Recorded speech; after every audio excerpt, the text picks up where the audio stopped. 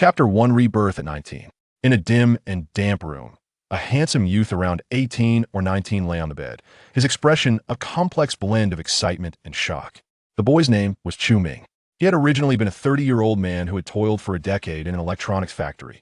After suffering from a terminal illness due to prolonged overtime and lacking the funds for treatment, he unexpectedly found himself transported back to 10 years prior, to the time when he was 19. What the hell? How could this happen to me? Chu Ming stared at his phone, which displayed the date October 2021, still reeling from the shock. Of course, he felt exhilarated about his rebirth. He had even been overjoyed moments ago. However, upon a moment's reflection, he realized it might not hold much significance. According to his memories, he was soon to face expulsion from university. As an orphan without connections or credentials, he would soon find himself in dire straits, forced to return to the electronics factory and work long hours on the assembly line. For meager wages, a cycle he had endured for a full decade. Life had felt utterly devoid of meaning, and even in his terminally ill state, Chu Ming had considered his fate a form of liberation. What is the point of this rebirth? To toil away in an electronics factory for another decade, only to succumb to a terminal illness again. Feeling disheartened, he pondered his predicament. At that moment, a mechanical voice echoed in his mind, binding the pig-playing tiger system. Startled, Chu Ming froze for a moment, then burst into ecstatic joy. No way. A system has arrived? Indeed, the essential buff for those who traverse and reincarnate was right on cue. Beep. The pig-playing tiger system has been successfully bound, collecting host information and synchronizing parallel world data. The pig-playing tiger system? Is this meant to have me flaunt my prowess and slap faces? Chu Ming scratched his head, finding the system's name rather peculiar. Host information collection complete. In the next instant, a holographic screen appeared before him, visible only to Chu Ming, clearly detailing his various attributes. Host, Chu Ming. Combat power. An ordinary adult males is 6. Intelligence, 6. Cultivation realm, none. Social status, freshman at Shuqing University. Assets, 21,000 yuan. Points, 20. What the heck? Combat power of 4? Not even up to par with the weakest fighters? Chu Ming gazed at the panel in disbelief. Wait, cultivation realm. Does this system allow me to cultivate? Beep. Newbie benefits have been distributed. Congratulations, host. You have received 20 attribute points. Congratulations, host. You have obtained the God-level cultivation technique, 8-9 profound skills. Congratulations, host. You have received 20 points. The point lottery has automatically commenced, detecting thin spiritual energy in the parallel world of Blue Star. Automatic cultivation has been activated, expected to reach the martial artist realm in 3 hours. Wow, it even includes automatic cultivation. Chu Ming was elated. If this could continue indefinitely, he might one day become as formidable as the celestial beings found in cultivation novels. This system was truly to his liking. Attribute points. Were these? Chu Ming looked at the holographic screen displaying the 20 attribute points and points from the newbie benefits. Attribute points can be freely allocated to enhance the host's combat power or intelligence, while points can be used for lottery draws to obtain items. Then I must increase my combat power. Chu Ming winced at his paltry 4 points and directed the system to allocate all 20 attribute points to combat power, raising it to 24. Instantly, a warm sensation surged through his body. His bones cracked as his muscles visibly expanded. Before long, his frame, which had been frail from years of poor nutrition, transformed into a robust figure, his muscles sharply defined and brimming with explosive strength. Clenching his fists, Chu Ming felt as if he could now strike down a bull with a single punch. This feeling was exhilarating. With an ordinary person's combat power at 6, he had skyrocketed to 24 in an instant. He was practically invincible. Next, he turned his attention to the system's screen and opened the points lottery to see what rewards awaited. The lottery interface was straightforward, featuring a large spinning wheel divided into 3 sections: consumables, skills, and specials. The consumables section dominated, taking up 2/3 of the wheel, while the specials section was minuscule, occupying merely 1/20 of the wheel. Above the lottery wheel, a small line read, 10 points for 1 lottery drawed. Is there no prize pool? Chu Ming pondered briefly before promptly initiating a draw. I won't aim for the specials. At least give me something from the skills. After all, the special section was far too small, and risking a draw there felt like tempting fate. The wheel began to spin, gradually slowing down, and to Chu Ming's anticipation, the pointer landed on the consumable section.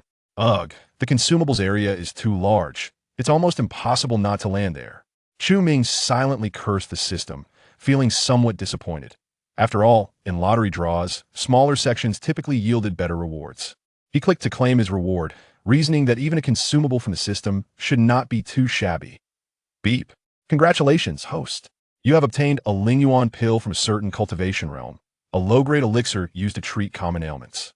What good is this? Modern science can handle ordinary ailments. Chu Ming muttered in dissatisfaction. This is a pill from a cultivation realm, capable of curing ailments in that world. In Blue Star, it can treat any known disease, including cancer and AIDS. The system explained. Upon hearing this, Chu Ming was astounded. If he had possessed this pill in his previous life, would he have avoided death from his terminal illness? Such impressive rewards for the consumables. What must the higher tier rewards be like? Chu Ming rubbed his hands together in excitement and immediately used his last 10 points for another draw. The lottery will spin once more.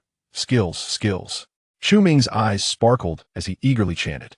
The pointer slowed down near the consumable section, then glided toward the skills area, ultimately landing solidly on the minuscule special section. What the hell? My luck just exploded. Chu Ming was overjoyed and quickly opened the reward for the special draw. Beep. Congratulations, host.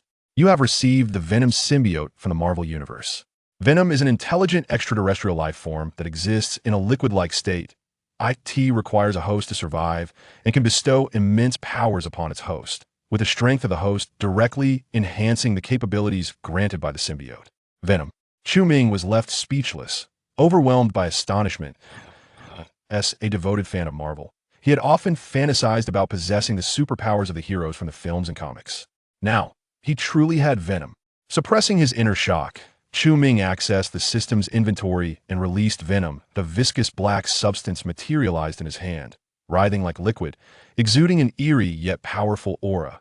The symbiote writhed momentarily before suddenly manifesting a black skull, adorned with two eerie eyes that occupied a third of its face, and a gaping maw that extended grotesquely towards the back of its head, filled with razor-sharp fangs. Exuding sheer terror, the symbiote seemed to be assessing Chu Ming, as the liquid portion at the base of the skull had already crawled up his entire arm. Hello? Chu Ming felt a shiver run down his spine under its scrutiny. This depiction of the symbiote was far more terrifying than any cinematic portrayal. Had it not been for the system's intervention, he might have jumped in fright. You possess considerable strength, thus you are now my host. The symbiote growled, its bloody tongue licking its teeth, emitting a low, beastly growl devoid of any negotiable tone. It was likely Chu Ming's combat prowess of 24 points that earned the symbiote's recognition. For the greater the host's strength, the more potent its abilities would become. Then, to Chu Ming's astonishment, the symbiote swiftly transformed into liquid form and merged within him. Why do I feel nothing? Chu Ming murmured in confusion. The symbiote was supposed to enhance the host's abilities. However, he felt no change. When he had previously augmented his combat power, he had experienced a distinct sensation, which seemed illogical. The symbiote in its usual form does not enhance the host's abilities. It is only when the symbiote fully manifests and utilizes the host's powers that an enhancement occurs. The system elucidated. I see. But I have a question. What if the symbiote encounters someone stronger than me and decides to abandon me for another host? Chu Ming expressed his concern, as this unique reward was something he had spent an immeasurable amount of his life forced to obtain. Should the symbiote suddenly choose to forsake him, it would be an immense loss. The system has amended the symbiote's fundamental settings. It can now only inhabit you as its host. Attempting to bond with another will result in its demise. That's a relief, Chu Ming exclaimed, feeling reassured by the system's reliability. At that moment, the symbiote's sinister head suddenly emerged from Chu Ming's shoulder, roaring, "Who are you talking to? Is there another symbiote residing within you?" Chu Ming was momentarily taken aback and quickly replied, "You don't know about the system? Isn't it what brought you to me?" "What system? You have another symbiote named System within you? Why can't I sense it?" Chu Ming was utterly bewildered. He had not anticipated the symbiote's ignorance of the system. He felt a bit exasperated. Couldn't the system's foundational settings have included a memory alteration as well? How was he to explain this? What if he failed to clarify, and the symbiote, in a fit of rage, decided to devour his internal organs? Speak quickly. Who is this system? The symbiote pressed, saliva nearly spraying onto Chu Ming's face. Please don't rush me, let me explain. Chu Ming anxiously scratched his head and suddenly had a clever idea. This system is a technological product from our blue star. Artificial intelligence. Yes, an artificial intelligence. It is not a symbiote, nor even a biological entity. It resides within my mind. Is that true? The symbiote questioned, skepticism in its tone. Absolutely. Chu Ming thought for a moment, then picked up his smartphone, calling out, Xiao AI. A voice emanated from the phone. I'm here. Chu Ming asked, what will the weather be like tomorrow? Xiao AI responded, tomorrow in the East Chuan district of Sichuan, the weather will be. See, this is artificial intelligence. What's in my head is just like this. It's not a symbiote and only answers questions devoid of any intelligence. All right, I see. The human world is truly fascinating. The symbiote's tone softened, and after a moment, it added, Chu Ming, I am hungry. Very well. I'll take you to eat something. What would you like? Chu Ming sighed in relief, grateful to have diverted the symbiote's attention. Brains, hearts, spleen. Whoa, wait a second. Chu Ming was startled and quickly called for a halt. He almost forgot that this creature consumed humans. If it decided to feast indiscriminately, it could lead to dire consequences.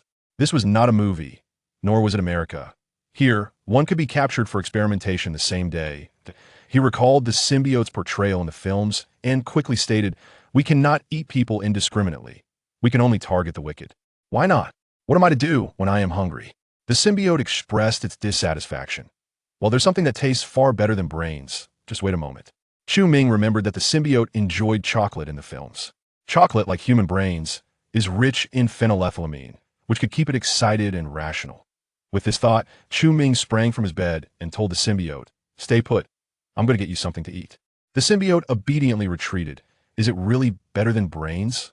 Of course, Chu Ming replied as he opened the door of his rented room and made his way to the convenience store downstairs, purchasing a large box of chocolates. Upon returning, the symbiote poked its head out. Chu Ming tore off a piece of chocolate and tossed it to the symbiote, which caught it in its mouth and swallowed it whole, immediately becoming exhilarated. Not bad. Tastes like brains, seriously? Chu Ming was speechless. Could a human brain possibly taste like chocolate? He tore open another box of chocolates, placing it on the table for the symbiote to enjoy at its leisure, then turned his attention to the system's information panel. Host, Chu Ming, combat power, 24, average adult male, 6, intelligence, 6, cultivation technique, 8-9 mystical skill, cultivation realm, none, will break through to initial warrior state in 2 hours, social status. Freshman at Sichuan University, assets, 21,000, points, 0, special items, symbiote, consumable items, spirit essence pill, point have been reset. How do I earn points? Chu Ming pondered, wishing for more points to draw rewards. The rewards were exceedingly generous. Ding. This system is the feigning weakness to overcome the strong system. Each time the host successfully feigns weakness, they are awarded varying points. Feigning weakness, isn't that just showing off and slapping faces? Chu Ming suddenly recalled a half-read web novel from his past life. What is your relationship with the show-off and slap faces system from the Explosive Sky Gang? That would be my brother. Wow. Impressive. Chu Ming felt a surge of admiration. Chapter 2. A fateful encounter at KTV. As Chu Ming continued to explore the system, his phone suddenly chimed with a WeChat notification. He picked it up to see a message from his deskmate, Lu Hui. Lu Hui, a friend since high school, had accompanied him to Sichuan University, and they shared a close bond. Lu Hui, Xiao Ming, are you coming to the class monitor Chao Ji's birthday party tonight? It's a good chance to meet friends, and there's a girl looking for a boyfriend. Should I introduce you? Upon reading this message, Chu Ming's pupils dilated. A birthday party? A birthday party? He suddenly recalled that it was indeed today. Their class monitor was celebrating, having organized a gathering with classmates and friends. At this birthday party, Chu Ming would encounter the woman who would alter the course of his life, Li Yutong. She was his first love, and in his previous life, just 3 days after they met, they confirmed their relationship. As an orphan, Chu Ming cherished this bond immensely, spending the entirety of his savings from part-time work in high school, amounting to 20,000 yuan, on her .1 fateful day. While working part-time as a waiter in a restaurant, he spotted Li Yutong dining intimately with a wealthy heir from university, their arms intertwined. In an instant, Chu Ming's fury ignited, propelling him toward the couple with the intent to confront the rich heir. His dismay. He soon discovered that this affluent youth was well-versed in martial arts. The frail Chu Ming stood no chance and was swiftly knocked to the ground, subjected to a humiliating display of dominance that it was then that he realized the painful truth. Li Yutong had merely been toying with his affections. Rumors circulated through the university that during the 3 months they were together, she had maintained contact with a wealthy heir, and some even claimed to have seen them enter a hotel together. Following this incident, Chu Ming's mental state deteriorated, plunging him into a haze of despair and disinterest in his studies. The wealthy heir continued to harass him, ultimately leveraging connections to have him expelled from the institution. With no diploma or connections, Chu Ming found himself relegated to working in an electronics factory, enduring a miserable existence for the remainder of his days. Contemplating this past, Chu Ming's anger surged, and he retorted, "Damn it, I'm not going." Lu Hai responded with confusion, "What's going on? I didn't provoke you. Why the outburst?" Suddenly, a system notification chimed, suggesting he attend a birthday party, promising an opportunity to outweed others. Upon hearing the system's voice, Chu Ming regained his composure. Indeed, he was no longer the same person. He possessed a system now.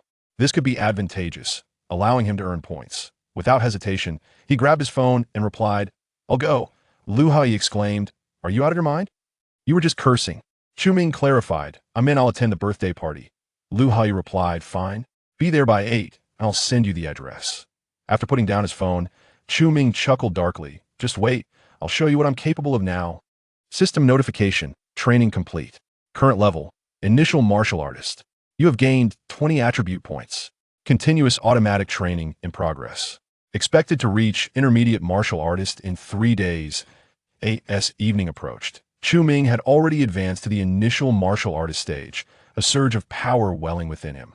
Meanwhile, the symbiotic entity, Venom, had consumed an entire box of chocolates and retreated into his body, seemingly in slumber. Paying it no mind, Chu Ming focused on the 20 attribute points he had earned. He considered boosting his combat power, but, noticing his meager 6 wisdom points, decided to allocate 10 points to wisdom instead. After all, he couldn't afford to be a mindless brute, could he? Opening the attribute panel, he observed, Host, Chu Ming, combat power, 34, wisdom, 16, training level, initial martial artist, 3 days to intermediate, training technique, 8-9 profound art, social status, freshman at Shuqing. University, assets, 21,000, special items, Venom symbiote. Consumed items, spirit essence pill. Not bad. Chu Ming nodded, realizing he had no time to relish his newfound strength. The time agreed upon for the birthday gathering had arrived. He texted Lu Hai, "I'm on my way." Moments later, Lu Hai sent a voice message, his anxious voice ringing out, "What the hell? I said 8 o'clock, and you leave at 8? We're already here." Damn. Chu Ming had been preoccupied with his system and momentarily lost track of time. He quickly messaged, "On my way," and stepped out of his rented room. Exiting a narrow alley, he hailed a taxi and provided the driver with the address Lu Hai had sent. In his previous life, Chu Ming would have refused to take a taxi, even if he were late. He had grown accustomed to frugality, surviving on instant noodles while saving every penny. Yet in this new life with a system by his side, he felt liberated. With such formidable strength, how could he fear earning money? As he gazed out at the dazzling neon lights, the bustling streets, and the throngs of people on the sidewalks, a sense of nostalgia washed over him, as if he were experiencing a dreamlike reality. His eyes sparkled with determination. Having been granted a second chance, endowed with a system, he was determined to lead a life unlike any other. At Tianho KTV, an opulent establishment demanding an average expenditure in the thousands, frequented only by the affluent, it was nestled within a bustling commercial plaza in the heart of the city. That moment, beneath Tianho KTV, a group of youthful figures, appearing around 19 or 20 years old, clad in fashionable attire, laughed and conversed animatedly. "Where's that Chu Ming? Is he not here yet?" A tall and handsome young man surveyed the surroundings, his brow furrowed in impatience. This was Liang Jichao, the birthday celebrant, a class leader in his second year at Shuqing University, hailing from a wealthy background with assets reportedly in the tens of millions, possibly even billions. His father held shares in Tianho KTV. Nearby, Lu Hai quickly responded, "Brother Chao." Xiaoming texted at 8, saying he was on his way. "He should be arriving soon." "What's this? Is he trying to show off? He said he'd arrive by 8 and only leaves now?" Liang Jichao expressed his displeasure. University life was akin to a miniature society with various circles. In Liang Jichao's circle, most were rich second-generation youths, with Lu Hai's family also owning a factory with assets in the millions. Logically, a struggling student like Chu Ming would have little connection to this group, yet he had developed a close friendship with Lu Hai. Despite Liang Jichao's disdain for him, he refrained from voicing his contempt out of respect for Lu Hai, dismissing Chu Ming as merely another drinker. However, with everyone else present and Chu Ming absent, Liang Jichao's irritation grew. Lu Hai anxiously glanced at his phone. He's usually punctual. What's going on today?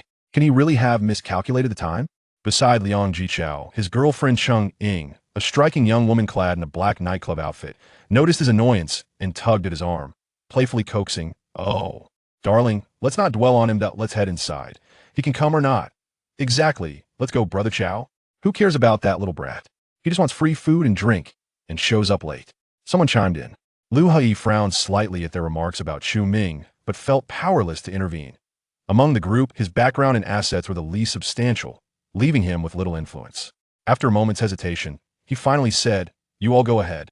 I'll wait for Chu Ming here, let's go." Then, Liang Jichao glanced at Lu Hai and said nothing further, leading the group into the KTV's elevator.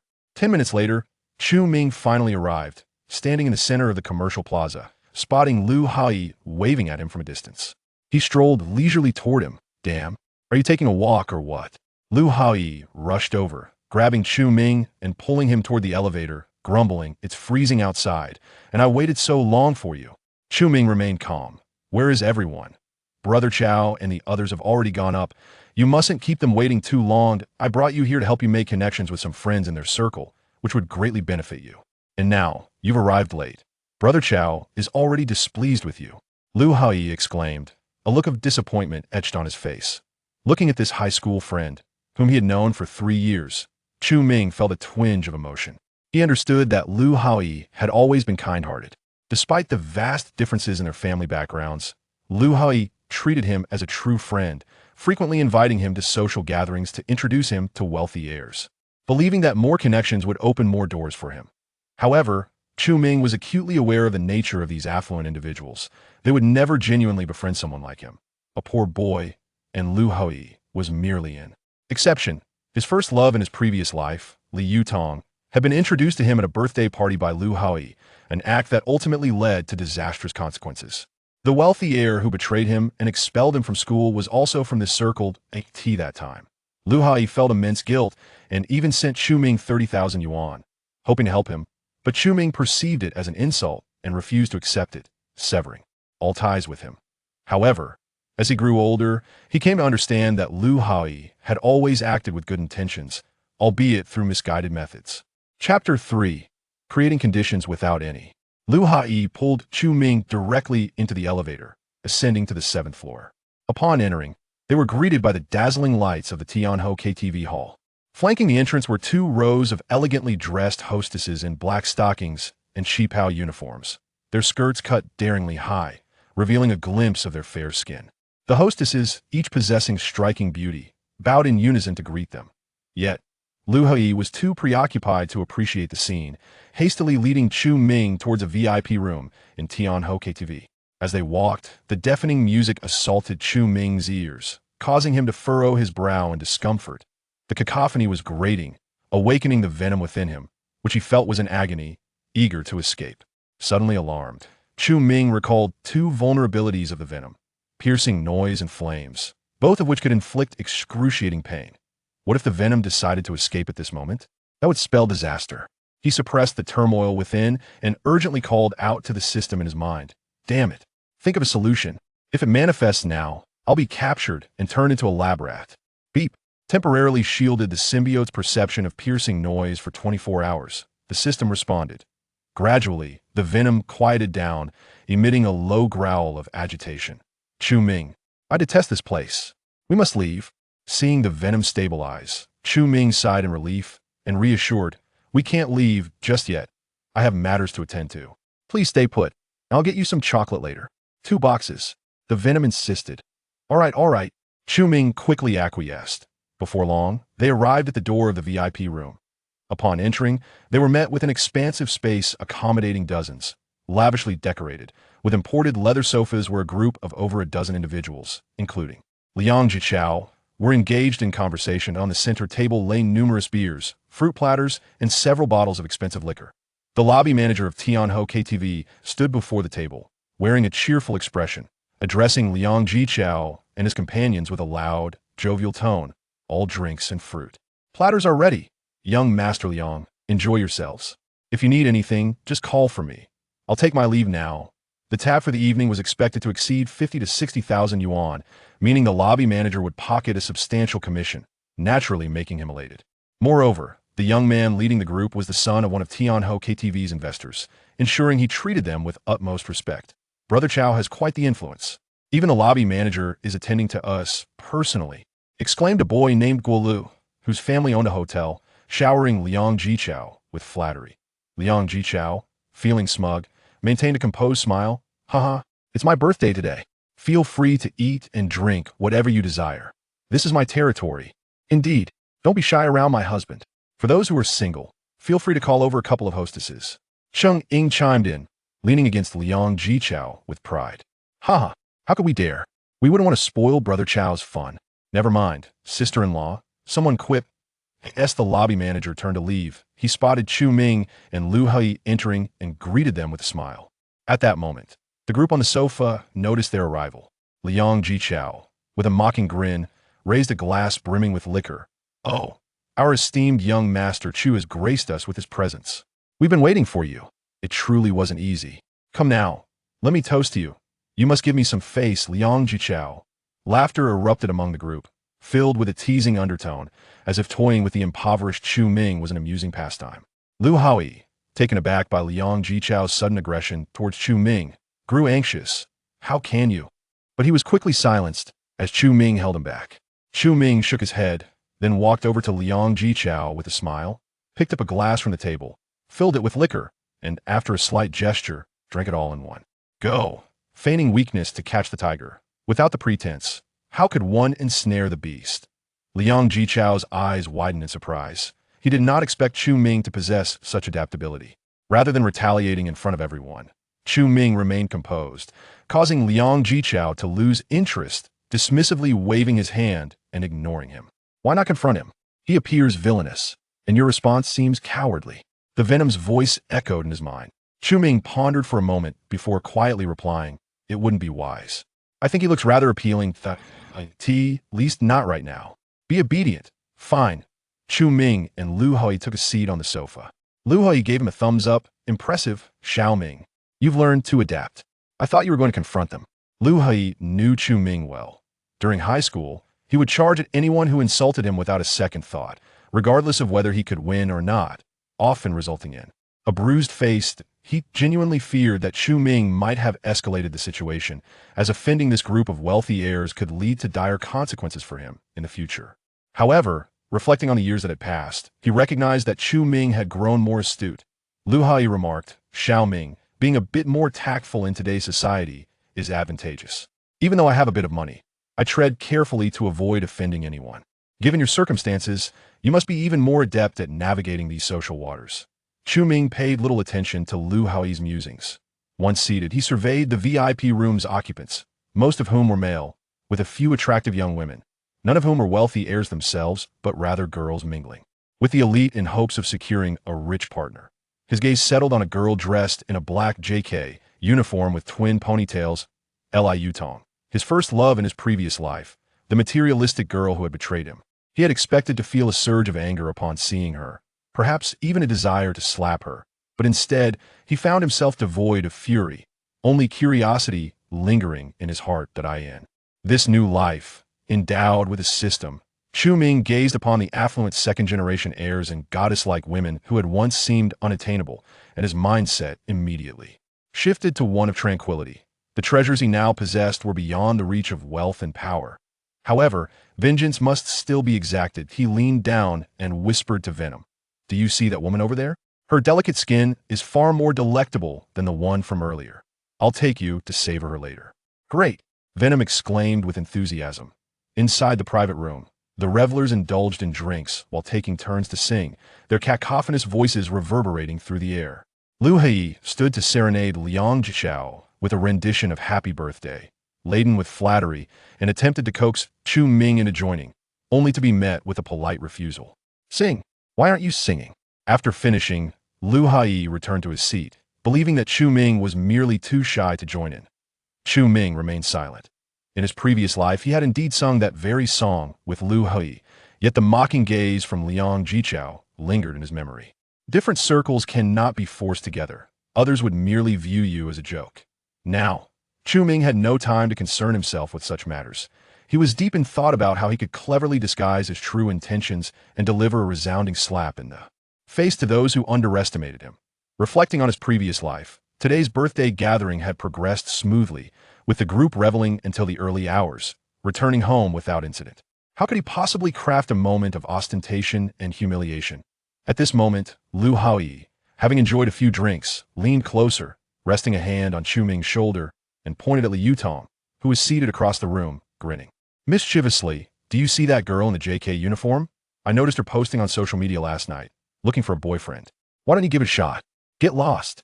The anticipated scene unfolded before Chu Ming, heightening his anxiety. It appeared that even with a delay of over 10 minutes, the timeline remained unchanged. If no opportunity for grandstanding arose, had his earlier toast to Liang Jichao been in vain? Should he confront him directly? Chu Ming silently shook his head. That would ruin the element of surprise. He still wished to accumulate points to exchange for attribute enhancements. Just as he pondered this conundrum, a voice echoed in his mind, ding. Create conditions when none exist. The system has modified the foundational timeline of the parallel world to facilitate the host's clever ruse. Incredible. It could be done this way. A wave of elation washed over Chu Ming. This system was indeed reliable. Suddenly, he felt a sense of calm, reclining on the sofa, crossing his legs, pouring himself a generous glass of liquor, and savoring each sip.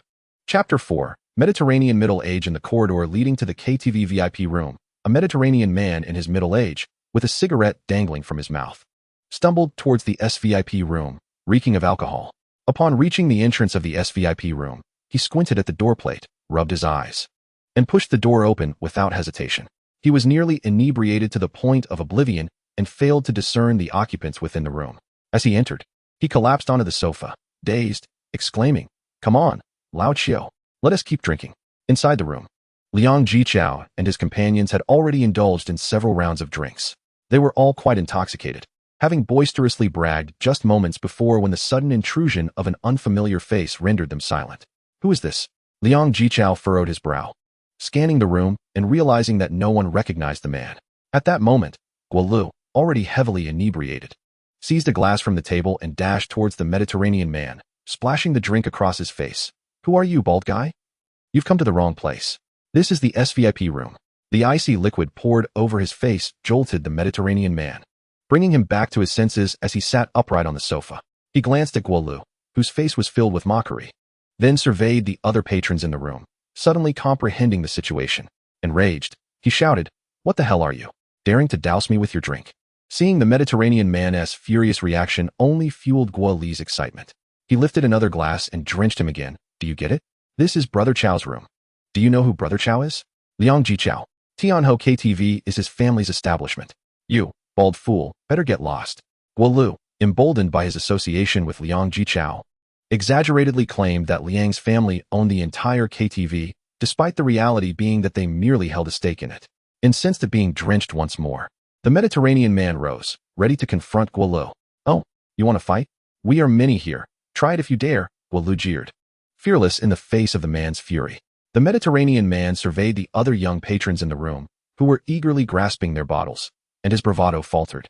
He was wary of the unpredictable strength of these 18 or 19-year-olds. "Liang Jichao, is it? I'll remember you all. Let us see if you can still be so arrogant later," he declared, opting to retreat, having recognized the wisdom of avoiding immediate confrontation. "Anytime you wish." Liang Jichao maintained his composure, wrapping his arm around Cheng Ying's alluring waist as he reclined on the sofa, feeling triumphant. However, Cheng Ying expressed her concern. "Darling, isn't this unwise? What if that bald guy calls for help?" Tianho KTV is my territory. Who could he possibly call?" Liang Jichao dismissed her worries with nonchalance. "Indeed, how could one be intimidated by a bald chap like Brother Chao? He scarcely has any hair. Perhaps he is merely an 18-year-old programmer." Guo Lu chuckled heartily. As this group of wealthy scions had grown accustomed to their domineering ways within their circle, entirely dismissing the individual in question. Haha, quite right. Look at his foolish demeanor. I am tempted to give him a kick, only for him to flee in disgrace while making threats. Can he possibly contend with Brother Chow? Someone loudly concurred. The revelers continued their libations without a care. If anything arises, I shall handle it. Liang Jichao, flushed with pride from the flattery, waved his hand dismissively. The group erupted into raucous laughter and merriment once more. Chu Ming observed this scene from the side, his eyes wide with astonishment. The system's earlier words and his intuition suggested that the balding middle-aged man was far from ordinary. What surprised him was the audacity of these wealthy heirs, who dared to offend a seemingly inconsequential individual without a second thought. Were they truly this brazen, or had they simply indulged too much in drink? Or perhaps, the system had inadvertently dulled their wits? Lu Hui, noticing the apprehension in Chu Ming's gaze, offered reassurance. Fear not, little Ming. Brother Chow can manage this. His family possesses assets worth several million. An ordinary person would think twice before provoking him. In the innermost VIP room of Tianho KTV, a space more opulent than the one occupied by Chu Ming, two impeccably dressed bodyguards stood sentinel at the door. Inside, a man clad in a luxurious mink coat lounged on the sofa, flanked by two stunning women, one alluring and the other demure. Both adorned in revealing attire that pressed intimately against him, exuding charm and allure. The man held an exquisite cigar in one hand while caressing the smooth, fair thigh of the woman beside him, basking in the indulgence. Behind him, a dozen imposing bodyguards in black suits stood at attention, exuding an aura of intimidation. Suddenly, the door of the room was forcefully kicked open, and the balding middle-aged man stormed in, plopping down onto the sofa, alcohol trickling down his few strands of hair in a disheveled state. The man on the sofa, taken aback, quickly signaled the nearby woman to fetch a towel, exclaiming in surprise, "Gong Lao Air, what on earth happened to you?" "Oh, Lao Chiu, don't even mention it. What terrible luck." The balding man accepted the towel and wiped the alcohol from his head, his face contorted in anger. "Damn it. I was completely inebriated and wandered into the front room, only to have a kid throw a drink in my face. That bunch of kids even tried to take a swing at me, claiming that Tianho KTV is owned by him. What the hell?" Upon hearing this, the man burst into laughter. "Ha ha, he owns it? So what do I own then?" The enchanting woman in his arms scoffed. "Puffed. Who in Shu City doesn't know that Tianho KTV is a property of the Xinhao Group? A bunch of naive youngsters, boasting such absurdities." The man draped in mink on the sofa was Qiu Zhixin, the head of the Xinhao Group. The Xinhao Group stands as the leading enterprise in the entire Shu province, with its ventures spanning entertainment, accommodation, dining, real estate, and more, boasting assets in the hundreds of billions. Qiu Zhixin himself possesses personal assets amounting to 500 or 600 million. He rose from humble beginnings, spending over a decade in the underground scene to amass his initial capital and establish such a vast conglomerate. Known for his ruthless nature, his reputation is well known among those in the underworld. Tianho KTV is indeed one of his enterprises. The leader there is a man named Liang Jichao. A middle-aged man with a Mediterranean hairstyle threw a towel onto the coffee table and shouted indignantly, "Damn it, old Xiao, I've been bullied in your establishment. How do you intend to address this?" This middle-aged man, named Gong Qiuha, is the second-generation heir of the powerful Gong family from outside the province. The Gong family wields significant influence, straddling both the legitimate and illicit realms. Gong Qiuha played a considerable role in the rise of the Xinhao Group, and their relationship is quite close. His arrival in Shu City was intended for a reunion with Qiu Zhixin, but he did not anticipate being bullied by a gaggle of youngsters. "Liang Jichao?" Qiu Zhixin stroked his chin and waved his hand, summoning a bodyguard clad in black. "Aguang, investigate the background of this Liang Jichao." "Yes, Boss Qiu." The bodyguard, called Aguang, immediately exited the private room. "Is such caution really necessary? Old Qiu, this is your territory. What is there to fear from a mere child?" Gong Qiuha's eyes narrowed. Qiu Zhixin took a sip of his drink and replied calmly, "Let's ascertain the background before taking action. In this day and age, those who act so brazenly either possess genuine strength or are utter fools. If he is indeed a fool, let you handle him, and I shall not interfere. That is all I require from you." Gong Qiuha clenched his fists, his eyes gleaming with cold determination. In a private room where Chu Ming was present, Liang Jichao and his companions were reveling boisterously when suddenly, the door swung open. 5 or 6 tall bodyguards in black suits entered, abruptly cutting off the music that played within. The leader, Aguang, surveyed the room and bellowed, "Who is Liang Jichao?" The room fell silent, with everyone exchanging glances. Liang Jichao, upon seeing the imposing black-clad bodyguards, felt a flicker of panic in his eyes, but quickly regained his composure. Frowning as he asked, "Who are you?" "You are Liang Jichao, correct? Who just doused our boss Gong with drinks?" "Step forward." Guang approached the coffee table, towering over the group. Guolu, emboldened by alcohol, shouted defiantly, "I did it. What of it? Are you the bald-headed fool's lackeys? This is Brother Chao's territory." Before he could finish his words, Guang swiftly struck him across the face, his formidable strength causing several teeth to shatter, blood gushing forth. The girls in the private room were instantly startled, letting out terrified screams. "Silence!" barked the bodyguard of the night, restoring quiet to the room. After a brief pause, he continued, "So, you lot still wish to lay hands on Boss Gong, do you? Everyone, come with me." "What do you mean? My family holds shares in this KTV. Do you dare to cause a ruckus here?" Liang Jichao, despite feeling intimidated by the fierce-looking bodyguard, was unwilling to lose face before the crowd, and thus bravely shouted, "Stop yelling, or I'll make sure you leave in a worse state." Guang glared menacingly at the group of youngsters in the room. Liang Jichao's face was a canvas of bruises, and as he gazed at the imposing black-clad bodyguards, he realized that even their combined strength could not match these two. Ultimately, he feigned calmness and nodded, "Fine. We'll go with you. I'm curious to see what you can do."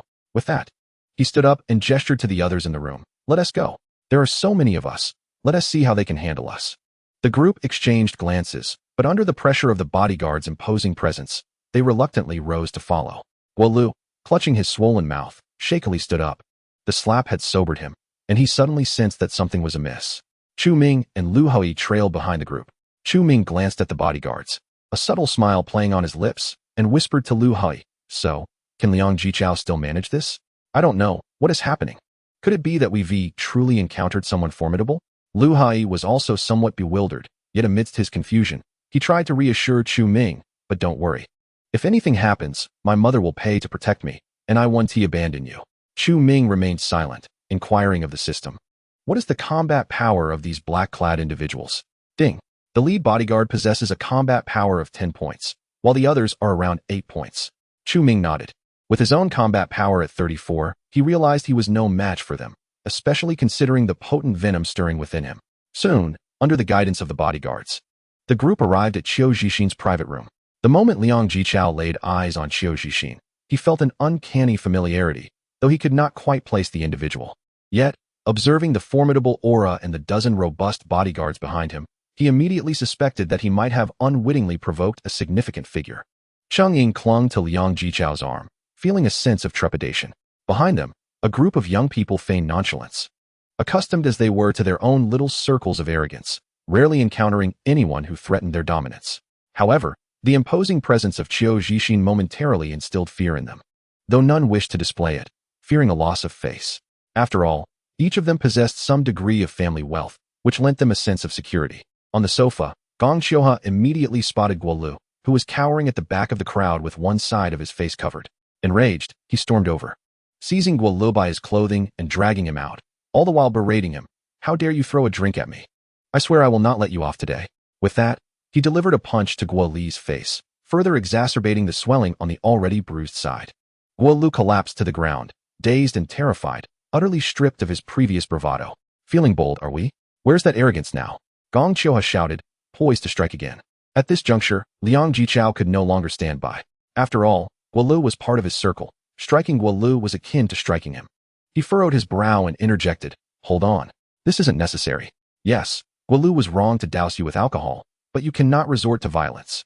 I can apologize on his behalf. My family holds a stake in Tianho KTV. Could you perhaps show me some leniency?"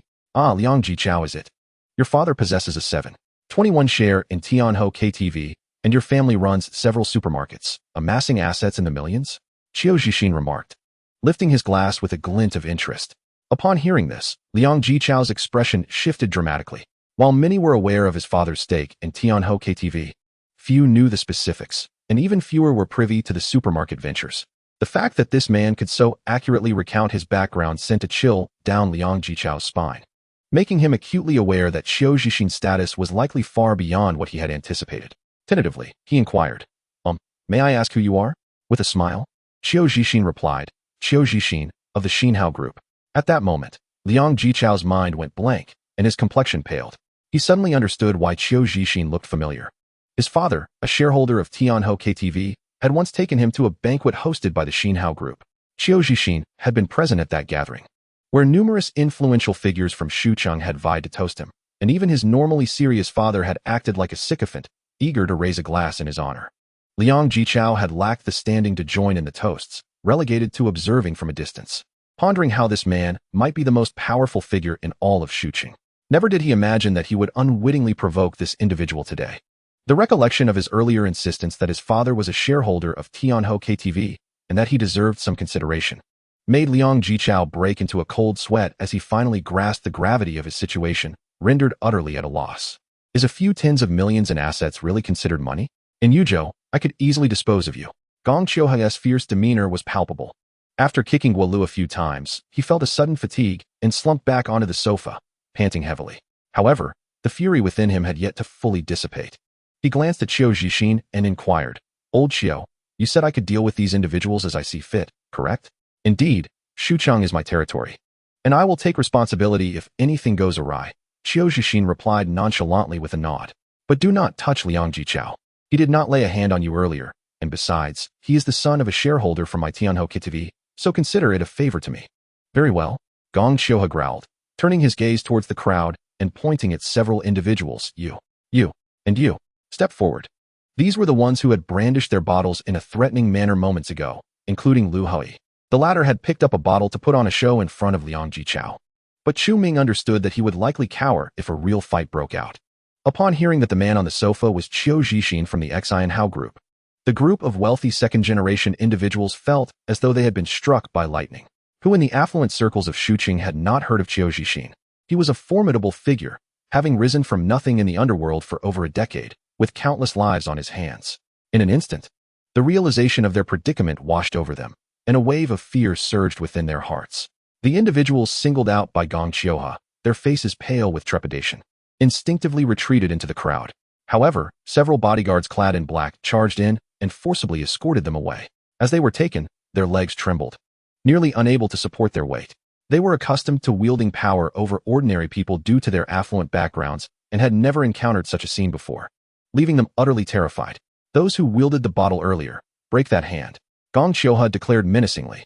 "As for the rest, I shall keep the women. They will join me for a few drinks tonight. The others may leave. Let today's events serve as a lesson. Be more mindful when you step outside in the future." Chapter 6. The Venom strikes. "Please, Mr. Qiu. We were wrong. We were wrong, big brother. Spare us." The panicked pleas of the individuals being dragged away echoed through the room. "We can apologize. We will compensate you whatever amount you ask. Brother Qiu, please save us." Upon hearing Gong Qiuhe's threat to break their hands, those being taken away immediately fell into a state of disarray, struggling and shouting for mercy. Some turned their desperate gazes towards Liang Jichao, hoping for his intervention. Liang Jichao glanced at the group with a deep breath and clasped his hands in gratitude towards Qiu Zhixin, saying, "Thank you, Mr. Qiu, for your mercy." He was not foolish enough to defy Qiu Zhixin's wishes for the sake of a few drinking buddies. As for Gong Qiuhe, though unfamiliar to him, it was clear he was an associate of Qiu Zhixin, someone he could not afford to provoke. Liang Jichao immediately turned to Gong Qiuhe and said, "This esteemed boss, I just started dating my girlfriend a few days ago, and I haven't even touched her yet. I am giving her to you as a gesture of goodwill. I hope you won't hold a grudge over today's events." Upon hearing this, Cheng Ying's expression changed dramatically. "No, husband, how could you do this?" She was utterly taken aback that her boyfriend, who had been so affectionate mere moments ago, would so easily sell her out. Unexpectedly, Liang Jichao yanked Cheng Ying by the arm and forcefully threw her to the ground. "You filthy wretch. Don't think I don't know what you're really after. You're with me solely for my money, right? Stop pretending." Cheng Ying's complexion shifted as she processed his words, and then, gritting her teeth, she obediently stood up, displaying a seductive demeanor as she approached Gong Qiuhe and sat beside him, pressing her body against his. Liang Jichao was correct. Her presence in this circle was merely a means to attach herself to a wealthy patron. Since the man on the sofa had caused Liang Jichao to bow his head, he must certainly possess more wealth, and there was no need for her to feign innocence. "Ha!" Gong Qiuhe laughed heartily, placing a hand on Cheng Ying's thigh. "Your girlfriend is quite obedient. Not bad, you lad." Liang Jichao smiled obsequiously and then inquired, "Can we leave now? Aside from these few, you women stay behind, and the men may leave." Gong Qiuhe's mood evidently brightened as he waved his hand. "No need for a bloodbath over trivial matters.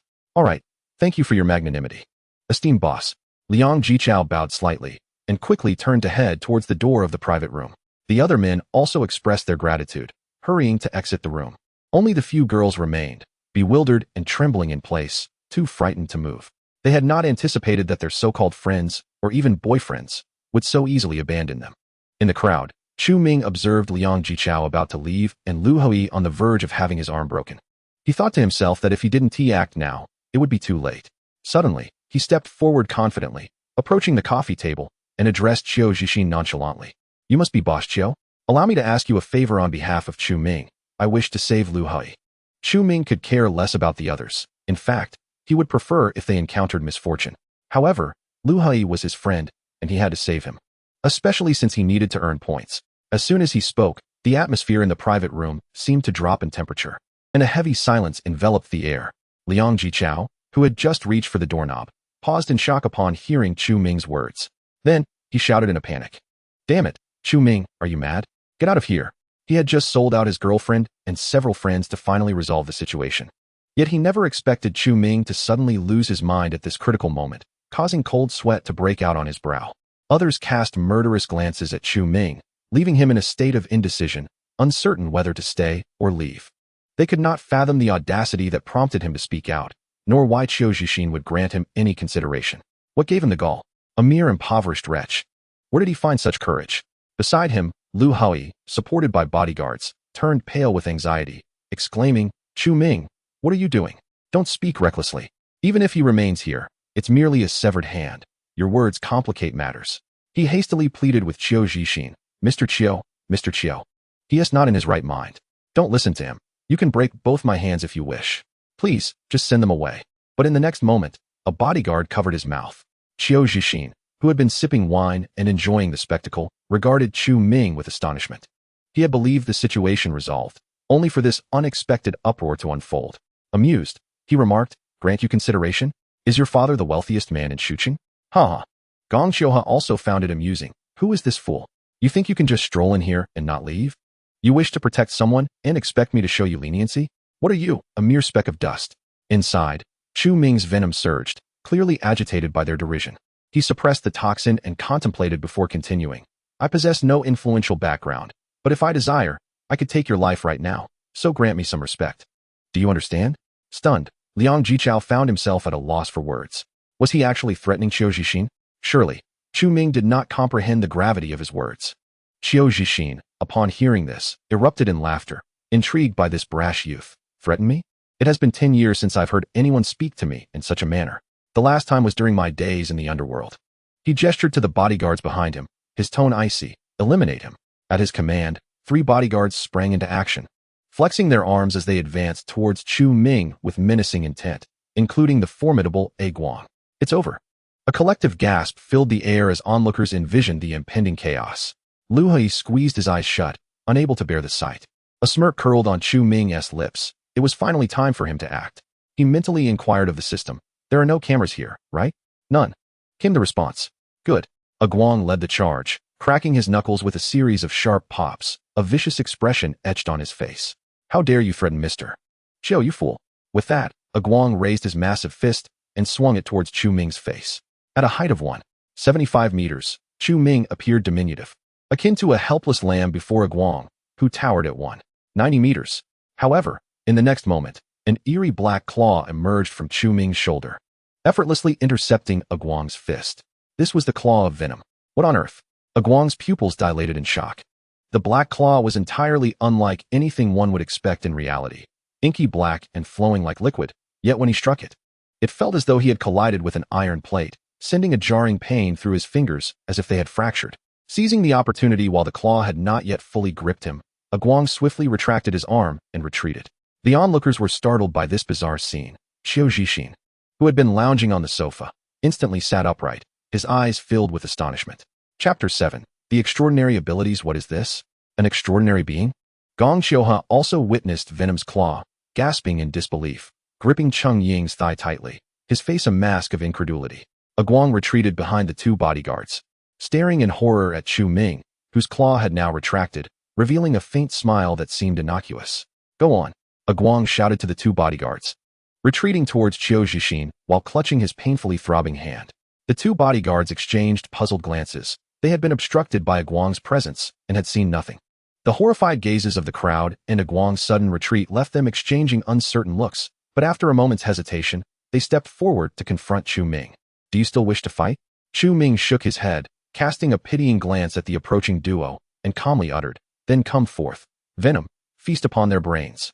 Initially, he had not intended to unleash Venom, as it was a trump card fraught with peril, but Venom was already restless. And Chu Ming found it increasingly difficult to contain it.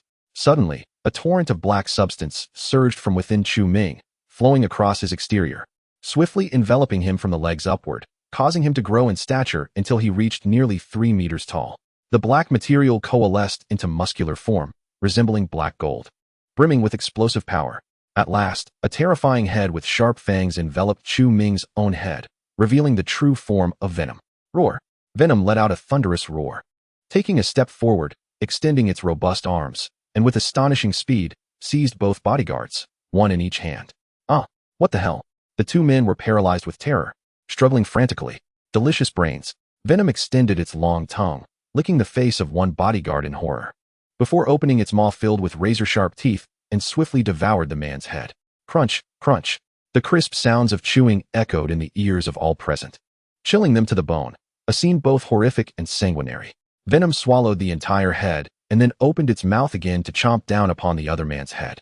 2 headless corpses fell heavily onto the luxurious carpet of the private room, their crimson blood instantly staining the fabric.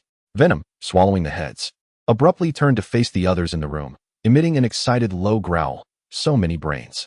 Mr. Chiu, we must leave. Guang rushed before Chiu Zixin, grasping him and bolting towards the door.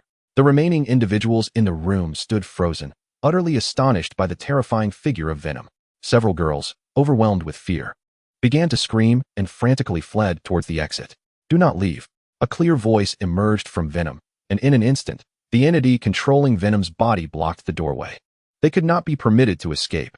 If they reported this, it would spell disaster. Venom, that's enough. I will buy you chocolate when we return, Chu Ming whispered. As soon as the words left his lips, Venom's massive form began to gradually diminish, transforming into liquid and flowing slowly back into Chu Ming's body. Soon, Chu Ming's original visage was revealed once more. Venom? This is Venom. Several boys recognized the creature, their astonishment reaching new heights. How could something from movies and comics materialize in reality? Unfazed by their gazes, Chu Ming turned to Chiu Zixin, who was being tugged by Guang, and with a seemingly playful smile, inquired, Why are you running, big shot? Come back and sit down. Chiu Zixin's face was a tapestry of green and white, portraying a profound discomfort as he reluctantly returned to the sofa, his earlier composure and serenity utterly shattered, replaced by restlessness. Can you do me a favor? Chu Ming asked with a smile. Are you an ability user or a practitioner of ancient martial arts? Chiu Zixin, being the prominent figure of Shuqing, quickly regained his composure, his gaze fixated intently on Chu Ming. What do you mean by ability user? What ancient martial arts? Chu Ming, now perplexed, wondered what this was all about. You don't know? You seem like an ability user who hasn't awakened for long, right? After a moment of silence, Chu Ming squinted slightly. Are you suggesting there are others like me in this world? Chiu Zixin did not respond immediately, taking a sip from his glass and smiling faintly. I never expected to encounter at least a B-level ability user today. I consider myself unfortunate. Noticing Chu Ming's bewildered expression, Chiu Zixin chuckled and gestured towards the group of stunned Liang Jichao and the others. It seems you are not entirely clear on the situation. Let these individuals leave first. Then I will explain to you what an ability user truly is. What if they report this after leaving? I certainly don't wish to be apprehended.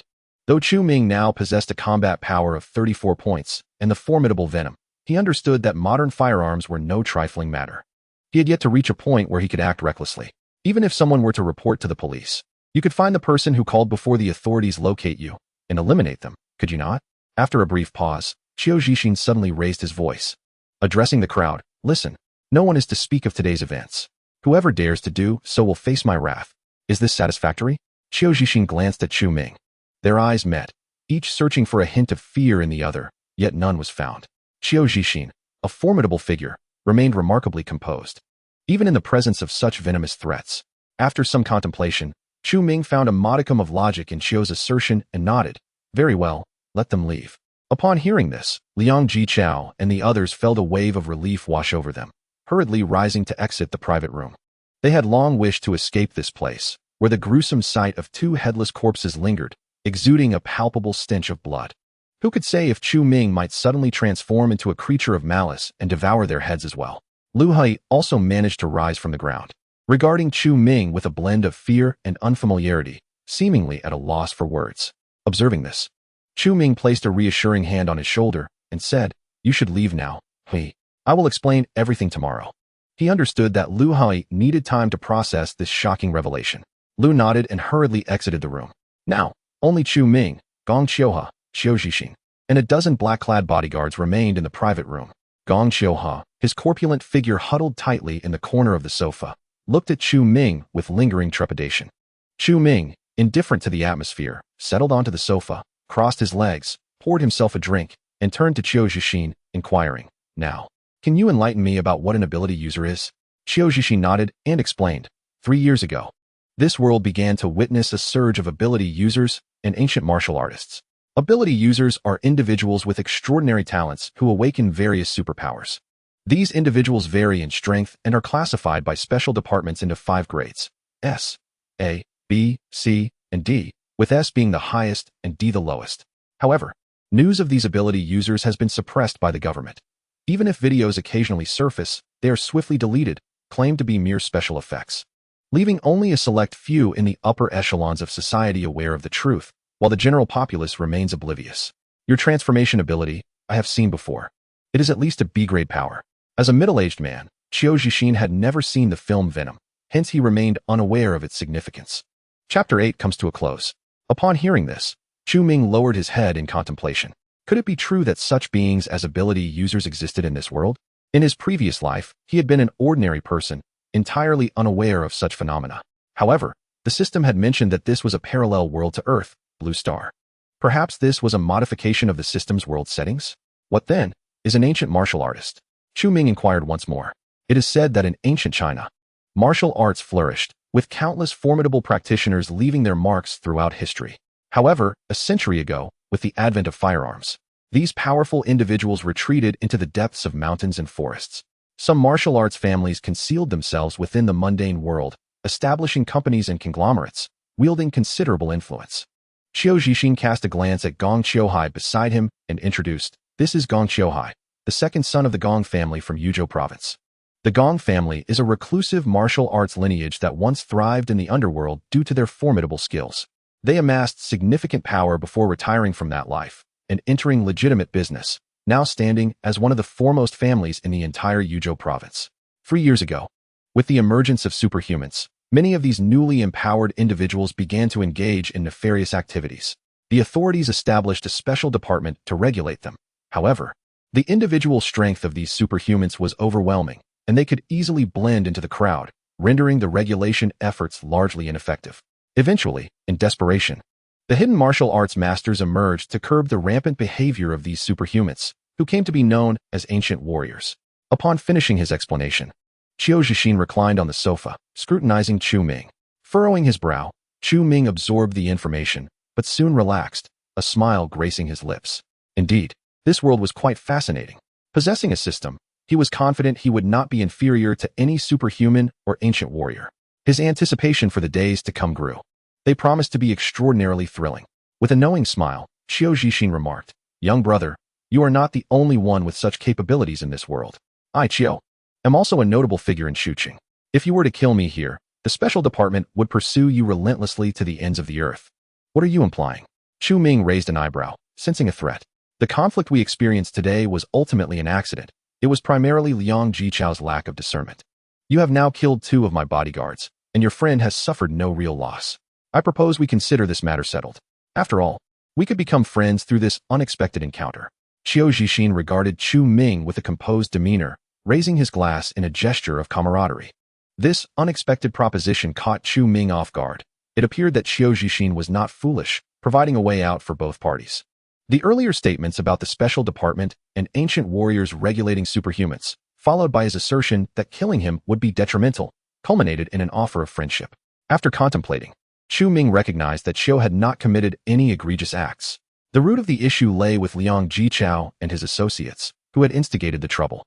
Moreover, if he were to kill Xiu here, escaping would indeed be problematic, particularly in a modern society rife with surveillance cameras. Thus, Chu Ming nodded, raised his glass, and clinked it with Qiu Zhixin's before downing its contents in one swift motion. At this moment, Gong Xiuhua also stood up, clutching a glass of wine as he approached Chu Ming, his face adorned with a rather unappealing smile. "Ah, my young brother, I sincerely apologize for today's events. Allow me to toast to you."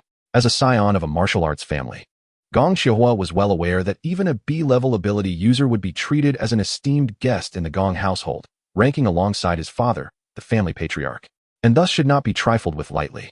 Seeing that Qiu Zhixin had already broached the topic, he was not foolish, having inadvertently offended the other party earlier. It was wise to make amends quickly.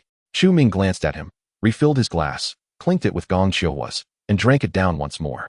Wiping his mouth, Chu Ming stood up and declared, "Let today's matter rest. I shall take my leave now." Qiu Zhixin also rose, smiling. "Let us exchange contact information. I still do not know how to address you, young brother." "I am Chu Ming," he replied. After adding each other on WeChat, he turned to bid farewell. Once Chu Ming exited the private room, Qiu Zhixin finally breathed a sigh of relief, reclining back onto the sofa. Despite his earlier calm demeanor, his heart raced. After all, he had been in the presence of a formidable ability user who could easily take his life. "Old Qiu, we truly are fortunate." Gong Xiuhua wiped the cold sweat from his forehead, the terror of the venom still fresh in his memory, his legs trembling as he collapsed onto the sofa. Indeed, there can't be more than 10 B-level ability users in the entire Shuqing. To encounter one today is quite astonishing. Qiu Zhixin tilted his head to glance at him. Fortunately, he is just a teenager, easier to influence. Had he been a seasoned individual, I wonder if I could have persuaded him. Share his WeChat with me. I wish to add him as well, Gong Xiuhua suddenly suggested. Sure, Qiu Zhixin acknowledged, aware that Gong Xiuhua also harbored intentions of winning over Chu Ming. A B-level ability user was an exceedingly rare resource.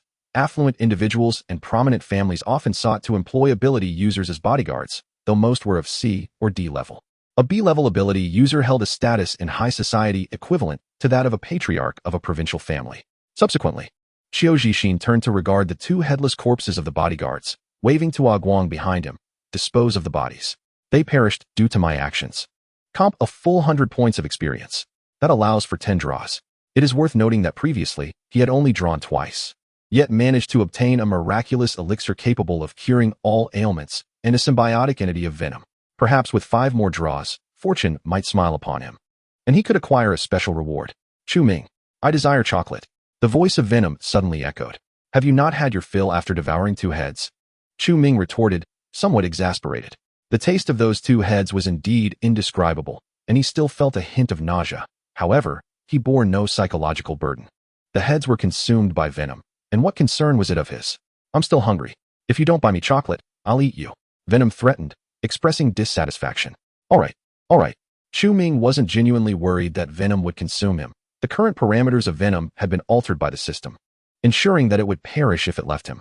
Yet, he had indeed promised to buy it 2 boxes of chocolate. Looking around, Chu Ming felt a sense of helplessness. It was already 2 in the morning, and most shops had closed their doors. Where could he find a place to procure chocolate? The only option left was a convenience store that operated around the clock. He pulled out his phone, activated the navigation app, and discovered that the nearest convenience store was 3 kilometers away. After a moment's contemplation, Chu Ming resolved to walk there. Chapter 9. Han Yuling. As he strolled through the streets at 2 in the morning, the city remained aglow with lights. However, the number of vehicles and pedestrians had significantly dwindled. The approaching winter brought a chill to the air, yet Chu Ming, clad only in a light jacket and short sleeves, felt no discomfort. The boost of 34 points in combat power had not only enhanced his fighting capabilities, but also elevated his physical constitution. He felt confident that even in the depths of winter, stripped of all clothing, he would remain unfazed by the cold. As he walked, Chu Ming and Venom engaged in casual conversation, his thoughts racing ahead to the chocolate purchase and the subsequent draw, eager to discover what treasures awaited him. Suddenly, a frown creased Chu Ming's brow as he turned his gaze forward. From the thicket beside the sidewalk, rustling sounds emerged, and soon, a pack of wild dogs burst forth, eyeing Chu Ming with keen interest. A pack of wild dogs? Chu Ming was taken aback. Chengdu had become a burgeoning first-tier city in recent years, boasting excellent public safety. How could a pack of wild dogs appear? What had happened to the dog-catching teams? It is worth noting that encountering a solitary stray dog poses little threat to an adult, but a pack is an entirely different matter. A group of wild dogs could rival a pack of wolves, having largely reverted to their primal instincts. Among them, there could even be an alpha dog, organized and disciplined. Even a couple of robust adult men could be savagely overwhelmed. Yet, Chu Ming felt no fear. He was no ordinary individual now. Should this pack dare to bite him, he would relish the opportunity to feast on dog meat. Chu Ming, can they be eaten? Venom inquired excitedly. Absolutely not. Rabies is fatal. Consuming it would mean certain death. Chu Ming quickly refuted. While dog meat may be delectable, the thought of ingesting venom felt akin to partaking in raw flesh, a taste he had no desire to revisit. A pack of feral dogs merely observed him, exhibiting no signs of aggression, as if some innate instinct warned them that the man before them was formidable. Chu Ming chose to disregard them and circumvented their presence. Suddenly, as he passed the pack, a cacophony of barks and a piercing female scream shattered the stillness of the night. Startled, Chu Ming whirled around to witness the wild dogs frantically charging towards a pedestrian behind him. The individual appeared to be a professional woman, clad in business attire and teetering on high heels. Upon seeing the pack rushing towards her, her face drained of color as she instinctively turned to flee. However, in her panic, her heel became ensnared in a crack in the pavement, causing her to tumble to the ground. As the feral dogs bore down upon her, she struggled to rise. Damn it! Chu Ming cursed under his breath. Without hesitation, he sprinted towards her, covering the distance of several meters in an instant. Just as the leading dog was about to pounce, he delivered a swift kick to its head. The creature was sent sprawling several meters away, yelping in distress. Yet it managed to rise again, tail tucked in fear as it regarded Chu Ming. The other dogs halted, their cold eyes reflecting trepidation. After a moment's hesitation, they turned and fled. Is it really unscathed? Chu Ming pondered, astonished. His combat prowess was no trifling matter. He was confident that even a steel plate would yield under his kick. That last strike was nearly full force, yet the dog merely howled and regained its footing, seemingly uninjured. Is something amiss here? Are their skulls that robust? Have they been nourished on some miraculous tonic? Before he could dwell further on the absurdity, a voice broke through from behind him. Thank you, young man. Chu Ming turned to see the woman had risen from the ground. Her once pristine business attire now slightly disheveled. She dusted herself off and, with genuine gratitude, expressed, "You truly frightened me. How could there be so many stray dogs here? I shudder to think what would have happened had you not intervened." "It was nothing. I merely acted on impulse," Chu Ming replied, shaking his head. He then took a moment to examine her more closely. She appeared to be in her 30s, yet her skin was impeccably fair, and while her features were not conventionally exquisite, they possessed a certain charm. Her physique was commendable, curvaceous, and even as the chill of winter approached, she wore sheer black stockings that accentuated her long, slender legs. The woman, Han Yuling, is a manager at a nearby company, returning home each day at the witching hour of 2 in the morning. Since her residence is not far, she typically walks to and from work. Everything had been perfectly ordinary until today, when an unforeseen incident transpired. Han Yuling, reflecting on the frightening event, gazed at Chu Ming with immense gratitude, exclaiming, "Thank you so much, young man. Do share your contact details. I would love to treat you to a meal one day." "Do I really look like a child to you?" "Please, refrain from calling me that," Chu Ming replied, slightly exasperated. Did he truly appear so young? He was certainly no child.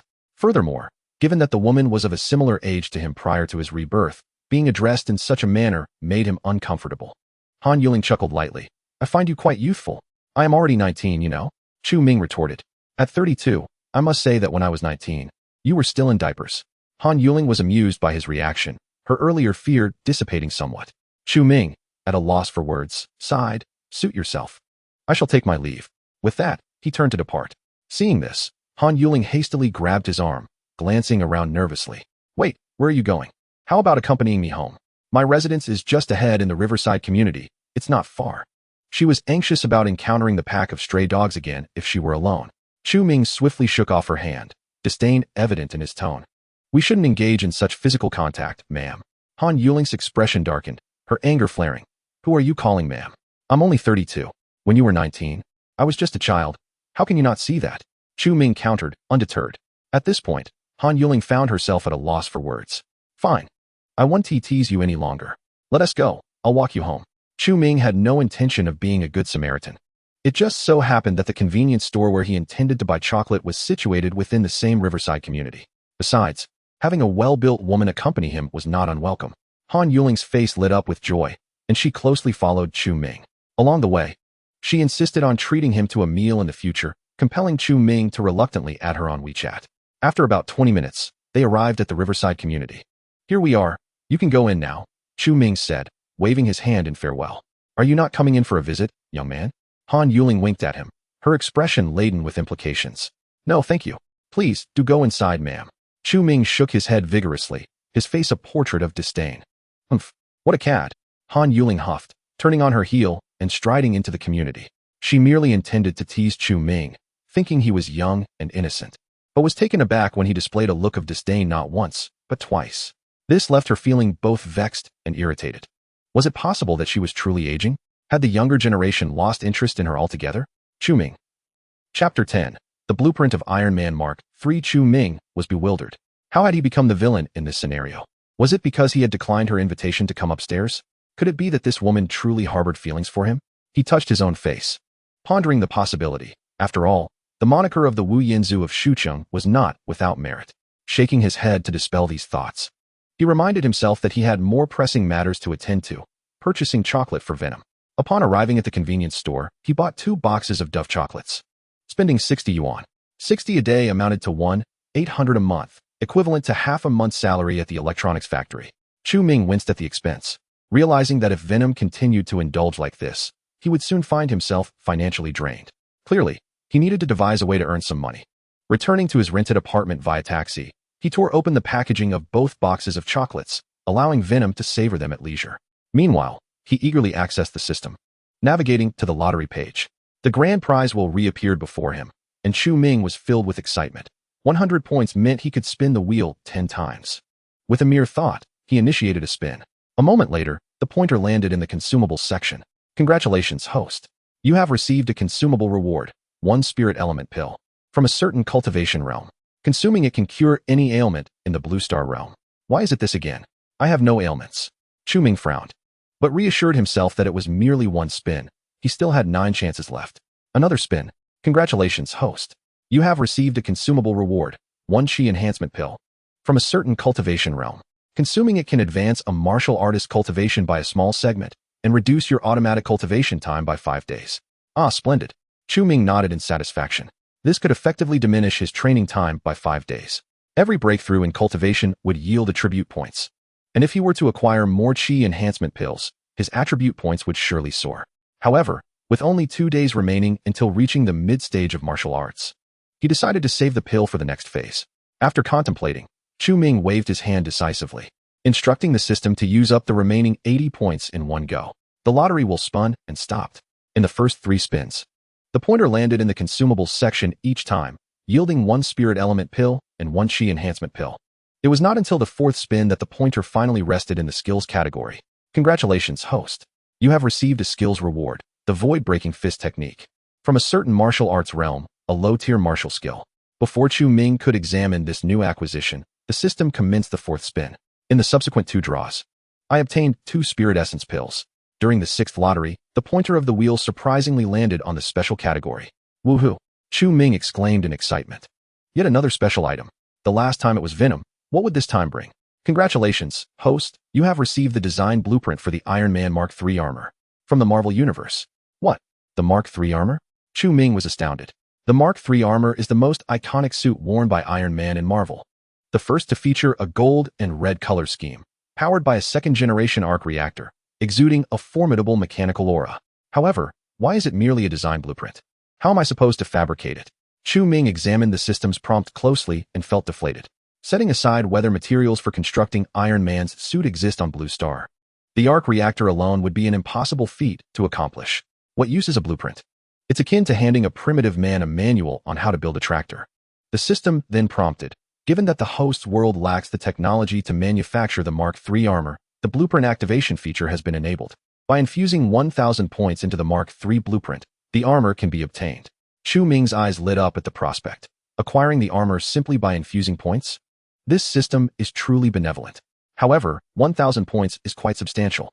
Today, after successfully masquerading as a fool before the 2 influential figures, Qiu Zixin and Gong Qiuhua, he had only earned 100 points.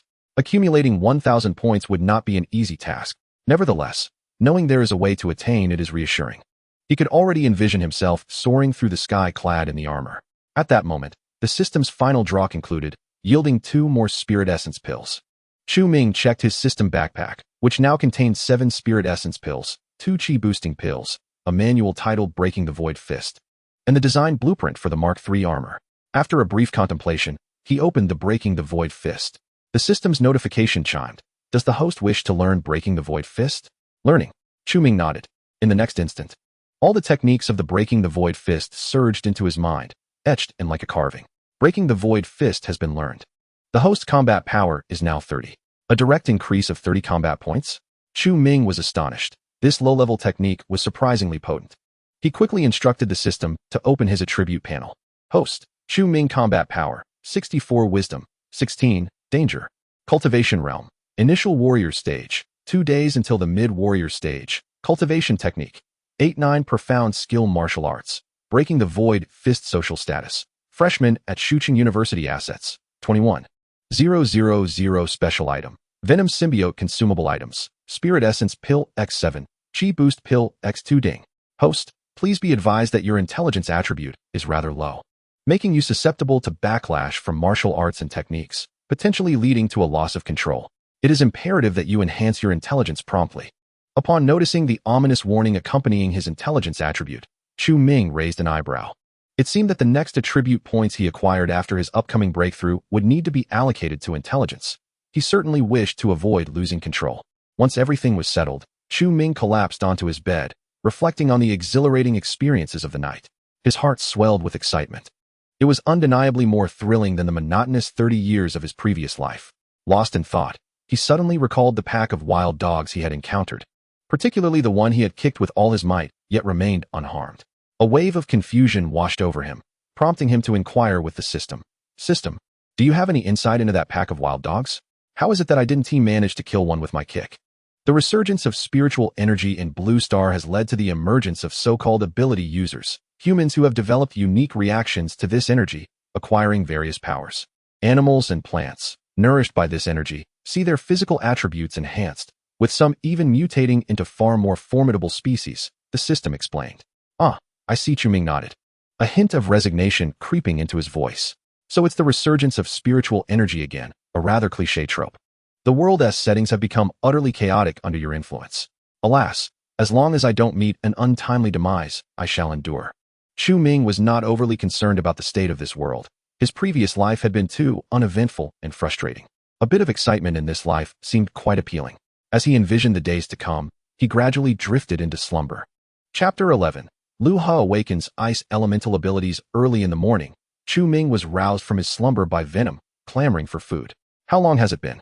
You just devoured 2 boxes of chocolate in the early hours, and you're hungry again? Chu Ming, groggy and bleary-eyed, rose from his bed and glanced at his phone. Utterly speechless. It was barely 8 in the morning. He had only slept for 5 hours. I'm hungry. Venom growled in displeasure, extending a head from Chu Ming's shoulder and playfully pretending to bite him. Chu Ming, feeling exasperated, swatted it away. Fine, I'll get you something. Only then did Venom settle down, retracting its head.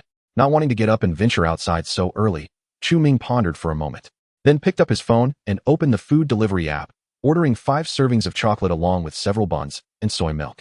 Close to $200 were spent in that instant. Chu Ming felt a pang of regret, letting out a resigned sigh as he contemplated the urgent need to devise a money-making plan.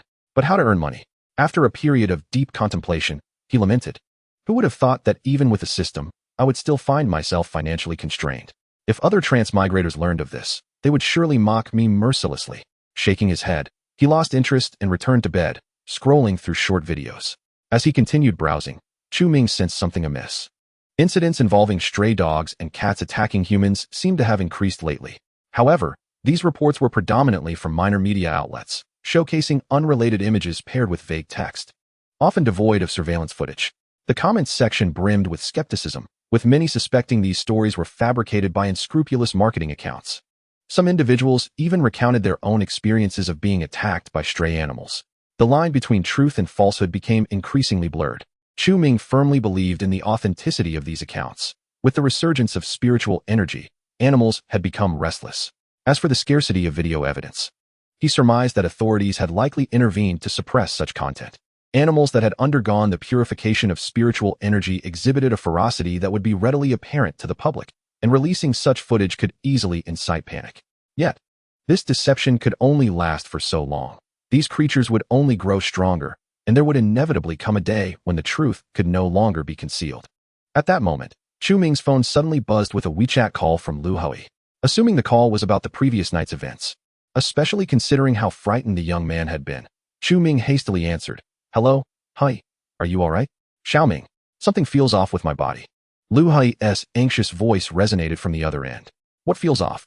Chu Ming furrowed his brow, wondering if the bodyguard from last night had injured Lu Hui. I feel really cold, and I don't understand why." Lu Hui's tone was tinged with helplessness. "Damn, if you're cold, just wear more clothes." Chu Ming replied, exasperated. "Not that kind of cold." Lu Hui exclaimed urgently. "My body is freezing. I just soaked in hot water, and it actually froze." After being profoundly startled the previous night, Lu Hui returned home, trembling uncontrollably and feeling icy all over. Assuming he had caught a cold, he took medicine and checked his temperature. The mercury thermometer proved useless, leading him to switch to an electronic one, which shockingly registered a frigid -30 degrees. Terrified, he filled a bathtub with hot water, but to his dismay, it gradually cooled down and eventually froze. This supernatural occurrence left him utterly bewildered, and in his desperation, Lu Hui suddenly thought of Chu Ming, recalling that Chu Ming's transformation into a venomous entity the night before was also an extraordinary phenomenon. Chu Ming's heart skipped a beat as he considered a potential explanation. Perhaps the fright from the previous night had catalyzed Lu Hui's awakening of latent abilities. "Do you understand what is happening to me, Xiaoming? Am I going to freeze to death?" Lu Hui's anxiety heightened as he noticed Chu Ming's silence. No. You won T. Chu Ming quickly reassured him, contemplating for a moment before saying, "I believe I understand your situation. It's not convenient to discuss over the phone. Come to my rental apartment now." Lu Hui hastily ended the call.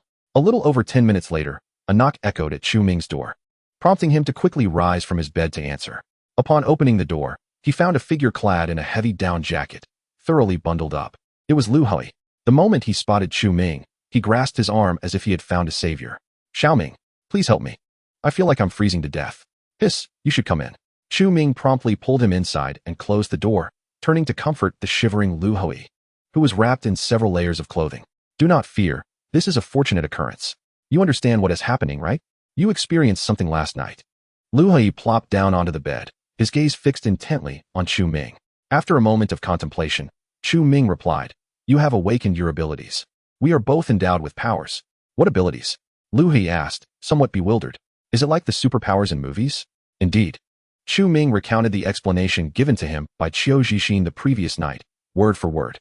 Lu Hui listened in astonishment, musing aloud, "So, there truly are superpowers in this world, and I have awakened one myself. My ability, as you've seen, is Venom, while yours seems to be ice-based. However," he lamented, "but I cannot control it. I just feel so cold." Chu Ming frowned, uncertain, and decided to consult the system. "System, why can't he control his abilities?" The system responded, "On Blue Star, when one awakens their powers, there is a 3-day adjustment period. After this duration, the individual can begin to master their abilities. Lu Hui has awakened an ice-type ability, which, according to the ranking system for powers on Blue Star, is classified as C-level." Chu Ming nodded and relayed this information to Lu Hui. "Is that so?" Lu Hui exclaimed, enlightenment dawning upon him. The next moment, he burst into excitement. Haha, so, in just 3 days, I will possess a superpower. How exhilarating is that? As an 18 or 19-year-old youth, the prospect of gaining superpowers naturally elicited immense joy.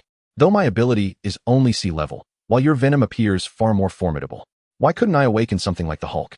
Lu Hui expressed his envy toward Chu Ming. Enough. If you find a girlfriend, you might just transform into the Hulk. Being able to awaken an ability at all is a blessing. Many people desire such an opportunity but never receive it. Chu Ming replied with a hint of irritation. After a moment's thought, he added, "But do not let this newfound ability inflate your ego. There are special departments keeping watch, and I advise you to keep this to yourself. Moreover, refrain from discussing it over the phone or online. In this era of big data, privacy is virtually non-existent. If someone is determined to investigate, they could uncover everything about you." This is also why Chu Ming did not provide an explanation over WeChat earlier, insisting instead that Lu Hui come to him. "All right, understood. I shall take my leave now."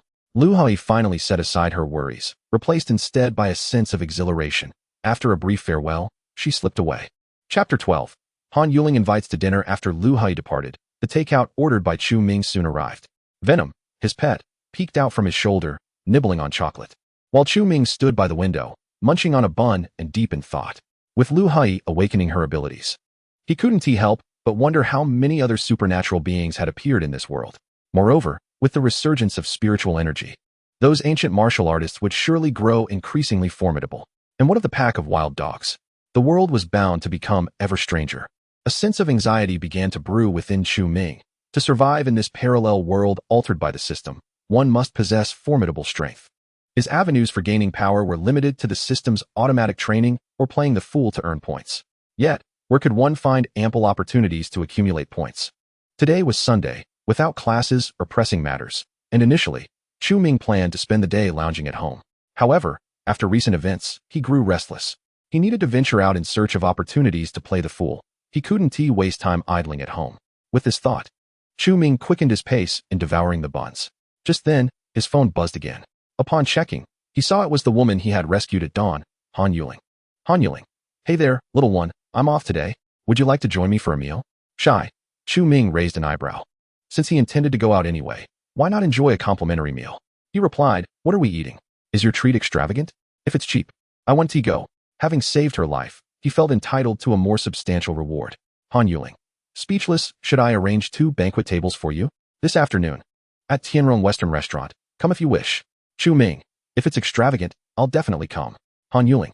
Chu Ming opened Meituan to search for Tianrong Western Restaurant, and to his astonishment, he was taken aback by the price.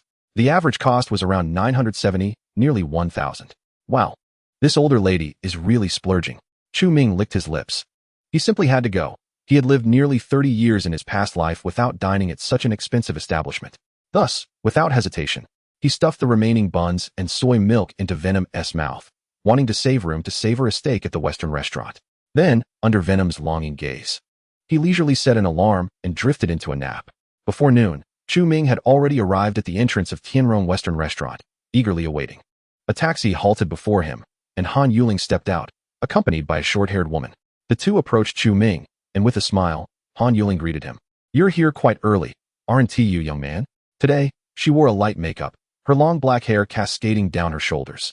She donned a white long sweater that gracefully draped to her thighs, complemented by a pair of coffee-colored boots that hugged her calves, accentuating her tall figure. I specifically came here early to wait for you. I've been waiting for over an hour, Chu Ming retorted, though in reality, he had only arrived 10 minutes ahead of her. You were so indifferent to me yesterday, yet today you're so eager to treat me to a meal? Han Yuling chuckled, casting an amused glance at Chu Ming, then turned to introduce the short-haired woman beside her. This young lady is the one I mentioned. The one who saved me last night. Her name is Chu Ming. She then looked back at Chu Ming. Young man, this is my best friend, Guo Yisin. Hello. Thank you for rescuing our Yuling. Guo Yisin greeted Chu Ming with a warm smile, appearing exceedingly gentle. Chu Ming nodded in acknowledgement, taking a moment to assess her. Guo Yisin had an unremarkable appearance, slightly younger than Han Yuling, around 28 years of age, with a more pronounced makeup, clad in a beige trench coat. As soon as my best friend heard about your heroic act last night, she insisted I bring her to meet you. I couldn't refuse. Is it all right for the three of us to dine together? Han Yuling asked, shrugging lightly, her gaze fixed on Chu Ming. I have no objections, sister. Having two beauties accompany me for a meal is a privilege I wouldn't refuse. Chu Ming replied nonchalantly, as he simply wished to enjoy the Western cuisine. He was indifferent to being called young man. That's great. Let us head inside. Han Yuling laughed. Thus, the three entered Tianrong Western Restaurant together. This was a quintessential Italian-style restaurant, lavishly decorated with an exquisite ambience. At the heart of the restaurant stood a beautiful piano, where a foreign pianist dressed in a tailcoat played elegantly. Truly, this high-end restaurant, with an average expenditure nearing 1,000, exuded an air of sophistication. Chu Ming silently admired the setting, having never been to such a place before. However, at that moment, an urgent need to relieve himself struck him, prompting him to say to the two women, Please, take a seat. I need to visit the restroom. All right, Han Yuling nodded. After Chu Ming left for the restroom, the two women found a window-side table. Guo Yisin, watching Chu Ming's departing figure, furrowed her brows, her gentle demeanor dissipating. Yuling, why did we come to such an expensive restaurant? How much will this cost? Someone saved me, so of course, I must treat them to something nice. Han Yuling shrugged and summoned the waiter to begin ordering. Even if he saved you, isn't it sufficient to simply treat him to a casual meal? There's no need to indulge in such extravagance. Wasn't it just a pack of wild dogs chasing you? What's the big deal? Guo Yisin retorted indignantly. Han Yuling merely pursed her lips in silence, aware that her dear friend, having been pampered since childhood, could not fathom the terror a pack of wild dogs could instill. However, she, who hailed from the countryside, understood the life-saving grace Chu-Ming had bestowed upon her.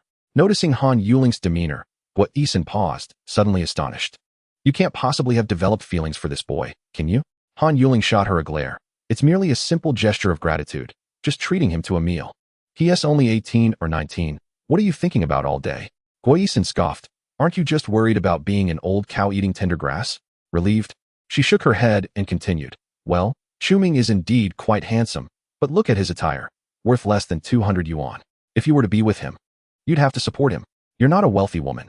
Don't entertain the thought of keeping a young man. Her primary reason for being here today was to catch a glimpse of the hero who saved the damsel. If his family background was decent, she would have considered matchmaking between Han Yuling and Chu-Ming, especially since Han Yuling was already 32 and still single, which had been a source of worry for her as a close friend. However, upon seeing him today, she felt quite disappointed. He was just an ordinary boy. By the way, is that general manager of your company still pursuing you? Perhaps you should consider him. Even though he's divorced, he earns $1 million a year. Have you thought about it? You could stop working and enjoy being a housewife instead. Guo Yisun suddenly had an idea, winking at Han Yuling. Han Yuling was a department manager at the Xian Hao Group, and the general manager Guo Yisun referred to as her superior, Wang Jian. When she first joined the company, Wang Jian had persistently harassed her, but since he was still married at the time, he maintained some decorum. However, after his divorce, his advances became increasingly brazen, often leveraging his position to pressure her. Han Yuling held no interest in this greasy middle-aged man and found his behavior thoroughly vexing. Enough. Stop talking. Upon hearing her friend ramble on about this matter again, Han Yuling felt her irritation rising, her tone elevated. No more, no more. Realizing Han Yuling was becoming agitated, Guo Yisun could only reluctantly close her mouth. Chapter 13. Wang Jian. When Chu-Ming returned from the restroom, the two women had already placed their orders. Each had a portion of Australian sirloin steak, a dessert, a plate of pasta, and a bottle of red wine. Observing the exquisitely plated sirloin steak on the table, Chu-Ming clicked his tongue, thinking to himself, such a small portion, who would that be enough for? However, he discreetly cast a glance at the menu and discovered that the cost per person exceeded 1,000. Being a guest, he refrained from commenting further, merely expressing, "You are too generous, sister. It's nothing, it's my duty. Let us eat." Han Yuling replied with a chuckle, beginning her meal. As a department manager at the New Hao Group, her monthly salary was around 30,000, so treating someone to an expensive Western meal was hardly a burden. Thus, Chu-Ming awkwardly picked up the knife and fork, attempting to mimic their technique to cut his steak, revealing his unfamiliarity with such utensils, which appeared somewhat comical. Observing this, Han Yuling laughed and said, "Can't you use a knife and fork? The waiter can bring you a pair of chopsticks, no problem." "All right then," Chu-Ming acquiesced, requesting chopsticks from the waiter, inwardly grumbling about the absurdity of cutting such a small piece of steak. Was he to eat in solitude? Seizing the chopsticks, he picked up the piece of steak and devoured it in one bite, thinking to himself that the traditional tools of their ancestors were far superior. What was this foreign contraption of knives and forks? Truly a case of overcomplicating matters. Across from him, Guo Yisun, who had resumed her gentle demeanor upon his return, felt a twinge of disdain as she watched him struggle with the utensils and resort to chopsticks for a Western meal. In her opinion, indulging in expensive Western cuisine symbolized the elite, while using chopsticks in a Western restaurant was akin to appearing as a rustic bumpkin unacquainted with the finer aspects of life. She somewhat regretted her decision to observe Chu-Ming today. Aside from his good looks, he was rather unremarkable in other respects. Nevertheless, she maintained a composed and warm smile. Oblivious to Guo Yisun's judgment, Chu-Ming continued to enjoy his meal while engaging in light-hearted conversation with Han Yuling. Meanwhile, Guo Yisun stared out the window, feeling bored and contemplating how to prompt Han Yuling to leave. Suddenly, she noticed an orange Range Rover parked at the entrance of Tianrong Western Restaurant. It was the latest 2021 model, priced at over 1.2 million, which caught her attention immediately. Then, a middle-aged man with a round face and prominent ears emerged from the vehicle, holding a bouquet of roses and glancing towards their table. Upon seeing him, Guo Yisun quickly tapped Han Yuling beside her and exclaimed, "Yuling, look, Wang Jian is here." This rotund man was none other than Han Yuling's superior and suitor, Wang Jian. Han Yuling turned to see him smiling and waving, but her brow furrowed in annoyance as she remarked, "How does he know I'm here? This man is truly persistent. What is going on?" Chu-Ming wondered, observing Wang Jian outside. Upon noticing the roses in the man's hand, he quickly grasped the situation. Han Yuling's admirer? Yet, Judging by her expression, she seemed far from fond of the portly man. At that moment, Wang Jian had entered the Tianrong Western restaurant, approaching Han Yuling and her two companions. With an air of self-proclaimed gentlemanliness, he presented a rose with a smug smile on his pudgy face, softly uttering, "Shaoling. Upon seeing your recent post on social media, I hurried over. If you wish to indulge in Western cuisine, do let me know. I would be delighted to take you. A place like this hardly deserves your presence." His tone was imbued with a pronounced sense of superiority. Not only Han Yuling, but even Chu Ming frowned at his condescension. Han Yuling felt a surge of disdain, yet recognizing that he was her superior, she managed a forced smile. "Mr. Wang, today is my day off, and I am merely having a meal with my friends. I would appreciate it if you could refrain from disturbing us." She was incredulous that Wang Jian had tracked her down merely because of a social media post, leaving her utterly speechless. Unfazed by her response, Wang Jian thrust the rose into her hand and seated himself beside Chu Ming, gazing longingly at Han Yuling. "I assure you, I will not interrupt. Shaoling, you may continue your meal. I shall simply watch you." Chu Ming, however, felt the awkwardness of the situation, glancing between Han Yuling and Wang Jian, internally exclaiming at the absurdity of encountering such a character while merely trying to enjoy a meal. Han Yuling, observing Wang Jian's impudent demeanor, felt a surge of anger boiling within her. Unable to tolerate it any longer, she abruptly stood up and hurled the bouquet of roses directly at Wang Jian's face, glaring fiercely as she shouted, "Mr. Wang, I, Han Yuling, would never consider you. Please, have some self-respect." Nearby, Gua Yisin was taken aback and quickly pulled Han Yuling aside. "Mr. Wang came with good intentions and even brought you roses. Why must you behave this way?"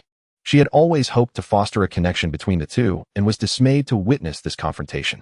Wang Jian, rubbing his cheek where the thorns had left marks, watched Han Yuling with a slowly darkening expression. Nodding with a forced smile, he stood abruptly, pointing a finger at her as he spat. "Han Yuling, you ungrateful wretch. Truly shameless. So you disdain me, do you? Well, you need not return to work tomorrow. Leave the Xian Hao Group at once." As the general manager of Xian Hao Group, he found it unbearable to pursue a subordinate, especially when met with repeated rejections that tarnished his pride. "Mr. Wang, please calm down," Gua Yisin implored, visibly alarmed by the escalating situation. She quickly rose and continued to tug at Han Yuling. "Yuling, why are you acting this way? Mr. Wang meant no harm. You should apologize." Yet, Han Yuling remained resolute, standing defiantly, her expression shifting but her lips sealed. She was undoubtedly reluctant to part with her position as the department manager at Xinhao Group. Otherwise, she would not have endured Wang Jian's harassment for so long. However, today she could no longer tolerate it. Wang Jian was utterly repugnant. The commotion from Wang Jian's outburst had drawn the attention of others in the Western restaurant, sparking whispers among the patrons. What was happening over there? Why the shouting? Did you see all those roses scattered about? It seems that the overweight man was professing his love, and when his advances were rebuffed, he became furious. Goodness, how utterly disgraceful. To insult someone after a failed confession. Look at that girl's expression. She's on the verge of tears. Should I intervene and play the hero? Wait a moment. That chubby fellow looks familiar. Isn't he Wang Jian from Xinhao Group? The general manager of the marketing department. Indeed, it is him. Those dining in such an upscale venue as Tianrong Western Restaurant are, by all accounts, part of the middle class, which is why someone recognized Wang Jian, leading them to refrain from meddling. After all, he is the general manager of Xinhao Group. What is Xinhao Group? The leading enterprise in Shuqing. A publicly listed company with assets in the hundreds of billions, wielding the power of life and death over thousands. Even if they are not employees of Xinhao Group, a mere phone call to their boss leveraging Wang Jian's connections could jeopardize their livelihoods. Chapter 14. Chu Ming takes action. Seeing that Han Yuling had fallen silent, Wang Jian smirked. "I know you don't want to be fired, so I'll give you another chance. Within 3 days, come to my house to see me, and I want to terminate you." With that, Wang Jian flicked the rose petals from his attire and turned to leave, eager to see whether Han Yuling would choose between her dignity and her livelihood. "Mr. Wang, you have gone too far." At that moment, a voice broke through. Chu Ming could no longer stand by. Han Yuling was, after all, a friend of sorts, and considering that they were dining out at someone else's expense, Wang Jian's abrupt intrusion and subsequent insult towards Han Yuling was intolerable. Did he think he could disregard his presence? Wang Jian turned, laughing dismissively. "Gone too far? And if I have, this woman, this Biaozi, owes her position as department manager to my promotion. Now she turns her back on me and shows me disdain? I, Wang Jian, the esteemed general manager of Xinhao Group, have no need for face?" Han Yuling remained silent, her gaze fixed on Wang Jian, seething with anger. He was correct. Her managerial position had indeed been granted by him. but she had diligently worked her way up from the bottom at Xinhao Group for 10 years, step by step. She believed that even without his help, she would have quickly attained a managerial role. Yet, at this moment, Wang Jian had seized upon her vulnerability. Until now, Wang Jian had scarcely noticed Chu Ming, mistaking him for merely the younger brother of either Han Yuling or Gui Yisin due to his youth. He looked at Chu Ming with amusement and teased, "Kid, what is your relationship with her? Are you trying to stand up for her?" Chu Ming smiled faintly and replied, "Today, I indeed stand up for her. I assure you, you will not be able to dismiss her today." Upon hearing this, the three of them were momentarily taken aback. And then Wang Jian couldn't help but laugh, regarding Chu Ming with the incredulity reserved for a fool. "Do you really think whether I can dismiss her is up to you? Who do you think you are?" For a moment, Wang Jian found this young man somewhat amusing. He had expected the youth to be impulsive and hot-headed, perhaps even to confront him physically, but given the slenderness of Chu Ming's limbs, he dismissed any fear. However, Wang Jian did not anticipate that this boy would utter such foolish words, which genuinely amused him. Did he think he was the chairman of the Xianhao Group? "Kid, don't speak recklessly. If you let her go, I will simply leave the Xianhao Group," Han Yuling interjected, although she felt grateful for Chu Ming's support. His childish remarks were evidently of no consequence to Wang Jian and merely served to invite ridicule. Gui Yisin remained silent, her brow furrowed, looking at Chu Ming with an expression of disbelief, devoid of any pretense of gentleness. Did this child truly believe that a grand declaration could intimidate Wang Jian? Chu Ming, unfazed by their words and gazes, calmly inquired, "Is the general manager of the Xianhao Group here? Do you know Qiu Zhixin?" Who in Shuqing with a bit of insight does not know General Qiu? "What? Are you implying you have a connection with him?" Wang Jian stifled a laugh as he scrutinized the pretentious Chu Ming. The notion that this boy could be linked to Qiu Zhixin was utterly ludicrous. Chu Ming chose to ignore him, picking up his phone, opening WeChat, and dialing Qiu Zhixin's number. In truth, he felt uncertain. Wang Jian claimed to be the general manager of the Xianhao Group, while Qiu Zhixin was the president, suggesting that their relationship was not subordinate. And it was unclear whether he had any authority over Wang Jian. Wang Jian watched as Chu Ming began to make a call, remaining indifferent, a mocking smile still adorning his face, curious to see how long this charade would last. To Chu Ming's surprise, Qiu Zhixin answered the call almost immediately, prompting him to switch to speaker mode and place the phone on the table. Suddenly, a robust voice resonated from the other end. "Huh, young brother, I was just thinking of reaching out to you, and here you are calling me." As soon as the voice emerged, Wang Jian's expression shifted dramatically. He regarded Chu Ming with a mix of astonishment and suspicion, glancing from him to the phone, leaning slightly forward as if to ascertain the identity of the voice. "Hello, General Qiu, do you know Wang Jian?" Chu Ming asked straightforwardly. "Wang Jian? Ah, I have a vague recollection of him. He seems to be the general manager of a certain department within our company. What brings you to seek him out, young sir?" "Alas, any matters can be directed to me, Qiu, as I hold the reins at Xianhao Group. I have no need to approach him." Upon noticing Wang Jian's suddenly altered demeanor, Chu Ming realized that Qiu Zhixin's standing within Xianhao Group likely surpassed that of Wang Jian, prompting a faint smile from him. "Wang Jian is right here beside me. He wishes to dismiss a friend of mine and has even insulted him. I wonder if President Qiu might intercede?" "What?" On the other end, Qiu Zhixin's voice rose, tinged with irritation. He was striving to cultivate a favorable relationship with Chu Ming, yet one of his subordinates had managed to offend him. Wang Jian, upon hearing this, grew anxious. He had confirmed that it was indeed Qiu Zhixin's voice and promptly leaned into the phone, saying, "President Qiu, this is a misunderstanding. I was unaware that this young gentleman is acquainted with you." Despite Wang Jian being a general manager in one department, in other companies, a president might not hold sway over a general manager. However, Qiu Zhixin was different. He possessed over 70% of Xianhao Group's shares, wielding absolute authority. To dismiss someone, it would merely take a word from him. Misunderstanding? Brother Chu Ming is a friend of mine, Qiu Zhixin. His friends are my friends. How dare you insult my friend? Qiu Zhixin's tone was now markedly displeased. This statement was not solely directed at Wang Jian, but also intended for Chu Ming, signaling Qiu Zhixin's stance. "Friend?" Wang Jian could not help but glance at Chu Ming again. In his mind, President Qiu's associates were typically the heads of major corporations, the youngest among them at least 30 years of age. This young man hardly fit that mold. Could he possibly be the son of some prominent figure? With this thought, Wang Jian became thoroughly flustered, cold sweat breaking out as he bowed deeply to Chu Ming. Speaking with genuine trepidation, I apologize. I was unaware that this esteemed young gentleman, Master Chu, is a friend of President Qiu. I hope you can forgive my offense. Young sir, this incident arose from my subordinate's lack of discretion." Please, tell me how you wish to proceed, and I will comply with your wishes. Qiu Zixin spoke with an apologetic tone. Upon hearing this, Wang Jian's corpulent frame quivered. He had not anticipated Qiu Zixin would place such importance on Chu Ming. If Chu Ming were to demand his dismissal, it would spell disaster for him. Chu Ming regarded Wang Jian with surprise. He too had not realized the weight of Qiu Zixin's reputation. After a moment's contemplation, he replied, "It's no great matter. Wang Jian, please extend an apology to my sister, Han Yuling, and ensure that you no longer harass her. Then, we can consider this matter resolved." "Did you hear that, Wang Jian?" Qiu Zixin commanded. Of course. Wang Jian nodded vigorously, relief flooding through him.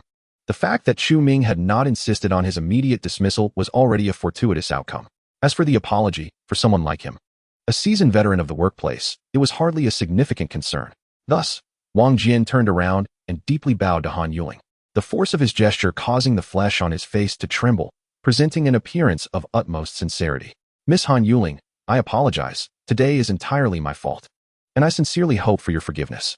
He remained bent over, awaiting Han Yuling's response. Han Yuling had been in a state of bewilderment for quite some time. She was utterly shocked when Chu Ming truly called Qiu Zixin. She had never anticipated that this person she referred to as a little friend was genuinely acquainted with Qiu Zixin, and even considered a friend. The mere act of a phone call compelled her superior, who had harassed her for several years, to bow and apologize, leaving her feeling as though she were in a dream, completely unable to comprehend the situation. After staring at the still-bent Wang Jian for a prolonged moment, she finally managed to utter two words, "It's fine." Only then did Wang Jian straighten up and turn his gaze to Chu Ming, revealing a sycophantic smile. Humbly asking, "Young Master Chu, may I leave now?" His demeanor was in stark contrast to his previous arrogance. Chu Ming couldn't help but find the situation amusing. Indeed, Lu He had been right. Those who can make money in society often exhibit the ability to bend and stretch, navigating situations with finesse. Wang Jian was truly deserving of his position as general manager. Since the phone call had proven effective, Chu Ming had no desire to further complicate matters and waved his hand. "You may go." All right. Mr. Qiu, young Master Chu, I shall take my leave," Wang Jian said with palpable relief, hastily exiting the Western restaurant. He had long wished to depart from this place, where he felt both the weight of job insecurity and the embarrassment of being scrutinized by onlookers. The patrons of the restaurant, who had gathered to witness the unfolding drama, were left astounded as they observed the formerly arrogant Wang Jian reduced to a state of subservience by a single phone call from Chu Ming, ultimately exiting the establishment in a disheveled manner, igniting a flurry of speculation among them. Who is that young man? He doesn't appear to be someone of wealth or influence. How could a single call intimidate Wang Jian so? Who knows?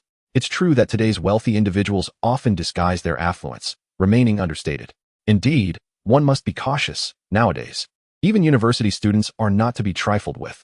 Han Yuling cast a complex glance at Chu Ming and sincerely stated, "Thank you, Chu Ming. I owe you 2 favors now." The sight of Chu Ming's formidable connections prompted her to alter her address, hesitant to speak as casually as before. The reason for the 2 favors was that when Chu Ming had instructed Wang Jian to apologize, he had referred to her as my sister. A deliberate remark intended for Qiu Zixin's ears. Han Yuling, perceptive as she was, understood that with Qiu Zixin's support, her prospects for advancement within the company were undoubtedly bright. Not at all. It was merely a small effort. Chu Ming waved his hand dismissively, then added with a smile, "You may still call me little friend. Using my name sounds rather odd." He had merely acted on impulse. And indeed, this was a splendid opportunity to play the role of a pig to catch a tiger. That recent encounter would surely yield points. "Ah, the child." Han Yuling revealed a smile, inexplicably relieved, yet her heart was no longer as carefree as before. The weight of status bore down upon her. Meanwhile, Gua Yisin began to reassess Chu Ming, her gaze transformed entirely. Was this truly the rustic bumpkin she had once perceived?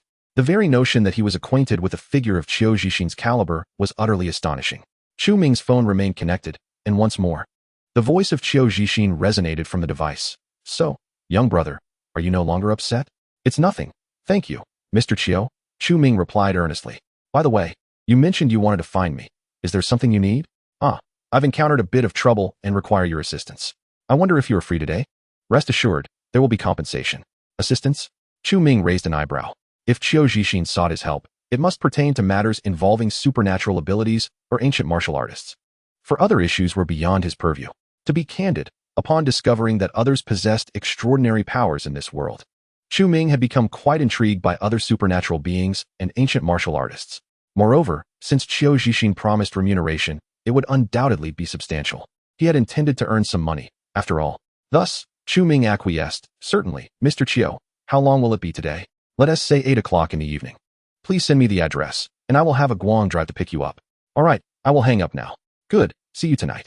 Chu Ming ended the call. At that moment, a notification from the system chimed in his mind. Congratulations, host. You have successfully played the role of a pig to catch a tiger, earning 20 points. Only 20 points? Was this the meager reward for his efforts? Chu Ming felt a twinge of disappointment, yet upon reflection, the number of points awarded was contingent upon the strength and status of the target in his charade. Last night, he had amassed 100 points while feigning ignorance before Qiu Zixin, Gong Qiuhe, and a host of affluent heirs. Today, among this group of individuals of relatively modest standing, 20 points were still commendable. Without hesitation, Chu Ming infused those 20 points into the blueprint of the Iron-Man Mark III armor. He preferred this over any lottery. The unlocking progress for the Mark III armor now stood at 21,000. The road ahead was long and arduous. Chu Ming shook his head inwardly. It seemed he needed to continue flaunting his prowess to succeed in his charade. He decided to let things unfold naturally. Subsequently, he cast aside his thoughts and beckoned the two women to continue enjoying the Western cuisine before them. During the remainder of the meal, Han Yuling no longer shared light-hearted banter with Chu Ming. Her demeanor had turned cautious and reserved. Chu Ming could do little about this. The chasm created by their differing statuses was palpable. However, he paid it little mind, as their relationship could only be regarded as that of ordinary friends. However, Guo Yixin had shed her previous reticence and blossomed into a lively conversationalist, incessantly chatting and subtly suggesting a romantic connection between the two. This left Chu Ming feeling quite awkward and out of sorts, prompting him to hastily finish his meal before bidding farewell to the duo and departing from the Western restaurant. As soon as Chu Ming left, Guo Yixin excitedly seized Han Yuling's arm, shaking it fervently. Oh my goodness, you are simply extraordinary. I must do everything in my power to bring you two together. What nonsense are you spouting? He is still quite young, and besides, he is a friend of Qiu Zixin, undoubtedly affluent and influential. How could I possibly aspire to that? Han Yuling replied, exasperated with her friend's matchmaking antics. It's precisely because he is wealthy and powerful, not to mention handsome. You don't fancy Wang Jian simply because he is rather greasy. But Chu Ming is quite the opposite. He is low-key, dashing, and possesses both influence and affluence. Guo Yixin encouraged, her eyes sparkling with mischief. Besides, you're already 32. Dear sister, while you still have your figure and beauty, you should pursue him. Who knows, perhaps the younger generation might even prefer your maturity. Listening to her friend's words while gazing in the direction Chu Ming had departed, Han Yuling's eyes shimmered with unspoken thoughts. Chapter 16. Gong Xiuxin. After exiting the Tianrong Western restaurant, Chu Ming returned to his rented apartment and ordered takeout through a food delivery app. The Western cuisine had left him unsatisfied, and he found it less appealing than indulging in a barbecue for a fraction of the cost. The creature, Dewey, had ceased to pester him. It invariably fell into a deep slumber after indulging in chocolate, and Chu Ming had no desire to awaken it, preferring to ignore its antics. After finishing his takeout, Chu Ming reclined on his bed, engrossed in his phone while awaiting the arrival of Ah Guang later that evening. Interestingly, Guo Yixin had managed to add him on WeChat, presumably through Han Yuling, but Chu Ming chose not to accept her request. He was well aware of her intentions and had no inclination to engage. Women could be quite troublesome. Before long, it was 8 o'clock in the evening. A Maybach JLS 600 came to a halt outside his building, and Qiu Zixin's bodyguard, Ah Guang, emerged from the vehicle, leaning against the door and silently awaiting Chu Ming. The residential complex where Chu Ming rented was quite antiquated, primarily inhabited by tenants, and luxury cars were a rare sight, let alone a Maybach worth 5 million. Consequently, many residents observed Ah Guang from a distance, filled with envy, speculating whether a resident had struck it rich and was preparing to relocate. Chu Ming soon descended from the building, greeting Ah Guang with a smile. Upon seeing Chu Ming, Ah Guang instinctively bowed slightly, his demeanor reflecting respect as he opened the rear door of the car. Young Master Chu, please step inside. Ah Guang, having once served as a mercenary in a small foreign nation, held a deep admiration for strength. Having witnessed Chu Ming's prowess, he was entirely captivated, especially given that the latter was a friend of his employer, which naturally fostered an attitude of deference. Chu Ming cast a glance at Ah Guang and noticed the bandage wrapped around his palm, indicating he had sustained a significant injury the previous night. He expressed his apologies, saying, I'm sorry for being a bit too rough. No worries at all. It's entirely my fault, Ah Guang replied, shaking his head repeatedly with a disarming smile. Young Master Chu, please get in the car. Mr. Chiu is waiting. With no further ado, Chu Ming complied and entered the vehicle. After closing the door, Guang took the driver's seat and started the engine. What does Mr. Chiu want with me? Chu Ming inquired while surveying the opulent interior of the car. To his surprise, this luxury vehicle, worth several million, was a far cry from the ordinary ride-hailing cars. It was exceptionally stable, complete with champagne and red wine, exuding an air of sophistication. I'm not quite sure. You'll find out once you arrive, Guang admitted, genuinely uncertain about the situation. Consequently, Chu Ming refrained from asking further questions and leaned against the window in contemplative silence. The vehicle swiftly navigated through the urban landscape, heading towards the outskirts. As Chu Ming observed the road signs, he realized they were en route to Sichuan province.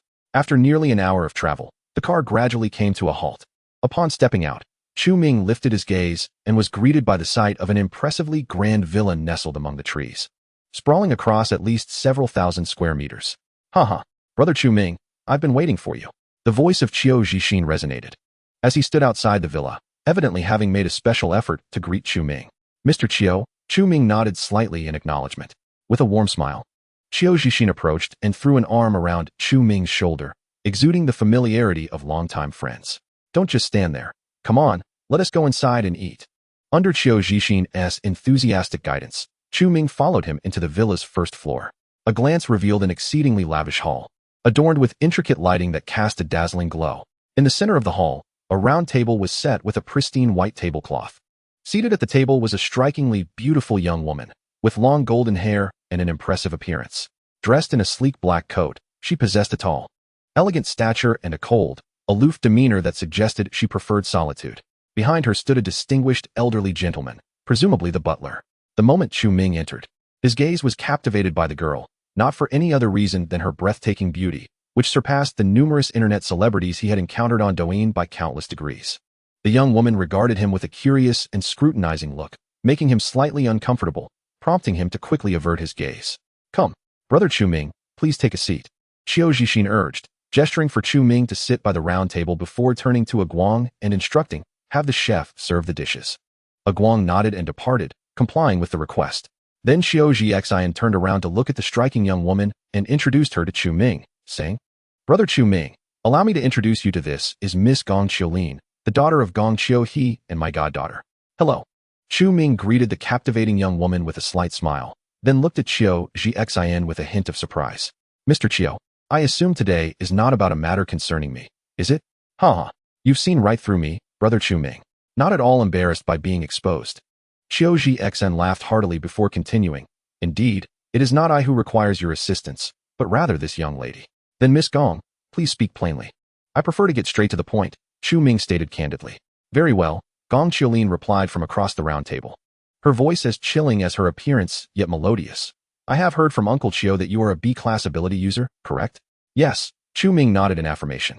Here's the situation. I own several bars in Jiangyan City, Sichuan province, and some ancient martial artists from Qingqing Mountain frequently trouble me. A few establishments have been vandalized, and my subordinates are unable to handle these formidable opponents. I hope you can lend me your assistance, Gong Qiulin stated directly. The Gong family has harbored a long-standing feud with the ancient martial artists of Qingqing Mountain since their inception hundreds of years ago. These two families are sworn enemies. Long before ability users emerged, the martial artists of Qingqing Mountain concealed their existence, but now, as they unveil themselves, they have taken to the secular realm.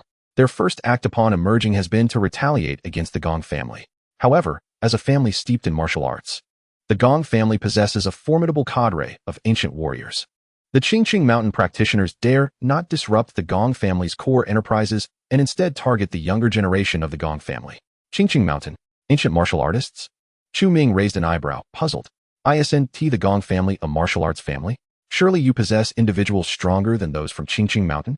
Furthermore, doesn't the government intervene in such matters? Gong Qiulin shook her head, expressing her exasperation. Indeed, the Gong family has ancient warriors more powerful than them. But I am merely a third-generation descendant. Moreover, my father's influence within the family is rather limited. The strongest warriors at my disposal are only C-class. As for the government, they have established special departments to address these issues. Yet with the rising number of ability users nationwide, they are somewhat overwhelmed. My trivial matter is far beneath their notice. I see, Chu Ming replied, realization dawning on him.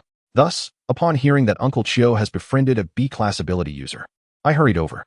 Brother Chu Ming, if you can resolve this issue for me, I am willing to offer you a reward of 2 million.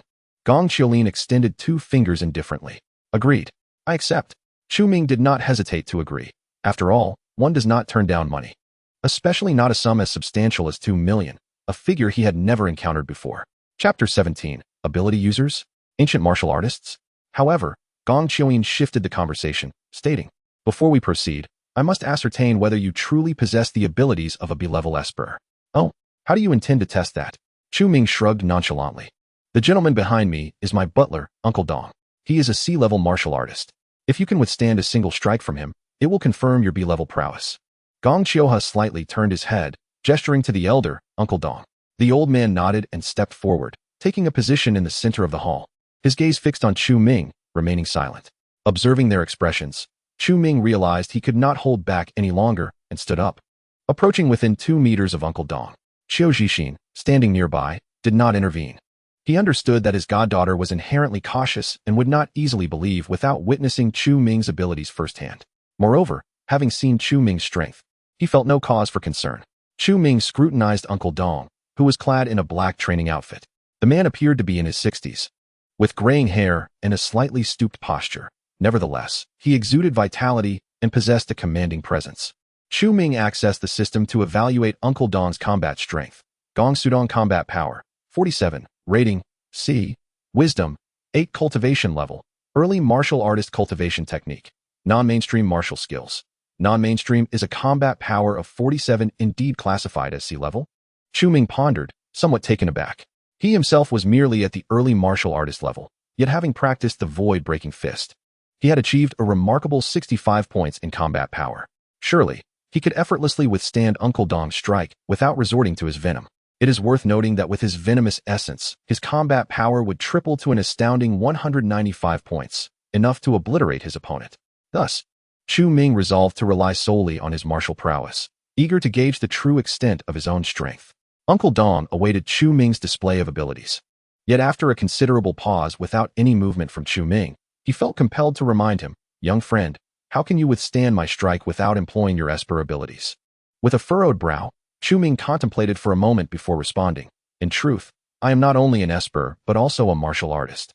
I believe I can endure your strike relying solely on my martial strength. Haha, young friend, you jest. Gong Sudong could not suppress his laughter, thinking Chu Ming was merely being facetious. Mastering martial arts was no trivial feat. He had devoted his entire life to achieve the early martial artist stage, barely qualifying as C level. It is crucial to understand that before one can truly become a martial artist, one must cultivate external strength, which corresponds to the current D-level ranking. Some individuals may spend their entire lives without ever developing inner strength to reach the martial artist realm. To withstand his full-strength strike, one must possess at least B-level strength, which equates to the mid-stage of a martial artist. How could someone as youthful as Chu Ming possibly cultivate to such a level? Qiu Zixin at the round table chuckled. Brother Chu Ming, you should hurry and transform. Do not jest with the old man. Naturally, he did not believe that Chu Ming was an ancient martial artist. Meanwhile, Gong Qiuxin observed with a cold gaze, her delicate brows furrowed, seemingly disapproving of Chu Ming's jesting attitude towards the elder. Although Gong Sudong was merely her steward, he had raised her since childhood, and their bond was profound. She regarded him as an uncle.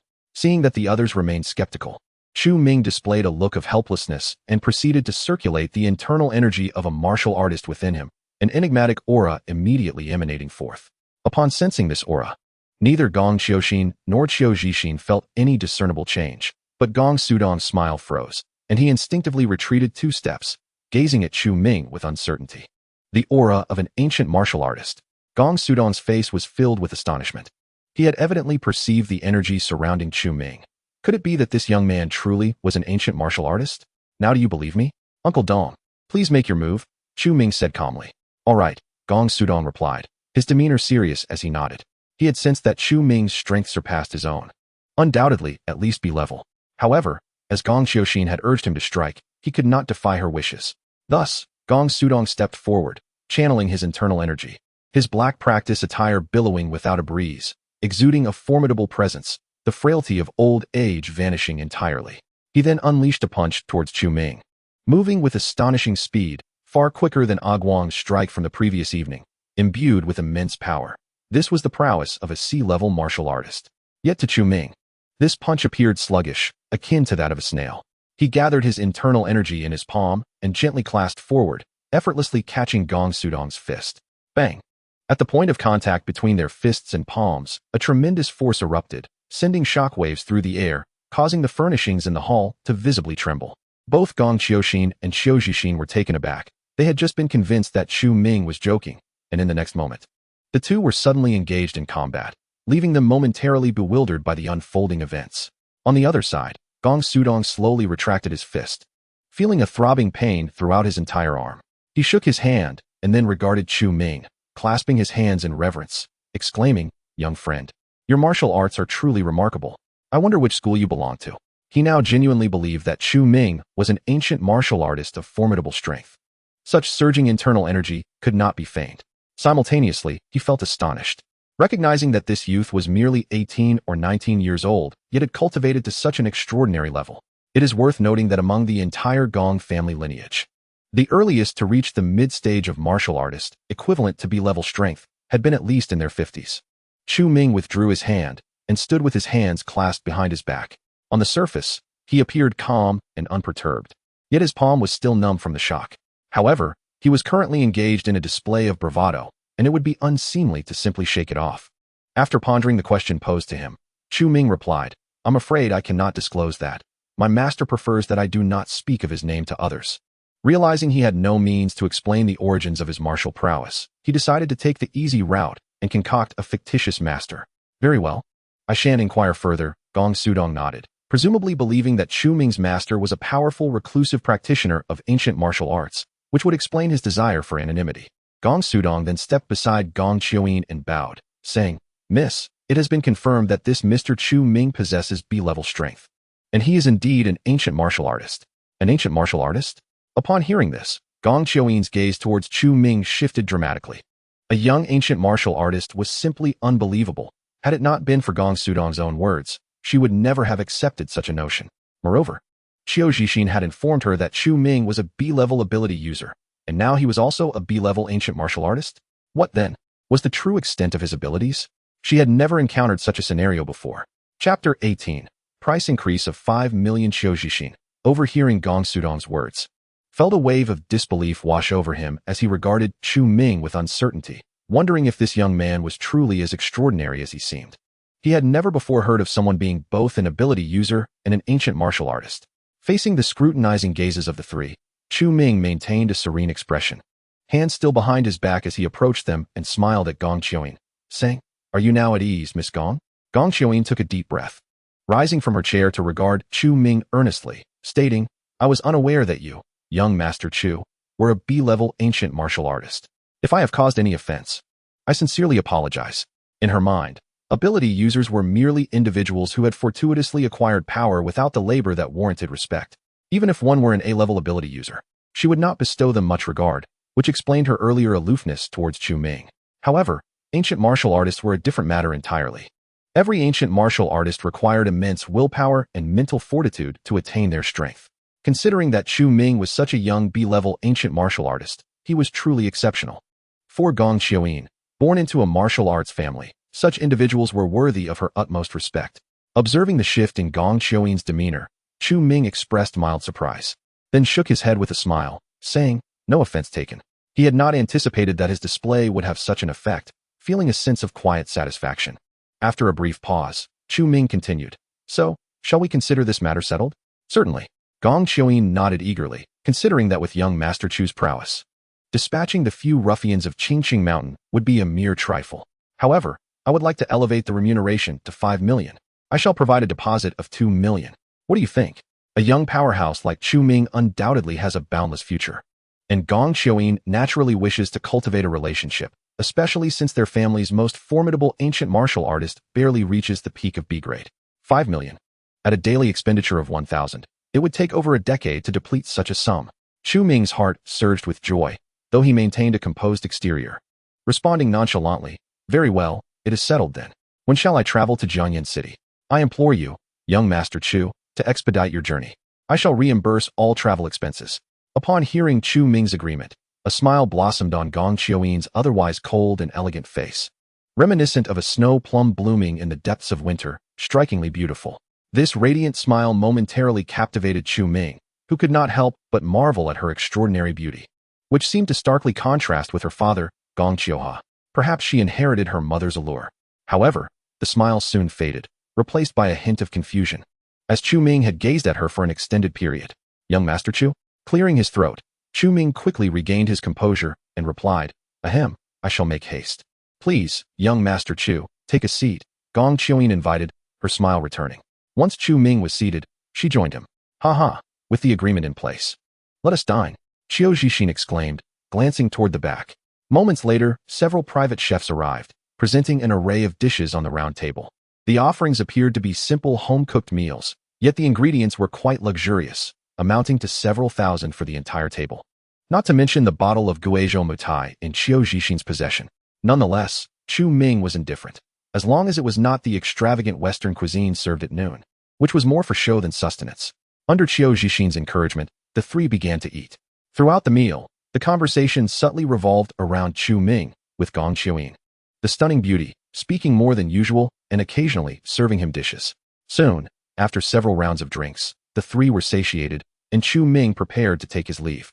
Young Master Chu, walk slowly. Gong Qiuyin stood, her cheeks tinged with a faint blush from the matai she had consumed. She waved her hand in farewell to Chu Ming. Initially, she intended to see him off, but Qiu Zixin intercepted her, stating he needed to discuss some matters privately with Chu Ming, compelling her to relent.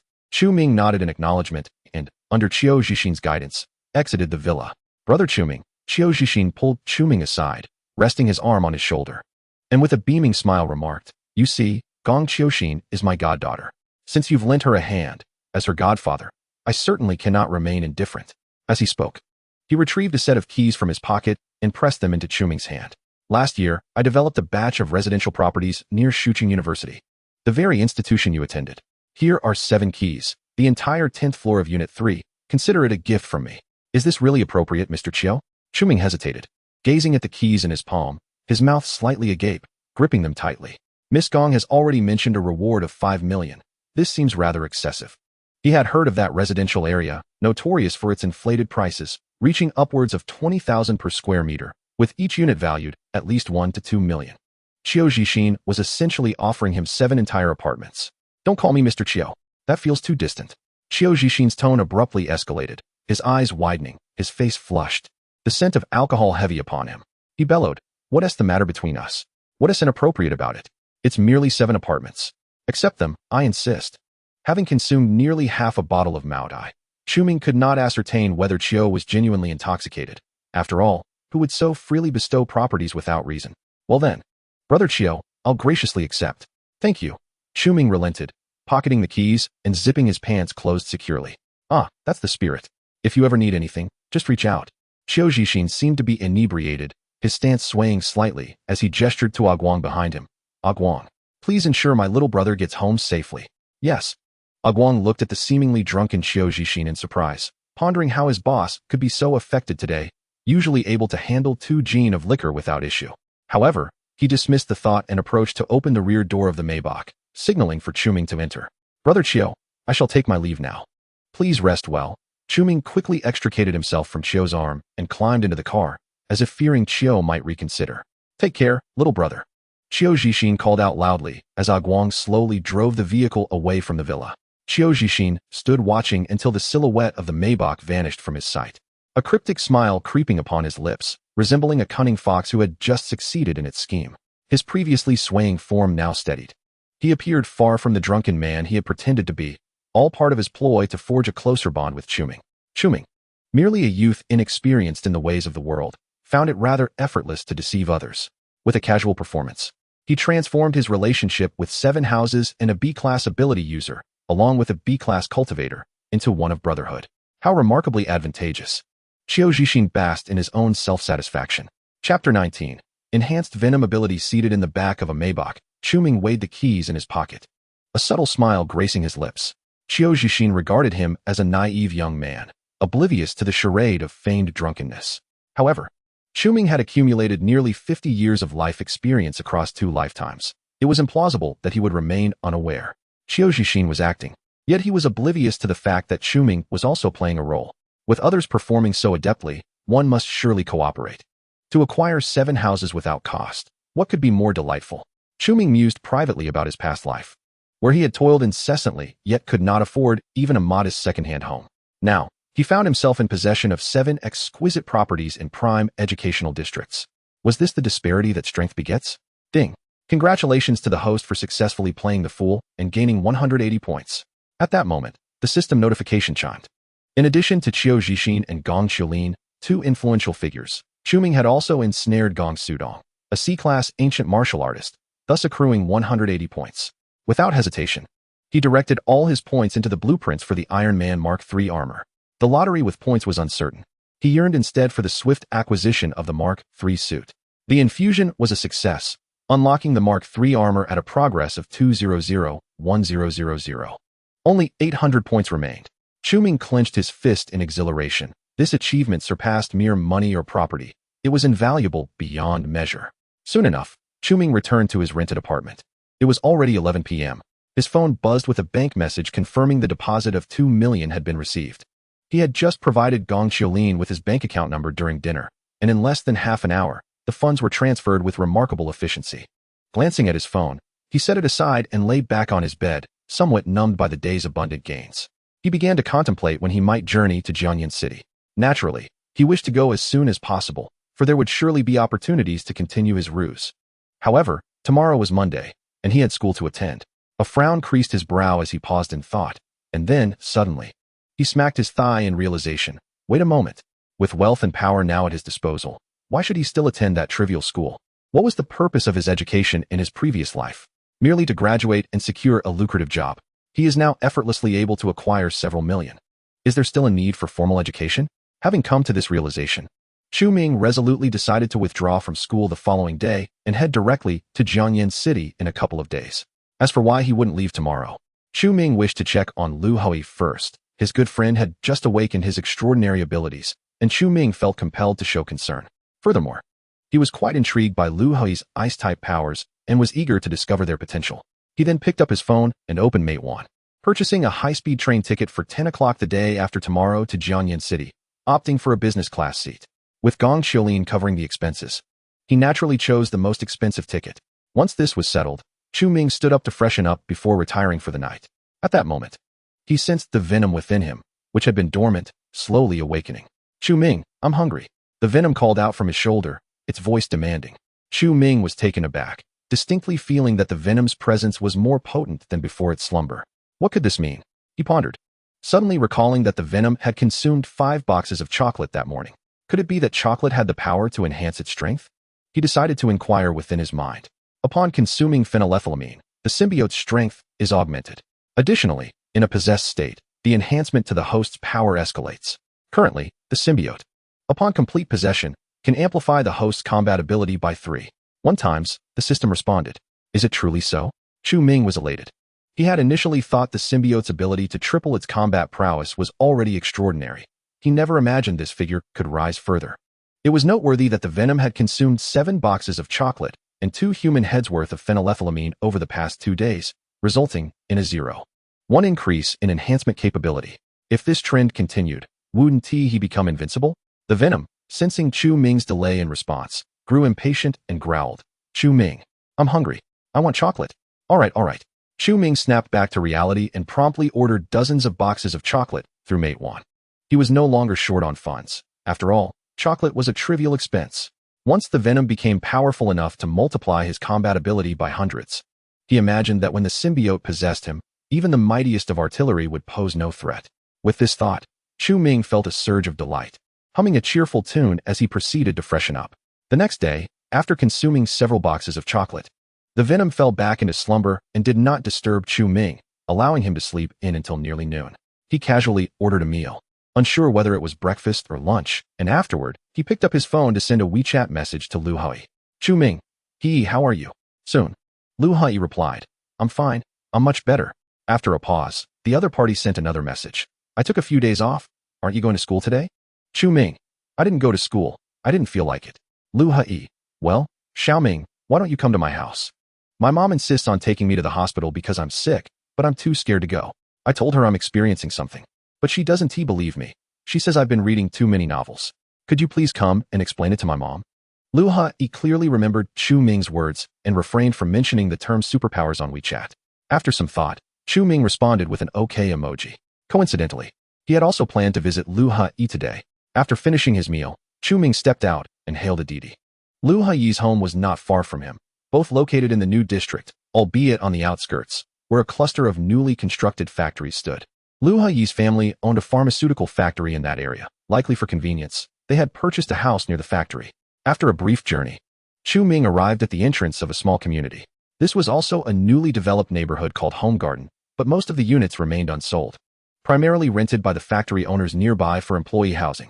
During his high school years and his previous life, he often visited Lu Hai's home, and with the aid of his memory, he quickly located the exact position of her residence. Standing at Lu Hai's doorstep, Chu Ming knocked. The security door opened promptly, revealing Lu Hai's mother. Dressed in an apron with her hair pinned up, she appeared to be in her 40s, bearing a resemblance to Lu Hai, embodying the essence of a homemaker. Upon seeing Chu Ming, she paused for a moment, her eyes lighting up as she grasped his arm and ushered him inside, anxiously exclaiming, "Xiao Ming, you arrived just in time. Please persuade he has been cold for several days and refuses to go to the hospital. I'm beside myself with worry." Chapter 20. An ice element tank? Aunt Liang, please don't fret. Chu Ming was being pulled into the room, feeling reluctant to resist. He quickly interjected, "How can I not be worried?" Aunt Liang brought Chu Ming to the doorway of Lu Hai's room, her face a portrait of anxiety and concern. "This boy seems to have contracted some strange illness. He feels like a block of ice. I am afraid to move him, and he adamantly refuses to go to the hospital, insisting that he has awakened superpowers. Do you think he has become delusional from reading online novels?" Before Chu Ming could clarify, the door opened, and Lu Hai emerged. Remarkably, he was no longer clad in heavy clothing, but instead wore a short-sleeved shirt. Astonishingly, a thin layer of frost adorned his exposed skin. As soon as Lu Hai spotted Chu Ming, it was as though he had encountered a savior. He hurriedly grasped Chu Ming's arm, exclaiming, "Xiao Ming, you have finally arrived. Please, explain to my mother that I have awakened my supernatural abilities. She refuses to believe me and insists on taking me to the hospital. I can't possibly go to a hospital now." Upon hearing Lu Hai's words, Aunt Liang grew even more anxious. "Xiao Ming, look at him. He is truly deluded. You are his close friend. You must persuade him. He needs to seek treatment immediately. This condition cannot be allowed to linger." Her eyes were red with worry, for as a single mother who had raised Lu Hai alone, witnessing her son in such a state was heart-wrenching.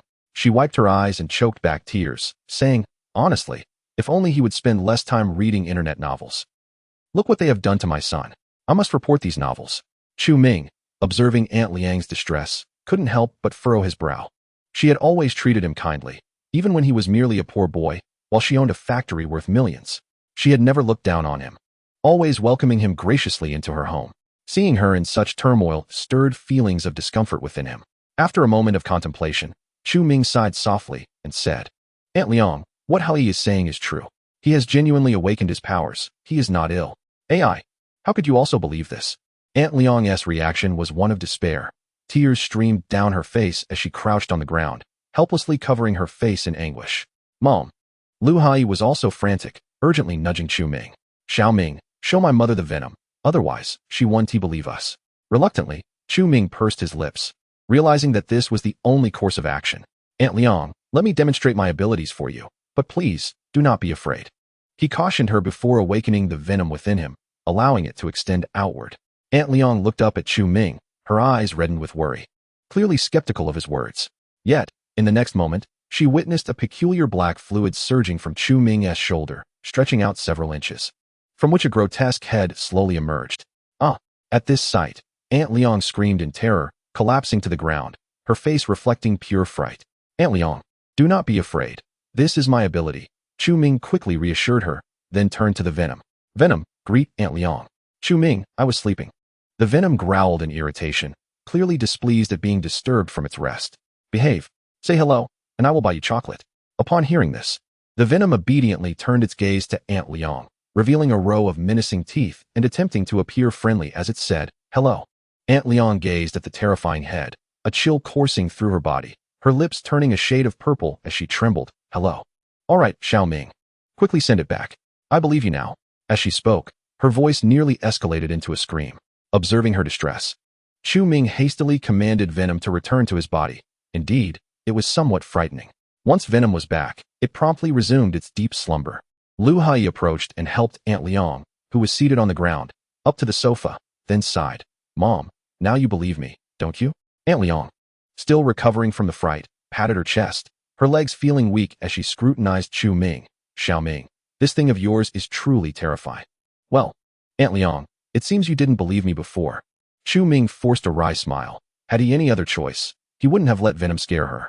It turns out that superpowers truly exist in this world. Amidst her shock, Aunt Liang's concern for Lu Hui eased, and she reflected, indeed. My son Hui's superpower is preferable. Though it's a bit cold, at least there's no monster lurking within. Chu Ming remained silent. After a while, Aunt Liang finally regained her composure and insisted on having lunch with Chu Ming. Unable to refuse her, he acquiesced. During the meal, Chu Ming repeatedly cautioned her to keep Lu Hai's awakened abilities a secret. Otherwise, it could pose a life-threatening risk. After all, there were special departments overseeing such matters. And while Chu Ming was uncertain of their exact protocols regarding those with abilities, he felt that discretion was paramount. Aunt Liang nodded vigorously in agreement, clearly wishing to protect her son from danger. After lunch, Lu Hai took Chu Ming to his room and closed the door, exclaiming with excitement, Xiao Ming, I think I've begun to grasp the essence of my powers. What kind of powers? Chu Ming inquired, intrigued by Lu Hai's abilities. Look, Lu Hai said, as he removed his short-sleeved shirt, revealing a layer of frost covering his body. He then retrieved a fruit knife from the nightstand and, to Chu Ming's shock, plunged it forcefully into his own chest. Crack! The blade collided with his chest, producing the sound of shattering ice. Lu Hai lowered the fruit knife, revealing that his chest was unscathed, save for a small breach in the frost layer. Did you see that, Xiao Ming? This layer of ice cannot be pierced by a knife. Incredible! Lu Hai was exhilarated. Chu Ming, astonished, couldn't help but reach out to touch the seemingly fragile frost, which surprisingly withstood the knife's thrust. Initially, he had assumed Lu Hai's ice powers were offensive in nature, but it appeared he was more of a sturdy tank. Moreover, this marked merely the second day of the other party's awakening of their extraordinary abilities.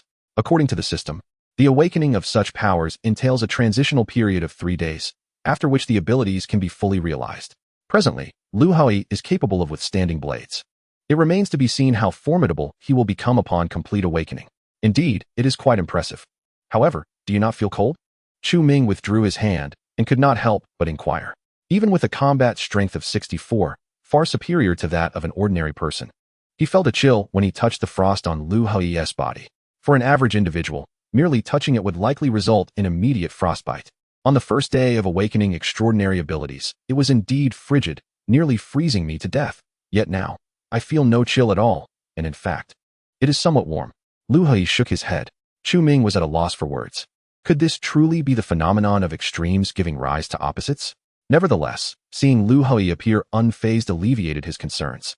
After a moment's contemplation, he remarked, well, now that your mother is taken care of, I shall take my leave. I am preparing to withdraw from school. Withdraw from school? You no longer wish to pursue your education?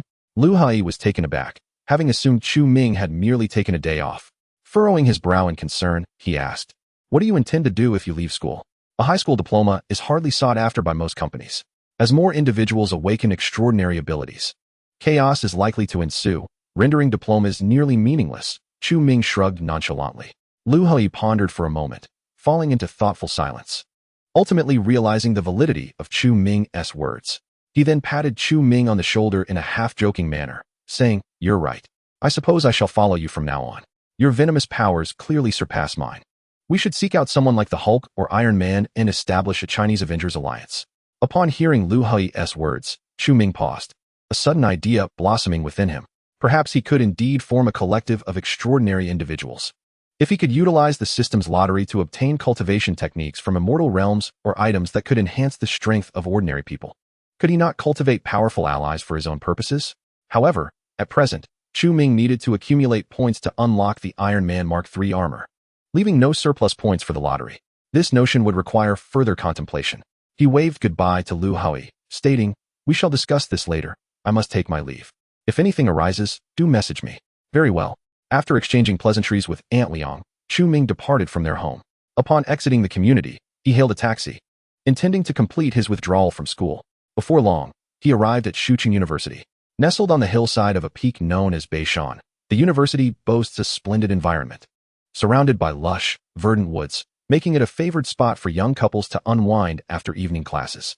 This is a private university where students are either those with less than stellar exam results or affluent second-generation heirs seeking merely to obtain a diploma. In a previous life, Chu Ming belonged to the former category.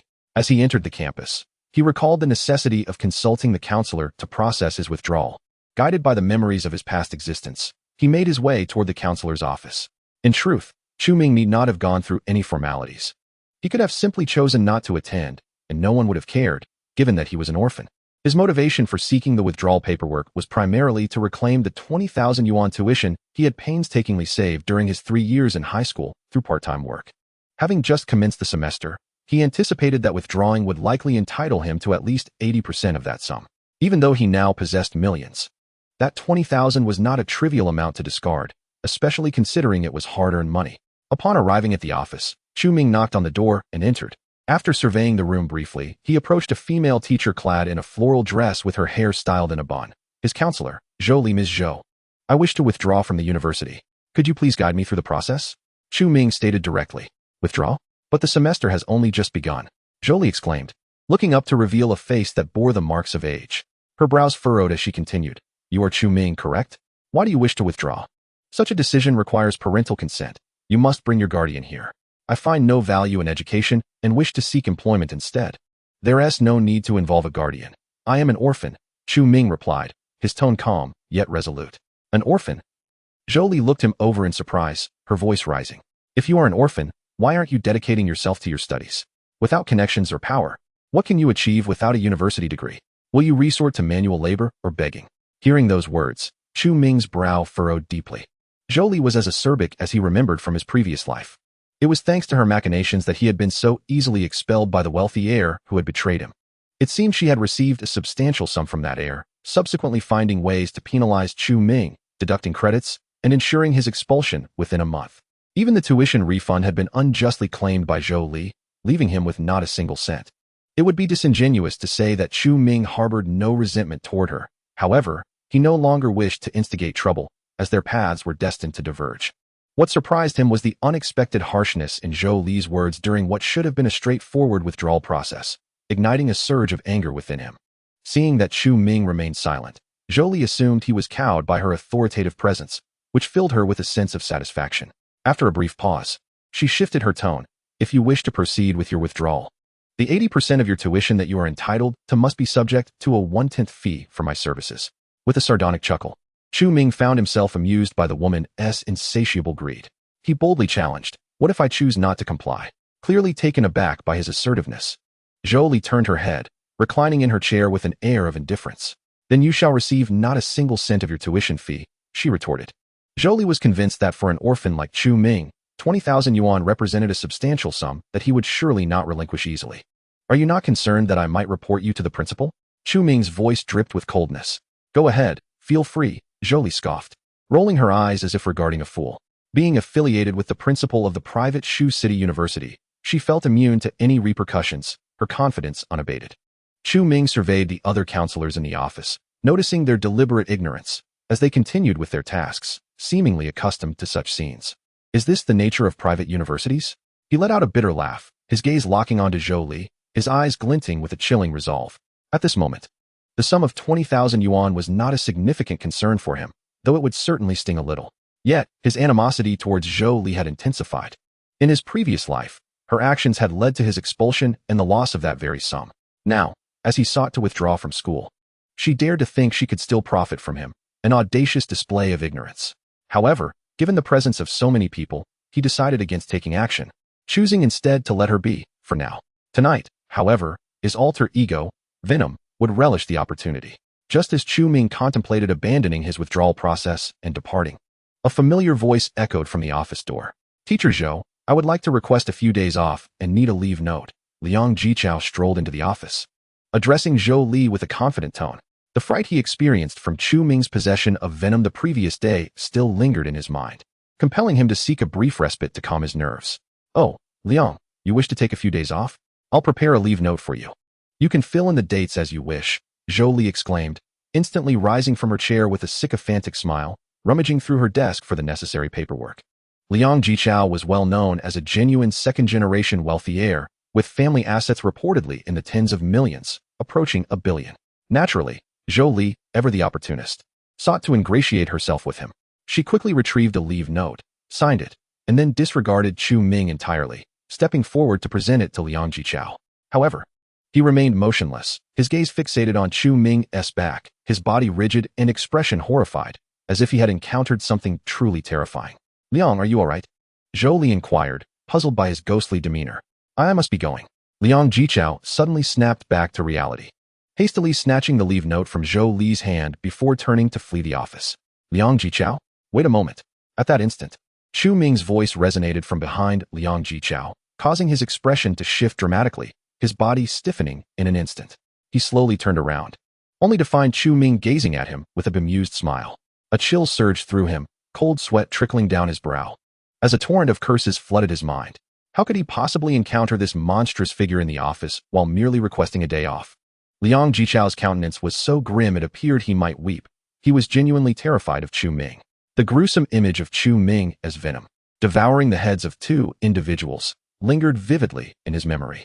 Moreover, this individual had provoked the formidable figure Qiu Zixin from Shuqing, yet here he was, unscathed and casually visiting the school. Could it be that Qiu Zixin had been killed by him? The mere thought sent shivers down Liang Jichao's spine. At this moment, Chu Ming had approached Liang Jichao, wearing a friendly smile as he assessed him. "Liang Jichao, your family is quite affluent. You must be acquainted with the president of Shuqing University. Please assist me in completing the procedures for my withdrawal." Upon hearing this, a mocking smile appeared on Zhou Li's face.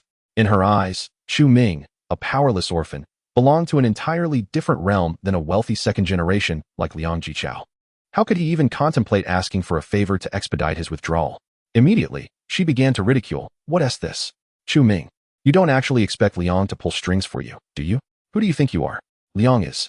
However, before she could finish her sentence, Liang Jichao's expression shifted wildly, and he abruptly raised his hand, delivering a resounding slap to Zhou Li's face. Stunned, Zhou Li staggered back a few steps, clutching her cheek in disbelief, utterly confused about why he had suddenly struck her. Wasn't she merely praising him? Damn it!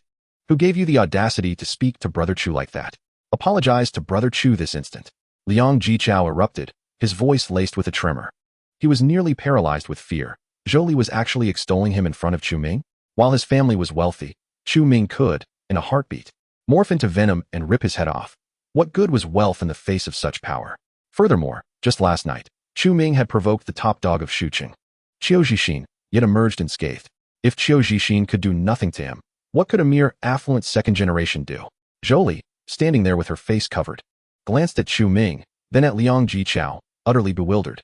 Chu Ming, however, observed the scene with keen interest, remaining silent. Damn it, Zhou Li. Apologize now. Did you not hear me? Seeing Zhou Li's silence, Liang Jichao shouted again. I'm sorry. Zhou Li finally came to her senses, repeatedly apologizing to Chu Ming. She also sensed the fear emanating from Liang Jichao, which left her perplexed. Why would Liang Jichao be afraid of Chu Ming? Moreover, he referred to him as Brother Chu. Could it be that Chu Ming's family held more power than Liang Jichao's? But wait, hadn't Chu Ming claimed to be an orphan? She was utterly bewildered, yet her gaze towards Chu Ming lost all traces of disdain and mockery. If Liang Jichao was intimidated, surely she, as a mere university counselor, would be even less able to provoke him. Upon witnessing Zhou Li apologizing, Liang Jichao finally breathed a sigh of relief, a sycophantic smile emerging as he leaned submissively towards Chu Ming, saying, Brother Chu, did you just mention wanting to withdraw from school? Indeed, Chu Ming replied with a subtle nod. That can be arranged. I know the principle. I can take you there directly, bypassing the cumbersome procedures. Very well, let us proceed. Thus, Chu Ming followed Liang Jichao out of the office, while Zhou Li stood frozen in place, covering her face, seemingly struggling to comprehend this unexpected turn of events.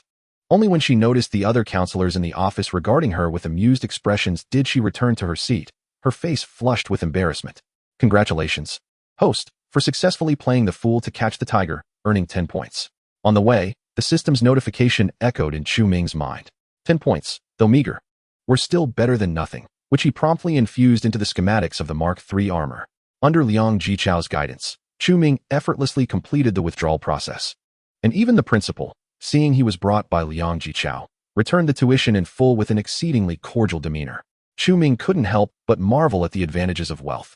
Throughout the ordeal, Liang Jichao remained excessively anxious, behaving like a sycophant, fearful of displeasing Chu Ming. Seizing the opportunity, Chu Ming inquired, "Liang Jichao, do you know the whereabouts of Jiang Yiqing? I recall he is part of your circle." Jiang Yiqing was the affluent heir who had wronged Chu Ming in his previous life. This vendetta could not go unaddressed. Liang Jichao furrowed his brow, pondering for a moment before cautiously responding, "Jiang Yiqing? He hasn't been hanging out with us lately. It seems he transferred to a school in Sichuan." "Oh, and a girl named Li Yutong also transferred there. They appear to be dating." "Transferred? Do you know which school he specifically went to in Sichuan?" Chu Ming frowned, feeling a sense of unease. In his previous life, after being expelled from school, he had indeed heard Lu Hai mention that both Jiang Yiqing and Li Yutong had transferred to Sichuan. However, this time, it seemed the timeline had shifted slightly because he had not been with Li Yutong. I'm not sure. Should I ask around for you? Is there something you need from Jiang Yiqing, Brother Chu?" Liang Jichao looked at Chu Ming with curiosity. "Never mind. If you have any questions, just send me a WeChat message." Chu Ming shook his head. After all, he was about to head to Sichuan province. He could take revenge on those two when he found them later. He had previously promised Venom that he would take it to enjoy some delicacies with Li Yutong. "All right, let's add each other on WeChat, Brother Chu." Liang Jichao was indifferent to Chu Ming's intentions regarding Jiang Yiqing. He merely wished for this peculiar individual to depart from his side as soon as possible. After completing the withdrawal procedures, Chu Ming finally left Sichuan University, witnessing Liang Jichao's expression of relief. However, instead of returning to his rented apartment, Chu Ming surveyed his surroundings before heading towards the foot of Beishan Mountain, where a newly constructed school district housing was located. The 7 apartments gifted to him by Qiuji Xin were situated there. He quickly located the 3rd unit on the 10th floor based on Qiuji Xin's directions.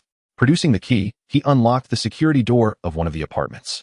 This particular unit spanned an impressive 180 square meters, featuring 3 bedrooms and a living room, with the master bedroom boasting an en-suite bathroom. It was already furnished, with excellent lighting and layout. Yet, instead of meticulously inspecting the apartment, Chu Ming advanced straight to the window and gazed into the distance. Although this school district housing was positioned at the foot of Beishan Mountain, he occupied the 10th floor, affording him a direct view of the entrance to Sichuan University nestled halfway up the mountain. A faint smile graced Chu Ming's lips as he nodded in satisfaction. According to his memories from his previous life, his counselor, Zhou Li, did not reside in the faculty dormitory and would leave the campus after evening study sessions. He intended to wait for Zhou Li here. Despite successfully completing his withdrawal procedures, he had not forgotten Zhou Li's acerbic and unpleasant demeanor. Having been granted a second chance at life, Chu Ming resolved to live it on his own terms. He was determined to eliminate Zhou Li today, otherwise, the resentment in his heart would remain unresolved. Chapter 23. The mysterious young woman before long. The clock struck 9 in the evening, and darkness enveloped the surroundings. Zhou Li emerged from the gates of Sichuan University, a bag slung over her shoulder, her expression somewhat grim and her demeanor dazed. Throughout the day, she had been unable to comprehend why Liang Jichao had slapped her and why he seemed so fearful of Chu Ming. After thoroughly reviewing Chu Ming's file, she discovered that he was indeed an orphan, which only deepened her confusion. Furthermore, she felt as though the other counselors in her office had been mocking her all afternoon, occasionally casting glances in her direction, causing her great embarrassment and leaving her feeling dejected during evening study sessions. The mere thought of Chu Ming made Zhou Li grind her teeth in fury as she muttered to herself, "I can't fathom what kind of person this little brat is. With his status and identity, why must he hide? He's made me lose face. It infuriates me." She believed that Chu Ming must be a figure of even greater influence than Liang Jichao's family. His claim of being an orphan was merely a guise to conceal his true identity. With a sense of indignation, she made her way down the northern mountain. Meanwhile, Chu Ming, in his apartment near the school district, was leaning on the windowsill, engrossed in his phone while observing the entrance of Sichuan University. Suddenly, out of the corner of his eye, he spotted a figure emerging from the school gate. Upon closer inspection, it was Zhou Li. Although he was a considerable distance away, approximately 1 to 2 kilometers from the gate, his enhanced physique, boasting a combat power of 65 points, allowed him to see clearly. A faint smile graced Chu Ming's lips as he awakened the venom within him. A surge of black fluid instantaneously enveloped his entire body, causing his stature to soar to 3 meters. The venom had fully manifested. He had previously noted that there was only one route down the northern mountain, and given the proximity to the school, the roads were heavily monitored. Thus, Chu Ming intended to transform into Venom to eliminate Zhou Li, even if caught on camera. His identity would remain undisclosed. "What's the matter, Chu Ming?" The Venom murmured, still a bit disoriented.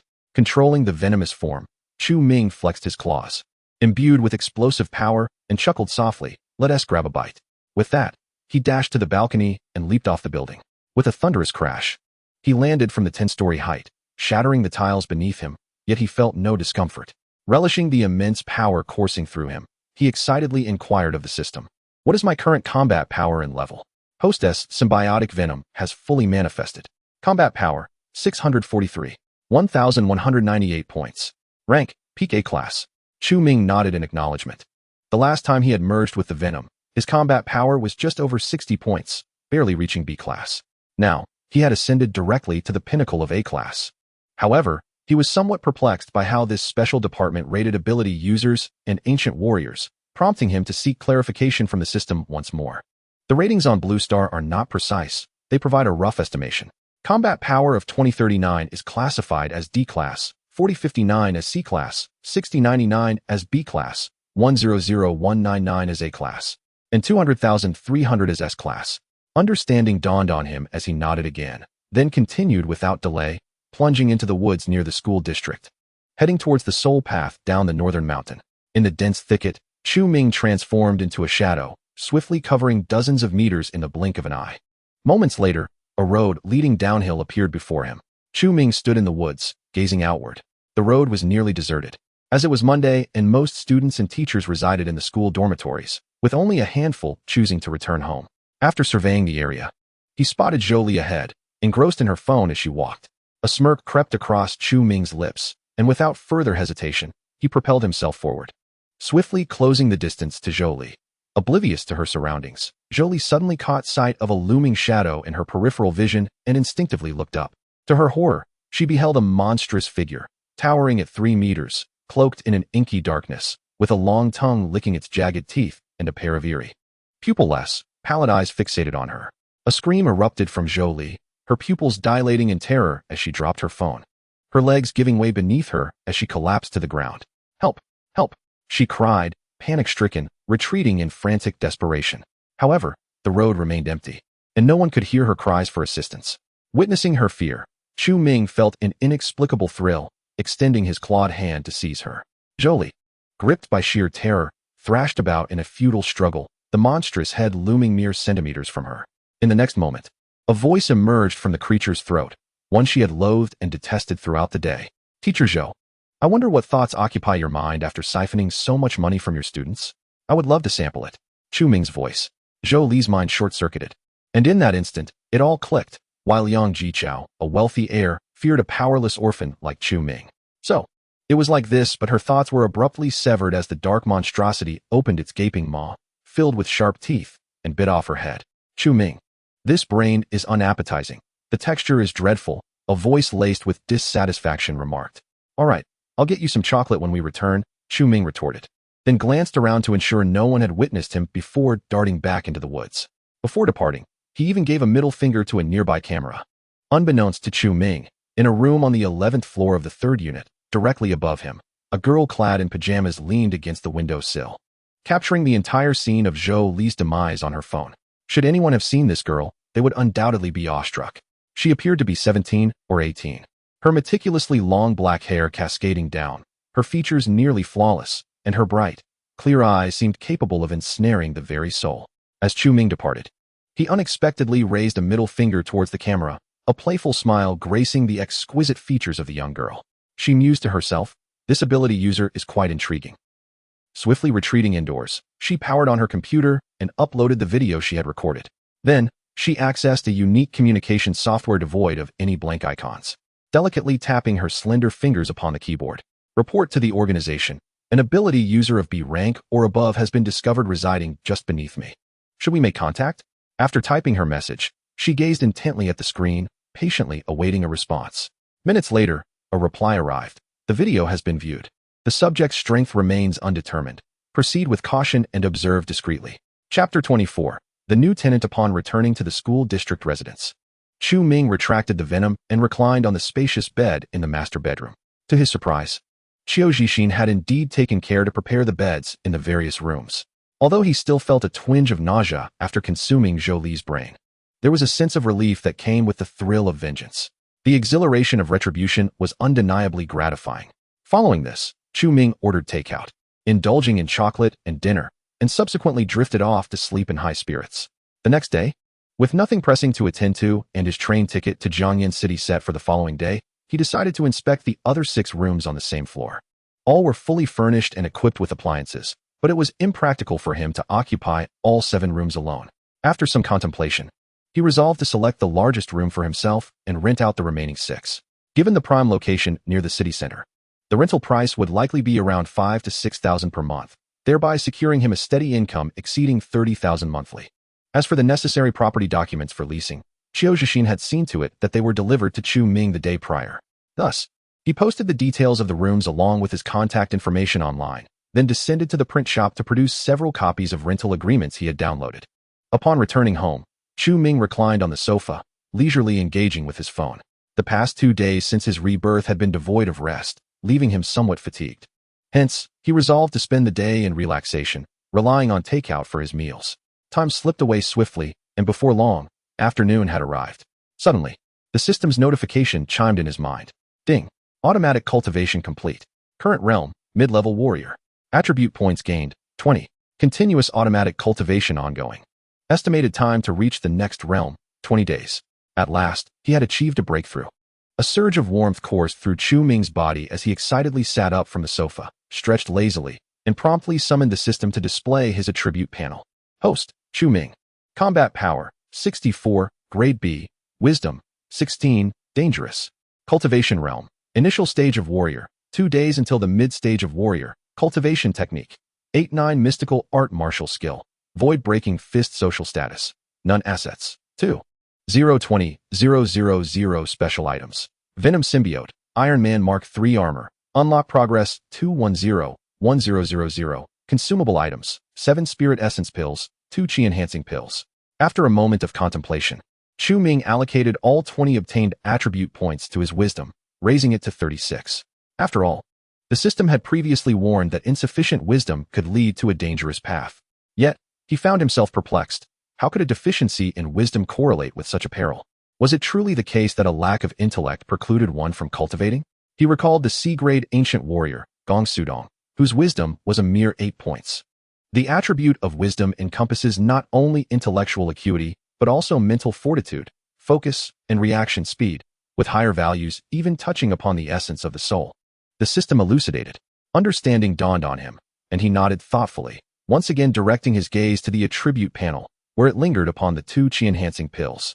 Chi-enhancing pill, originating from a certain cultivation realm, its consumption can elevate a warrior's prowess by a small increment. For the host, it can reduce the time required for automatic cultivation by 5 days. Shall the host use it? Yes, Chu Ming affirmed. He was eager to advance to the late stage of warrior, and the prospect of a lengthy 20-day automatic cultivation period was daunting. If other warriors were to discover Chu Ming's rather audacious thoughts, they might be driven to despair. Some had dedicated their lives to cultivation, yet remained ensnared at the threshold of external strength, never touching the gates of true warriorhood. But Chu Ming, having reached the mid-stage of warrior in merely 3 days, was poised to break into the late stage in just 20 days, and still felt discontent. The chi-enhancing pill had been consumed. Only 10 days remained until he would reach the late stage of warrior. This chi-enhancing pill was indeed a remarkable item. Once he accrued sufficient points for the Mark III armor, he would certainly indulge in acquiring more chi-enhancing pills. With a contented smile, Chu Ming reclined back onto the sofa, preparing to continue his mobile games. At that moment, a phone call interrupted him. It was from an unfamiliar number. After a brief consideration, Chu Ming answered, "Hello? Who is this?" A clear and melodious female voice responded from the other end. "Hello, is this Mr. Chu? I came across your rental information online and would like to inquire about renting your property." Scratching his head, Chu Ming was taken aback. He had only posted the rental information that morning, and now, in the afternoon, someone was already calling. Was this school district property truly in such high demand? After pondering for a moment, Chu Ming replied, would you like to come and view the property now? If you have time, I can come over now. In about 10 minutes, said the feminine voice on the other end of the line. All right then, please do come.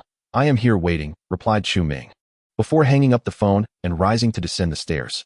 Moments later, a girl with long hair cascading down to her waist, dressed in casual attire and wearing a mask, appeared before Chu Ming. Hello, are you Mr. Chu? she inquired, playfully tossing her hair aside as she extended her right hand. Yes, that is indeed I. May I ask your name?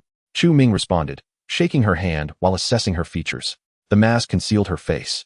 Yet the pair of enchanting eyes peeking through were undeniably captivating. She seemed quite young, perhaps just having reached adulthood. Chu Ming felt a surge of delight. He had not anticipated that his first tenant would be such a beautiful girl. The two ascended to inspect the room, and to Chu Ming's astonishment, the renting process unfolded with remarkable ease. He had presumed that she, appearing so youthful, might be a student with limited means. However, she surprised him by not negotiating the rent. Instead, she promptly agreed to lease the entire 3-bedroom apartment, paying 3 months' rent of 5,000 without a flicker of hesitation. May I inquire what you intend to do with a 3-bedroom apartment all by yourself? Chu Ming asked, genuinely curious. I won't tell you, the girl replied playfully, winking as she clutched the signed contract and walked into her new home. Just before closing the door, she removed her mask, casting a charming smile back at Chu Ming. Her voice laced with allure. Brother landlord, I live here alone. Do come by to play sometime. Stunned by her beauty, Chu Ming was momentarily taken aback. She seemed to have stepped right out of an anime, her facial proportions exquisitely perfect, surpassing even the beauty of Gong Qiulin, whom he had met just 2 days prior. It was only when the door clicked shut that Chu Ming regained his composure. He licked his lips, pondering whether the post-2000 generation was so open-minded, contemplating if he should indeed visit this enchanting girl later that evening. Suddenly, an alarm blared in Chu Ming's mind. Warning. S-Class Esper detected. Combat power, 280, unmatched. The system's warning echoed loudly, causing a throbbing pain at the back of his head. What on earth? What is happening? Chu Ming rubbed his head and scanned his surroundings cautiously, but after a thorough examination, he found no sign of anyone in the corridor. A sense of bewilderment washed over him. Where did this S-Class Esper come from? Had the system made an error? No, wait. Chu Ming's gaze shot toward the room the girl had just entered, his eyes widening in shock as he pondered. Could it be that this girl is an S-Class Esper? Indeed, the system confirmed. Then why did you not warn me earlier? Chu Ming shouted in his mind. Chapter 25. Journey to Jiangyan City. The mere thought of having just engaged in light-hearted banter with a formidable S-rank powerhouse boasting a combat strength of 280 points sent a shiver down Chu Ming's spine. Furthermore, he had genuinely entertained the idea of seeking the individual out for some evening amusement. I feared that alerting the host would provoke a strong reaction, potentially arousing the other party's suspicions, the system elucidated. Indeed, reflecting on his own reaction brought Chu Ming some solace. He patted his chest and hurried back to his room. The lingering memory of that enigmatic smile and the teasing remark exchanged just before the door closed deepened his sense of unease. Does this woman know something? He inquired of the system. Do you have any insight into her identity? What could have prompted the sudden appearance of such a powerful mutant by her side? The individual in question is Fan Xiaojun, the 9th ranked on the forbidden list of the Special Department of Jiuzhou in Huagua. Last night, she captured the entire scene of you, in the guise of Venom, eliminating Zhou Li from the floor above. She is here to monitor you. What does Jiuzhou and the forbidden list signify? Chu Ming's brow furrowed in concern. Am I being targeted by a special department? The realization that she had been right above him the previous night, without his knowledge, left him unsettled. The Special Department of Jiuzhou operates under direct governmental oversight, with the forbidden list ranking S-rank mutants and ancient martial artists affiliated with Jiuzhou. Presently, 12 individuals occupy this list. Goodness, is Jiuzhou truly that formidable? Chu Ming gasped. Previously, he had been led to believe that B-rank mutants were exceedingly rare, yet Jiuzhou housed 12 S-rank mutants. The mutant known as Fan Xiaojun, with her peak S-rank combat strength of 280 points, was only ranked 9th on the forbidden list. Contemplating this, Chu Ming cast a wary glance in the direction of Fan Xiaojun's room.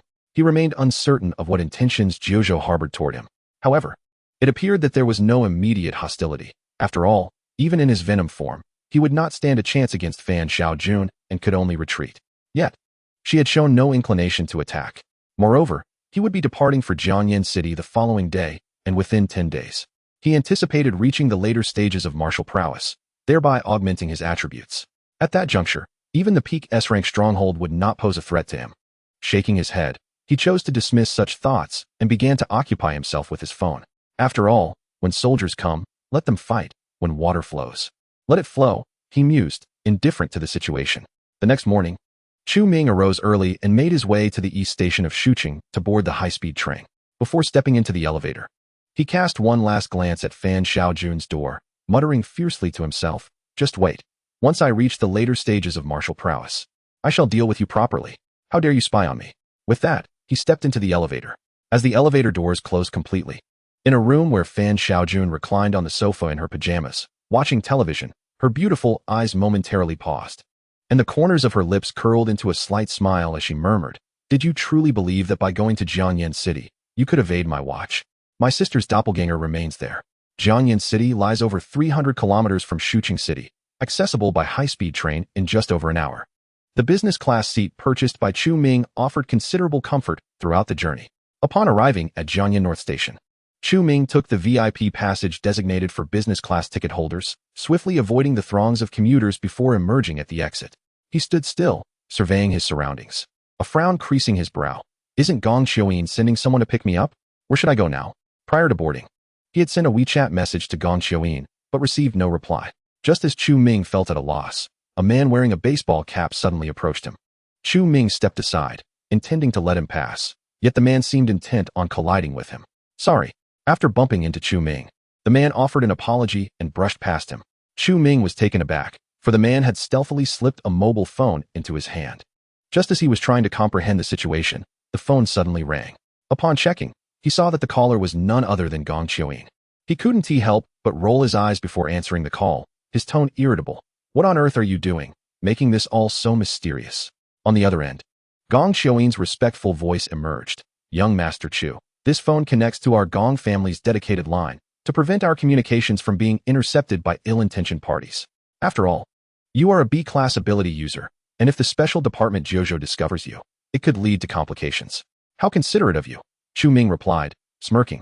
What Gong Xiuyin did not realize was that he had already attracted Jojo's attention, and they were monitoring him. It's only right. Chu Ming scratched his head and inquired, so where should I go now? I received some information today.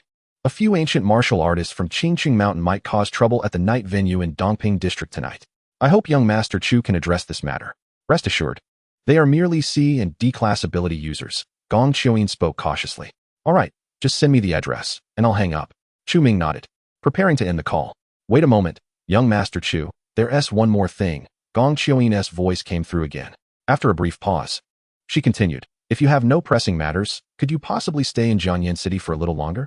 There are numerous ancient martial artists from Qingqing Mountain, and they may return after you leave. So are you implying that I should toil away for an extended period? Chu Ming raised an eyebrow, a hint of irritation evident in his tone. Wasn't it agreed that I would merely address a few ancient martial artists? Now that I've arrived, this is what I hear? Not at all, young Master Chu. Gong Xiuyin's voice trembled slightly, tinged with anxiety, as if she feared inciting his wrath. She promptly elaborated. This notion came to me quite spontaneously, given the increasing number of ancient martial artists emerging in Qingqing Mountain these past few days.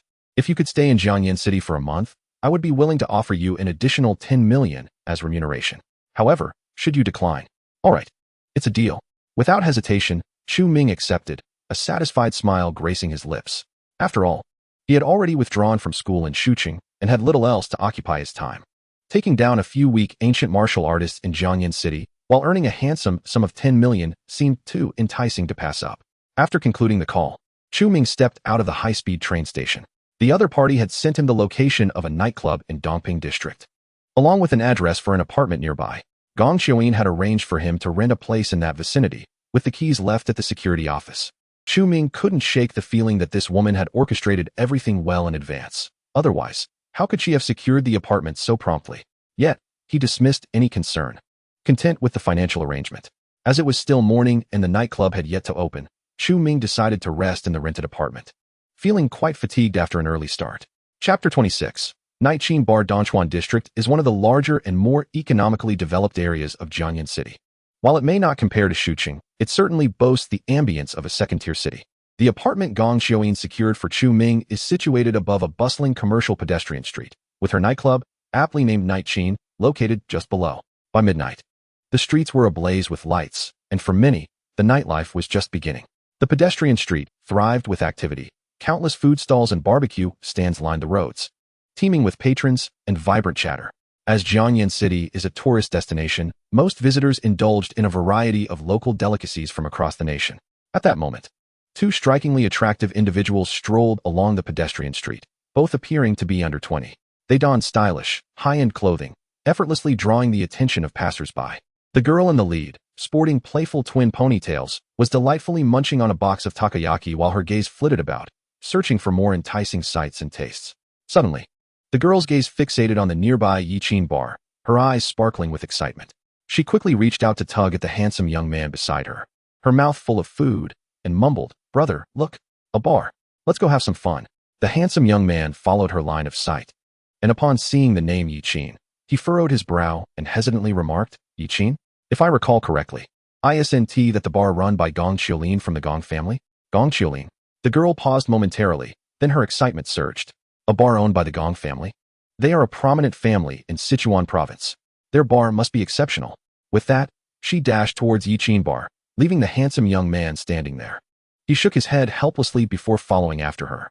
As they stepped into the bar, they were immediately engulfed by the deafening beats of the DJ. And the air was thick with the scents of smoke and alcohol.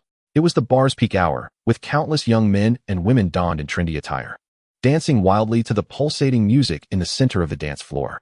"Wow, this bar is enormous," the girl exclaimed, bouncing with excitement as she pulled the handsome young man deeper into the venue. He appeared somewhat disconcerted by the chaotic scene, frowning as he allowed himself to be led. Before long, they navigated through the throng of revelers and arrived at a booth in the middle of the dance floor, where the crowd had thinned considerably. The handsome young man sighed in relief, only to be approached by a woman from the bar's marketing team. With a smile, she inquired, "May I ask if you two would like to reserve a booth?" "Yes," the handsome young man nodded. "I'm terribly sorry, but all our booths are fully booked today." The woman replied apologetically. "Fully booked?" The young man frowned again. He had no desire to sit at the bar, where it was overcrowded. The girl, sensing his disappointment, glanced around the occupied booths and suddenly noticed one in the corner, where only a solitary individual sat, sipping a drink. She eagerly tugged at the young man's arm, pointing, "Brother, look, that booth over there has only one person. Should we ask if we can share?" The handsome young man looked over and nodded. "Let us go inquire." They made their way toward the individual. Seated in the booth was a striking young man, around 18 or 19 years old, with a handsome face and dressed casually. He leaned back on the booth sofa, quietly sipping from a glass while attentively surveying his surroundings. This was Chu Ming, who had slept until the afternoon and arrived at Yiqin bar at 8 o'clock, intending to wait for any troublemakers from the ancient martial arts circles. As Gong Qiulin informed him that for the past month, all his expenses at her bar would be covered by her, Chu Ming decided to reserve a private booth in the dance area of the bar, accompanied by 2 bottles of Remy Martin Louis XIII, each worth 20 to 30,000. He indulged in the exquisite spirits, reveling in the moment. However, despite his anticipation, he had yet to spot a single ancient martial artist. It seemed that these skilled individuals were reluctant to cause a scene in such a crowded place, particularly with the looming threat of the Juzhou sword hanging over them. It was likely that they would only appear once the bar had closed for the night. Left to bide his time, Chu Ming was suddenly approached by a man and a woman. He straightened up, scrutinizing them with a wary gaze. Upon realizing the system had not flagged them as ancient martial artists, he sighed in relief and reclined back on the sofa. The handsome young man approached him with a smile, greeting him courteously. "Hello, brother. Are you here alone?" "Yes, what's the matter?" Chu Ming nodded, looking at him curiously. "Well, you see, we wanted to book a booth, but they are all fully booked. Since you are alone, would you mind sharing your space with us?" The young man spoke politely, exuding charm. After observing their attire, which suggested they were not ordinary individuals, and feeling no aversion to the young man's demeanor, Chu Ming contemplated and decided, since he was indeed alone, to acquiesce. "All right, you can sit. Thank you." Before the young man could respond, the girl beside him expressed her gratitude and unceremoniously took a seat in the booth, turning to the young man and saying, "Brother, quickly transfer the money for the booth." "Bro, let's add each other on WeChat. I'll send you the booth fee," the young man suggested, nodding as he reached for his phone. "No need. Just make yourselves comfortable," Chu Ming replied, shaking his head. After all, Gong Qiulin was covering his expenses, so why should he let others pay? That might not be appropriate. "The minimum spend for this booth is 20,000. It feels a bit awkward," the young man stammered, taken aback as he assessed Chu Ming. He found the situation rather peculiar. The minimum spend for a booth at the Yiqin bar was indeed 20,000, typically shared among 8 or 9 friends. It was unusual for someone to occupy a booth alone, especially one that had 2 bottles of Remy Martin Louis XIII and several boxes of cocktails, an expenditure nearing 100,000. Despite intending to share the booth, the man was refusing to accept any payment. Moreover, he did not seem to be there to drink. Every bottle had been opened, yet only 1 or 2 were empty. Little did he know, Chu Ming had merely been playing around out of boredom. The handsome young man intended to express a polite remark. Yet Chu Ming had already shifted his gaze away from him. Realizing this, he simply offered his thanks and took a seat on the sofa. He surmised that the individual before him was likely a wealthy second-generation heir, much like himself, for whom several thousand yuan would be of little consequence. Thus he chose to abandon further niceties. "Help yourself to the drinks," Chu Ming remarked, his eyes fixed on the dance floor. "Thank you. May I ask your name?" "My friend," the handsome young man inquired, nodding as he poured himself a drink and raised his glass towards Chu Ming. Chu Ming reciprocated, clinking their glasses together with a faint smile. "I am Chu Ming." Just as he was about to take a generous sip, the girl beside him suddenly exclaimed, "Wait. Hold on. I haven't clinked glasses yet." With that, she poured herself a drink, and the three of them clinked their glasses once more. Intrigued, Chu Ming regarded the girl, thinking her rather endearing, and thus he inquired, "Your accents suggest you are not from Sichuan. Are you here for a vacation?" "Indeed, we are visiting from Hubei province. I'm Li Jingyin, and this is my sister, Li Jiayue," Li Jingyin introduced, pausing briefly before curiously asking, "Brother, what brings you here alone? Surely you can't finish all this wine by yourself?" "I'm just passing the time," Chu Ming shrugged. Li Jingyin was at a loss for words. Spending nearly 100,000 on wine for amusement seemed extravagant, even for the wealthy. After a brief pause, he sought to steer the conversation. "This establishment is owned by Gong Qiujin, isn't it? It truly has an impressive ambience. It must be worth several million." "Oh, you know Gong Qiujin?" Chu Ming replied, somewhat astonished that an outsider was familiar with someone from a prominent family in Sichuan, suggesting that Li Jingyin's background was noteworthy. "My father runs a traditional Chinese medicine company in Hubei and has business dealings with the Gong family. I attended a banquet hosted by them with my father once, where I had the chance to meet Gong Qiujin," Li Jingyin recounted, pride evident in his tone. "Brother Chu, let me tell you, I even toasted to Gong Qiujin.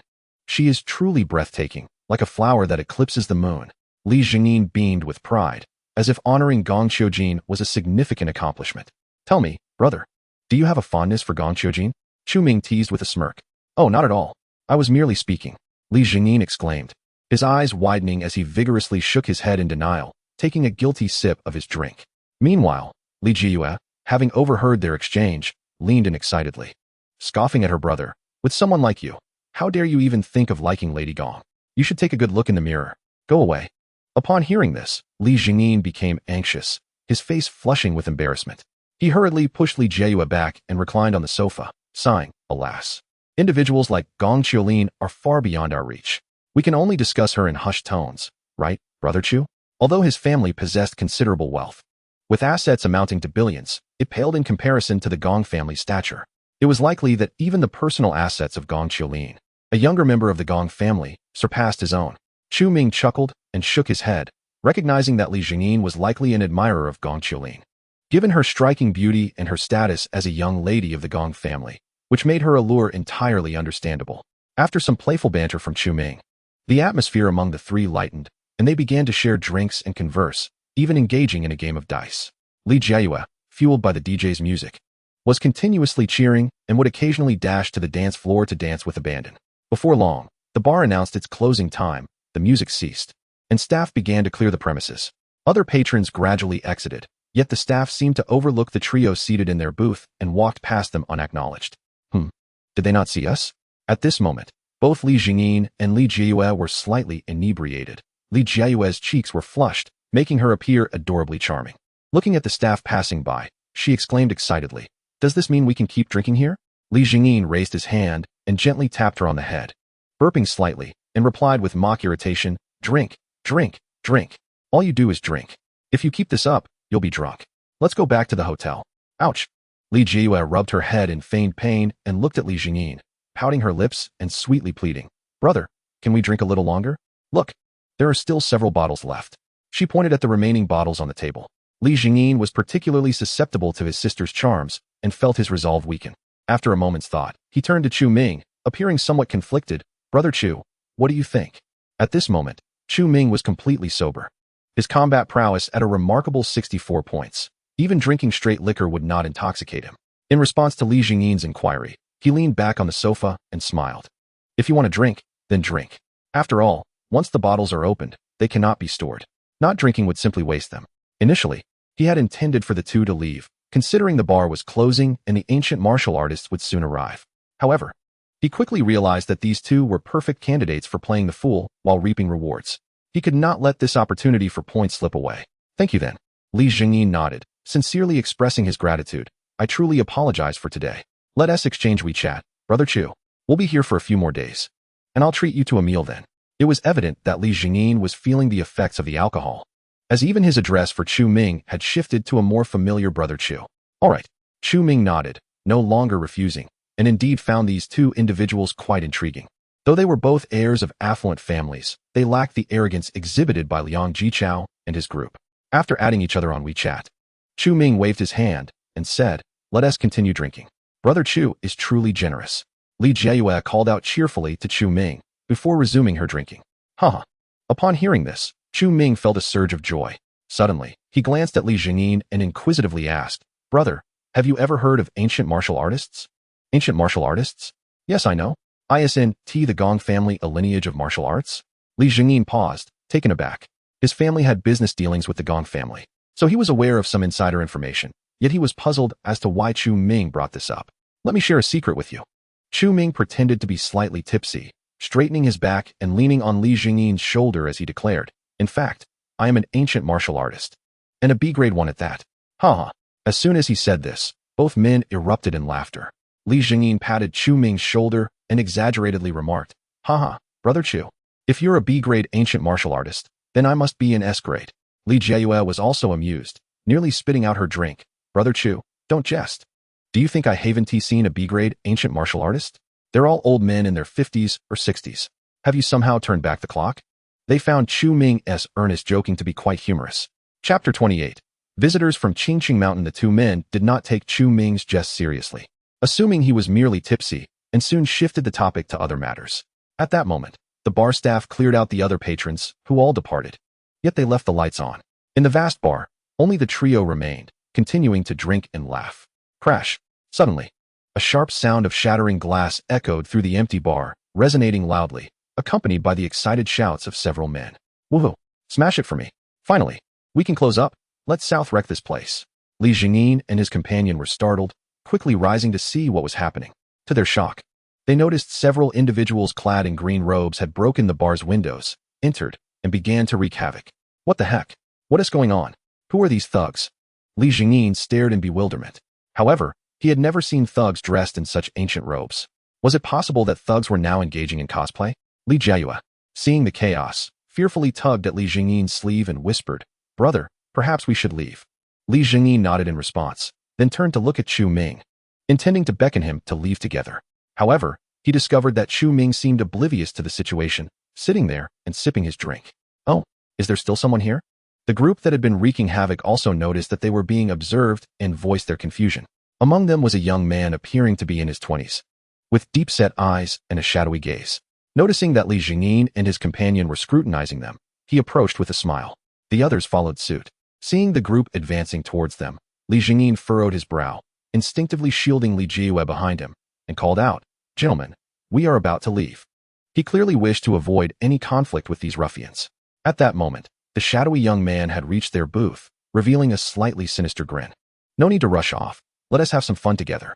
They were practitioners of ancient martial arts from Qingqing Mountain, who had recently smashed several venues owned by Gong Qiulin, but only after closing hours to avoid encounters. Having finally come across a few people, they were reluctant to let them depart easily, fearing the consequences if these individuals were to leave and report to the authorities. They certainly did not wish to attract the attention of the special department of Jiuzhou. The others in the group began to jeer. Hey, little brother, why the hurry? Oh, and a little sister? Quite lovely, I must say. How about I keep you company for a drink? Laughter erupted. The group, upon noticing Li Jiayue, shifted their attention to her, their eyes gleaming with interest. Having spent their lives training on Qingqing Mountain, they had recently found the opportunity to descend and had never before encountered such a charming and delicate young lady. Li Jiayue, unaccustomed to such scenes, turned pale with fright, her intoxication evaporating as she desperately sought refuge behind Li Jingyin. His expression darkened considerably upon witnessing the mockery directed at his sister. Consumed by anger, he spoke in a low voice. This is a bar owned by the Gong family, and my family has business dealings with them. I advise you to let us leave peacefully. He intended to invoke the name of the Gong family to instill fear in them. However, to his surprise, the expressions of the group shifted from playful teasing to indignation as they exchanged glances. The shadowy young man narrowed his eyes, scrutinizing Li Jingyin before sneering. So you're just a petty individual connected to the Gong family. Well, you can forget about leaving here unharmed today. A burly youth behind him scoffed, "Humph. You think you can threaten us with the Gong family's name? We have a long-standing feud with them. We initially intended to let you go after a little trouble. But now." Others also revealed cold smirks, their gazes fixated on Li Jingyin and his companions with palpable hostility. Qingqing Mountain, ancient martial artists? Li Jingyin was momentarily taken aback upon hearing these words. He had indeed heard whispers of the connection between the Gong family and the ancient martial artists of Qingqing Mountain.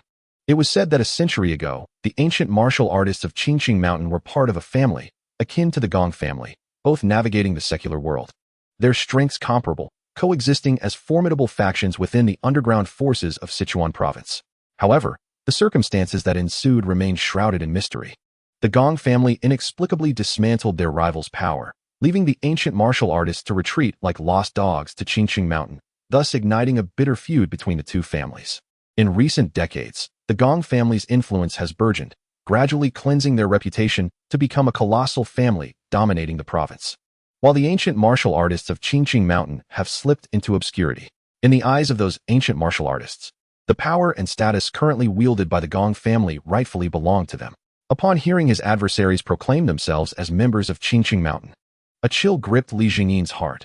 Panic surged within him as he realized this group might all be ancient martial artists. How could the three of them, mere ordinary individuals, hope to resist? Observing the malice in their eyes, he swallowed hard, forcing himself to regain composure, and murmured, "My family merely engages in business transactions with the Gong family. We are not part of them. I hope you gentlemen will allow us to leave. I can offer you 5 million as a token of my gratitude." Laughter erupted from the shadowy youth, his expression twisted with malice. "What? Do you think we, the people of Qingqing Mountain, lack for money up here? Let me clarify. Whether or not you are affiliated with the Gong family, anyone with ties to them deserves to die." With that, he gestured to those behind him.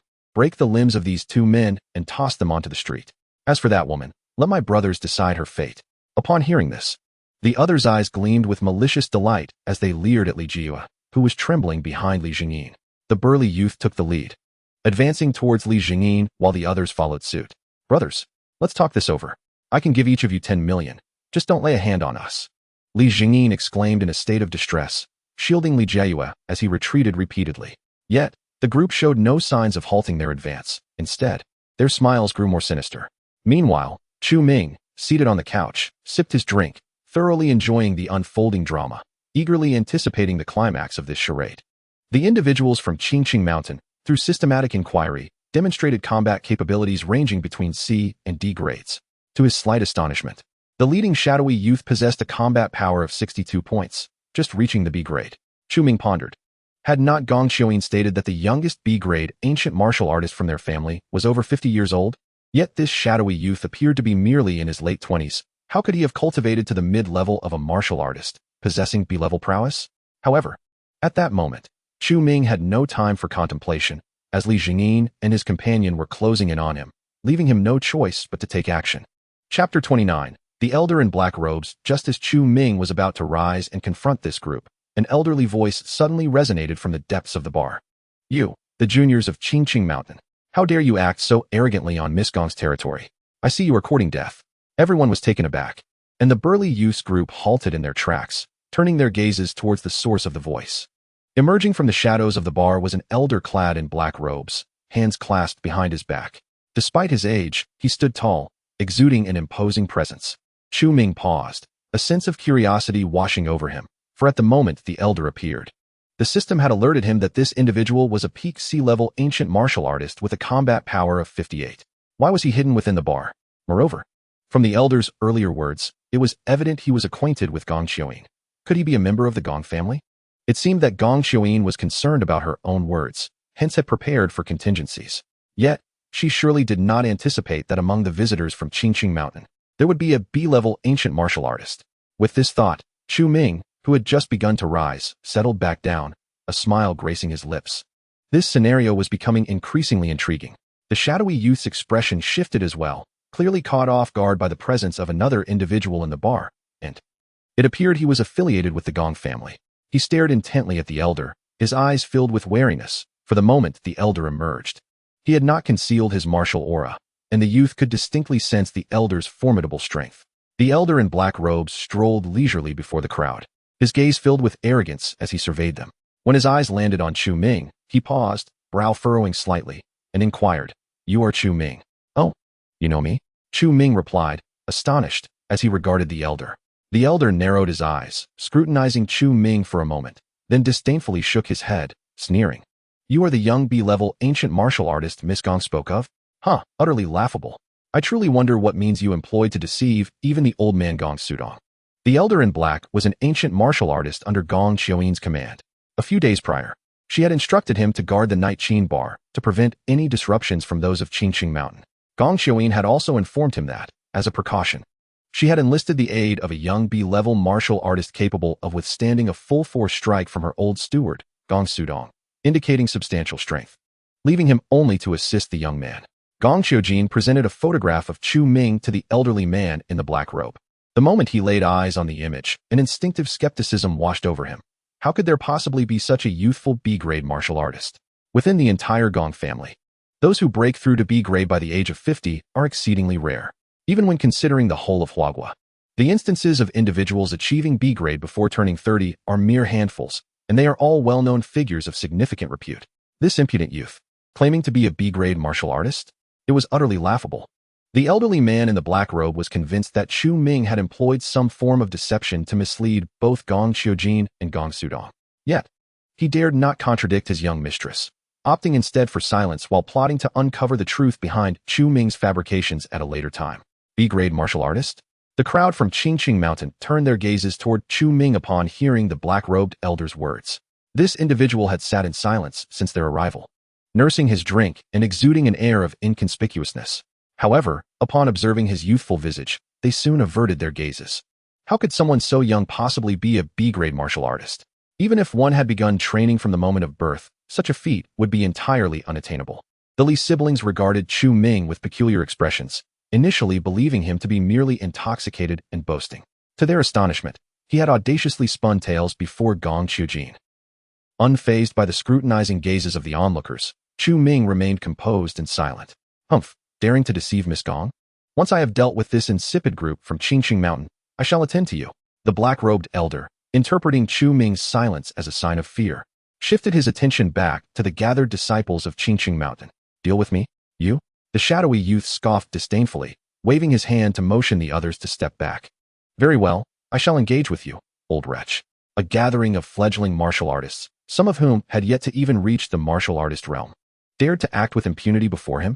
The black-robed elder felt his ire surge, issuing a cold laugh. He was a peak C-grade martial artist in the early stages. Handling a group of youngsters would be as easy as breathing. With that said, the black-robed elder unleashed a thunderous shout, his internal energy erupting forth, causing his aura to surge dramatically. "Ah, early martial artist? Pardon me, old man, but I am in the mid-stages." The shadowy youth smirked cunningly, and in an instant, he too unleashed his internal energy, revealing an aura even more formidable than that of the black-robed elder. "What?" The elder's expression shifted dramatically, unable to fathom such an unexpected turn of events. He hastily mobilized his internal energy, retreating swiftly to distance himself from the shadowy youth. How could Qingqing Mountain possibly harbor a mid-tier martial artist under 30? The old man in the black robe retreated more than 10 meters, his gaze filled with uncertainty. Just moments ago, he had been contemplating the rarity of individuals in the entirety of Hua country who had broken through to B-level before the age of 30, and yet, the next moment, he found himself confronted by one. "Ha, old man, times have changed." The shadowy youth laughed boisterously, declaring, "Our elders have stated that the world is undergoing transformation, spiritual energy has awakened, and Qingqing Mountain is a nexus of spiritual tides, allowing our cultivation to advance at an astonishing pace. And what of your Gong family? You have long been blinded by worldly power and wealth, and I dare say, among the younger generation of your family, few are inclined to pursue martial arts anymore." The youth sneered disdainfully at the old man in the black robe. The people of Qingqing Mountain were convinced that the resurgence of spiritual energy would allow martial artists to reclaim their place at the pinnacle of the world, while families like the Gong, nearly assimilated into the mundane, were utterly short-sighted. The old man furrowed his brow, overwhelmed by the sheer magnitude of the information conveyed. He could not grasp it all at once. "Brother, why waste words on this old man? Let us dispatch him swiftly," shouted the robust youths behind him. "Indeed. Let us eliminate this Gong family scum," echoed another. I say all this merely to ensure your understanding before your demise today. Now, prepare to meet your end." The shadowy youth nodded in agreement, ceasing further dialogue as he channeled his inner strength and charged at the old man in black. The old man, his expression grave, also summoned his inner power and surged toward the youth. He believed himself to be at the pinnacle of sea level, while the opponent was merely at the initial stage of B level. Thus, he felt he still had a fighting chance. Chapter 30. The clash in an instant. The two crossed a distance of 10 meters, their fists and feet colliding numerous times. The onlookers could only see two shadows darting and leaping before them, each strike imbued with tremendous force, shattering sofas, chairs, and bottles in their wake. Li Jingyin stood transfixed, his mouth agape in astonishment, exclaiming, "Is this what ancient martial artists are like? It's terrifying." "Brother, do you think that old man can win?" Li Jiayue asked anxiously. "Perhaps, after all, he is an ancient martial artist of the Gong family," Li Jingyin reassured her, though he too was uncertain. The earlier exchange had revealed a clear disparity in strength. "Haha. Don't hold out hope, kid. Our senior brother is a B-level ancient martial artist, and our cultivation, drawn from the spiritual tides at Qingqing Mountain, far surpasses that old man's," sneered the burly youth beside him. "Indeed, once our senior brother deals with that old man, it will be your turn." Another chimed in, casting greedy glances at Li Jiayue. Upon hearing this, Li Jingyin clenched his fists tightly, anxiety coursing through him. At this moment, he could only hope that the elder in the black robe would prevail against the shadowy youth. Otherwise, their fate would undoubtedly be dire. Li Jingyin couldn't help but cast a glance at Chu Ming beside him, only to find him nonchalantly sipping wine, as if watching a play. "Brother, we are at a life-and-death juncture. How can you remain so composed?" He truly could not fathom the source of Chu Ming's confidence. Suddenly, a tremendous sound erupted in the arena, and two figures abruptly separated. One of them clutched his chest, staggering back several steps before collapsing to the ground, while the other stood firm. Upon closer inspection, it was the shadowy youth who remained standing, and the one kneeling was, of course, the elder in black. The elder coughed twice, his body trembling, and with a bitter smile, he remarked, "It seems I have truly met my match this time." The shadowy youth appeared unscathed as he adjusted his azure robe and gazed at his opponent with disdain, saying, "I expected the warriors of the Gong family to be formidable. Is this truly the pinnacle of a sea-level fighter? Compared to the ancient warriors of Qingqing Mountain, your Gong family's fighters are nothing but weeds in a greenhouse. You likely have little opportunity for battle. Unlike us, who have been trained since childhood to wrestle with the beasts of the mountains, our combat skills far surpass yours." The shadowy youth continued his taunts. "There is no need for further humiliation. I acknowledge my inferiority. If you wish to kill or maim me, do so swiftly." The elder's gaze dimmed, yet he did not lower his head, maintaining a steady stare at his adversary. "Humph, the trash of the Gong family. I certainly intend to kill you. Do I need a reminder?" The shadowy youth scoffed, clenching his fist and slowly approaching, ready to end the elder's life. At that moment, Li Jingyin and his sister were already feeling a chill enveloping them, as if they had fallen into an ice cavern, despairingly murmuring, "It's over. It's over." They could already envision the impending tragedy. Suddenly, a voice broke through the tension.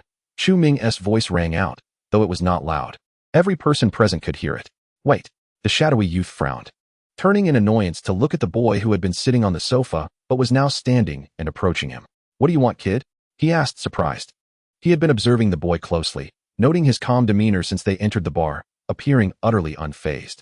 Now, even in the face of such manifest power, the boy remained composed, clearly possessing some form of assurance. The shadowy youth was no fool. He had survived numerous deadly encounters with fierce beasts on Qingqing Mountain, relying not just on talent but also on cautious intelligence.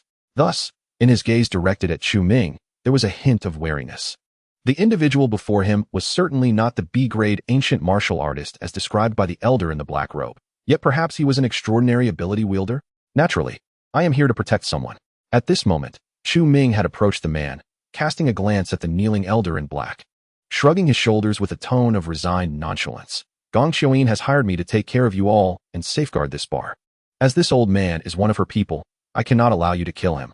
Though his tone was light and airy, the words elicited laughter from the burly youth and his companions behind him, who began to mock him. "Take care of us? Huh. I wonder what the Gong family is thinking, hiring a mere child to deal with us. You'll soon be on the receiving end of a thrashing. And here you are pretending? Surely you don't think you're a B-grade ancient martial artist? Have you convinced yourself of that?" Huh. Li Jingyin, taken aback by Chu Ming's audacity, was left speechless. "Brother, can't you see that these people are genuine ancient martial artists? There's a limit to boasting and bravado. If you continue like this, we'll only meet a more tragic end. Meanwhile, Li Jiayue buried her head deeply against Li Jingyin, trembling in fear and too terrified to look. The elder in black silently shook his head, glancing at Chu Ming, thinking that the young man was truly lost in his role. You wish to protect someone? On what grounds? The shadowy youth scoffed, his irritation palpable at Chu Ming's composed demeanor. On what grounds? Chu Ming pondered for a moment before breaking into a smile, coolly asserting. On the grounds that I can defeat all of you right now. As the words left his lips, a tremendous and overwhelming aura erupted from Chu Ming's body. He instantly channeled his inner strength to its peak, concentrating it in his right arm before unleashing a powerful punch. The shattering fist. Chu Ming did not hesitate to employ his martial technique, for the shadowy youth boasted a combat power of 62 points, while his own was merely 64. Only a slight advantage. If he could not resolve this through martial prowess, he would have no choice but to awaken the venom once more. However, during his time in Shuqing, he had been regarded as an ability wielder for using the venom to kill, prompting the Jiuzhou to monitor him. Now in Zhangyan, Chu Ming was reluctant to resort to the venom again. Who could say if Jiuzhou would send an even stronger ability wielder to keep tabs on him? Yet as the shadowy youth sensed the overwhelming force of the approaching fist, his expression shifted drastically. He crossed his arms over his chest in a desperate attempt to block the blow. But Chu Ming's fist was astonishingly swift. Before the youth could fully raise his arms, the punch had already struck his chest. With a resounding crack, the young man's ribs shattered upon impact. He could only watch in horror as the fist, imbued with the power to obliterate all, penetrated his chest as if it were mere tofu, emerging from his back with devastating force. An unstoppable force. With a single punch, he had unexpectedly pierced the chest of the shadowy youth. How could this be possible? The shadowy youth gazed down at the arm that had embedded itself within his body, his eyes widening in horror. Moments later, he gradually succumbed to lifelessness, collapsing backward. Chu Ming likewise withdrew his fist. Chapter 31. The show-off completed. Chu Ming stood motionless, his right forearm stained crimson with blood, droplets trickling down his fingers. With a resounding thud, the shadowy youth crumpled to the ground, his eyes wide, revealing a gaping wound the size of a fist in his chest. Blood surging forth in a gruesome display. The onlookers remained stunned, unable to comprehend what had transpired, their gazes fixated on the lifeless body of the shadowy youth, utterly deceased. In the expansive night harp bar, a profound silence enveloped the atmosphere. Goodness! Run! The burly youth's group, who had moments earlier mocked Chu Ming, now found themselves paralyzed in shock as they witnessed their senior brother felled by a single punch. After a brief moment of stupefaction, their expressions shifted dramatically, instinctively turning to flee. It was crucial to note that their senior brother was an B-grade ancient martial artist, his physical prowess nearly rivaling that of solid wood. A mere ordinary person with a knife would struggle to penetrate his defenses. Yet, Chu Ming's punch had obliterated the shadowy youth's chest, as if striking upon soft tofu. What kind of strength is this? He must be at least a peak B-grade ancient martial artist, if not an A-grade. Goodness, this Chu Ming. Beside them, Li Jingyin stood dumbfounded, his mind swirling with disbelief, his voice trembling. Could it be that this fellow wasn't he boasting after all? He is truly a divine being. Brother, what is happening? Li Jiayue sensed the unusual tension in the voices around her and attempted to lift her head from where it had been buried against Li Jingyin's shoulder to see what had occurred. However, Li Jingyin quickly pressed her head back down, urging, don't look, it's not suitable for children. It's just that Brother Chu scared those people away. This bloody scene made him feel a bit queasy, and he certainly did not want his sister to witness it. Chu Ming remained still, knowing that the other ancient martial artists from Qingqing Mountain had fled in fear, yet he was too indifferent to pursue them. His mind was instead engulfed in profound confusion as he stared at his blood-soaked arm. Something is amiss. How could a single punch have resulted in such a fatality? Initially, Chu Ming had assumed that their combat power differed by merely 2 points, making it difficult to engage effectively, so he had approached cautiously, then suddenly struck with the void-breaking fist, catching his opponent off guard. But why does their 62 points of combat power seem so feeble? The esteemed martial arts elder, I express my profound gratitude for your timely intervention, and I sincerely apologize for my earlier skepticism. The elderly figure, draped in a black cloak, regarded Chu Ming with a complex gaze, contemplating for several moments before uttering his thanks. From the instant Chu Ming unleashed his formidable aura, he recognized his grave misjudgment. A peak B-rank ancient martial artist under the age of 20, such a revelation was nearly beyond belief. The thought of having arrogantly questioned him moments ago made his cheeks flush with embarrassment, though his thick skin concealed any outward signs. In response, Chu Ming momentarily set aside his own uncertainties and gazed at the black-cloaked elder, gesturing dismissively as he said, "It is of no consequence. Gong Qiulin has compensated me. Aiding you is merely my duty." After a brief appraisal of the elder, he raised an eyebrow, sensing the severity of the elder's injuries. "Shall I summon an ambulance for you?" "No, no. Our Gong family possesses a physician, and my injuries are due to internal energy. A conventional doctor cannot treat them," the elder insisted, shaking his head repeatedly before unsteadily rising to his feet. A look of reverence crossed his face as he expressed his gratitude once more. "Truly, thank you for your assistance today." Despite the age gap, the martial arts realm dictated that mastery be respected, and addressing him as an elder was entirely fitting. "There is no need for further thanks. I believe the people of Qingqing Mountain will refrain from causing disturbances for quite some time following today. I shall return to rest for a few days. So I will take my leave now," Chu Ming stated, shaking the blood from his hands before turning to walk towards Li Jingyin and the others. Upon seeing Chu Ming approach, Li Jingyin wore a bemused expression, shaking his head with a wry smile. "Brother Chu, you are truly remarkable." Li Jiayue, tilting her head slightly, glanced at Chu Ming with delight, exclaiming, "Brother Chu, you actually scared them all away. You are incredible. Did I not mention that I am a B-rank ancient martial artist? Did you not believe me?" Chu Ming replied with a triumphant smile, reveling in his successful display. At that moment, however, Li Jingyin took a deep breath, becoming serious as he said, "Brother Chu, today you treated us to drinks and saved our lives. I genuinely do not know how to repay this kindness. Oh, spare me the formalities. Just treat me to a grand meal another day." Chu Ming chuckled. Shaking his head. Pausing, he checked the time on his phone and grimaced. "It is already 4 in the morning. I must head home to sleep. You two should return as well." "Understood," Li Jingyin nodded in agreement. And with that, Chu Ming turned and exited the Yaqin bar. The black-cloaked elder watched Chu Ming's retreating figure with a dazed expression, murmuring to himself, the revival of spiritual energy, the ebb and flow of its tides. A peak B rank under 20. This world is on the brink of transformation. Ding. Congratulations, host, on successfully playing the role of a cunning underdog. Earning 490 points. As Chu Ming walked along the path back to his rental apartment, the system's prompt echoed in his mind. "What? For 190 points? I've struck gold." Upon hearing this number, Chu Ming was overwhelmed with joy. However, upon reflection, he realized the points were well-deserved. Those present earlier held impressive identities and strengths. Not only were the Li siblings affluent second-generation heirs, but there were also 7 or 8 ancient martial artists from Qingqing Mountain. Not to mention the enigmatic youth and the aged man in black robes, one at the B grade and the other at the peak of C grade. Without hesitation, Chu Ming immediately invested all his points into the Mark III Iron Man suit blueprint.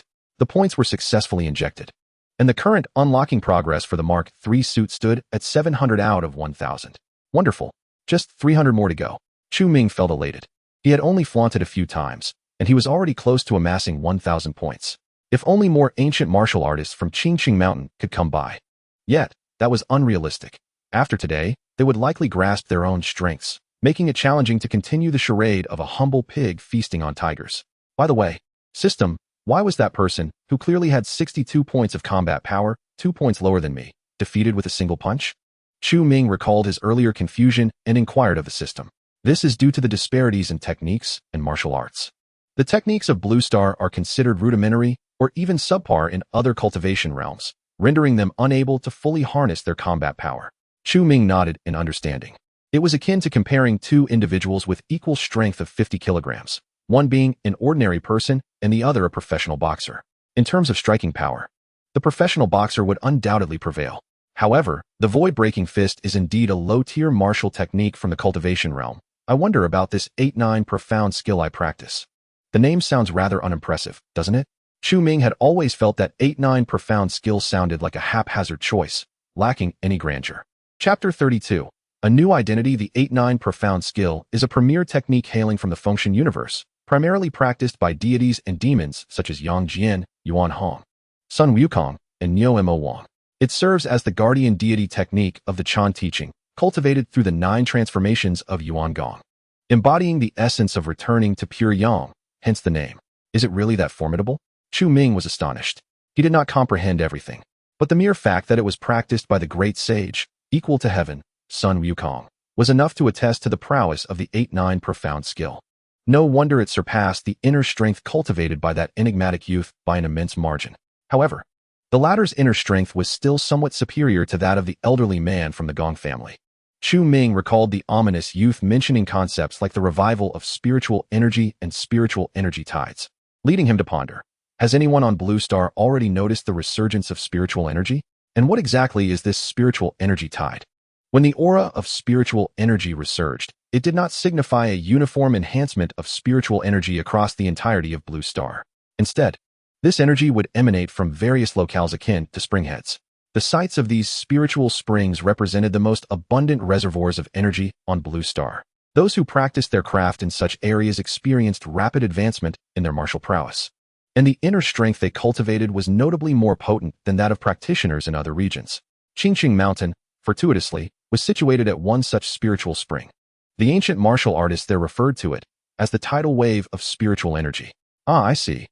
In areas where the tidal wave of spiritual energy is present, do flora and fauna undergo accelerated evolution and mutation due to the high concentration of this energy? Chu Ming inquired, recalling a pack of wild dogs he had once observed, transformed by this very energy. Indeed. And it is also more likely that rare materials beneficial for martial practitioners will emerge, the system replied. Are these rare materials useful to me? Chu Ming's eyes gleamed with interest upon hearing this. Yes, they can significantly reduce the host's automatic cultivation time. Then I must seize the opportunity to venture to Qingqing Mountain. Chu Ming chuckled mischievously, pondering his need for points to draw energy pills for a swift breakthrough in his cultivation. However, that was a matter for another day. For now, he yearned for rest. Since the apartment rented from Gong Qiulin was situated directly above the Night Qin bar, he arrived there with alacrity. The rental unit was on the 18th floor, comprising a one-bedroom layout of approximately 60 square meters. Yet, due to its prime location in a bustling commercial pedestrian street, the monthly rent was an astonishing 7,000 to 8,000. Upon returning to his rented abode, Chu Ming found it was nearly 5 in the morning. Weariness enveloped him, and he collapsed into slumber. Even though he had just taken a life, he slept soundly, for he had witnessed gruesome scenes of venom consuming brains multiple times. Such trivial bloodshed barely registered on his senses. The following morning at 9 o'clock, the venom, having slumbered throughout the night, awakened and peered at the peacefully resting Chu Ming, exclaiming in a loud voice, "Chu Ming, I'm hungry. Darn it. You could have chosen any other time to wake me. But you decide to do it when I want to sleep in." Chu Ming, groggy, rubbed his eyes and was met with the venomous gaze of the creature that was fixated on him, inciting a surge of irritation. Hungry, hungry, chocolate. The venom was relentless in its demands. Fine, fine. I'll buy it. Chu Ming, overwhelmed by the incessant clamoring, reluctantly retrieved his phone to order takeout. Upon seeing this, the venom ceased its outcries and settled onto Chu Ming's lap. After placing the order, just as Chu Ming intended to close his eyes for a brief respite, he noticed that the specialized phone from the Gong family bestowed upon him was lit up. Picking it up, he discovered several messages had arrived. Sent by Gong Qiulin at 7 o'clock that morning. I extend my heartfelt gratitude to young Master Chu for coming to the aid of my subordinate last night. The remaining payment of 3 million will be transferred to your bank account this afternoon. As for the agreed-upon remuneration of 10 million, I shall ensure it reaches you on the very day you complete a month in Jiangyan City. To safeguard your identity as an extraordinary individual, I have arranged a new identity for you. The new identification documents have been placed in the security booth downstairs, where our personnel have since taken over. After reading the message, Chu Ming clicked his tongue, recognizing that Gong Qiulin, as a member of a prominent family, certainly possesses a keen sense of caution.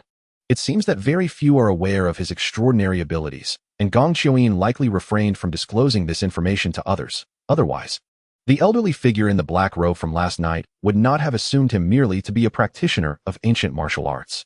It appears the other party has invested considerable thought into this, which could be interpreted as a gesture of goodwill towards Chu Ming. Contemplating this, Chu Ming rose from his bed, preparing to retrieve the counterfeit identification documents that Gong Qiulin had arranged for him. Upon arriving at the security booth, he was met by a middle-aged guard who, upon seeing him, swiftly opened a drawer to produce a black envelope, which he respectfully handed over to Chu Ming with both hands. Chu Ming nodded in acknowledgement before turning to leave. Once back in his room, he settled onto the sofa, tore open the envelope, and extracted the contents within. Inside were an identification card, a driver's license, a student card, and a plethora of paperwork. He glanced at the identification card. While his name and age remained unchanged, both the identification number and address had been altered. The driver's license seemed somewhat superfluous, as he was utterly incapable of driving. He then picked up the student card and, upon opening it, discovered a transfer notice tucked inside. It pertained to a vocational school within a university town near the commercial street, officially named Jiangyan Engineering Vocational Technical College, abbreviated as Jiangyan Technical College.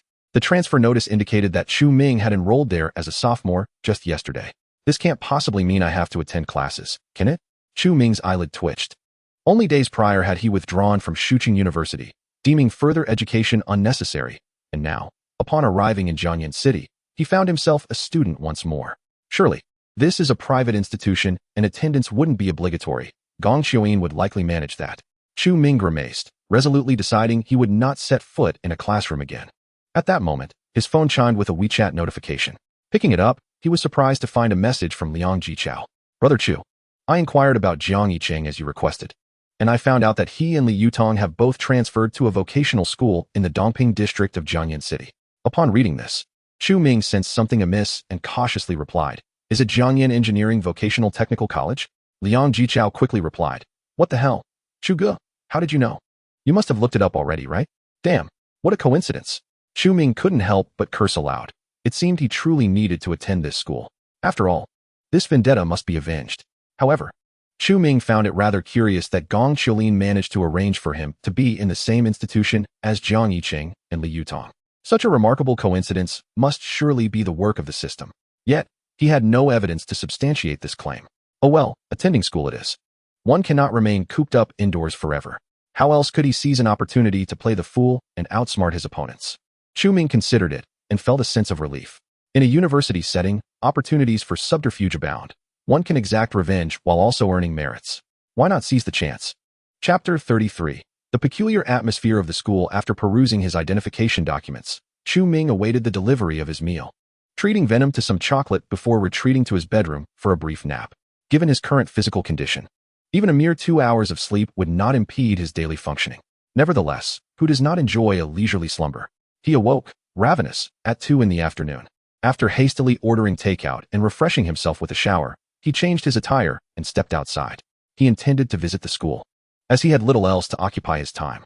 Exiting the pedestrian street and crossing a road, he arrived at the university city. Prior to his departure, Chu Ming had researched information about the university city. This area housed around 10 universities, the most renowned of which was Jiangyan Vocational College, a prestigious institution in Jiangyan City. Not that the faculty or teaching quality was exceptionally high, being merely a vocational college, but rather that the majority of the students were wealthy offspring of families with poor academic records. As a private university, it was reportedly established for the amusement of a prominent figure in Sichuan province, resulting in exorbitant tuition fees that did not deter numerous parents eager to foster connections with the principal by enrolling their children. Was this education? More like a lesson in social connections. As Chu Ming traversed the streets of the university city, he observed numerous cars passing by, including several luxurious vehicles. Some parents were dropping off their children, while others were students driving themselves to class. Following his navigation, Chu Ming located the entrance to Jiangyan Vocational College. After presenting his student ID to the security guard, he entered the campus. The school boasted an exquisite environment. The teaching buildings were elegantly designed in white European architecture.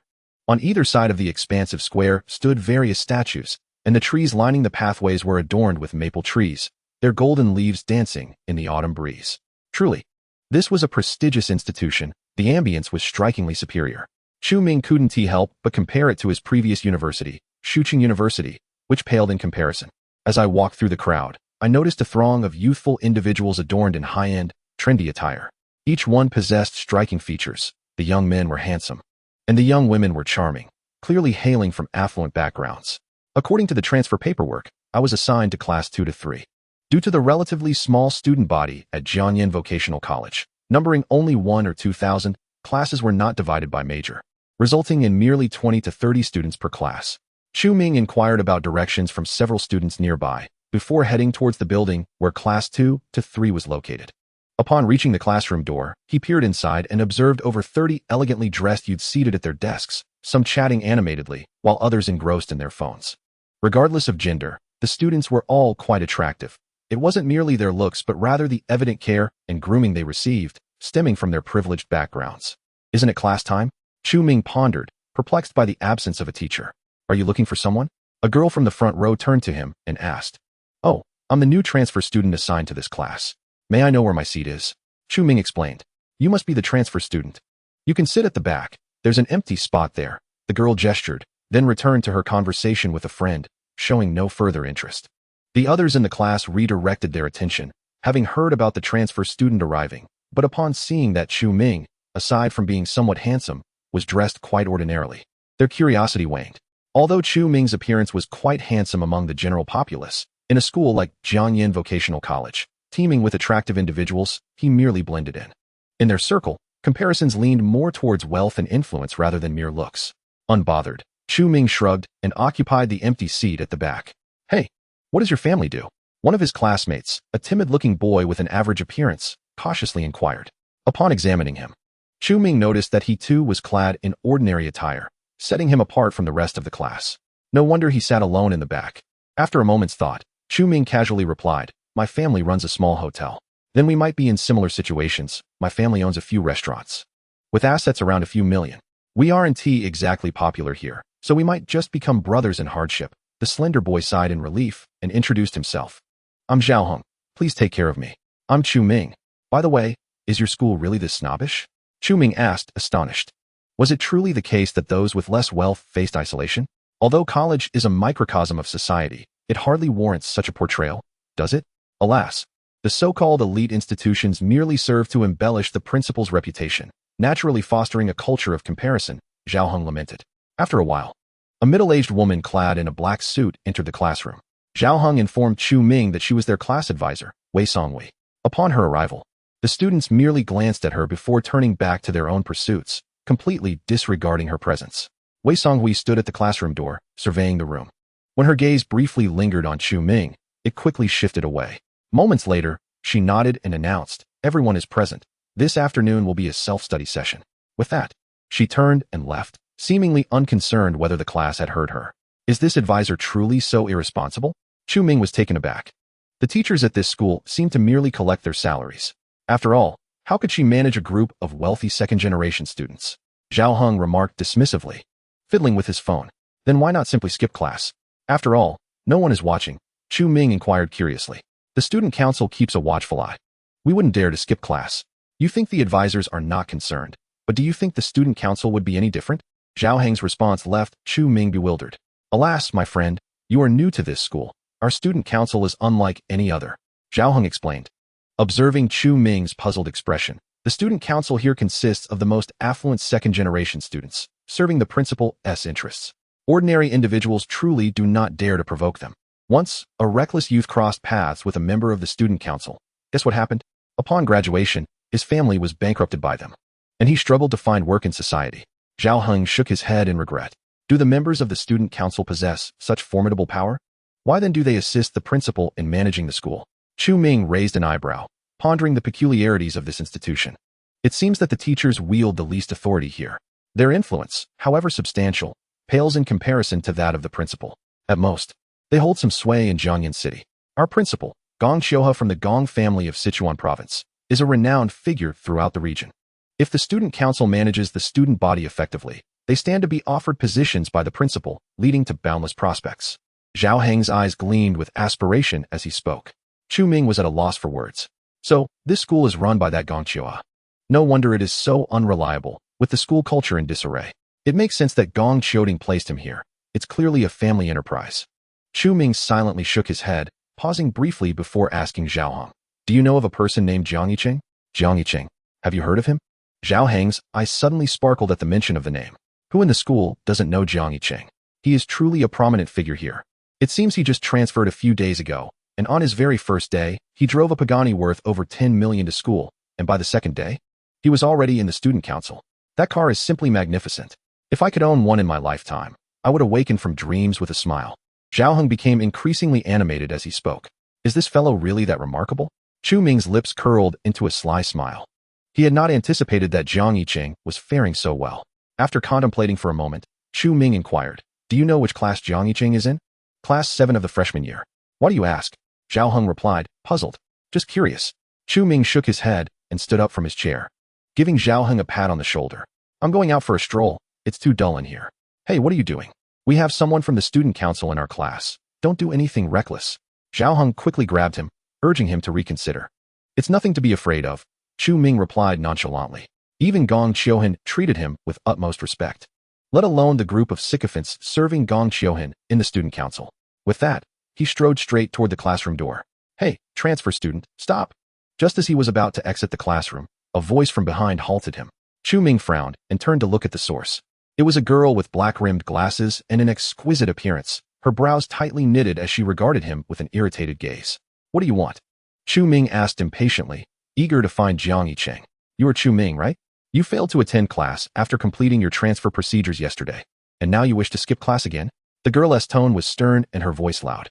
The other students in the class turned their attention to Chu Ming, many wearing expressions of schadenfreude.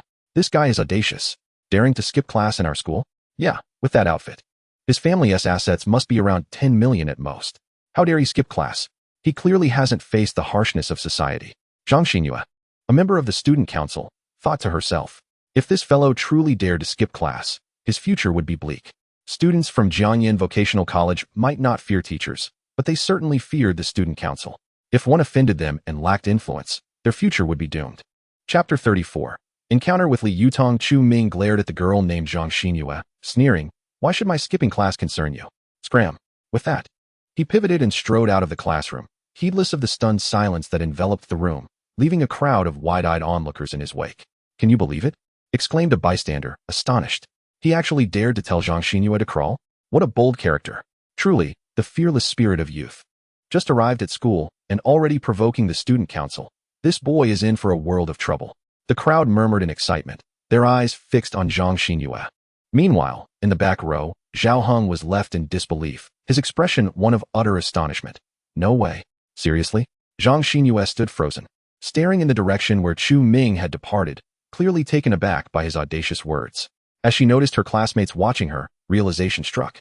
Her face flushed with a mix of anger and embarrassment. She abruptly slammed her hand on the table and shouted, "What are you all staring at? Back to your studies." The room fell silent, clearly reluctant to provoke her further. Zhang Xinyue sat back down, her teeth clenched in frustration. Beside her, a heavily made-up girl with twin ponytails frowned slightly. She was Zhang Xinyue's friend, Ma Siwen. In a hushed tone, she remarked, "Sister Zhang, this guy clearly doesn't respect the student council. Shouldn't we teach him a lesson? Of course, he must learn who holds the power in this school." Zhang Xinyue retorted with a cold snort. Coming from a family with a fortune exceeding $1 billion, she had been pampered since childhood. Ever since she joined the student council, no one, not even teachers or administrators, dared to cross her. Yet today, she had been openly disrespected by an apparently ordinary transfer student, who even had the audacity to suggest she crawl. Not even her father had spoken to her in such a manner. Unable to swallow her indignation, she contemplated her next move and pulled out her phone, sending a message to a contact. "Gong Go. There's a new transfer student who just insulted me and completely disregarded the student council. What should I do about this?" Ma Siwen leaned over to catch a glimpse of the screen, her eyes widening in surprise. "Sister Zhang, you're going straight to Gong Zihong? You're really cutting off his escape, provoking me and expecting to walk away unscathed?" Zhang Xinyue sneered. Gong Zihong was none other than the son of their principal, Gong Qiuha, a prominent figure from the Gong family in Sichuan and the president of the student council. Those who had previously crossed paths with the council rarely ended well once Gong Zihong got involved. With just a word from him, many would be quick to align with his interests, capable of dismantling decades of hard work by their families overnight. Ma Siwen shook her head in resignation. Thinking that this Chu Ming fellow had truly spoken out of turn, he was surely in over his head now. At this moment, Chu Ming had exited the sophomore teaching building, leisurely making his way towards the freshman building, a smile gracing his face as he reveled in his good spirits. He was acutely aware that his demeanor towards Zhang Xinyue would surely incite retaliation from those pampered signs of wealth. Thus, the score was settled. Soon, Chu Ming arrived at the entrance of Class 7 in the freshman year, peering inside. To his dismay, he discovered that Jiang Yicheng was absent from the classroom. It seemed these student council members could freely skip classes. Never mind, he would return another day to seek him out. With that thought, Chu Ming shook his head, preparing to depart, when he suddenly caught sight of a familiar figure approaching, a woman. Li Yutong. Chu Ming narrowed his eyes in surprise. Although he had failed to find Jiang Yicheng, he had fortuitously encountered Li Yutong. At that moment, Li Yutong also spotted Chu Ming standing at the classroom entrance, and she was momentarily struck as if by lightning, her beautiful face contorting into a ghostly expression, her body stiffening. What a coincidence! A smile crept upon Chu Ming's lips as he approached her. What brings you here?" Li Yutong stammered. a wave of fear washing over her as she instinctively wished to flee. However, her legs felt weak and unresponsive. She had witnessed Chu Ming transform into a monstrous entity at the KTV, devouring 2 individuals, a horrifying and bloody scene that haunted her with nightmares for several days. The mere thought of sharing a school with such a creature sent chills down her spine, prompting her to persuade her boyfriend, Jiang Yicheng, to transfer schools the very next day. Although Jiang Yicheng found it hard to believe in the existence of such a being as Venom, their relationship was still fresh and passionate, making it difficult for him to refuse her request. What Li Yutong had not anticipated was that even after transferring to Jiangyan City, she would still encounter Chu Ming, an experience that brought her to the brink of tears. I too have transferred schools. Who would have thought I would run into an old acquaintance here, right, Li Yutong? Chu Ming remarked with a playful smile. You know me? Li Yutong was taken aback. Puzzled. They had only met once. How could he possibly recognize her? I've heard your name. Chu Ming replied with a chuckle before inquiring. Do you know where Jiang Yicheng is? He is in the school Sonda Club. Why do you ask? Li Yutong was bewildered. Why was Chu Ming suddenly inquiring about her boyfriend? Oh, I almost forgot. That guy practices Sonda. Chu Ming sneered coldly before turning on his heel to leave. Li Yutong remained rooted in place, utterly at a loss. She found Chu Ming's behavior utterly perplexing. Upon seeing her, he immediately asked about Jiang Yicheng. What could he possibly want? Moreover, the tone of the other party was reminiscent of someone who had known her and Jiang Yicheng for quite some time. Their face adorned with an eerie smile that sent chills down her spine. No, I must urgently speak with Yicheng. I can no longer remain at this school. I must transfer again. Li Yutong shook her head repeatedly and hurriedly turned to leave in a brisk walk. Upon inquiring about Jiang Yicheng's whereabouts, Chu Ming stepped out of the freshman teaching building. After asking someone for directions, he prepared to visit the school's sparring club. As he strolled along a path carpeted with maple leaves, engrossed in his phone, he contemplated whether to put on an act at the sparring club to earn some points. Just then, his peripheral vision caught sight of a figure ahead, a fragrant breeze sweeping towards him. Furrowing his brow, Chu Ming looked up, only to be taken aback, retreating several steps in disbelief as he gazed at the person before him. What a coincidence! The landlord's sister. The girl standing before him seemed as if she had stepped out of an anime, her features flawless, clad in a flowing white dress. Her large eyes sparkling as she smiled warmly at Chu Ming. It was indeed Fan Xiaojun, the girl who had rented a room from him just a few days prior. Chapter 35, A Doppelganger? What are you doing here? Chu Ming asked, bewildered, utterly flabbergasted by her persistent presence. How could she follow him wherever he went? I've been studying here all along, Fan Xiaojun replied innocently. You're talking nonsense. Chu Ming exclaimed, his eyes wide as he pointed at her. You just rented a room for me a few days ago. How could you possibly be attending school in Jiangyan City? Are you trying to fool a fool? Fan Xiaojun did not respond. Instead, she scrutinized him with her beautiful eyes and suddenly remarked, Landlord brother, your supernatural ability is Venom, right? Huh, Venom? What Venom? Chu Ming was taken aback by her unexpected inquiry and feigned ignorance. He reasoned that she must have merely recorded him during the entire incident of killing Zhou Li, without any evidence to conclusively link him to the venomous entity. However, to his astonishment, Fan Xiaojun smiled slightly, pulled out her phone, and displayed a video before him.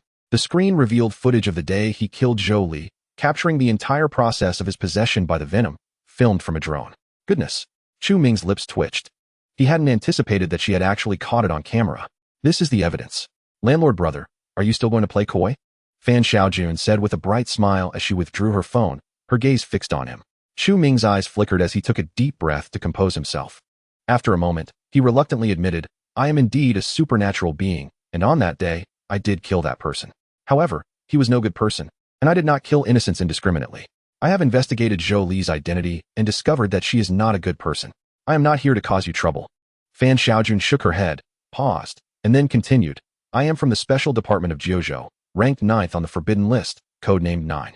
I showed your video to our leader, and he is quite intrigued by you and wishes to invite you to join Jiuzhou.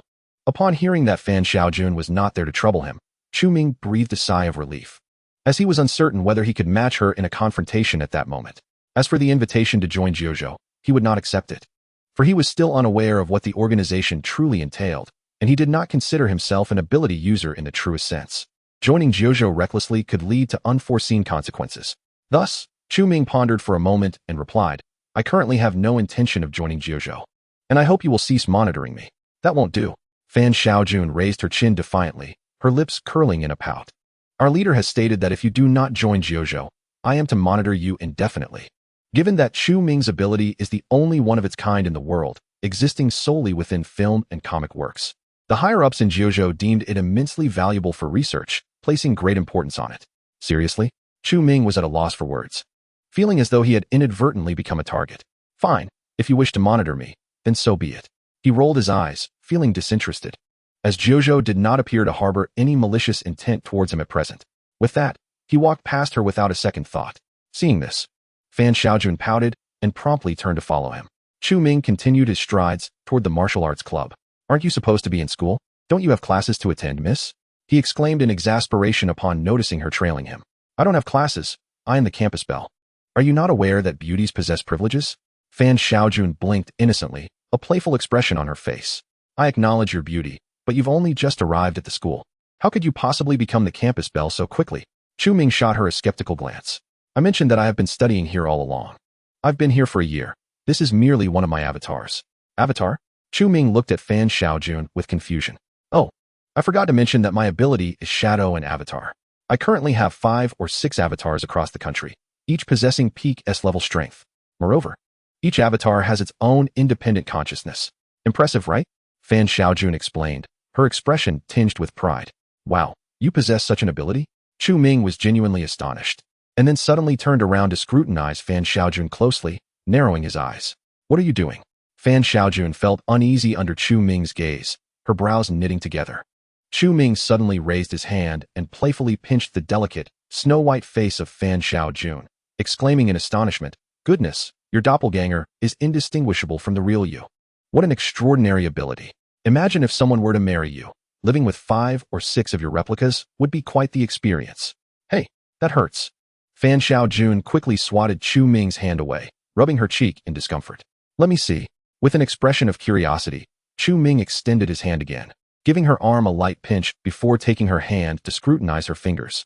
He was eager to discover whether her doppelganger bore fingerprints, just like the real thing. Fan Xiaojun pouted in dissatisfaction and withdrew her hand. Indeed, this is remarkable. Such a manifestation of S-class abilities. Chu Ming marveled, genuinely impressed by the lifelike quality. What are you two doing? It's class time. A stern voice suddenly called out from behind Chu Ming. Turning around, he saw a tall man clad in a blue sweatshirt and work pants approaching, accompanied by 6 or 7 students. They were members of the student council and had spotted the two from a distance, mistakenly believing they were a couple due to their earlier playful gestures. Don't you know that skipping class is against school rules? Why are you still here? The tall man admonished, striding forward with an air of authority. However, upon catching sight of Fan Xiaojun behind Chu Ming, his expression shifted dramatically, as though he had been choked. The other students, too, were taken aback by Fan Xiaojun's appearance, their mouths agape in disbelief, as if they had witnessed an extraordinary spectacle. Is there something wrong?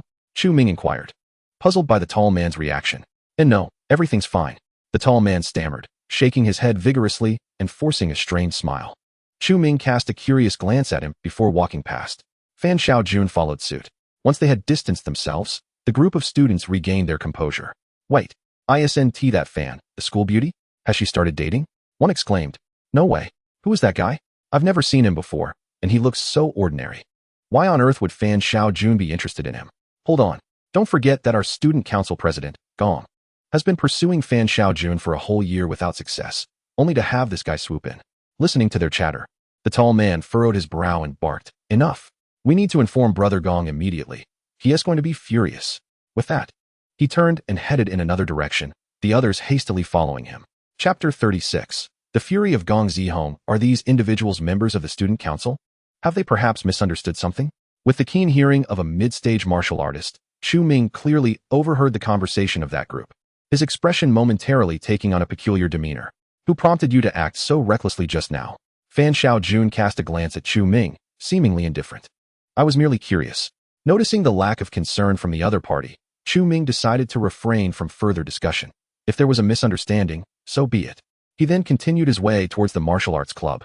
The martial arts club at Jiangyan Vocational College boasted a dedicated training venue adjacent to the teaching building, approximately the size of 2 basketball courts. Even from a distance, Chu Ming could see a gathering of students clad in red martial arts attire sitting in a circle, with 2 individuals engaged in a sparring match at the center. The crowd erupted from time to time with fervent cheers and shouts. As Chu Ming observed the 2 sparring, he paused, a knowing smile gracing his features, for among them was the robust figure of Jiang Yicheng. What's this? Do you know him? Fan Xiaojun halted beside Chu Ming, following his gaze. With her S-rank prowess, she naturally recognized that Chu Ming was focused on Jiang Yicheng. Indeed. In their essay grudge, Chu Ming replied nonchalantly. A grudge? What sort of grudge? Did he betray you? Fan Xiaojun jested. Chu Ming, taken aback, thought, damn. She actually guessed right. Regardless, he was determined to seek vengeance. Fan Xiaojun regarded him with a serious expression, cautioning, I must warn you. If you wish to exact revenge, ensure it's in a secluded area, much like you did with Zhou Li. If you display your abilities in front of so many witnesses, the Jiuzhou will hunt you down. Who said I intended to kill him? Chu Ming raised an eyebrow, chuckling. To kill him would be too merciful. I desire for him to endure a life worse than death. In his previous life, Jiang Yicheng had caused him to suffer like a dog in an electronics factory for 10 long years, ultimately succumbing to a death by illness. Merely killing his adversary would not suffice to alleviate the resentment that festered within him. Oh, I hadn't anticipated you to possess such a dark side. Fan Xiaojun remarked in surprise, her curiosity piqued. So what brings you here then? I initially intended to stir up some trouble for him, and perhaps give him a good beating, Chu Ming said, curling his lip. However, it seems likely that someone will soon come looking for me instead. Come looking for you? Who? Fan Xiaojun asked, her expression one of bewilderment. Unable to comprehend what Chu Ming was implying. Just as Chu Ming was about to clarify, he suddenly noticed a group of people approaching the martial arts club from a distance, a smile creeping onto his face as he remarked, Look, isn't that them? Fan Xiaojun turned her gaze toward the approaching figures and was astonished to see that the group, including the tall man, had indeed arrived at the martial arts club, accompanied by an elegantly dressed young man with striking features. Gong Zihong. The moment Fan Xiaojun laid eyes on that individual, a flicker of disdain surfaced in her gaze, and she comprehended the implications of Chu Ming's earlier words regarding someone causing him trouble. Gong Zihong could be deemed the most influential figure at Jiangyan Vocational College.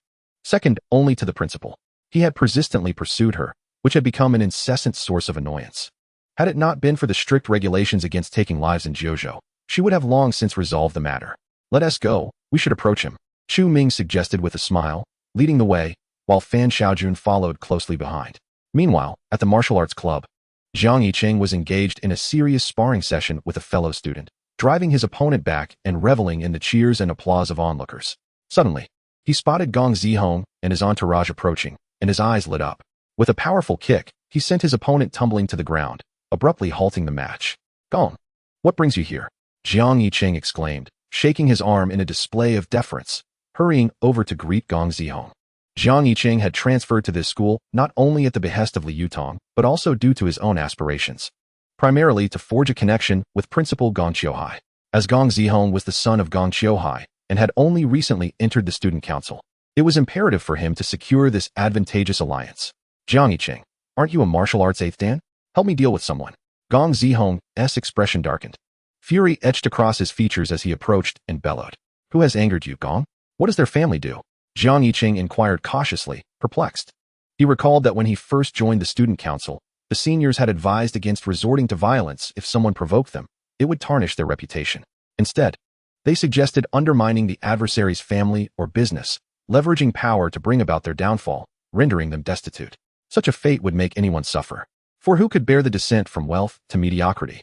Jiang Yicheng resonated with this perspective, having employed similar tactics during his time at Shuqing University.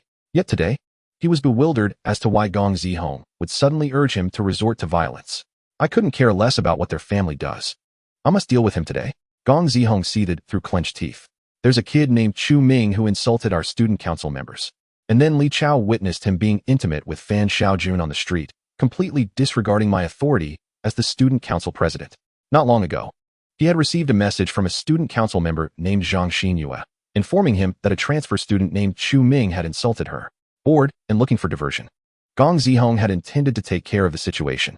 While he was still researching Chu Ming, Li Chao approached him, reporting that he had just seen Fan Xiaojun and a male student acting quite affectionately on the street. Gong Zihong was engulfed in a tempest of fury. After all, who at Jiangyan Vocational College was unaware of his pursuit of Fan Xiaojun? He had diligently courted her for an entire year without success. And now someone had audaciously stepped in ahead of him? He immediately inquired of Li Chao about the identity of that man. Li Chao, having never encountered him, nonetheless recognized the name Chu Ming upon seeing the files and photographs on Gong Zihong's desk. Thus, he identified him. The scene that ensued was one of palpable tension. Upon hearing Gong Zihong's words, a group from the Sonda Club exchanged glances, whispering among themselves. Good heavens! Our campus belle is actually in a relationship with someone else. How did I not know of this? Who possesses such audacity to toy with the affections of a woman pursued by Gong Zihong? Surely, they must be courting disaster. Hey, do you think Gong Zihong has been cuckolded? Sure, watch your words. Trouble arises from the tongue. Be cautious. Among them were a few who took pleasure in his misfortune. Chu Ming? Jiang Yicheng furrowed his brow, as the name seemed somewhat familiar. Jiang Yicheng, I ask you, can you fight? At this moment, Gong Zihong was teetering on the brink of losing his composure. The sensation of having his love interest snatched away was intolerable, especially for someone of his stature. Absolutely. Rest assured, Brother Gong. Where is that fellow Chu Ming now? Jiang Yicheng nodded vigorously, eager to align himself with Gong Zihong. Whatever Gong instructed, he would comply. After all, it was merely a matter of confronting someone. As an 8th-degree Sonda practitioner, dealing with an ordinary student would be a walk in the park. Chapter 37. Provocation that Chu Ming is in class 2 to 3 of the sophomore year, but this rascal has skipped class. As for his whereabouts now, Gong Zihong's brow furrowed as he spoke, but before he could finish, his gaze suddenly drifted to the distance, narrowing his eyes with a glint of menace. The others followed his line of sight. There, Fan Xiaojun was linking arms with Chu Ming, laughing and conversing as they approached, appearing very much like a couple in love. Jiang Yicheng was momentarily taken aback by the sight, then glanced at the stormy countenance of Gong Zihong, who seemed on the verge of seething. Tentatively, he asked, Is that Chu Ming? Indeed. Gong Zihong nodded slowly, a cold smile creeping onto his lips. He has the audacity to come right to me. How foolish.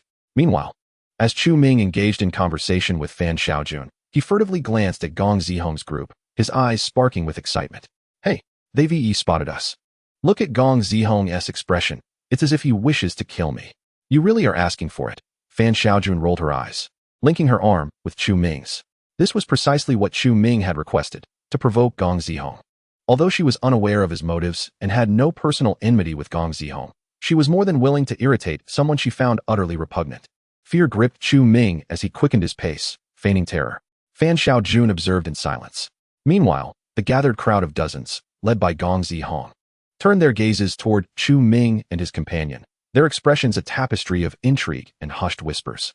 By heavens, this lad possesses audacity. He dares to brazenly stroll through the school after stealing Gong Zihong's woman? One murmured. Who is he? Have any of you seen him before? Another queried, bewildered.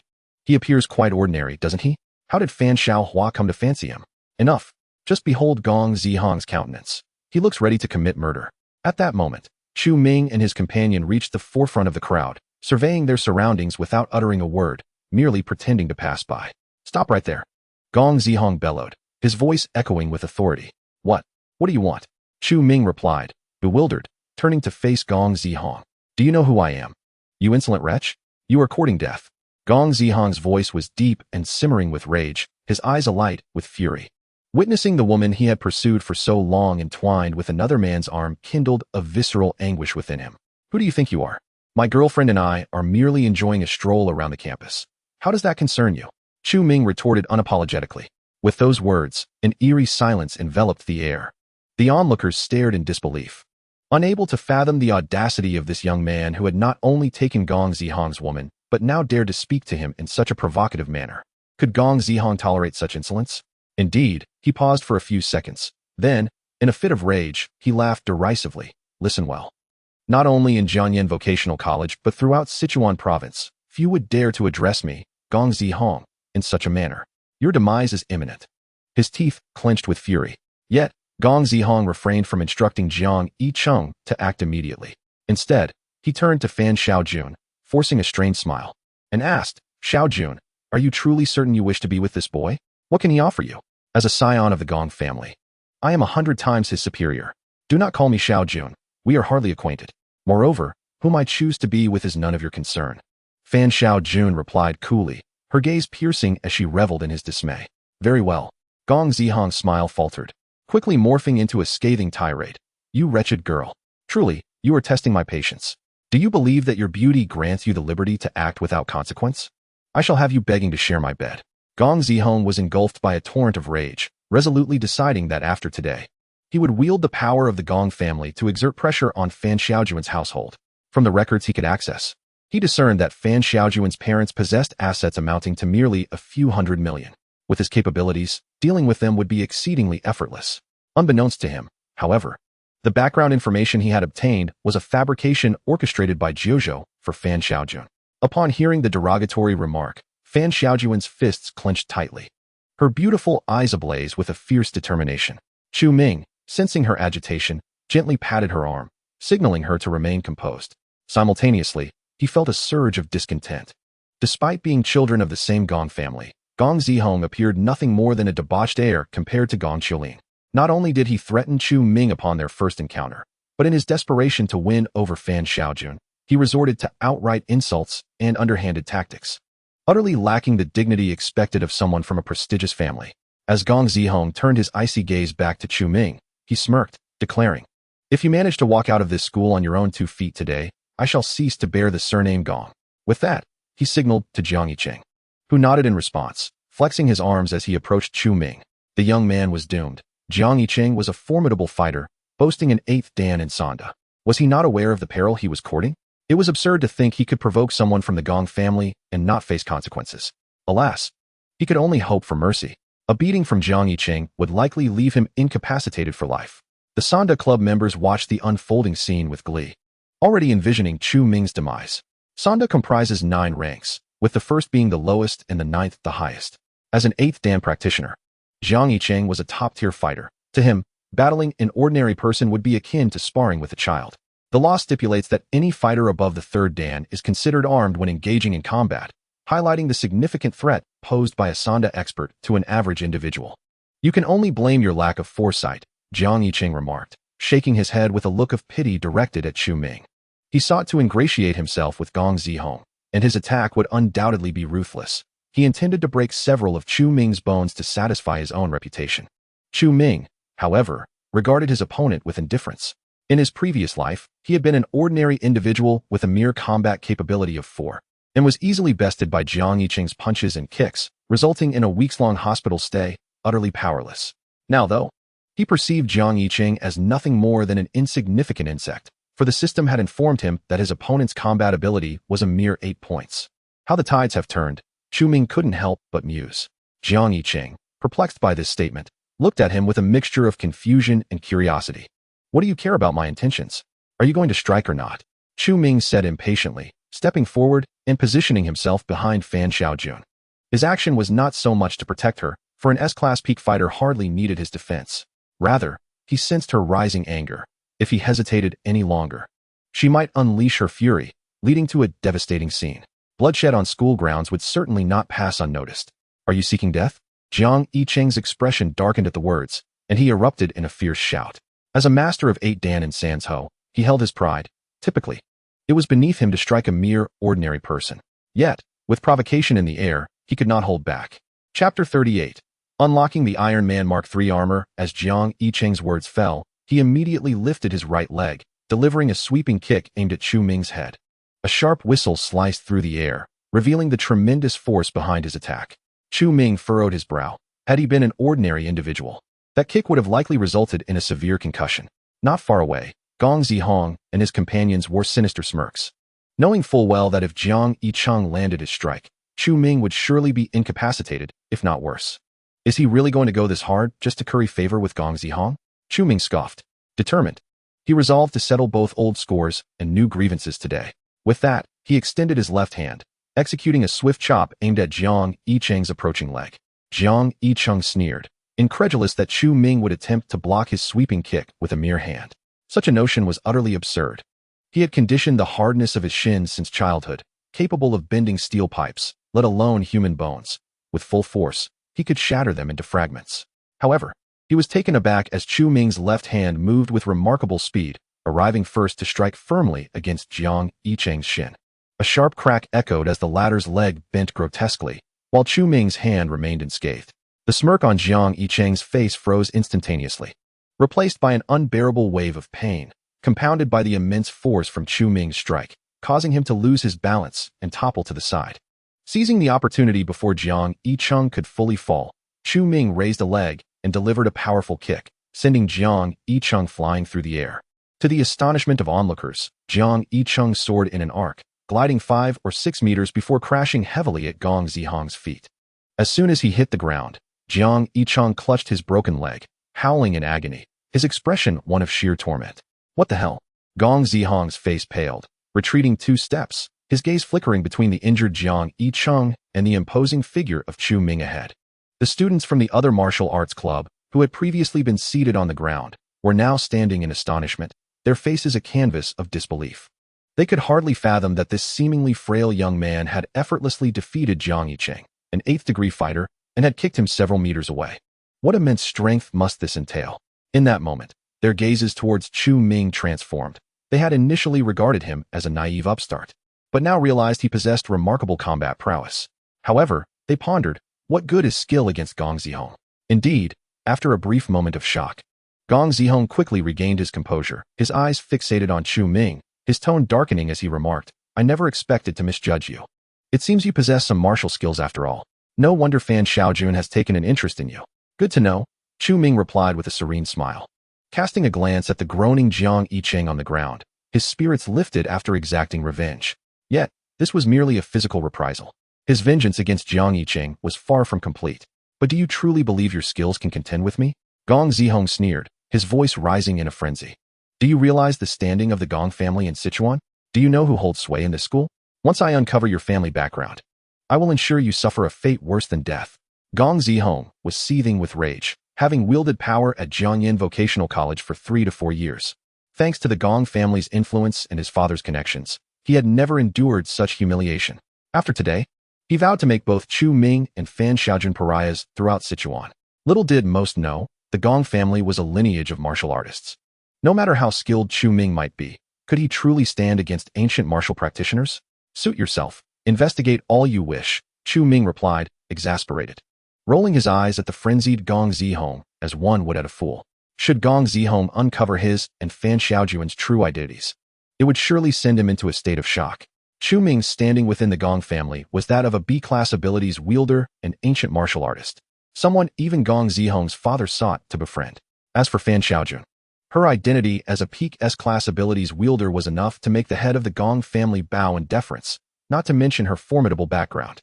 With that said, Chu Ming chose to disregard Gong Zihong further, taking Fan Xiaojun's hand and turning to leave. Before departing, Fan Xiaojun cast a derisive glance at Gong Zihong and the prostrate Jiang Yicheng, shaking her head in silent mockery. A crowd watched as the two exited, exchanging glances, none daring to intervene. Congratulations, host, on successfully playing the fool to catch the tiger, earning 400 points, resonated the system's notification in Chu Ming's mind. There were more than 30 individuals present, all of whom were the offspring of affluent families, each contributing over 10 points. How impressive! I can now exchange for the Mark III armor. Chu Ming reveled in his heart, finally accumulating enough points after such a long time. Once they had moved out of the crowd's sight, Chu Ming released Fan Xiaojun's hand and, with a triumphant smile, inquired, How about that? Did it feel satisfying? Am I not handsome?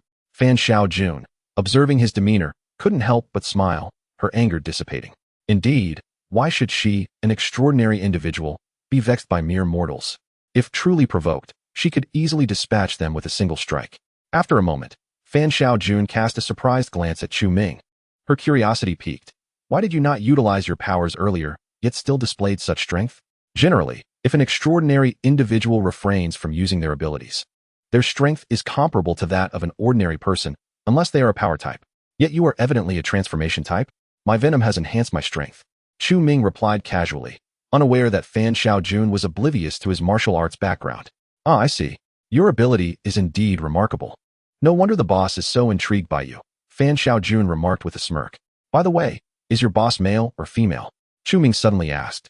Male. Why? Then please inform him to cease his interest in me. I prefer females, Chu Ming replied with an expression of distaste. Fan Xiaojun. Was that what she meant by being interested? After a moment of silence, she continued. So, where do you plan to go next? Home, Chu Ming exclaimed without hesitation, eager to unlock the Mark III armor. His thoughts had been consumed by the prospect of this Iron Man suit, and he could hardly wait any longer. Then let us go? Fan Xiaojun nodded. Go where? Chu Ming suddenly realized something was amiss. He glanced at her, noticing her reluctance to leave, and his expression changed dramatically as he exclaimed, Sister, you can't possibly intend to follow me home, can you? Of course. My mission for my main body is to monitor you continuously, Fan Xiaojun replied matter-of-factly. Monitor me? You intend to spy on me at my home? Chu Ming was left speechless, incredulous that she would choose to linger. Do not worry. I am merely a projection and shall not interfere with you. Fan Xiaojun said nonchalantly. Did you not claim to be just like the real thing? Chu Ming lamented with a face full of despair. I was jesting. I certainly do not trust you. Chapter 39. Unlocking the Iron Man Mark III armor. Sister, could you please refrain from following me? After exiting the school gate and walking along the path back to his rental apartment, Chu Ming glanced at Fan Xiaojun, who was persistently trailing him, and sighed in resignation. I cannot, for I must not defy the commands of my essence. As Fan Xiaojun casually fiddled with her phone, she remarked, What on earth? Is there a glitch with your doppelganger? ISNT surveillance, typically carried out discreetly? Chu Ming was at a loss for words. Were it not for the fact that he could not yet overpower her, he would have dearly liked to give her a sound reprimand. I don't care. I must keep an eye on you, Fan Xiaojun stated without lifting her gaze, firmly believing that monitoring someone entailed never allowing them to stray from her sight. Otherwise, what kind of surveillance would it be? Chu Ming sighed, deciding it was best not to argue with her. After all, having such a stunning companion was not without its advantages. Before long, Chu Ming returned to his rented apartment, with Fan Xiaojun trailing closely behind. Without hesitation, she plopped herself onto the sofa, engrossed in her phone. Chu Ming felt a twitch in his eye. She truly treated this place as if it were her own home. I'll make this clear. If you're staying here, you can stay, but you must not enter my room. You'll sleep on the sofa tonight, he declared after a moment of contemplation. But then I want to be able to see you, Fan Xiaojun replied, her brows furrowing as she lifted her head to look at Chu Ming, her discontent evident. If I can't see you, how is that surveillance? Dear sister, I want to run away. Why must you keep such a close watch on me? Surely, there are other spies in the Jiuzhou region? Chu Ming was nearing his wit's end, pointing an accusatory finger at Fan Xiaojun in frustration. Letting you stay here is my final concession. Don't push your luck. If you continue this way, I shall lose my temper. Fan Xiaojun blinked her large eyes at him, contemplating his words. She seemed to concede, nodding her head with a pout. All right, then. Chu Ming finally breathed a sigh of relief and hurried into his room, locking the door twice behind him. What a situation this is, he thought, collapsing onto his bed, feeling utterly despondent. He couldn't shake the feeling that Fan Xiaojun's doppelganger was somewhat dim-witted, rather lacking in intelligence, utterly single-minded. Well, I might as well take a look at my Mark III armor. Shaking his head, he dismissed his troubling thoughts and instructed the system to display the schematic for Iron Man's Mark III armor. Unlock progress for Mark III armor, 700-1000. Inject 300 points. Chu Ming exclaimed eagerly, his excitement palpable. Ding. Points successfully injected. The host currently has 100 points remaining. The Mark III armor's unlock progress has reached 100%, unlock successful, and it has been placed in the system backpack. Chu Ming promptly opened the backpack interface and beheld a striking humanoid mech, resplendent in red and gold, resting quietly within one of the compartments. Next to it was a line of small text, the system's description. Item, Iron Man Mark III armor. A technological marvel from the Marvel Universe. Effect, upon donning it, one gains 180 points of combat power. Note, the Mark III armor sustains damage during battle, resulting in a significant decrease in combat power. However, once returned to the system's backpack, it will self-repair. Woohoo! I am now Iron Man. Chu Ming exclaimed joyfully within his heart. Having long coveted this armor, it was finally within his grasp. To his surprise, the Mark III armor, while considered the most basic of the Iron Man series, boasted an impressive 180 points of combat power, ranking it as A-level elite, second only to his current A-level pinnacle strength while embodying Venom. Another ace up my sleeve. Chu Ming gazed at the Mark III armor nestled within his backpack, his eyes alight with excitement. He longed to don the armor immediately, to soar through the skies and revel in the experience. However, with Fan Xiaojun still lingering in the living room, any significant noise from retrieving it could lead to complications. He simply could not risk exposure of this trump card. Damn. Unlocking it yet unable to use it. What kind of predicament is this? Oh well, with 100 points remaining, I might as well try my luck at the lottery. Chu Ming sighed in frustration and opened the system's lottery page. He was now able to draw 10 times, and based on his previous experiences, he felt he had a good chance of landing another special reward. After all, he had drawn a total of 12 times previously, acquiring both Venom and the Mark III armor as special rewards. He suspected that the lottery must have a safety net. Here we go.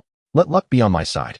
Chu Ming waved his hand decisively, initiating all 10 draws at once while fixating intently on the lottery page. The lottery will spun rapidly, Congratulations, host. You have received a consumable reward, a spirit essence pill, hailing from a certain cultivation realm. Congratulations, host. You have received a consumable reward, a chi-boosting pill. As anticipated, the first 5 draws yielded consumables, for spirit essence pills and 1 chi-boosting pill. Congratulations, host. You have received a skill reward, secret technique, shadow. From the honor of King's realm. Secret technique, shadow is a skill of the character Yuan Gu in honor of kings.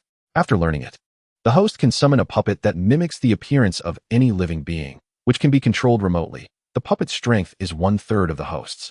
Note, the puppet will automatically return to the host's body after 1 hour if it is more than 1 kilometer away. A skill type reward? I can even draw a skill from Honor of Kings. This is splendid. Chu Ming's eyes brightened. This was the second time he had drawn a skill type reward, and it seemed far more prestigious than the first, Void Fist. In the game Honor of Kings, the character Yuinga possesses a skill that allows her to summon a puppet capable of imitating any creature. Could this not serve as an instrument for home-based travel, or even a tool for deception? Wait a moment. Chu Ming glanced back toward the living room, and as a thought crossed his mind, he suddenly realized, if this puppet can mimic any being, could it potentially imitate myself? Wasn't he currently unable to test out the newly acquired Mark III armor due to Fan Xiaojuan's presence at home?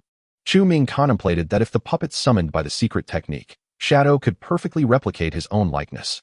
Then he could leave the puppet at home while donning the Mark III armor and soar into the skies. No time to waste. He needed to conduct this experiment immediately. Excitement surged within him as he glanced at the lottery interface, noting that the remaining 4 draws had yielded only spirit essence pills. Paying it no mind, he promptly accessed the system backpack and focused on the secret technique, Shadow. Do you wish to learn the secret technique, Shadow? The prompt echoed in his mind. Yes. Chu Ming nodded eagerly. Ding. Learning successful.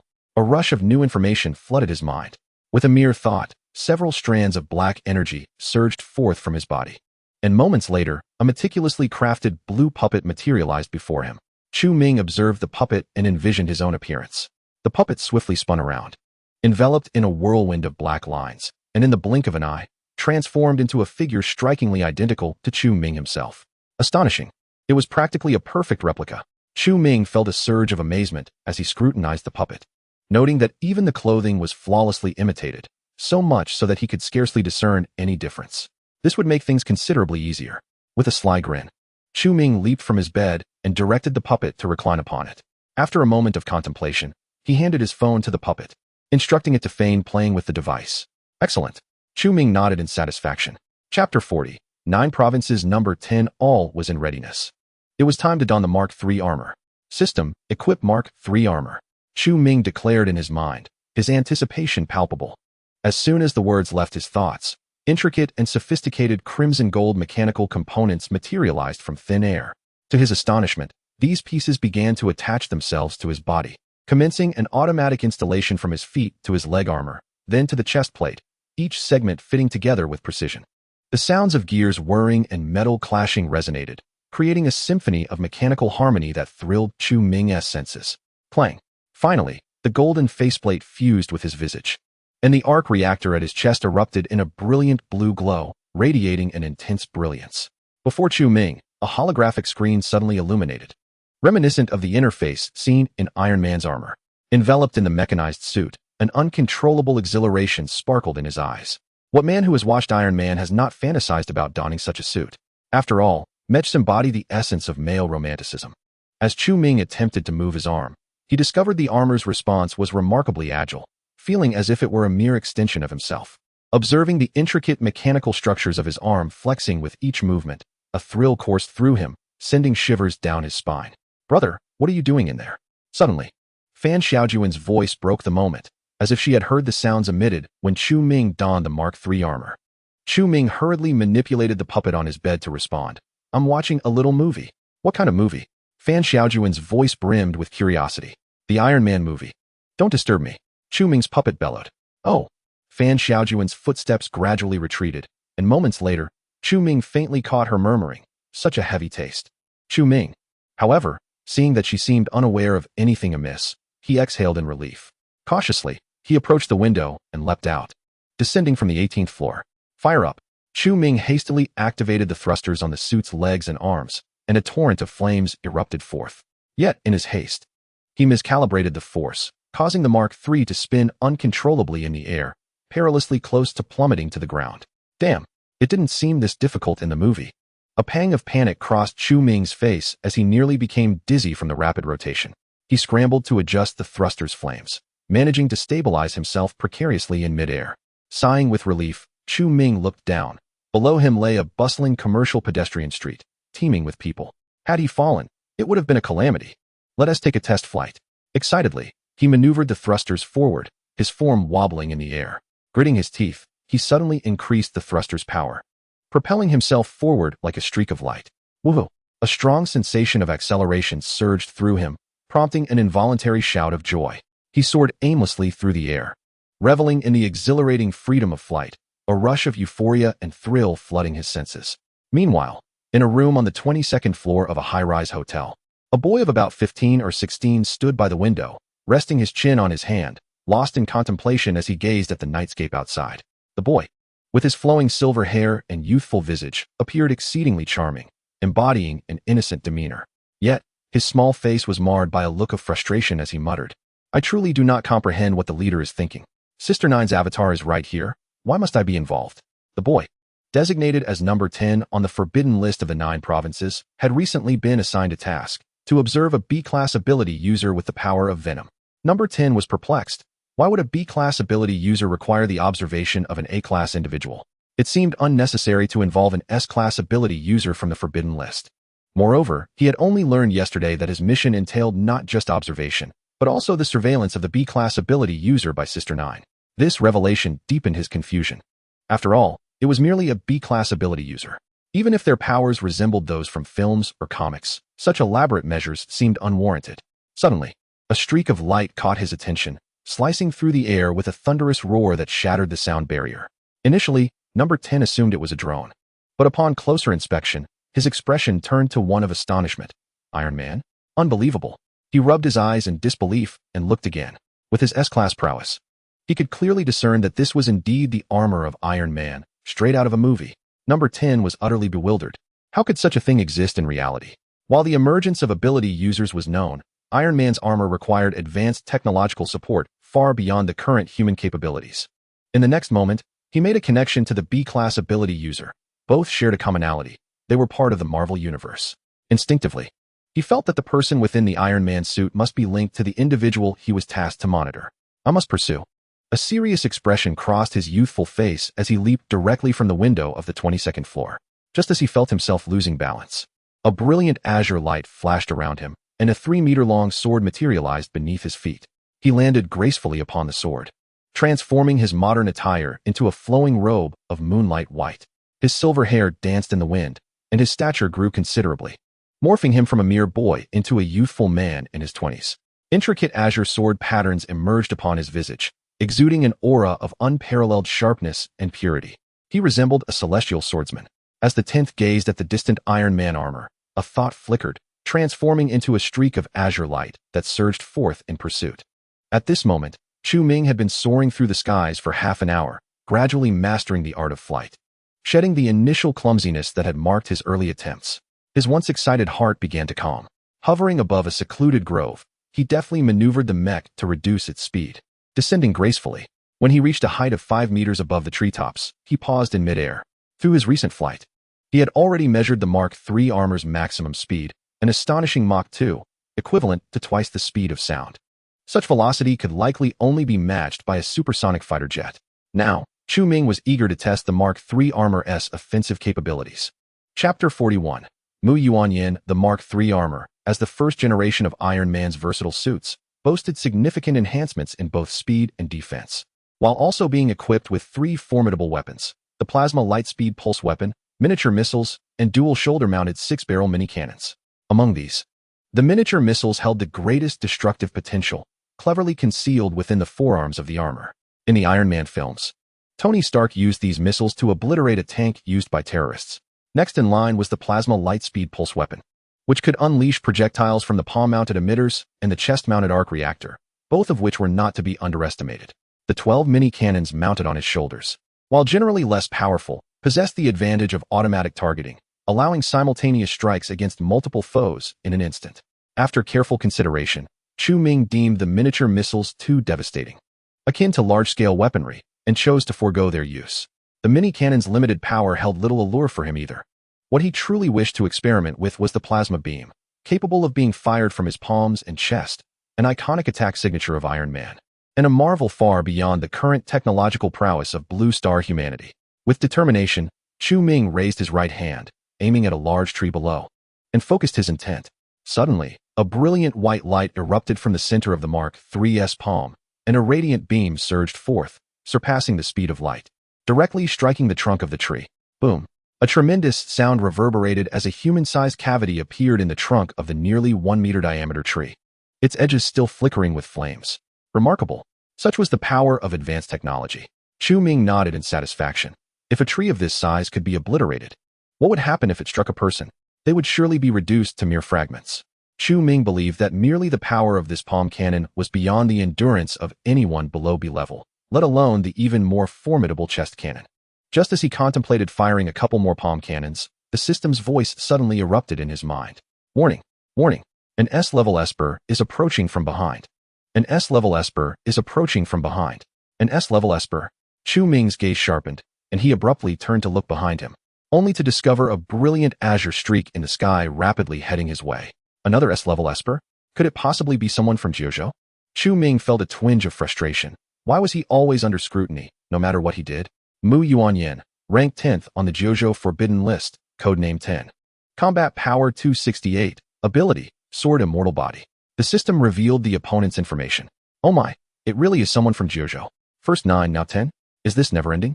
Chu Ming felt utterly speechless. It seemed the Jiuzhou faction was relentlessly fixated on him. But there was no time for contemplation. He hastily maneuvered his battle armor to ascend into the air, as the micro-missiles on his arms and the mini-cannon on his shoulders swiftly locked onto the opponent. Chu Ming was not overly concerned. The Mark III battle armor could reach a maximum speed of twice the speed of sound, while that white streak hadn't even made a sound breaking the sound barrier. Clearly, if he truly wanted to flee, the opponent would not be able to catch him. Soon, the azure streak abruptly halted 100 meters away from Chu Ming. A young man with flowing silver hair and an imposing, pure aura appeared, standing atop a 3-meter-long giant sword, his moon-white robe billowing in the wind. Mu Yuanyan brushed his hair back, revealing an extraordinarily handsome face. Chu Ming was taken aback. Aside from himself and the reader's grandfathers, was there truly another man so strikingly beautiful in the world? At that moment, one phrase echoed in his mind. A gentleman on the road is as precious as jade. There is no one like him in the world. Truly, he embodied the sword immortal body. Goodness, how come every person from Jiuzhou is more captivating than the last? Were it not for their formidable combat prowess, Chu Ming might have begun to suspect that Jiuzhou was an idle company. Who are you? Mu Yuanyan inquired, his curious gaze scanning the Mark III battle armor. Chu Ming regarded him warily, pondering briefly before responding with a synthesized electronic voice from his armor. I am Iron Man. Mu Yuanyan, I already knew that was Iron Man. Is that what I was asking? Is this Iron Man armor your ability? Mu Yuanyan adjusted his thoughts and continued to inquire, genuinely curious about the appearance of such high-tech armor in reality, as the only explanation could be an ability. Indeed, Chu Ming replied electronically, is there something you need? If not, I shall take my leave. Chu Ming was not inclined to engage in further conversation and planned to slip away. Wait, Mu Yuanyan suddenly called out, her voice tinged with urgency. What is it? Chu Ming replied, his expression wary. Mu Yuanyan momentarily displayed a bashful demeanor, her face contorted in a childlike struggle, seemingly hesitant to speak. Could I take a picture with you, Iron Man brother? Chu Ming was taken aback. Despite Mu Yuanyan appearing to be in her 20s, her behavior was surprisingly juvenile. Can't you act a little more mature, like me? Just spit it out, he said impatiently. Could we take a photo together? She finally managed to articulate, her handsome face flushed with embarrassment. Being merely a 15 or 16-year-old herself, she admired superheroes like Iron Man, despite her newfound powers. No, goodbye, Chu Ming replied, frustration evident as he activated his battle armor and soared into the distance, swiftly breaking the sound barrier and transforming into a streak of light, covering thousands of meters in an instant. TMD, are all people from Jiuzhou this peculiar? First, Fan Xiaojun insisted on shadowing me, and now Mu Yuanyan has traversed miles just to ask for a photo? What a ridiculous request. Once I can handle them, I swear I'll take on every last one of them. Chu Ming muttered to himself, his eyelids twitching. Meanwhile, Mu Yuanyan watched as Chu Ming flew away. instinctively wishing to pursue him, but deflated at the thought of his twice the speed of sound. Not even a picture? How stingy, she lamented. The Iron Man suit powers? I can't help but feel it's even cooler than my sword immortal form, she mused, a look of envy crossing her features, only to be replaced by concern as she furrowed her brow. This ability seems to exceed Class A in strength. I must quickly inform Sister 9. Although she adored the Iron Man suit, she was uncertain of the nature of this suddenly appearing ability user. Despite her youth, she understood her responsibilities as a member of JoJo and knew she must report such matters.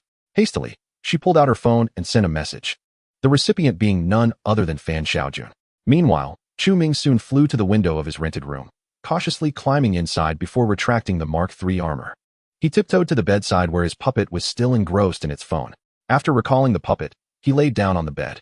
He had initially intended to find another location to test the chest cannon's power, but since the puppet was over a kilometer away, it would automatically return after an hour.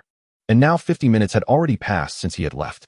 Coupled with Mu Yuanyan's discovery, it was likely she would inform the JoJo people, and Fan Xiaojun would undoubtedly be notified as well. In order to avert any unforeseen circumstances, Chu Ming reluctantly returned home. Chapter 42. Shall we sleep together? Ding ding ding. Barely had Chu Ming settled onto his bed when a flurry of urgent knocks echoed at his door, accompanied by Fan Xiaojun's voice. Chu Ming, are you in there? What is it? Chu Ming furrowed his brow, pondering that Fan Xiaojun had indeed received the news. He rose and opened the door, feigning a displeased expression as he regarded her. You didn't go anywhere just now, did you? Fan Xiaojun fixed her gaze intently on Chu Ming's eyes, her beautiful orbs revealing a hint of suspicion.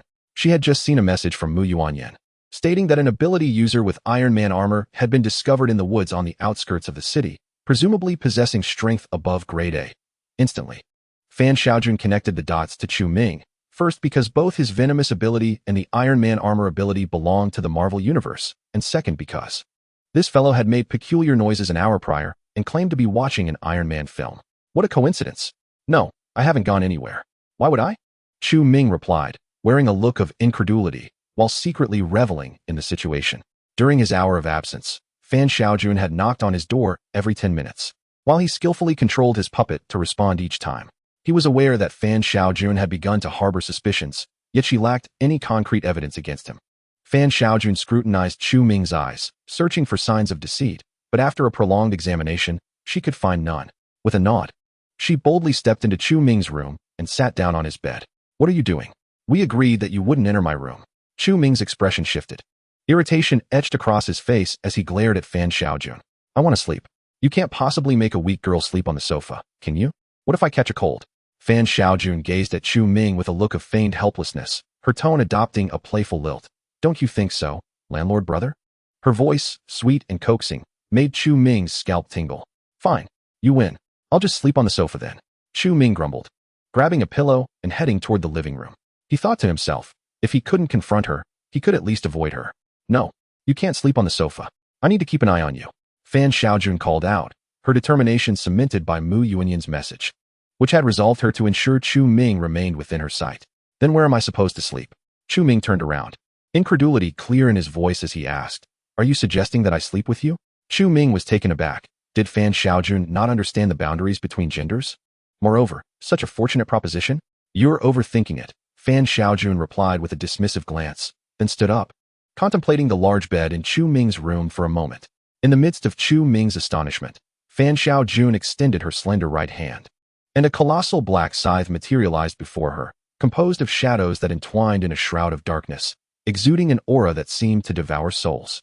With the black scythe in hand, she struck down upon Chu Ming's bed, and with a resounding crash, the bed was cleaved in two, the covers and blankets following suit, their edges remarkably smooth as if polished to a mirror finish. What on earth are you doing? Chu Ming exclaimed, utterly bewildered. Unfazed, Fan Xiaojun retracted the scythe, dragging one half of the solid wood bed to the opposite side of the room. She then retrieved several books from the bookshelf, using them to level the bed's base.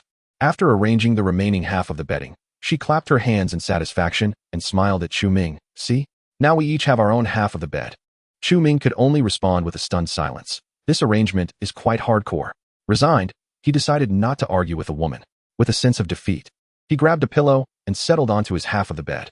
Outmatched and unable to retaliate, he figured he might as well enjoy the situation. After all, sharing a room with a beautiful woman wasn't entirely a loss. observing Chu Ming lying down. Fan Xiaojun smiled contentedly before reclining on her own half of the bed. The following morning at 8 o'clock, Chu Ming and Fan Xiaojun walked together on their way to Jiangyan Vocational College. Having gone to bed without showering the night before, both felt sticky and uncomfortable, causing Chu Ming to have a restless night and awaken early. Initially reluctant to attend school, he found himself unable to bear Fan Xiaojun's watchful presence. He thought that since they were not in the same class, she wouldn't be able to keep an eye on him constantly. He planned to devise a way to slip away once they were at school. However, upon entering the school gates and heading towards the teaching building for sophomore classes, he was dismayed to find Fan Xiaojun steadfastly accompanying him. A sense of foreboding washed over him. Tentatively, he inquired, "Sister, your classroom isn't here, is it?" Casting him a sidelong glance, Fan Xiaojun replied with a nonchalant smile, "I spoke with your advisor yesterday, and now I've transferred to your class." Chu Ming's eyes widened in disbelief as he exclaimed, "What gives you the right to transfer just like that?" "Beauty always has its privileges," Fan Xiaojun shrugged. Frustrated and feeling defeated, Chu Ming trudged toward the classroom. Meanwhile, in the sophomore class, a group of students animatedly discussed the latest developments. "Hey, did you hear? That new guy in our class actually got on the wrong side of Gong Zihong yesterday. What on earth? Did he not confront Zhang Xinhua just yesterday? How did he end up in a conflict with Gong Zihong? No, it's not because of that incident. Let me tell you. That fellow has actually started a relationship with the campus belle, Fan Xiaojun. Unbelievable. Stop joking. That guy looks utterly ordinary. How could the campus belle possibly be interested in him? Besides, hasn't he just been at the school for a day?" It's true. It was precisely because of this that Gong Zihong sent Jiang Yicheng from the fighting team to cause trouble for Chu Ming. But guess what? Chu Ming kept his true strength hidden. He managed to break Jiang Yicheng's leg. Is that for real? Jiang Yicheng is an 8th Dan fighter. I can't shake the feeling that you're pulling my leg. Yesterday afternoon, news of the confrontation between Chu Ming and Gong Zihong spread among the members of the fighting club who were present. He became the first person in the entire Jiangyan Vocational College to provoke Gong Zihong and emerge unscathed. In no time, Chu Ming turned into the focal point of discussion throughout the school. Rumor has it that the reason he angered Gong Zihong was due to his relationship with Fan Xiaojun. And everyone knew that Gong Zihong had been pursuing her for 3 whole years without success. However, most people found this rumor hard to believe. It sounded far too fantastical, resembling a plot from an online novel. At that moment, Chu Ming entered the classroom, and an immediate silence enveloped the room as every student turned their gaze towards him. Chu Ming was taken aback, feeling somewhat bewildered. He quickly stepped out to check the door plate, then re-entered and walked to his seat, wondering why everyone was staring at him. Following him, Fan Xiaojun also walked into the classroom and took a seat beside him in the back row. The moment the class laid eyes on Fan Xiaojun, they were utterly astonished, exchanging incredulous glances. Chapter 43. The Points Accumulation Artifact? Please do not support the book. What? Fan Xiaojun. Oh my goodness. What is happening? It is truly Fan Xiaojun. She actually came to our class with Chu Ming. Could that rumor possibly be true? Why? I cannot comprehend this. I cannot accept it. My campus belle, my goddess. Fan Xiaojun's presence left everyone in shock, whispering in disbelief. Zhang Xinhua, a member of the student council, now looked at Chu Ming with a mix of fear and resentment. She was privy to certain inside information, which made her even more astonished. A person who had stolen Gong Zihong's woman could come to school as if nothing had happened, and even brought Fan Xiaojun along so brazenly. Ding! Congratulations to the host for successfully playing the part of the pig to eat the tiger, earning 200 points. Chu Ming, sitting in the back row, felt helpless under the scrutiny of his classmates, but upon hearing the system's notification, he instantly perked up. Alas! Can one truly earn points from this? The school is indeed a masterful place of disguise. He turned to his companion, Fan Xiaojun, while his former deskmate, Zhao Hong, had yet to arrive in the classroom. Fan Xiaojun had audaciously occupied another seat. This individual appeared remarkably composed, engrossed in his phone, utterly indifferent to the gazes and whispers of those around him. Such a situation is indeed advantageous for earning points. Chu Ming had initially considered retreating to his rented room for a nap, but now that he had acquired points, he felt no urgency to depart. Perhaps there would be further opportunities to earn more points later? Thus, Chu Ming leisurely took out his phone and began to play. As he retrieved his phone, he noticed a WeChat message received that morning. It was from Lu Hui. Xiaoming, why did you go to Jiangyan City without informing me? Let me tell you. I encountered a bizarre individual who has been following me. It's utterly terrifying. I can sense a strong aura emanating from this person. They must also be a supernatural being. What should I do, Xiaoming? Upon reading this, Chu Ming furrowed his brows. Someone was stalking Lu Hui? Lu Hui was at least a C-level supernatural being.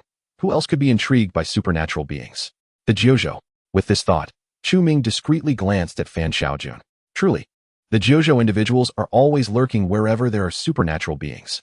If they set their sights on him, it would be one thing, but should he attempt to flee? With the Mark III armor, escape would be effortless. However, Lu Hai was different. He was merely a sea level. Chu Ming set his phone down, lost in contemplation. As Lu Hai was his friend, he felt compelled to assist, yet he himself was under surveillance by Jiuzhou. How could he provide aid? What resources did he possess? A combat power of 64, Venom, the Mark III armor, and the secret technique, Shadow. Suddenly, enlightenment struck him, a smile gracing his lips as he devised a strategy. He promptly responded to Lu Hai's message. Hurry to Jianyan City. I will arrange for someone to pick you up. At that moment, Zhao Heng entered the classroom. Upon reaching the last row and seeing Fan Xiaojun occupying his seat, he stood there, dumbfounded. That's my seat. Zhao Heng scratched his head, bewildered. Classmate, please fetch a chair. I wish to sit with Chu Ming, Fan Xiaojun replied, casting a smile in his direction. Oh. Zhao Heng blinked in surprise before hastily nodding and turning to head outside the classroom. Before departing, he gave Chu Ming a thumbs up and exclaimed, impressive. Zhao Heng had certainly heard the rumors, yet he found it hard to believe, considering that Chu Ming had only been at the school for less than a day. How could he possibly become close with the campus belle so quickly? However, it appeared that the rumors were indeed true. Soon, Zhao Heng returned, moving his desk and chair to sit beside Chu Ming. Stealing a glance at Fan Xiaojun, who was engrossed in her phone, he cautiously leaned towards Chu Ming and whispered, wow, brother, you truly are something else. To win over the campus belle in less than a day, how on earth did you manage that? Do you really think she just insists on sticking around me? Chu Ming replied with a helpless sigh, leaning back in his chair with a bitter smile. Impossible, Zhao Heng exclaimed, clearly incredulous. He believed it was already impressive that Chu Ming had managed to capture Fan Xiaojun's attention so swiftly. The idea of the campus belle pursuing him seemed absurd. Did he really think he was some sort of celebrity? Seeing Zhao Heng's skepticism, Chu Ming scoffed and abruptly stood up, pointing at Fan Xiaojun while shouting, can you please keep your distance from me? His voice boomed, catching the attention of the entire class, leaving everyone bewildered. What was going on with Chu Ming? Had he begun arguing with Fan Xiaojun? Seriously, who does he think he is? Just yesterday he was with someone else, and now he demands space from her? He must think he has something special, not realizing how fortunate he is that Fan Xiaojun even notices him. How can he act like this in front of so many people? I have a feeling the campus belle is about to get upset. As the classmates braced themselves for Fan Xiaojun's reaction, she merely shot Chu Ming a surprised glance, her brows knitting together. Unfazed, she calmly stated, no way. I must stick with you. This declaration left everyone in shock, with many of the boys in class twitching at the corners of their eyes, utterly perplexed. Ding. Congratulations to the host for successfully playing the fool and reaping rewards, earning 200 points. As the system's notification chimed in his mind, Chu Ming felt an overwhelming sense of joy. Fan Xiaojun was truly a point-earning machine. In less than half an hour, she had already helped him amass 400 points. Nodding with satisfaction, he settled back down, turning to the utterly dumbfounded Zhao Heng, who had his hands raised in disbelief. See, she won tea leave. She insists on being with me. Impressive. Zhao Heng, though confused, was thoroughly astonished. Could it be that women were drawn to such domineering men? He mused internally. If this approach worked even for the campus belle, wouldn't it be effortless to pursue other girls?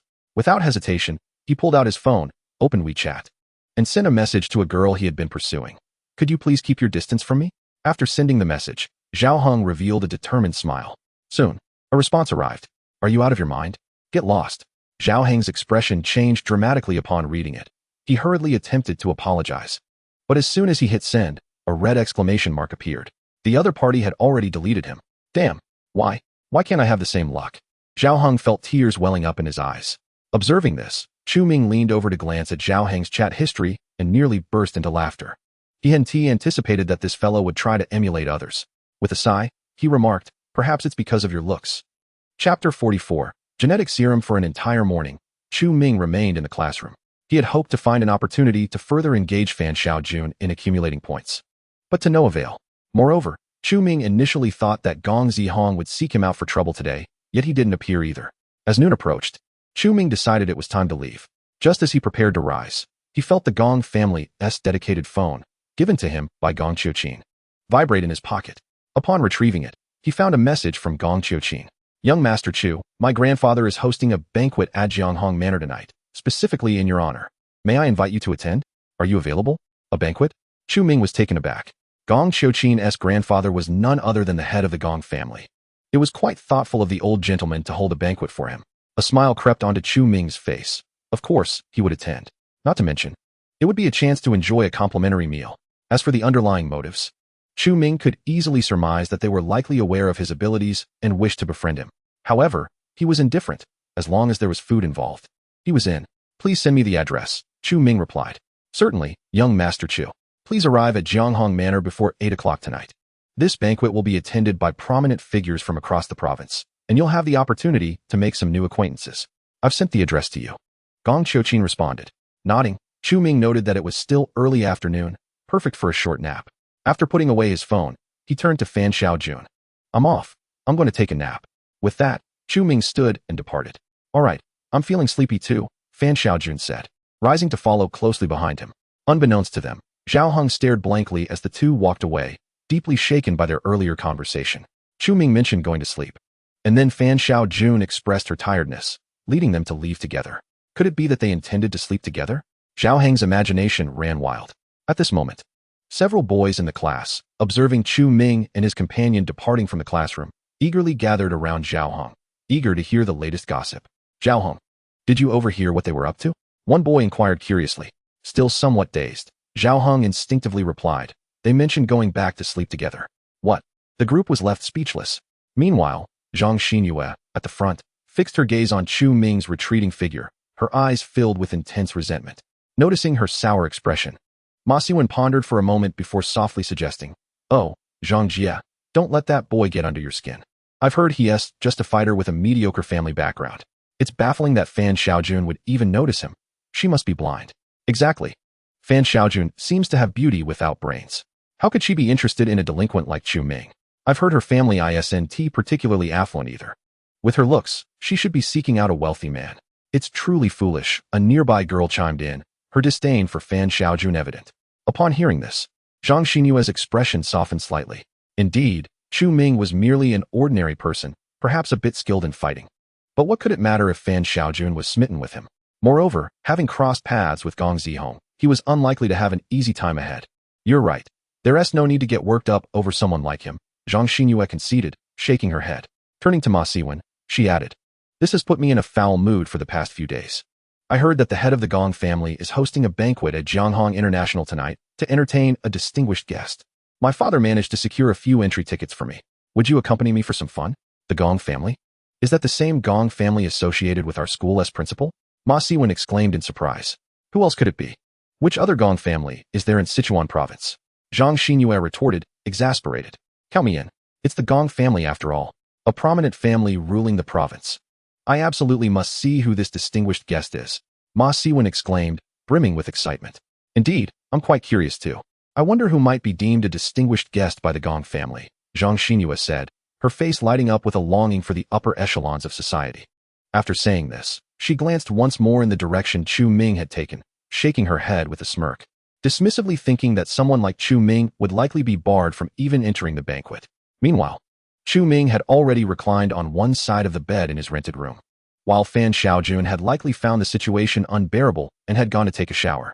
Seizing the opportunity, Chu Ming opened the lottery interface of the system, having just earned 400 points, and was eager to try his luck, with a remarkable 40 chances to draw. He had never experienced such affluence in his endeavors before. Just the thought thrilled him. He invested all 400 points at once, and the lottery wheel began to spin. 40 draws concluded swiftly, leaving Chu Ming in a state of disbelief. All 40 rewards were consumables. How infuriating. 40 draws, yet not a single special prize. Not even a skill-related reward. System, I shall expose your underhanded dealings. Glancing at the drawn rewards, Chu Ming's anger surged. The system's voice was devoid of emotion, asserting that it operated with fairness and impartiality, attributing the outcome solely to the host's ill fortune. Chu Ming, unwilling to dwell on the system's indifference, found a modicum of solace in the fact that, although the rewards were entirely consumables, they were not solely spirit essence pills and energy enhancement pills. Remarkably, he had also drawn 2 vials of genetic serums. Congratulations to the host for acquiring a consumable reward. Genetic serum, ordinary, sourced from a high martial realm. When used by an ordinary person, it can awaken them as a D-class Esper. An Esper using it can break through 1 level. This is indeed a valuable item. Chu Ming's eyes sparkled with excitement. Each vial of genetic serum could transform an ordinary person into an esper and facilitate the advancement of an existing esper. If he amassed a sufficient quantity of these serums, he could potentially produce espers in bulk without limitation. Chu Ming recalled a jest made by Lu Hui. In the future, we shall form a Chinese Avengers alliance. At that moment, he had contemplated the possibility of drawing items that could enhance the abilities of ordinary individuals, thereby cultivating his own faction. It now seemed that this idea was indeed feasible. Intrigued, Chu Ming's eyes gleamed with determination.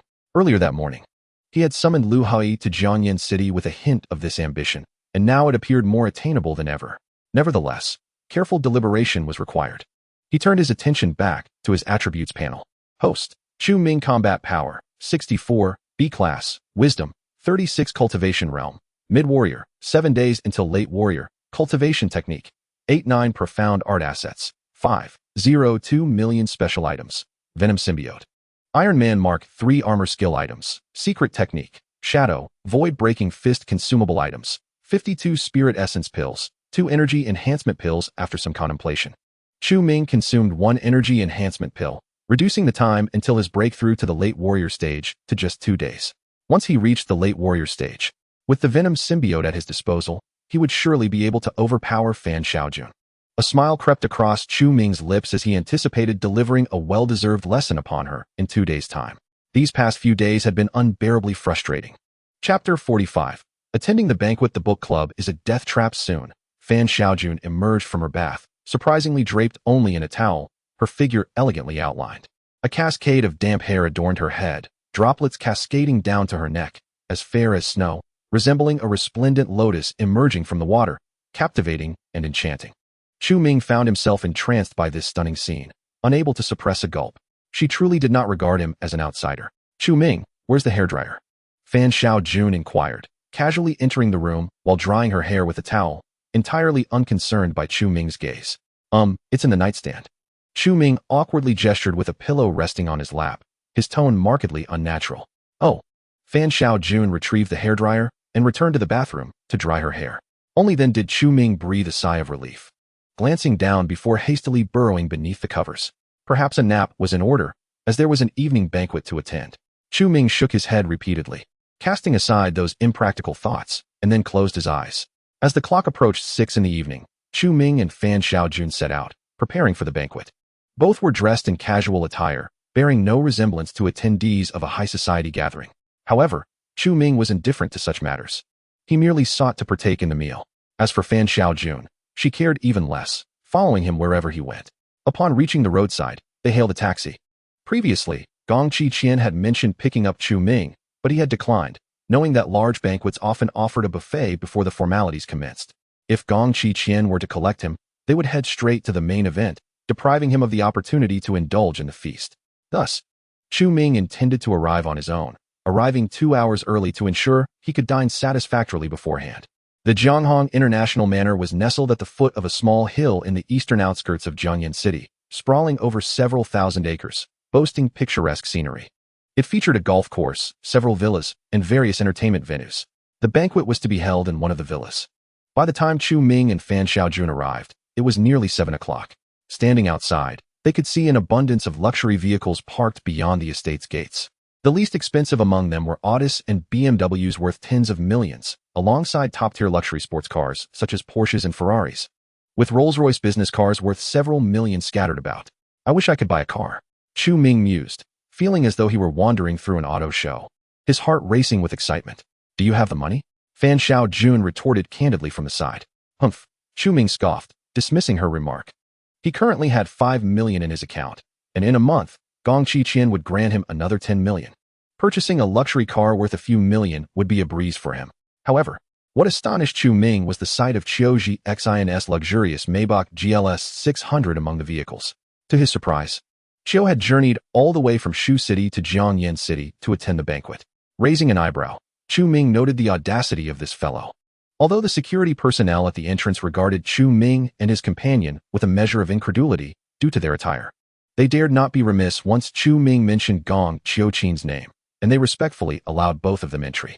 Before their eyes lay the resplendent hall on the villa's ground floor, lavishly adorned and already bustling with a number of elegantly dressed individuals of high society.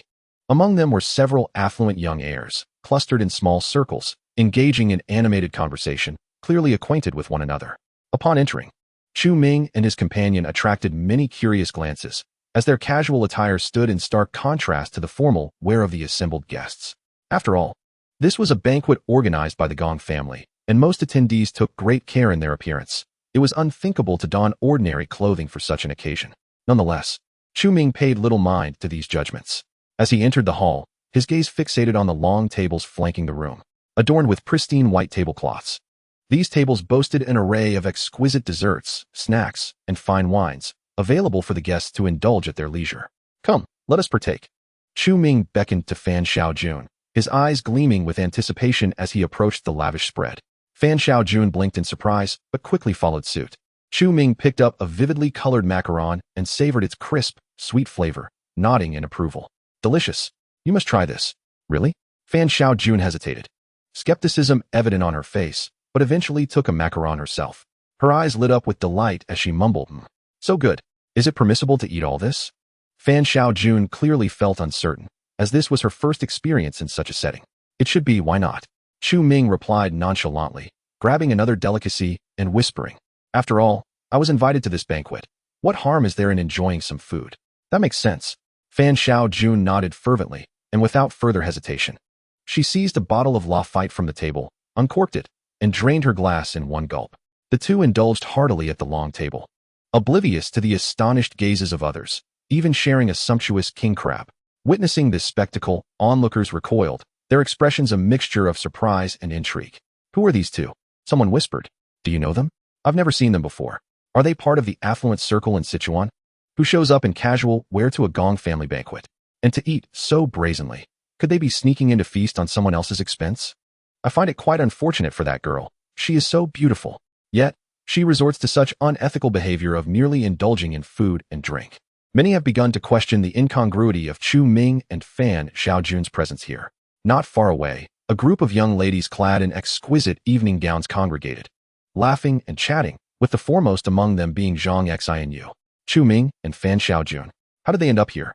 Suddenly, a girl in a low-cut white evening gown caught sight of Chu Ming and expressed her bewilderment.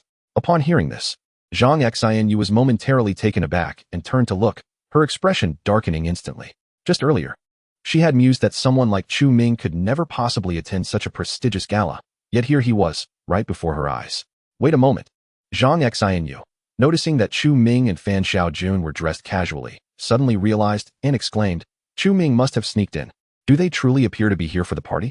Beside her, the heavily made-up Mach had a moment of clarity. Indeed, neither Chu Ming nor Fan Xiaojun hails from prominent families, so how could they possibly have the credentials to enter the Gong family banquet? Moreover, look at them, gorging themselves as if they were merely here to feast. Alas, the once renowned campus beauty has fallen to such depths. Had Fan Xiaojun accepted Gong Zihong's advances, she might have been the hostess of this very event. A girl cast a pitying glance towards Fan Xiaojun, seemingly lamenting her plight. That is entirely her own doing. Zhang Xianyu scoffed, and as if a thought struck her, a playful smile spread across her face. Speaking of Gong Zihong, isn't he currently upstairs? I wonder how he would react if he discovered that Chu Ming had infiltrated the banquet. Indeed, I must inform young Master Gong. Ma Si-wen exclaimed with enthusiasm, dashing toward the second floor of the villa. The group of girls exchanged glances filled with anticipation, eager to witness the unfolding drama. Chapter 46. Gong Wuchang. This banquet was held on the 2 floors of the villa. The first level was populated by individuals of relatively modest wealth and some affluent youths accompanying their parents or friends to broaden their horizons. The second level, however, was where the true magnates of Sichuan province gathered, each a leader in their respective fields, with fortunes in the millions. The discussions taking place among them could, without a sound, determine the employment and livelihood of tens of millions. In the central area of the second floor, an elderly gentleman, well over 70, donned a traditional Zhongshan suit as he sat in a grand armchair. His hair was completely white, and he appeared somewhat frail, quietly sipping from a teacup while gazing out the window, his demeanor as tranquil as a still pond. Although the elderly man appeared frail and resembled an ordinary senior, he exuded an innate aura of authority that commanded respect without the need for anger. The prominent figures on the second floor dared not approach within 10 meters of him. Whenever they cast their gaze in his direction, their eyes were filled with reverence and flattery. This venerable gentleman was none other than the host of the gathering, the head of the Gong family, Gong Wuchang. Flanking him were two individuals, his son Gong Qiuhe and grandson Gong Zihong. Father, given your severe condition, is it truly necessary for you to preside over this banquet? Surely, you could leave it to me, Gong Qiuhe said. Concern etched in his features as he poured a cup of tea for his father. Sighing softly, Gong Wuchang replied, I am aware that my time is limited. It is precisely for this reason that I must personally oversee this gathering. Worry flickered in his eyes. Father, what are you saying? Gong Qiuhe furrowed his brow. There is no need to deceive this old man. I am well aware of my own health, Gong Wuchang remarked, shaking his head with a calm smile. Grandfather, what manner of esteemed individual warrants your personal attention? Gong Zihong inquired cautiously from the side. Just the previous afternoon, he had intended to confront Chu Ming, but was abruptly summoned by his father, Gong Qiuhe, back to the family estate, where he learned that his grandfather would be hosting a banquet for a significant figure. He was taken aback, as he could not recall his grandfather ever personally entertaining anyone before. After all, Gong Wuchang was the head of the Gong family, one of the most powerful individuals in Sichuan province, typically receiving accolades from others rather than humbling himself to forge connections. Gong Zihong was immensely curious about the identity of this esteemed personage that warranted such treatment from his grandfather. Gong Wuchang glanced at his grandson, and after a moment of silence, he spoke leisurely. This individual may hold the key to the survival of our Gong family. Hence, I must personally attend to him. What? Gong Zihong exclaimed, disbelief etched across his features. He had not anticipated his grandfather to hold such a high regard for this individual. Father, surely this is an exaggeration? Gong Qiuhe echoed, equally astonished. You are both aware of how our Gong family rose to prominence, founded upon our formidable martial prowess, which has unfortunately begun to wane. Gong Wuchang continued, disregarding their astonishment. So what if it has declined? In contemporary society, is martial arts still necessary?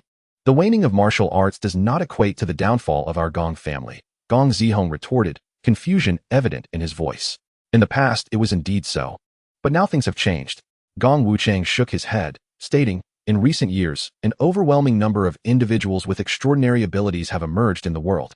Alongside a surge of ancient martial artists, our family, the Gongs, has long-standing enmity with the ancient martial artists of the Qingqing Mountain sect, who have recently begun to stir. Although their actions are currently trivial, I am acutely aware that they are merely testing the martial prowess of our family. With the resurgence of spiritual energy in the world and Qingqing Mountain being a focal point of this energy, the strength of their martial artists will only continue to grow. There will come a day when our family will be unable to contend with them, and we may find ourselves locked in a life-and-death struggle akin to that of a century ago. However, this time, the odds are stacked against us. As he spoke, the concern in Gong Wuchang's eyes deepened. Hearing these words, both Gong Qiuhe and his son fell silent for a moment. Gong Zihong, still somewhat skeptical, asked, but grandfather, can those ancient martial artists and extraordinary individuals truly alter the order of modern society? Gong Wuchang smiled faintly, took a sip of tea, and explained, indeed, they can. Extraordinary individuals have become a rare resource. The government has established a special department, Juzhou, not only to manage these individuals, but also to absorb them for its own purposes. Consequently, in the future, the status of a powerful extraordinary individual or ancient martial artist will only rise. Currently, our family possesses merely 100 ancient martial artists, with only a handful of them being above grade B, and even fewer among the younger generation are willing to pursue martial cultivation. If this continues, our family will inevitably be supplanted by the Qingqing Mountain sect. Gong Qiuhe nodded slightly, as if beginning to grasp the gravity of the situation, and remarked, thus, someone like young Master Chu, who is both a grade B extraordinary individual and a peak ancient martial artist at such a young age, is someone our family must befriend. Precisely, Gong Wuchang replied, casting a satisfied glance at Gong Qiuhe. He had 3 sons, 2 of whom were currently absent from Sichuan province, and this banquet had been a spur-of-the-moment decision. The only direct descendant available from the family was Gong Qiuhe, so it was imperative that he conveyed this information clearly. Gong Wuchang glanced down at his vintage wristwatch before looking up and asking, has Xiaoqin not yet picked up young Master Chu? Xiaoqin called me earlier and mentioned that young Master Chu declined to be picked up, preferring to come on his own to avoid revealing his identity. Gong Qiuhe replied, after some contemplation. In that case, let us wait here, Gong Wuchang said, closing his eyes and leaning back in his armchair, as if to doze off. Gong Zihong, listening nearby, was momentarily taken aback, beginning to comprehend the esteemed position that the individual referred to as young Master Chu held in his grandfather's eyes. At that moment, however, Gong Zihong suddenly noticed a young lady in a low-cut white evening gown not far away, waving at him. With a puzzled expression, he approached her and inquired, "What brings you to the second floor?" The second floor was a space reserved for discussions among the province's elite. Clearly, a junior like her should not be present there. The young lady, Ma Siwen, upon noticing Gong Zihong approaching, hurriedly exclaimed, "Young Master Gong, I just spotted Chu Ming on the first floor." Chu Ming? Gong Zihong paused, a frown creasing his brow. How could that fellow possibly be here? You must have seen wrong. The conditions for receiving an invitation to the Gong family's banquet were exceedingly stringent. Without assets amounting to tens of millions or an equivalent guarantor, one simply did not qualify for entry. I assure you. Ma Siwen, sensing his disbelief, grew anxious. Not only did Chu Ming come, but he also brought Fan Xiaojun with him. I suspect they sneaked in to indulge themselves. Upon hearing Fan Xiaojun's name, Gong Zihong's expression darkened immediately, a cold smirk forming on his lips. With that kid's skills, sneaking in is indeed possible. Humph. I have no time to deal with you, yet you dare come to me? With that, Gong Zihong strode directly towards the first floor, with Ma Siwen trailing behind. Her heart amused, thinking to herself that a spectacle was about to unfold. Chapter 47. Gong Zihong's fury. Meanwhile, on the first floor of the villa, Chu Ming and Fan Xiaojun stood by the long table, oblivious to their surroundings as they indulged in food. Hey, look, ISNT that our school's bell. Fan Xiaojun. Among the attendees, all of whom were scions of affluent families, many recognized her. Indeed, and the young man beside her must be the rumored Chu Ming. Someone remarked in disbelief. Most of the school had heard the news about Chu Ming, the transfer student who had only been at the school for a day yet had managed to win over the belle, Fan Xiaojun, while also confronting Gong Zihong. I just heard they snuck in to feast. Observing their behavior, it indeed appeared so. It's such a disgrace that a prestigious belle would associate with such a fellow. Clearly, she has misjudged her companions. Someone lamented, shaking their head. Setting that aside, I must commend Chu Ming, another interjected. Oh, pray tell? Consider this. This is a banquet hosted by the Gong family, and Gong Zihong is bound to be present. This fellow has stolen Gong Zihong's woman and brazenly entered the premises. His audacity is remarkable. Were I in his position, I would never dare. True. But if Gong Zihong discovers this, that lad is in for a rough time. This is indeed Gong family territory. Just as Chu Ming and Fan Xiaojun continued their jovial banter while enjoying their meal, a figure suddenly approached them. The individual before them was none other than Gong Zihong. After casting a fleeting glance at Chu Ming, his gaze shifted towards Fan Xiaojun, his expression dripping with mockery as he spoke. Oh, Fan Xiaojun, why must you subject yourself to this? Had you chosen to be with me, every prominent figure in Sichuan would have bowed to you at this gathering. Yet here you are, clinging to this Chu Ming, lacking even the qualification to enter the banquet, resorting to sneaking in. Such a pity. Both Chu Ming and Fan Xiaojun were momentarily taken aback by his words, exchanging perplexed glances that revealed their mutual bewilderment. What? Feeling guilty? Gong Zihong observed their reaction with a cold smirk, reveling in their discomfort. He proclaimed, "Let me enlighten you. While sneaking into the banquet may be simple, finding a way out will prove far more challenging." Determined to humiliate them, Gong Zihong resolved to thoroughly deal with Chu Ming, harboring a deep-seated resentment that demanded retribution. This gathering was hosted by the Gong family, and with several martial artists in attendance, could Chu Ming truly stand a chance against them? Meanwhile, Ma Siwen, who had just summoned Gong Zihong, had returned to the circle of Zhang Xinyua, visibly exhilarated as she observed the unfolding drama. The show is about to begin, ladies. Gong Zihong certainly lives up to his family's reputation. He is utterly formidable. Just look at how he has left Chu Ming and Fan Xiaojun speechless. A girl gazed at Gong Zihong, clad in his imposing suit, with adoring eyes. I am curious to see how Chu Ming will navigate this predicament, Zhang Xinyua mused elegantly. Sipping from her glass of red wine, her gaze fixed coldly on the scene before her. The other attendees in the grand hall had already been keeping a watchful eye on Chu Ming and Fan Xiaojun, and Gong Zihong's entrance only heightened their interest, drawing them closer to witness the spectacle. Well, these two freeloaders have been caught by Gong Zihong. They truly cannot escape the consequences now.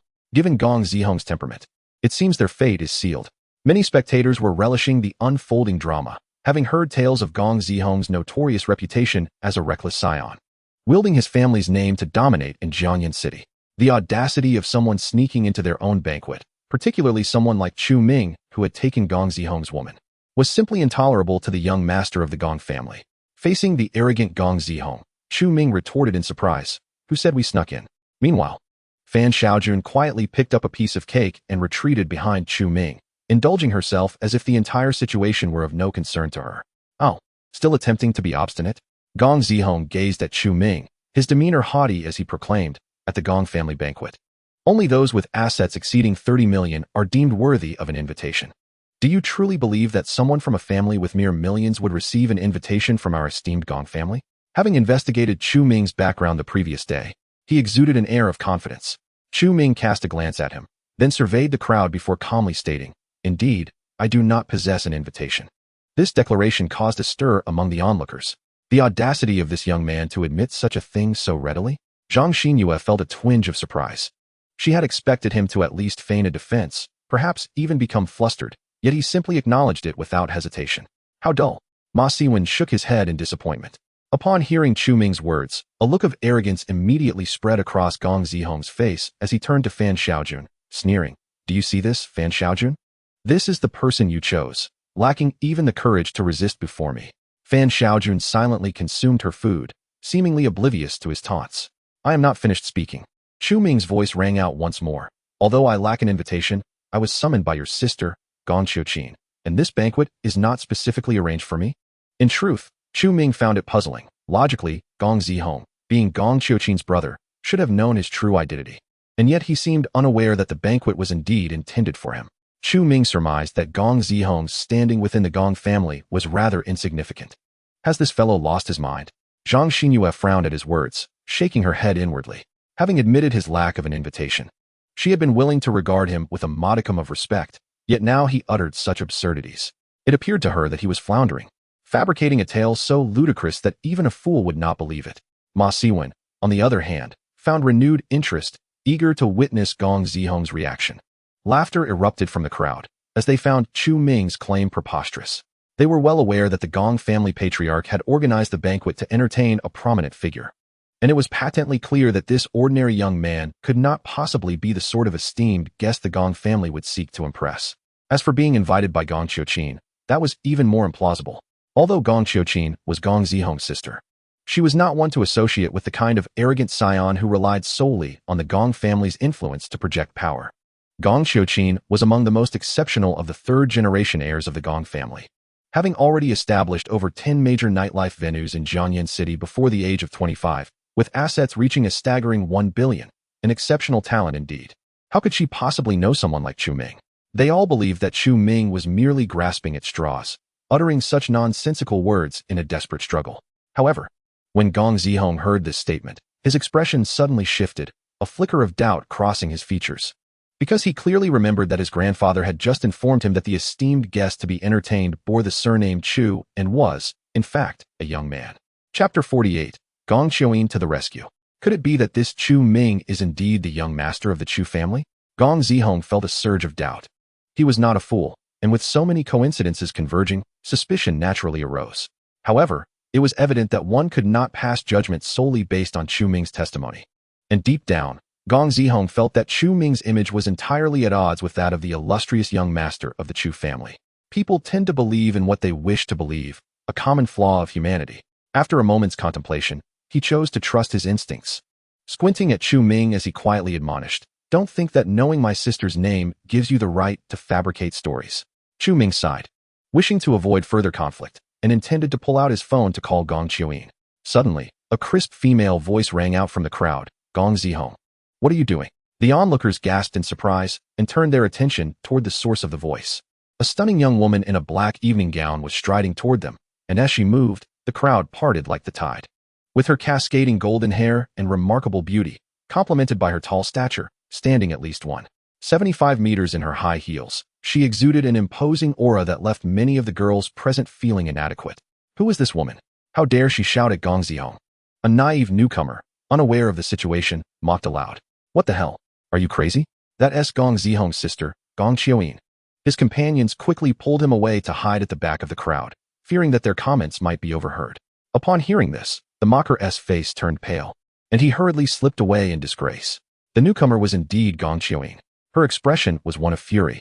Her brows tightly knitted as she approached Gong Zihong with swift steps. "Sister? What's wrong?"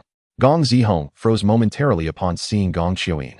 The arrogant demeanor he had just displayed vanished in an instant, replaced by an unsettling premonition. Without uttering a word, Gong Qiuqin, under the astonished gazes of the crowd, extended her hand and delivered a sharp slap to Gong Zihong's face, reprimanding him loudly. Scoundrel. Apologize to young Master Chu this instant. Young Master Chu? He is young Master Chu? Gong Zihong was momentarily dazed by the slap, and Gong Qiulin's words filled him with shock and disbelief. This seemingly ordinary youth, whom he had always looked down upon, was indeed the distinguished guest his grandfather had invited.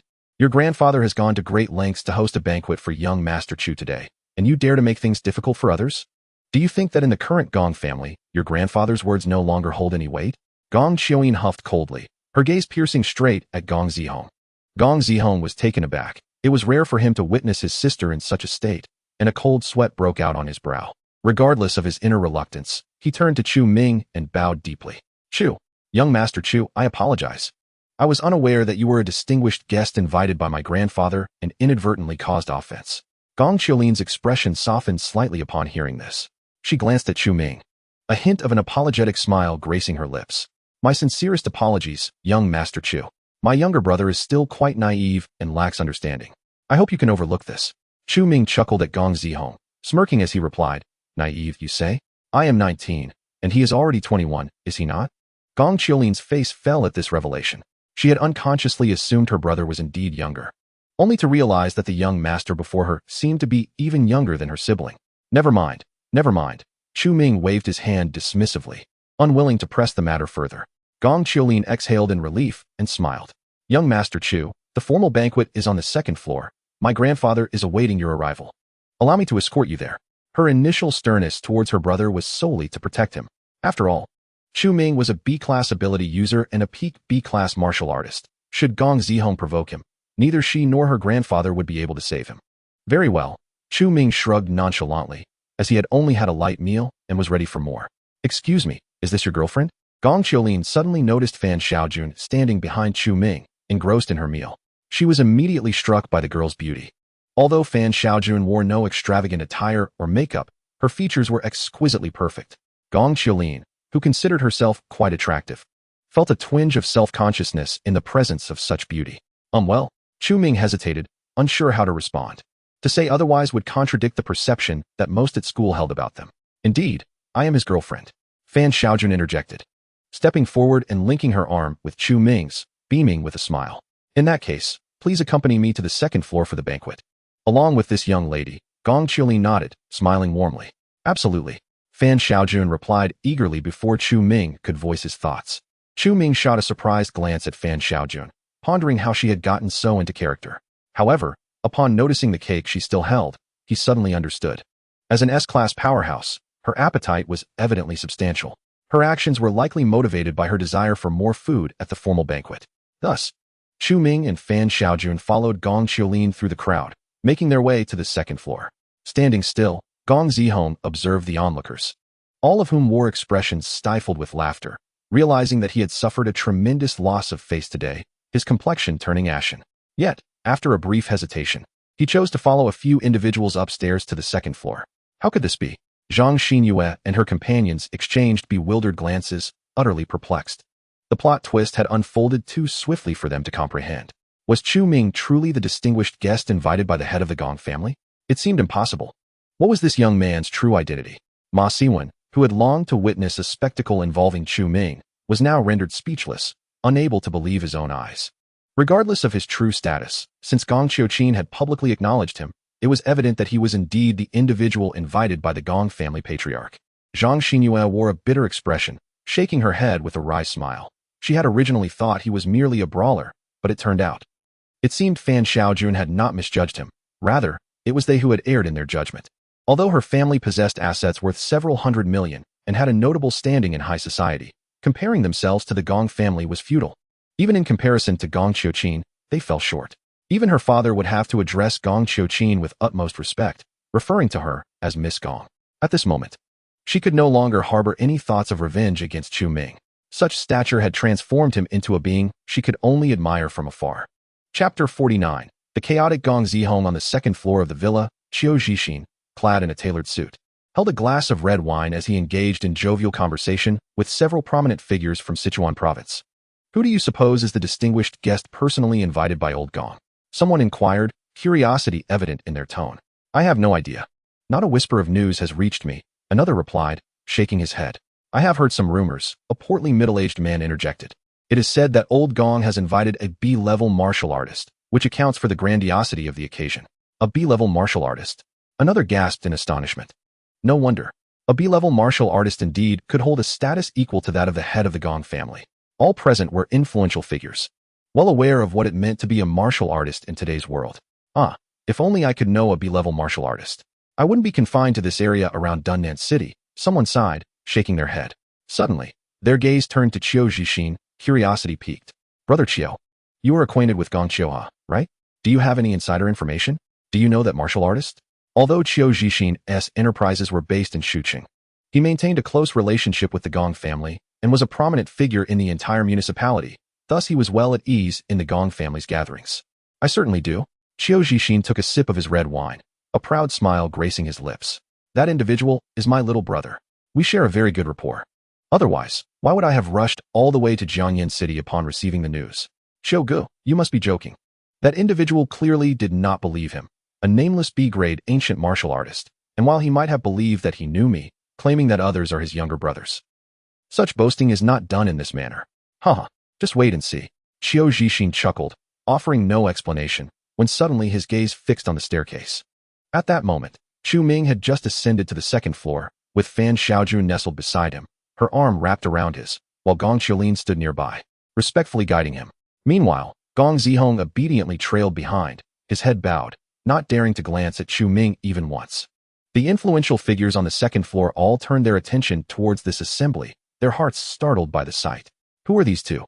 Gong Lao's granddaughter is personally leading him? One individual beside Qiu Zixin exclaimed in astonishment. How could these two juniors ascend to the second floor? Moreover, with Gong Qiulin showing such deference towards them, could they possibly be scions of prestigious families from the capital or the Magic City? A plump, middle-aged man also expressed his surprise, his gaze burning with interest, contemplating whether he should approach to offer a toast. Yet, it was evident that no one connected Chu Ming with the ancient martial artist invited by Gong Wuchang. After all, the latter appeared remarkably youthful. The younger brother has finally arrived. Qiu Zixin's eyes gleamed as he picked up 2 glasses of red wine from the table and made his way towards Chu Ming. Chu Ming walked calmly, exuding composure under the watchful eyes of numerous powerful figures from Sichuan. Oh, Chu Laodi, a familiar voice called out, and as Chu Ming turned to locate the source, he couldn't help but smile.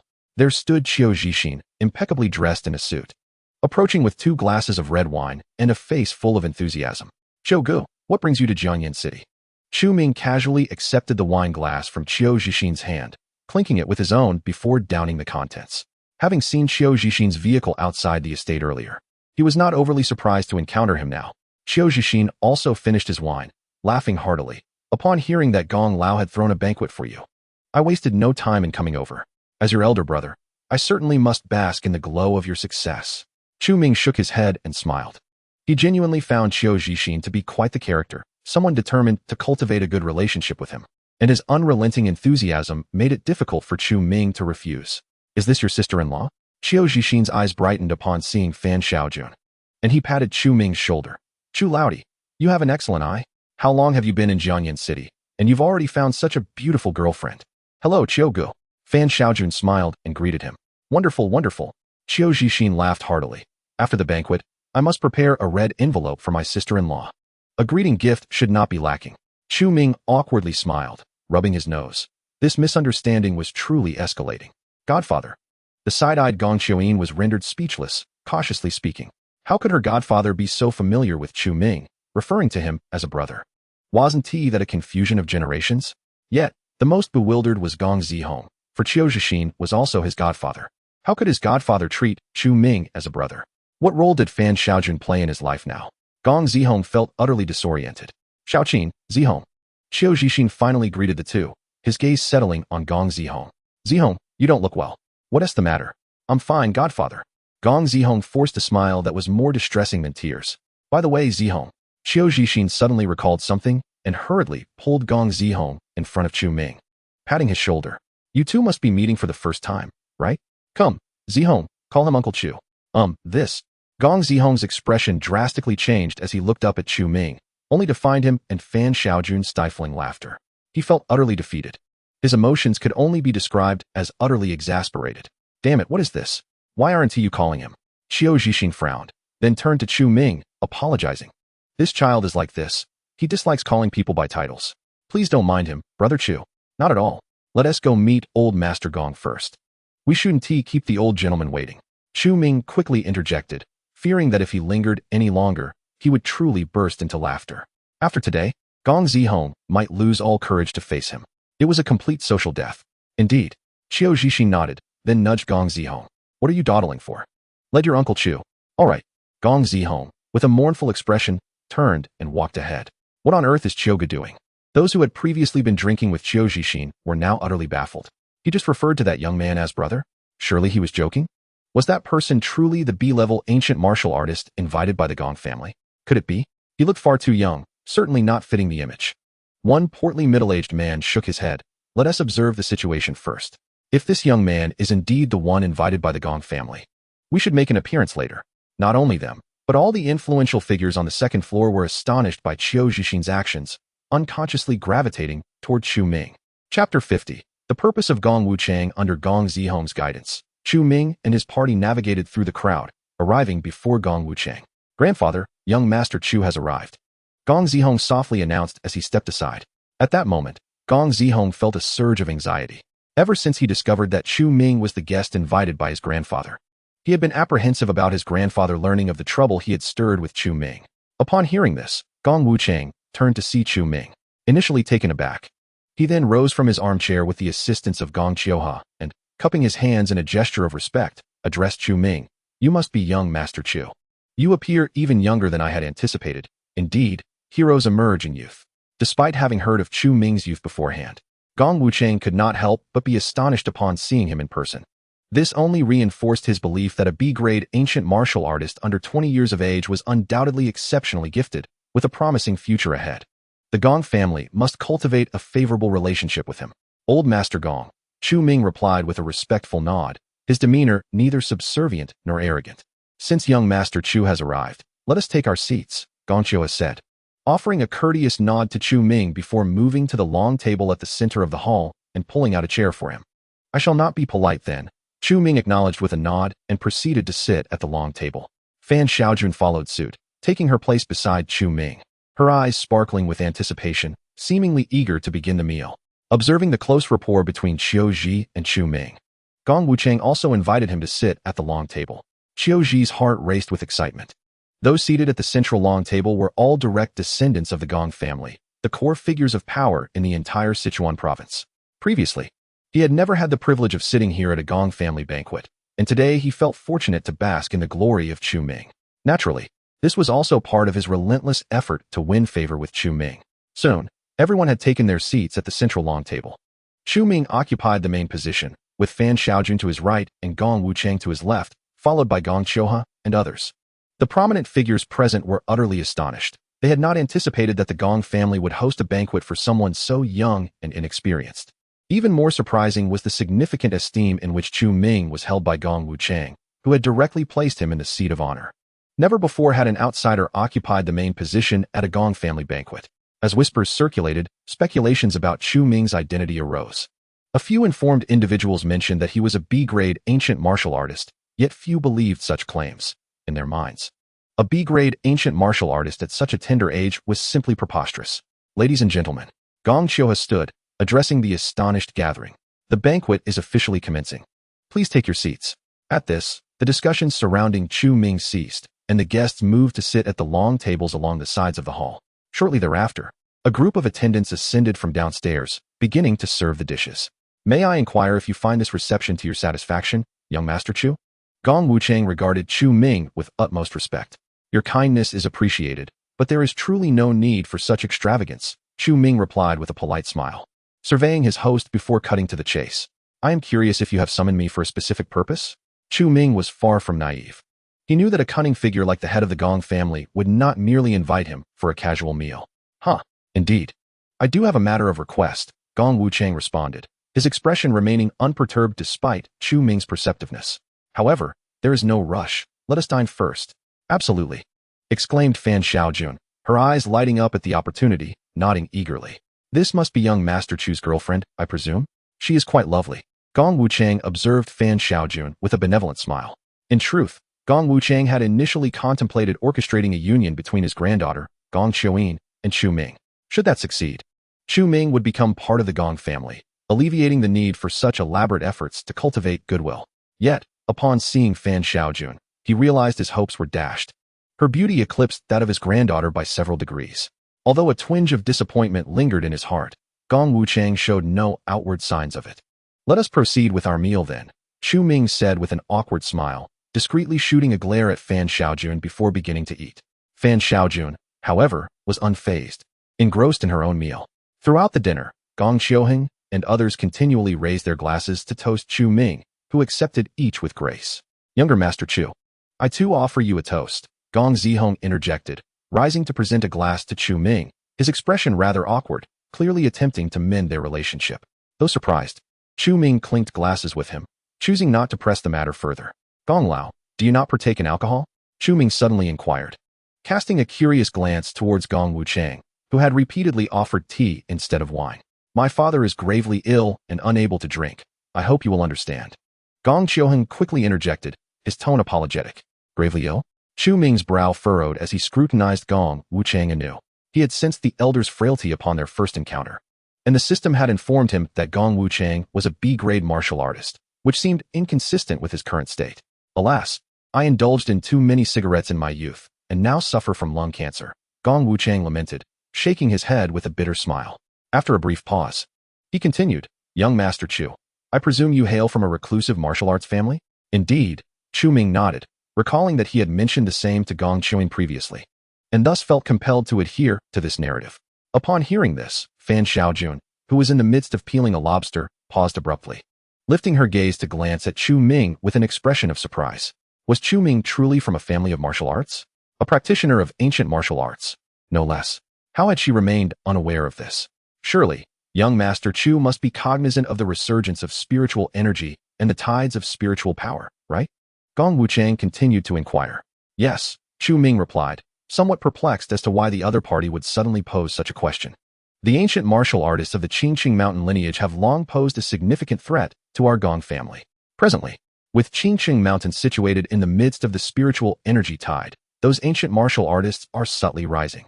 And there have even emerged B-grade practitioners under the age of 30. Young Master Chu, you have crossed paths with them and can attest to the veracity of my words." Gong Wuchang spoke at a measured pace. "As it stands, the few remaining B-grade practitioners in our Gong family are merely aging relics. Our health has also begun to falter. I fear that once we depart, the Qingqing Mountain lineage will swiftly usurp our position." "Oh, what then?" Upon hearing this, Chu Ming raised an eyebrow, sensing that the cunning old fox, Gong Wuchang, was about to reveal his true intentions. "The purpose of this banquet for young Master Chu is to request your assistance with a matter on behalf of our Gong family." There was a pleading glimmer in Gong Wuchang's aged eyes. "We hope that young Master Chu can intimidate the ancient martial artists of the Qingqing Mountain lineage in our family's name. Upon successful completion, I shall reward you with a sum of 100 million. Chapter 51. Presenting the Spirit Essence Pillow? At this declaration, Chu Ming's eyes narrowed. He realized that Gong Wuchang sought him for this very purpose. In truth, Chu Ming had contemplated a visit to Qingqing Mountain, as the system had informed him of treasures that could accelerate his cultivation. Naturally, venturing there would likely lead to conflict with the ancient martial artists of Qingqing Mountain, considering it was their territory. However, given that Gong Wuchang was willing to offer such a generous sum of 100 million for him to intimidate the martial artists of Qingqing Mountain in the name of the Gong family, he found it quite agreeable. Moreover, with this arrangement, any disturbances he might create on Qingqing Mountain would be the responsibility of the Gong family. With this thought in mind, Chu Ming nodded without hesitation. "Very well, it shall be done. Then I extend my gratitude to you, young Master Chu." Upon receiving Chu Ming's agreement, Gong Wuchang exhaled in relief, raising his teacup in a toast to Chu Ming. Gong Qiuhai and the others were visibly astonished by Gong Wuchang's decision, clearly not anticipating such a strategic move. In the estimation of the Gong family's ancient martial artists, Chu Ming's overall strength had likely reached A grade or above, whereas the ancient martial artists of Qingqing Mountain, according to intelligence from the Gong family's insiders, peaked at B grade. Tasking Chu Ming with intimidating the ancient martial artists of Qingqing Mountain was evidently an easily achievable endeavor. Thus, for the Gong family, expending 100 million was but a trivial sum. Gong Wuchang's maneuver is indeed quite remarkable. "Old Gong, did you just say you have lung cancer?" Chu Ming suddenly inquired after a brief pause. Yes, what of it, young Master Chu? Gong Wuchang responded, his expression one of surprise. It is as follows, Chu Ming said, stroking his chin as he organized his thoughts. You are aware that I hail from a reclusive martial arts family. In our lineage, there exists a type of elixir that may potentially cure your lung cancer. The elixir Chu Ming referred to was, of course, the Lingyuan pill obtained through a lottery, which the system claimed could cure any ailment on Blue Star. Presently, he had over 50 of these pills in his system inventory, which he had previously deemed somewhat superfluous, as he had not encountered an abundance of illnesses. However, at this moment, the utility of the Lingyuan pill struck him. He could sell it. How could someone of Gong Wuchang's stature resign to death due to illness? Surely, he would be willing to pay any sum for a cure. A pill that can treat lung cancer? Gong Wuchang furrowed his brow upon hearing this, shaking his head and responding, Young Master Chu, it's not that I doubt you, but this notion seems rather far-fetched, does it not? Not only Gong Wuchang, but also the others at the long table appeared skeptical upon hearing Chu Ming's claim. Even Fan Xiaojun regarded him with a look that suggested disbelief. Cancer is a malady that the world's foremost medical experts have struggled to conquer for decades. The notion of a pill purported to cure it was evidently akin to a folk remedy, and thus, the assembly remained unconvinced. Chu Ming, observing the skeptical gazes directed at him, merely smiled calmly. He reached into his pocket, summoned a Lingyuan pill from the system, and then presented it to Gong Wuchang. Gong Wuchang promptly accepted it, glancing at the greenish, dull pill in his hand, and chuckled wryly, Young Master Chu, do not jest with an old man. Is this truly the pill you claim can cure lung cancer? I understand you are skeptical at present, but you shall know its efficacy once you consume it. Chu Ming replied, exhibiting remarkable composure in anticipation of this situation. Very well, I shall accept it for now, and will use it upon my return to the Gong residence. Should it prove effective, I will reward you handsomely, young Master Chu. Gong Wuchang did not elaborate further. He simply tucked the Lingyuan pill into his pocket. As the head of the Gong family, he would not readily ingest something of uncertain provenance. His subsequent words were merely formalities, as he certainly did not expect any remedy from Chu Ming's folk remedy. Chu Ming remained unfazed. He held considerable confidence in the efficacy of the items provided by the system. Once Gong Wuchang ingested the pill, he would ascertain its effectiveness. Should Gong Wuchang's lung cancer be cured, the endorsement of the Gong family patriarch would undoubtedly elevate the Lingyuan pill to an object of fervent desire among the elite of Chuan province. At that point, Chu Ming would have no concerns regarding his financial resources. The formal banquet soon came to an end, and amidst the throng of prominent figures from Sichuan province, Chu Ming and Fan Xiaojun made their departure from Jianghong International Manor. Gong Wuchang and others personally escorted the duo to the entrance. Watching as they boarded Gong Qiuhe's luxurious Rolls-Royce, valued at 10 million, which would convey them home. Standing at the gate of the manor, Gong Wuchang squinted his eyes, lost in thought. After a moment, he retrieved a Ling Yuan Dan from his Zhongshan suit pocket and handed it to Gong Qiuhe, stating solemnly, please have this pill analyzed for its components. Gong Qiuhe paused, accepting the Ling Yuan Dan with a mix of surprise and skepticism. Dad, you can't be seriously considering this unorthodox remedy, can you? Although young Master Chu is formidable, it doesn't guarantee the efficacy of this pill. He sighed. Am I to believe that without this pill, my lung cancer would somehow be cured? Gong Wuchang shook his head, exhaling deeply. My endurance thus far has solely relied on my mid-stage martial prowess, yet I can only withstand this ailment for so long. Thus, regardless of its effectiveness, I must give it a try. Consider it a desperate gamble in my illness. After a brief silence, Gong Qiuhe nodded in agreement. Ding. Congratulations, host, on successfully playing the role of a cunning underdog, earning 1,000 points. Within the Rolls-Royce, a notification resonated in Chu Ming's mind. The reward for his earlier display of bravado on the villa's first floor. Given the affluent company present, he accrued a substantial 1,000 points. However, Chu Ming paid no heed to it, gazing out the window as if deep in contemplation. Half an hour later, the pair finally returned to the commercial pedestrian street. Disembarking from the Rolls-Royce, you're still an ancient martial artist? Fan Xiaojun fixed her beautiful eyes on Chu Ming. Having longed to address this matter during the car ride, but hesitated due to the presence of Gong Qiuhe's driver. Now she understood why. During the earlier altercation with Jiang Yicheng, Chu Ming had effortlessly broken the latter's leg without displaying any supernatural abilities. What business is it of yours? Chu Ming rolled his eyes, casting his gaze afar, unwilling to engage. This was information that could not remain hidden for long, if Fan Xiaojun discovered it. So be it. It seems I need to report to Jiuzhou for a reassessment of your rank, Fan Xiaojun remarked, her brows furrowing as she scrutinized Chu Ming. oblivious to the extent of his secrets. No matter what, I cannot defeat you at this moment. So why the fuss? Chu Ming shrugged nonchalantly. Yet, internally, he smirked. In a few days, he would reach the late martial stage and would ensure that Fan Xiaojun received her due reckoning. After a pause, Chu Ming suddenly glanced at Fan Xiaojun, inquiring, I plan to visit Qingcheng Mountain tomorrow. Will you accompany me? Of course. My task is to keep an eye on you. Wherever you go, I shall follow, Fan Xiaojun replied without hesitation. Very well, as you wish. A subtle smile graced Chu Ming's lips, for with this, the plan that resided in his heart could finally commence. Chapter 52. The Hulk and the Gatling gun. Upon returning to his rented apartment, Chu Ming retreated directly to the bathroom, claiming he wished to take a shower. Fan Xiaojun made no attempt to stop him and settled down on the sofa, engrossed in the television. However, Chu Ming's true intention was to participate in a lottery. Having earned 1,000 points today, he was entitled to 100 draws. Surely, he would obtain some extraordinary rewards this time. Yet, recalling his previous experience of drawing 40 times with nothing but consumable rewards, he pondered briefly before hastily splashing water on his face. This time, with my face brightened. Surely good fortune awaits, he thought. He promptly accessed the lottery interface of the system and injected all 1,000 points. The lottery will spun rapidly. Congratulations, host. You have won a consumable reward, Gene Serum, Ordinary, from a high martial arts dimension. Congratulations, host. You have won a consumable reward, Spiritual Essence Pill, from a cultivation dimension. As expected, the initial rounds yielded nothing but consumable items, 3 bottles of Gene Serum and 15 Spiritual Essence Pills. Could it be that even after washing my face, luck still eludes me?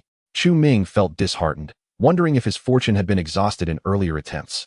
However, on the 21st draw, to his astonishment, the pointer landed in the special rewards zone. Congratulations, host. You have received a special reward, Hulk Serum, from the Marvel Universe. Upon injection into a human body, one will gain the ability to transform into the Hulk. Note, after system enhancement, a human who transforms into the Hulk via the Hulk Serum will retain their rationality. Upon transformation, combat strength would increase by 2 tiers. A regular person transforming into the Hulk would attain B-class combat prowess, while a C-class individual would achieve A-class strength, and so forth. With a maximum combat capacity of 220 points. Hulk Serum? Chu Ming furrowed his brow, filled with doubt. If memory serves correctly, the Hulk in the Marvel Universe was not born of a serum, was he?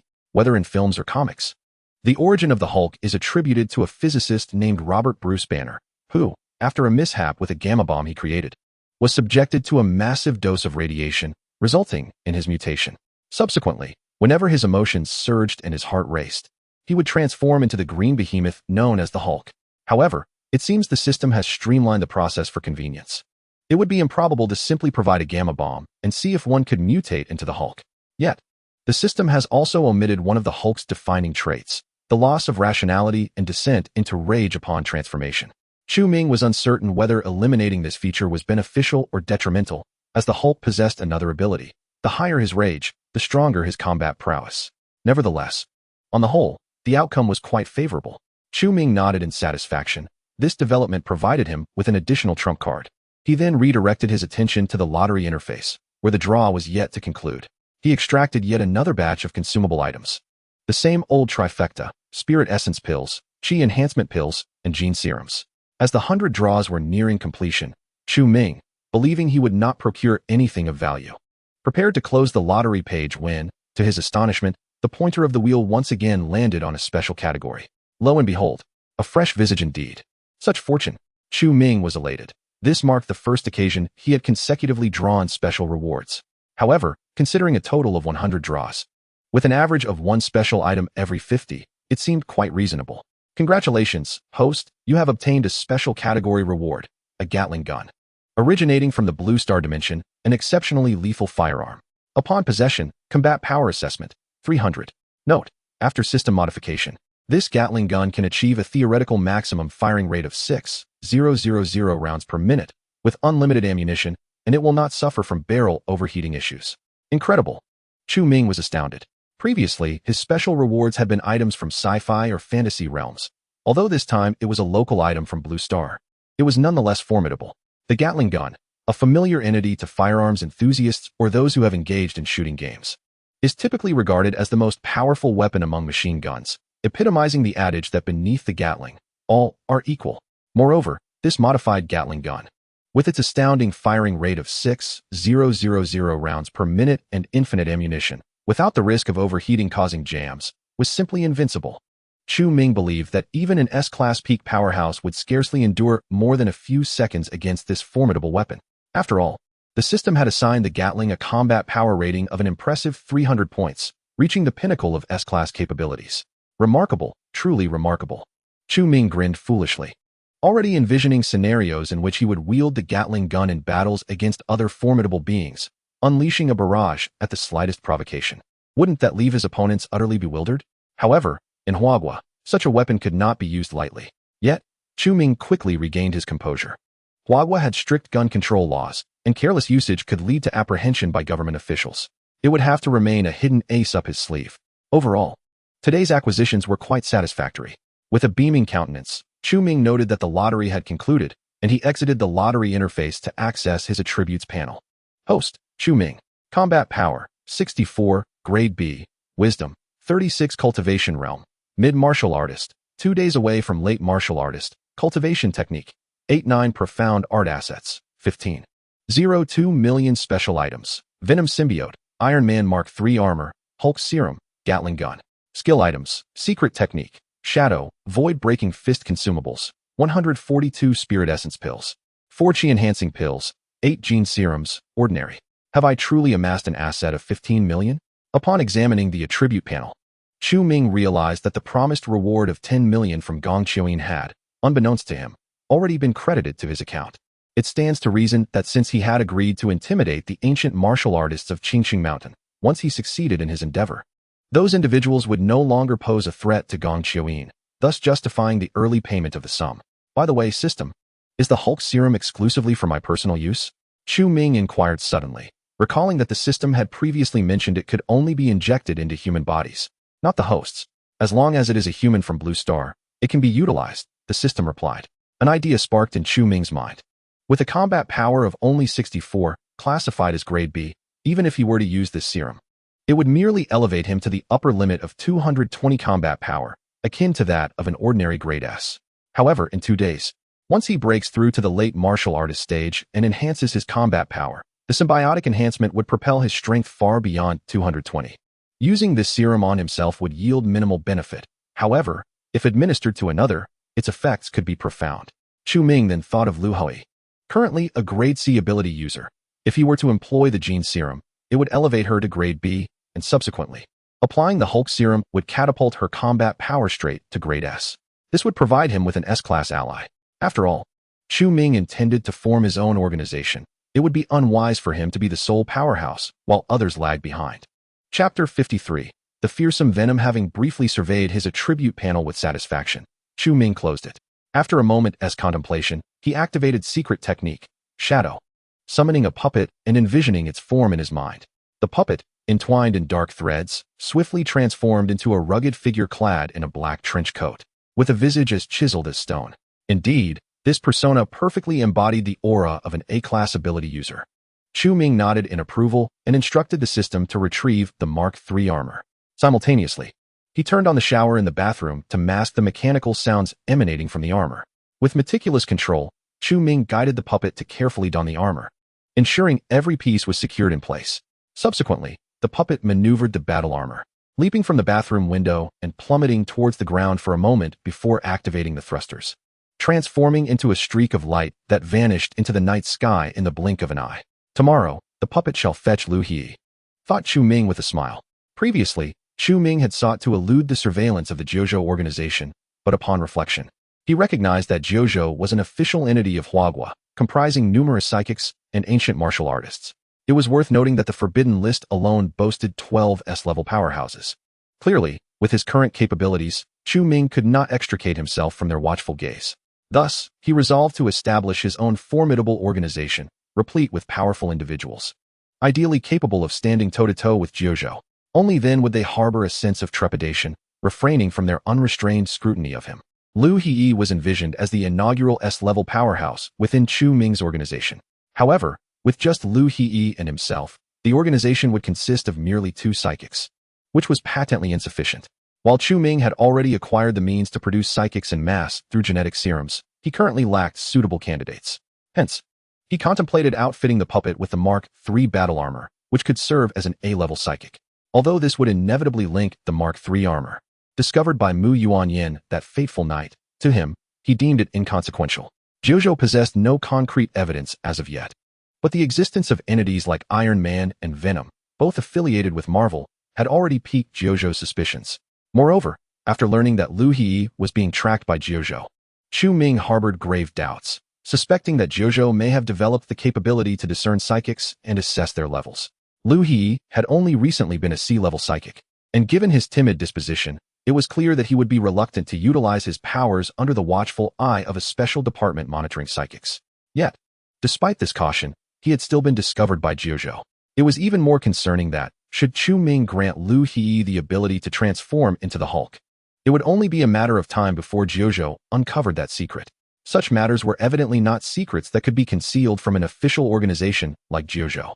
Consequently, Chu Ming resolved to cease his subterfuge and prepare a surprise for Jojo the following day. The Hulk, Venom, Iron Man. This truly resembled an Avengers assembly. Such a combination would surely deter Jojo from acting recklessly. After finalizing his thoughts, Chu Ming finally began his shower. "Why have you taken so long in the shower?" asked Fan Xiaojun suspiciously, observing Chu Ming emerge from the bathroom clad only in a pair of shorts. This fellow had spent a full half-hour bathing. Did boys really require such an extensive period for a shower? "It's been 2 days since my last wash. What's wrong with taking a little extra time?" Chu Ming hummed a tune, nonchalantly strolling into the bedroom, lying down on the bed, and calling out, "I'm going to sleep now? We must rise early for Qingqing Mountain tomorrow." "Oh, very well." Fan Xiaojun dashed into the bathroom, glanced around a few times, found nothing unusual, and then returned to the sofa to continue watching television. The following morning, Chu Ming was awakened by the anguished cries of Venom. Initially, he thought the creature was merely demanding chocolate again and intended to ignore it. However, in his half-asleep state, he discerned an unsettling tone in Venom's cries, laced with fear and trepidation. Suddenly, he opened his eyes wide, startled by the sight before him. Fan Xiaojun stood beside his bed, cradling Venom in her arms, gently stroking it while softly murmuring, "Be good, Venom. Don't make a fuss. I'll buy you chocolate, all right? Let go. Let go. Chu Ming, quickly save me." Venom struggled and shrieked in her embrace, desperately attempting to break free but unable to move. It seemed to sense the overwhelming aura of an S-class top-tier ability user emanating from Fan Xiaojun, filling it with dread. "How could you do this? Am I not better than that brat Chu Ming?" Fan Xiaojun pouted, appearing somewhat aggrieved. "What the hell are you doing? Put Venom down." Chu Ming snapped, finally regaining his senses. This woman was attacking Venom so early in the morning. What was her intention? Startled, Fan Xiaojun loosened her grip, allowing Venom to escape back into Chu Ming's body, urgently shouting, "Chu Ming, we need to leave this place. We can't handle this strange woman. Don't worry. She won't harm you. She'll buy you chocolate soon." Chu Ming reassured Venom, who then calmed down. Chu Ming turned his gaze towards Fan Xiaojun, displeased, and asked, "What are you doing?" "I didn't do anything," Fan Xiaojun replied, looking a bit downcast as Venom had retreated. She pouted, "I was just woken up by Venom's noise. I thought it looked quite adorable, so I wanted to hold it." "Adorable?" Chu Ming was taken aback. How could she find Venom's grotesque and menacing form cute? He began to question her taste. "Of course. Don't you think Venom's big eyes are quite charming?" Fan Xiaojun nodded enthusiastically. "Well, you can think what you want. Anyway, Venom is afraid of you now and doesn't want to play." Understanding that Fan Xiaojun meant no harm, Chu Ming decided to let it go. He took out his phone and ordered some chocolate. "All right then." Fan Xiaojun pouted again, but then expressed curiosity. "Your ability is quite interesting. Venom actually has its own consciousness?" In the realm of shapeshifters, there were indeed many, but none like Chu Ming, whose transformed species possessed independent thought. "Huh, you have no idea how much you don't know." Chu Ming rolled his eyes and turned his back on Fan Xiaojun, unwilling to engage with her further. Soon, the delivery arrived. In addition to the chocolate he had ordered for Venom, Chu Ming also ordered 2 servings of breakfast. As they dined at the table, Venom extended its head from afar, perched on the coffee table beside the sofa, munching on chocolate while keeping a vigilant eye on Fan Xiaojun. At the slightest movement from her, Venom would promptly retreat back into Chu Ming's body, creating a rather comical scene. Chapter 54. Departure for Qingqing Mountain. After finishing their breakfast, Chu Ming and Fan Xiaojun set out for Qingqing Mountain. After consuming several boxes of chocolate, Venom returned to Chu Ming's body to slumber. To Chu Ming's surprise, upon awakening this time, Venom's abilities had further enhanced, boosting his combat prowess by 2 times. With his current combat power at 64 points, This meant that after merging, he would wield approximately 205 points of combat strength, successfully entering the ranks of S-class warriors. At this rate, my combat strength will soon surpass the S-class, right? What comes after S-class? SS-class? Chu Ming inwardly rejoiced. They quickly arrived downstairs. The morning pedestrian street was desolate, with shops shuttered, presenting a scene of utter stillness. Exiting the street, they approached the roadside where Chu Ming hailed a taxi and got in with Fan Xiaojun driver. To Qingqing Mountain. Chu Ming instructed. Qingqing Mountain. We can't go there. The scenic area has been closed for half a month, and the roads are blocked. The car can't go up, replied the middle-aged driver. Shaking his head. Closed? Chu Ming furrowed his brow, taken aback. Qingqing Mountain was a premier destination, renowned as a 5A scenic area in Jiangyan City. Typically open year-round and not easily closed. After all, Jiangyan City thrived on tourism, and its scenic spots were vital to the local GDP. Chu Ming felt certain that something must have occurred to warrant the closure of Qingqing Mountain scenic area, so he inquired of the driver, Sir, do you know why the Qingqing Mountain scenic area has closed? The authorities reported that many large wild beasts have appeared in the scenic area. To ensure visitor safety, they had no choice but to close it, the driver pondered. You didn't know, young man? This has made the news. I heard that a group of wolves snatched away some tourists. It was terrifying. Is that so? Chu Ming's frown deepened, for he understood that the large wild beasts the driver spoke of were likely those mutated and evolved creatures that had undergone spiritual transformations. A sense of dread washed over him. It was clear that the authorities would not resort to such a drastic measure as closing roads, which could easily incite public panic and suspicion unless absolutely necessary. It is evident that the ferocious beasts on Qingqing Mountain have evolved to a formidable degree. Or perhaps their numbers have become so overwhelming that even the B-class ancient warriors stationed there are unable to manage them, prompting governmental intervention. Qingqing Mountain lies within a nexus of spiritual energy, which undoubtedly accelerates the evolution of its beasts compared to other regions. When it comes to confronting beasts exceeding B-class strength, the government's involvement would likely entail military forces or the specialized department known as Jiuzhou. This implies that a considerable number of Jiuzhou's elite must currently inhabit Qingqing Mountain. Contemplating this, Chu Ming cast a glance at Fan Xiaojun, who had never divulged such information to him. Was he inadvertently stepping into the lair of Jiuzhou? Chu Ming remained oblivious to Fan Xiaojun's ulterior motives. However, he was unfazed, as he still retained some contingency plans. What are you staring at? I just learned about this too. Fan Xiaojun turned her gaze to the window, adopting a nonchalant demeanor. Damn it, I can't believe you, Chu Ming thought, skeptical of her claims. He doubted such significant actions by Jiuzhou would go unmentioned to an S-class powerhouse like Fan Xiaojun, suspecting she was deliberately withholding information. I say, are you all leaving or not? The driver's impatient voice broke the silence. Yes, of course. Please take us to the foot of Qingqing Mountain, Chu Ming replied quickly. Upon hearing this, the driver started the vehicle, heading towards Qingqing Mountain. Meanwhile, high in the sky, a puppet piloting the Iron-Man Mark III armor was maintaining a steady flight, keeping a distance of 1 kilometer from Chu Ming.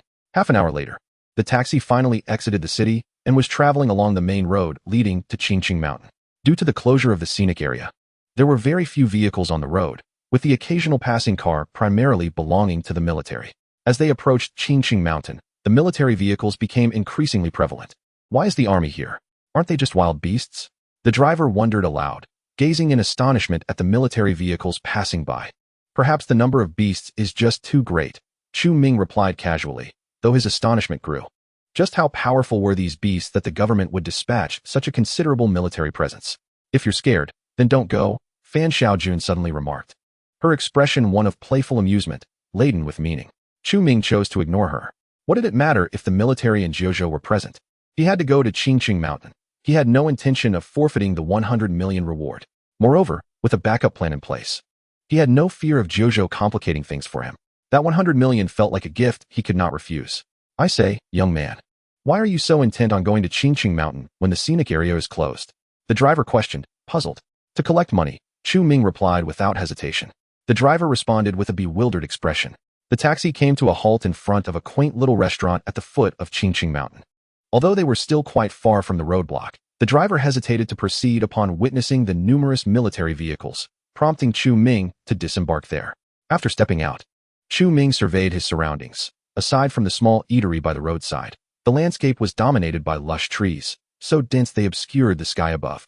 The air here was significantly fresher compared to that of the city. Curiously, he wondered if there were individuals other than the military and those from Jiuzhou present in this area. His attention was suddenly drawn to an off-road vehicle parked at the entrance of the restaurant, which was distinctly civilian. His suspicion that it might belong to Jojo faded, for it was a Cullinan luxury SUV, valued at nearly 10 million. It was clear that Jojo, being a governmental entity, would not utilize such a vehicle. However, with the roads to Qingqing Mountain closed, how could anyone else have arrived? The presence of such an expensive car indicated that its owner was not of ordinary stature. Intrigued, he beckoned Fan Xiaojun, and they made their way into the restaurant. Inside, four individuals were gathered around a round table, enjoying their meal and engaging in conversation. Three of them were young men in their 20s, impeccably dressed, unmistakably signs of affluent families. The fourth, a seemingly ordinary middle-aged man, sat among them. Gu Xiao, do you think the Longmen sect on Qingqing Mountain will accept us? One of the young men inquired, directing his question at the proud and imposing figure of Gu Xiao, who subtly led their group. Come now, who is Gu Xiao? At just 24, he has already become a B-level ancient martial artist. What reason would the Longmen sect have to refuse him as a disciple?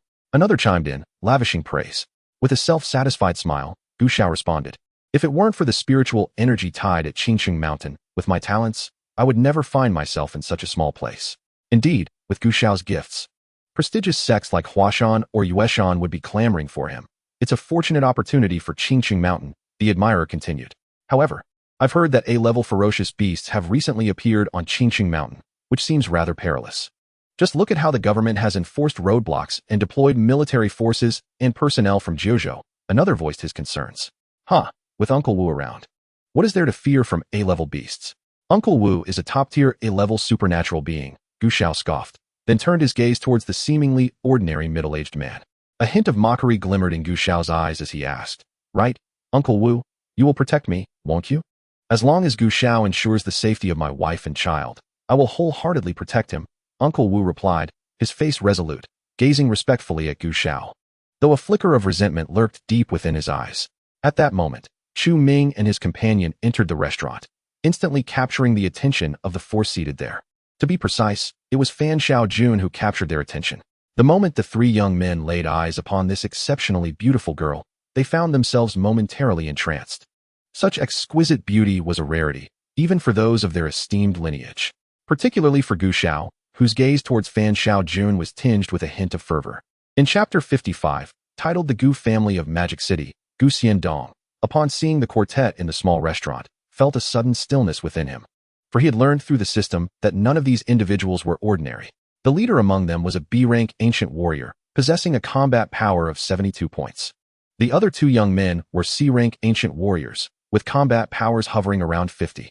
Most astonishing to Chu Ming was the middle-aged man, who had remained silent. His combat power was an impressive 185 points, marking him as an A-rank supernatural being.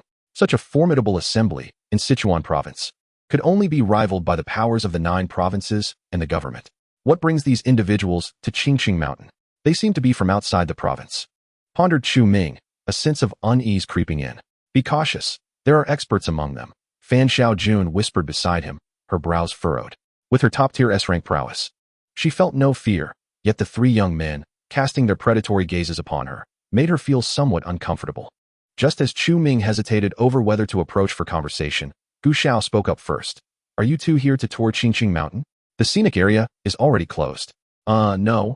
We heard there were wild beasts in Qingqing Mountain and came specifically for an adventure. Chu Ming fabricated a response after a moment's thought. Adventure?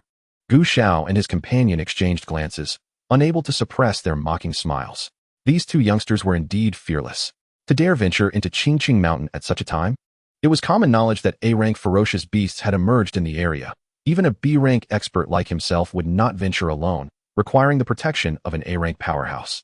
Clearly, these two were ordinary individuals, and judging by their attire, they hadn't brought even the slightest survival gear, indicating a complete lack of outdoor experience, likely just a whim of youthful exuberance. Should they truly ascend the mountain, they would be met with a grim fate, leaving no trace behind. Gu Xiao shook his head inwardly, his gaze lingering on Fan Xiaojun. What a waste it would be for such a beautiful girl to accompany this fool to his demise. No, this could not be squandered. After a moment's reflection, he licked his lips and said, however, the government has sealed off the routes to the mountain. How do you intend to ascend? Upon hearing this, Chu Ming was taken aback as well. He had considered this issue earlier. The main paths to the mountain were under military control, rendering any ascent impossible. Although with his current cards, he could retreat unscathed before an ordinary army. This was the military of Huagua. Chu Ming, being a Huagua citizen, naturally held profound respect for his country's forces and did not wish to provoke a conflict. The army of Huagua, in itself, commanded reverence. Moreover, with the presence of individuals from Jiuzhou, he could not afford to act recklessly. Noticing Chu Ming's demeanor, Gu Xiao's eyes gleamed with cunning, and a smile of scheming success emerged. Little brother, how about this? We happen to have business at Qingqing Mountain as well, and we know a shortcut to ascend. Why don't you accompany us up the mountain? Oh, Chu Ming paused slightly, surprised that these individuals also intended to go to Qingqing Mountain. What business could several ancient martial artists and supernatural beings have there at this time? Furthermore, they had taken the initiative to offer to guide him. Chu Ming was not naive enough to believe in their kindness towards a stranger. It was clear they had ulterior motives. He recalled the fervent gaze Gu Xiao had cast upon Fan Xiaojun when he had first entered, and instantly understood their intentions. A chuckle arose within him. Fan Xiaojun, an S-class elite, could effortlessly dispatch these four with a single strike. How dare they harbor designs upon her? Nevertheless, outwardly, Chu Ming maintained his composure. Regardless, following these individuals along the shortcut to the mountain was his only option at present. Thus, he feigned immense gratitude and replied excitedly, "That sounds splendid. Thank you so much for offering to take us up. Then please, have a seat. We'll head up after finishing our meal. Would you care for something to eat?" Gu Xiao nodded and warmly invited Chu Ming and his companion to sit down. "Thank you, but we just had breakfast," Chu Ming replied, shaking his head and casting a grateful glance at Gu Xiao. "Very well, may I ask how you are addressed?" Gu Xiao inquired with a congenial expression, exuding an air of refined elegance, while inwardly he chuckled at the naivety of the younger generation. A few casual words and a semblance of courtesy were enough to earn their trust. Truly, they were children from ordinary families, unacquainted with the intrigues and deceptions of their larger families, their minds so innocent. "I am Chu Ming, and this is Fan Xiaojun," Chu Ming said with a simple smile. "This Miss Fan, is she your?" Gu Xiao looked at Fan Xiaojun, presenting what he considered a gentlemanly smile as he asked. Chu Ming had intended to say that Fan Xiaojun was his sister, but before he could speak, she leaned against him and nonchalantly stated, "I am Chu Ming's girlfriend." With a slight frown, Fan Xiaojun did not even glance at Gu Xiao, clearly displeased and unwilling to engage with him. Hearing this, Chu Ming rolled his eyes internally, realizing that she was using him as a shield. Well, let it be. A few insignificant individuals, let them be. However, on a different note, having Fan Xiaojun leaning against him was rather comfortable. "Oh, a girlfriend." Gu Xiao raised his brow in surprise, exchanging glances with the other two young men. Yet, instead of feeling dejected, he wore an expression of keen interest. Initially, Gu Xiao had presumed that Chu Ming and Fan Xiaojun were either siblings or mere friends, never contemplating the possibility of them being romantic partners, especially since Chu Ming appeared rather ordinary in comparison to Fan Xiaojun's striking beauty. However, upon discovering their relationship, Gu Xiao felt no dismay. Rather, he was exhilarated, for his greatest pastime was, in fact, to steal others' girlfriends. Typically, due to his immense influence, those whose partners he preyed upon would ultimately succumb to despair. He relished such scenarios. The thrill of seizing someone's beloved while rendering them powerless to resist brought him immense satisfaction. At that moment, in Gu Xiao's eyes, Fan Xiaojun was already within his grasp. Subsequently, Chu Ming engaged in conversation with the group, gleaning valuable information. It turned out that these individuals were not from Sichuan province, but hailed from the bustling metropolis of Shanghai.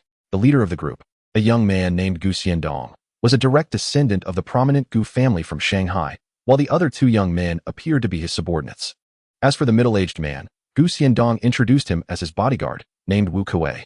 However, Chu Ming sensed that there was more to the story. Even if they were from a prestigious family in Shanghai, it seemed unlikely that they could recruit a top-tier A-class ability user as a bodyguard, as such individuals were predominantly absorbed by the Jiuzhou organization. Moreover, with his intellect granting him heightened mental acuity, Chu Ming could discern a subtle yet palpable hostility in Wu Kuei's gaze directed at Gu Xiandong, suggesting an underlying narrative. The purpose of their visit to Qingqing Mountain, they claimed, was to seek apprenticeship at a sect called Longmen Pai. That Longmen Pai must be a sect established by the ancient martial artists of Qingqing Mountain, right? Gu Xiandong, a B-class martial artist under 30, is undoubtedly gifted, yet he seeks mentorship at such a modest sect. Likely drawn by Qingqing Mountain's position within the ley lines of spiritual energy, Chu Ming surmised, feeling he had accurately deduced their intentions. This information proved invaluable, as he had previously felt lost amidst the vastness of Qingqing Mountain, uncertain of where to locate those martial artists. Now, However, the answers were clear. He merely needed to follow these individuals up the mountain. Chapter 56. The path up the mountain. During the ensuing dialogue, Gu Xiandong consistently exhibited a friendly demeanor. Yet he would, whether intentionally or not, often boast about the vast wealth and high status of the Gu family from Shanghai. For instance, he mentioned that his father, the eldest son of the family patriarch, possessed personal assets exceeding a staggering 100 billion, securing a place on the Forbes billionaire list. Upon hearing this, Chu Ming was somewhat taken aback. Indeed, it was no surprise that such a prominent family resided in the magical city. It is worth noting that even the illustrious Gong family of Sichuan province, which dominates an entire region, boasts a total asset value of merely a few hundred billion. However, Jiangyan City has produced its own tycoon, namely Wang Linjian of Qinda Group, who once held the title of the richest person in the nation. Yet, it seems Wang Linjian has no ties to the Gong family and is currently not present in Jiangyan City. Before long, Gu Xiandong and the others finished their meal. All right, we have completed our meal. Let us set off, Gu Xiandong declared with a smile directed at Chu Ming. His gaze, however, continually assessed Fan Xiaojun. As he had been eager to showcase his affluent background and influence during the meal, hoping to capture her attention, Gu Xiandong was initially brimming with confidence. Believing that this naive young girl would surely regard him with admiration upon learning of his lineage, perhaps even forsaking her boyfriend to pursue him. Yet, Fan Xiaojun appeared oblivious, leaning against Chu Ming while engrossed in her phone, not sparing him a glance. This incited a sense of indignation within Gu Xiandong, leaving him quite displeased. His tactics had always yielded success in the circles of the magical city, yet here they seemed to fall flat. Nevertheless, he refrained from expressing his frustration immediately, for he understood that the primary objective of this journey was to pay homage at Qingqing Mountain, and he did not wish to squander time here. Once we reached the mountain, in the wilderness, how could a B-grade ancient martial artist like me not have the upper hand over two ordinary individuals? Gu Xiandong mused coldly to himself, while outwardly maintaining a congenial and refined demeanor. Then let us hasten our departure, brother, Chu Ming urged, promptly assisting Fan Xiaojun to her feet, wearing a simple, earnest smile. Fan Xiaojun quietly stepped back behind him. Soon, the group boarded Gu Xiandong's rugged vehicle, which, due to its ample space, accommodated 6 individuals comfortably. As the vehicle traversed the main road, the surroundings grew increasingly verdant as they approached Qingqing Mountain. In certain areas, towering trees loomed, their trunks so wide that it would take several individuals to encircle them, with their canopies stretching far beyond sight. These trees must be nourished by spiritual energy to grow so colossal, Chu Ming pondered inwardly. After all, they were merely on the outskirts of Qingqing Mountain. Yet such robust trees should not be found this far from the summit. This suggested that the rate of biological evolution on Qingqing Mountain was likely more rapid than he had anticipated. After traveling a certain distance, the vehicle suddenly veered into a dense thicket, obscuring their view with underbrush and dampening the windows with dew. Just as Chu Ming was beginning to wonder, the vehicle burst forth from the foliage, revealing a broad expanse of flat grassland. Step out. We have arrived, Gu Xiandong called out, opening the door and disembarking.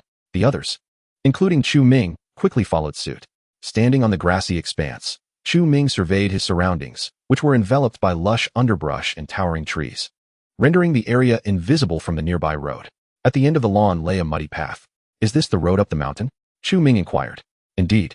This path is used by the disciples of the Longmen sect of Qingqing Mountain when they descend. It is shrouded in overgrown weeds and trees, providing an excellent concealment. Not even an army could locate it, Gu Xiandong replied, a hint of pride in his voice. He had invested considerable resources and connections to uncover this hidden route. Is there really an immortal in the Longmen sect? It sounds quite intriguing. Why don't you take us up to see it, big brother? Chu Ming feigned great interest, his excitement palpable. Not exactly immortals, but certainly not ordinary individuals. If you're interested, little brother, you are welcome to accompany us, Gu Xiandong said with a smirk, pleased by the prospect. As long as Chu Ming joined him at the Longmen sect, he could secure Fan Xiaojun for himself once his business was concluded. I cannot thank you enough, big brother, Chu Ming exclaimed, feigning gratitude. Fan Xiaojun, observing from the side, could not help but roll her eyes at his theatrics. Gu Xiandong's 2 subordinates exchanged knowing glances and smiles, aware of their brother's ulterior motives. In the past, when in the magical city, Gu Xiandong had employed his power and wealth to entice the wives or girlfriends of others into infidelity. If unsuccessful, he would resort to outright abduction, employing any brutal means necessary. His goal was to induce despair in his victims, satisfying his twisted desires. Wu Kuei, who had remained silent beside Gu Xiandong, now regarded Chu Ming and Fan Xiaojun with a tinge of pity. He recognized that their fate would likely be grim, potentially leaving their bodies to rot in desolate wilderness. Had he encountered such a situation before, Wu Kuei would have considered drawing his sword in aid, but now, with his wife and child at Gu Xiandong's mercy, he could only watch coldly. Not even an A-class top-tier ability user like myself can contend with this young master from the Gu family. Alas, the world is indeed unjust, Wu Kuei lamented inwardly. Subsequently, Gu Xiandong instructed his two subordinates to retrieve provisions from the back of the SUV and strap them onto their backs. While he directed Wu Kuei to lead the way ahead, Chu Ming followed behind, officially embarking on the ascent. The path was treacherous, muddy, and overgrown, posing significant challenges for ordinary individuals. Fortunately, the group comprised individuals of C-class strength and above, with Wu Kuei clearing the way, making their journey considerably easier. Little brother, if you find it difficult to climb, just call for us to assist you. Gu Xiandong turned to look back, his expression suddenly one of surprise. He originally believed that Chu Ming and Fan Xiaojun were merely ordinary individuals, and that traversing this path, carved by ancient martial artists, would pose considerable challenges. He anticipated that when they grew weary, he would offer his assistance to Fan Xiaojun, seizing the opportunity for physical contact to draw closer to her. However, to his astonishment, both of them ascended the mountain path with remarkable ease, maintaining a leisurely pace behind him, showing no signs of lagging behind. Don't worry, big brother.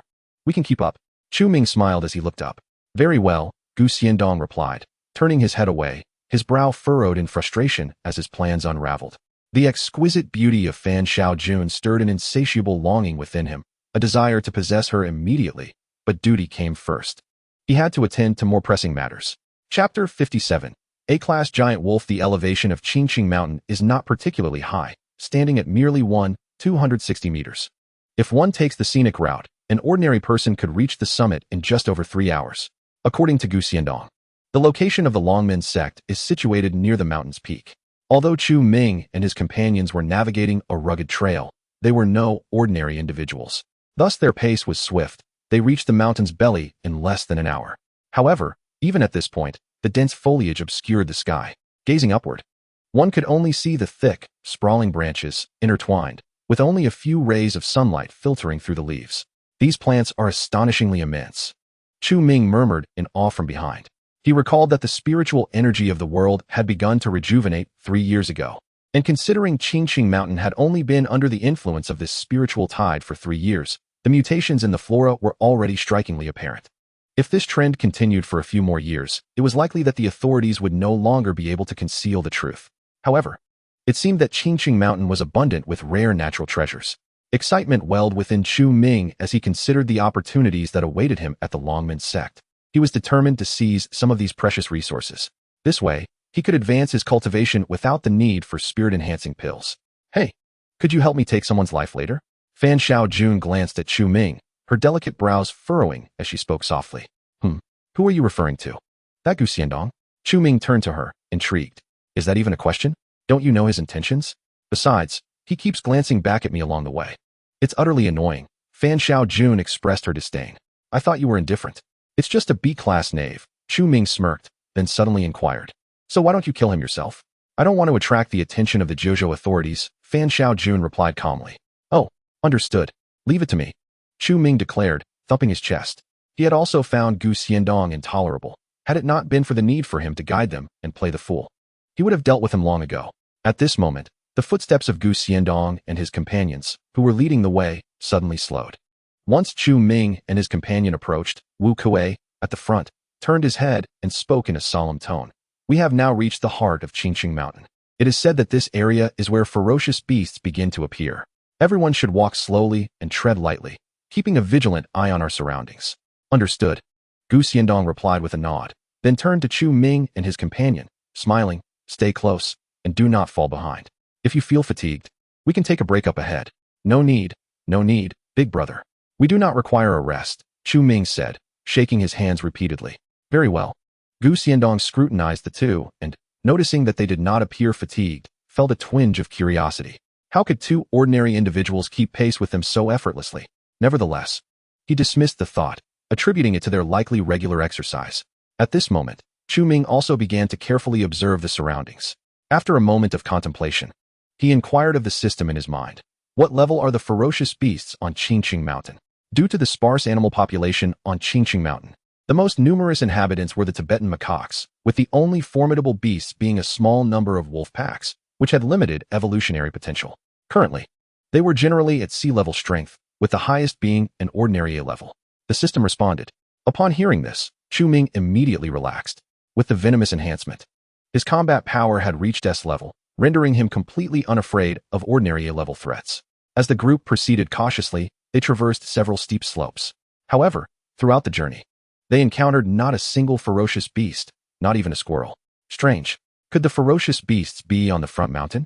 Gu Xiandong pondered aloud. That seems likely, as this area is not blocked off and is the descent route of the Longmen sect. The ferocious beasts probably do not dare to come here, a younger companion suggested. That makes sense, Gu Xiandong nodded, feeling considerably more at ease. Just then, Wu Kuei suddenly hissed, "Do not speak. Look up the mountain." His gaze was sharp. His body slightly bent, intently fixated on a particular spot on the mountain. The group was startled into silence, following Wu Kuei's gaze. They had now approached the mountain summit, where the temperature was cooler and the wind stronger, resulting in sparser vegetation that no longer obscured their view. To their astonishment, they beheld a massive wolf, shrouded in deep black fur, standing several dozen meters away on the mountain, fixating on them intently. This wolf was of considerable size, towering at 2 meters. Its dark fur billowing in the wind, its tail hanging low, and its eyes gleaming with a chilling light.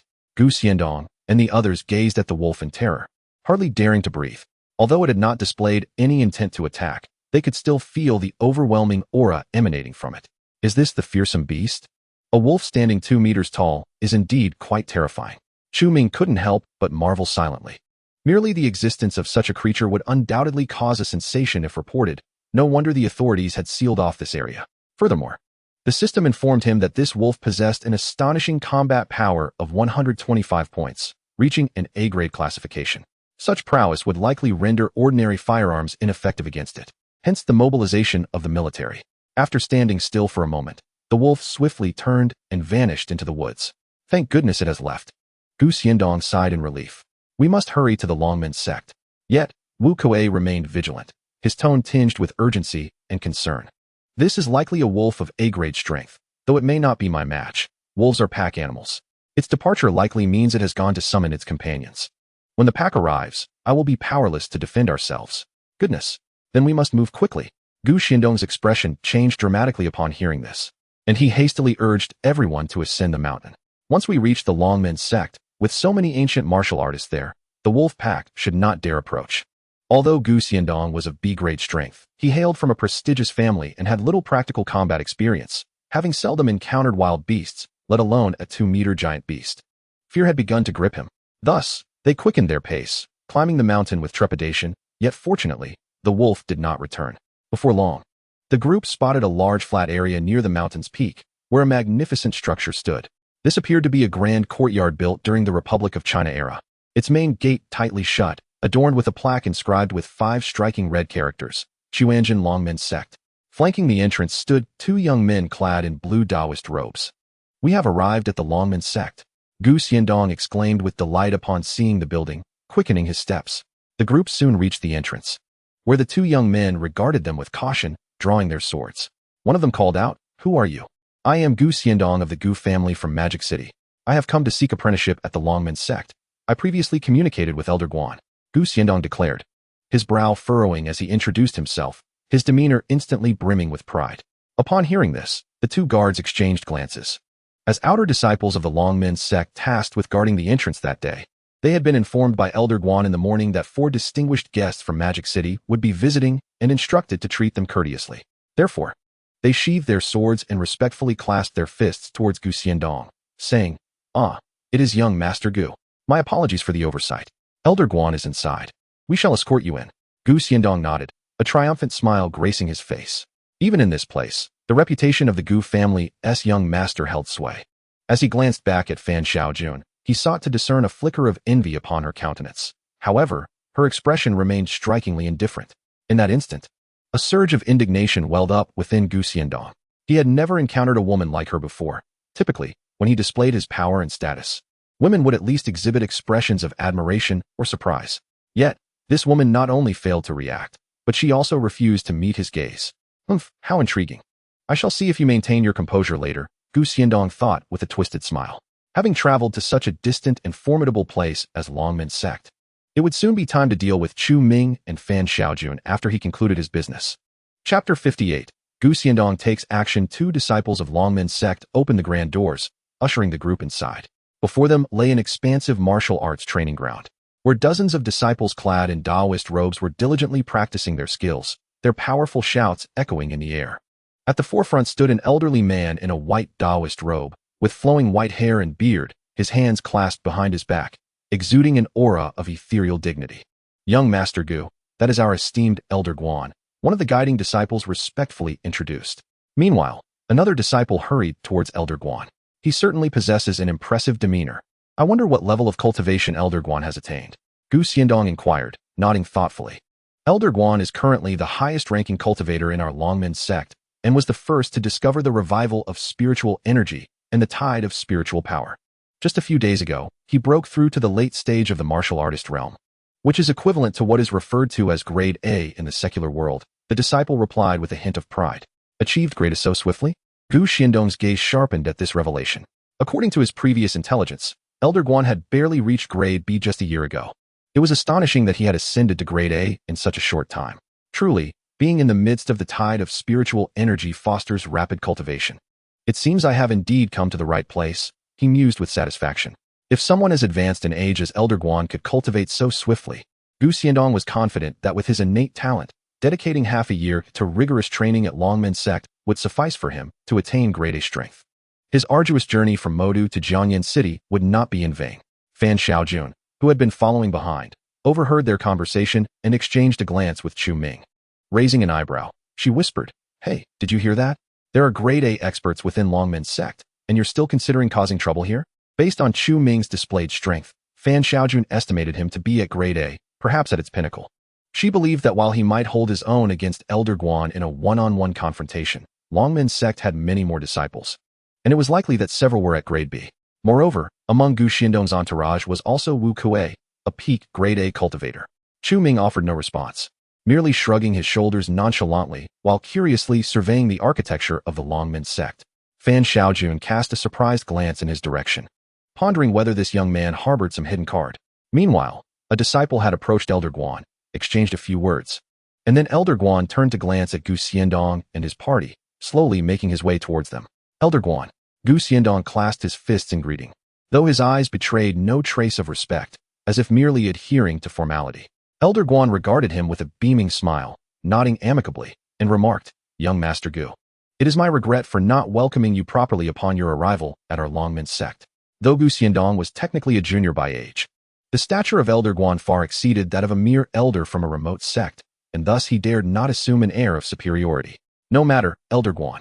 I trust my father has informed you of my intent to seek apprenticeship at the Longmen sect," Gu Xiandong replied, withdrawing his hands with an air of indifference.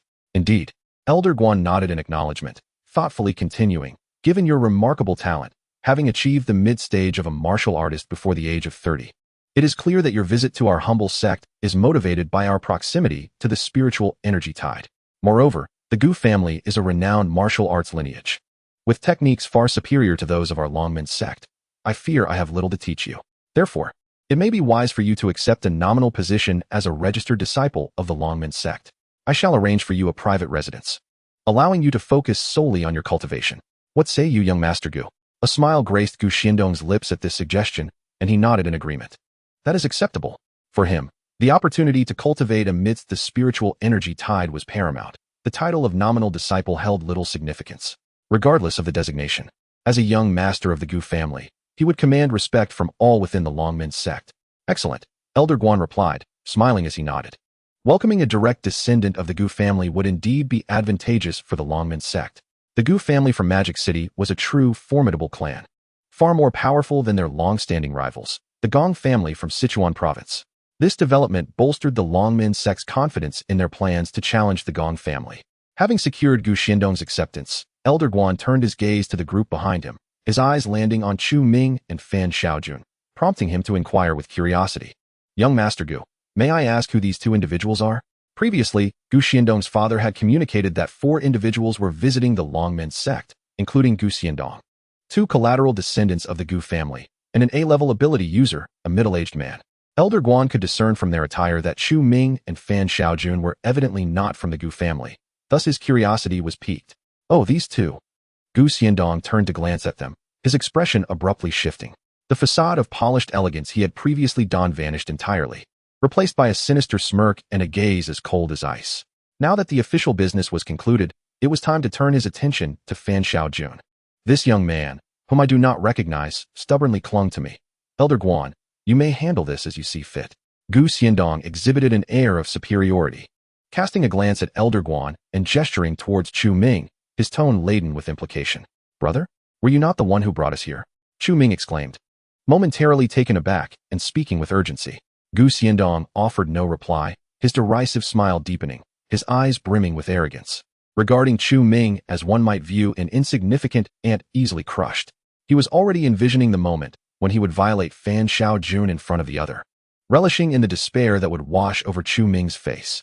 The mere thought of it sent a thrill coursing through him. Unrecognized? Elder Guan furrowed his brow, sensing something amiss. All of Gu Xiandong's entourage possessed strengths above sea level. How could two ordinary individuals be following them? And what of the woman? Elder Guan inquired, directing his attention to Fan Xiaojun. She is my girlfriend, Gu Xiandong replied, a disturbingly twisted smile gracing his lips. Your girlfriend? Elder Guan shot a sidelong glance at Gu Xiandong, contemplating the implications of his tone and suddenly grasping the truth. He had heard rumors of this young master from the Gu family possessing peculiar inclinations, specifically, a penchant for coveting the girlfriends and wives of others, going to great lengths to acquire them upon encountering beauty. The two young individuals before him were likely a couple ensnared by Gu Xiandong's deceit, their true intentions now laid bare. Elder Guan, this fellow has trespassed into Longman's sect. As an elder, will you not take action? One of Gu Xiandong's lackeys chimed in, eager to witness the unfolding drama. Elder Guan pondered for a moment. The words had been spoken, clearly anticipating his intervention. He could not ignore Gu Xiandong's request. With a resigned sigh, he turned to his two disciples, pointed at Chu Ming, and bellowed, this person has intruded upon the Longman sect. Seize him. Yes. The two disciples exchanged bewildered glances, struggling to comprehend the situation. After all, he had entered alongside Gu Xiandong. How was it that he was now deemed a stranger? Yet, they dared not defy their elder's command, responding obediently and advancing toward Chu Ming. Chapter 59. A fatal blow as the two disciples approached. Chu Ming's anxious expression evaporated, replaced by a calm smile. Gu Xiandong had finally revealed his true colors, and thus, there was no need for him to maintain his pretense any longer. Meanwhile, Gu Xiandong and his two lackeys regarded Chu Ming with mocking eyes. Gu Xiandong stared intently, suddenly sensing something amiss. He could not comprehend why Chu Ming's expression had turned so flat, and even Fan Xiaojun exhibited no trace of panic. Why? Were they rendered speechless with fear? A sense of displeasure welled up within Gu Xiandong. The absence of terror in his adversaries left him profoundly dissatisfied, failing to satiate his morbid desires. He erupted in madness, exclaiming, damn it, seize that woman as well, and bind her. Understood. The two disciples exchanged glances but nodded in agreement. If even their elder refrained from opposing him, they certainly dared not voice any dissent. Heh! Chu Ming could not suppress a derisive laugh. Was Gu Xiandong truly intent on courting disaster to the utmost? As the two approached, Chu Ming harnessed his internal energy, preparing to strike. They were merely Class C. He could easily subdue them with his martial prowess. At that moment, a figure unexpectedly appeared before him. Chu Ming looked up in astonishment to find it was none other than Wu Kuei. What was he doing? Protecting me? Wasn't he Wu Kuei Gu Xiandong's bodyguard? Confusion clouded Chu Ming's mind. Wu Kuei, what are you doing? Gu Xiandong's expression darkened as he stared intently at Wu Kuei. Wu Kuei's resolute face bore the marks of struggle, yet after a moment, he steadied his gaze on Gu Xiandong and spoke in a low tone. Young Master Gu, you once stated that my mission was to protect you to the Longman sect, after which you would release my wife and child. Now that you are safely at Longman, my task is complete. I hope you will keep your word. Ha! Of course I will not break my promise. Gu Xiandong sneered, scrutinizing Wu Kuei before coldly retorting. What do you mean by that? Young master, since I have completed my task, I am no longer your bodyguard. I wish to protect these two individuals. Would you grant me this favor? Wu Kuei replied solemnly. His wife had been taken by Gu Xiandong, along with their son. It was only after experiencing the unbearable pain of loss that Wu Kuei awakened his Class A abilities, thus becoming a pawn for Gu Xiandong. He fully understood the agony of losing a beloved, and he wished for Chu Ming to be spared such suffering. Haraha.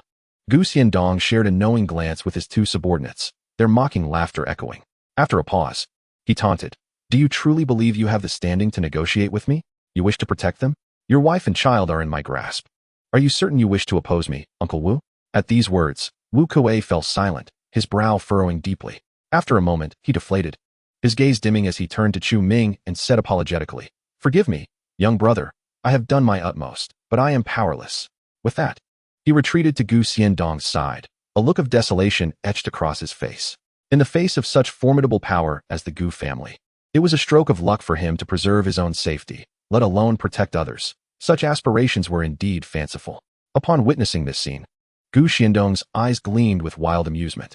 What significance does being at the pinnacle of Class A hold? Before him, the individual was nothing more than a dog to be commanded at will. As the two disciples noticed Wu Kuei departing, they continued to approach Chu Ming, their internal energy already beginning to circulate, poised to strike.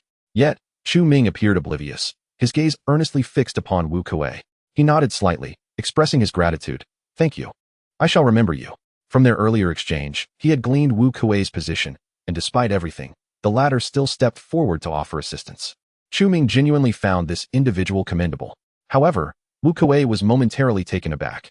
At such a critical juncture, how could this young man still have the presence of mind to express thanks? After conveying his gratitude, Chu Ming's attention shifted to the two disciples. A smile crept across his lips, and in the next instant, a surge of internal energy erupted violently, coursing through his arms, propelling him towards the two with astonishing speed. The shattering fist. The disciples had initially perceived Chu Ming as an ordinary person, thus they were caught utterly off guard.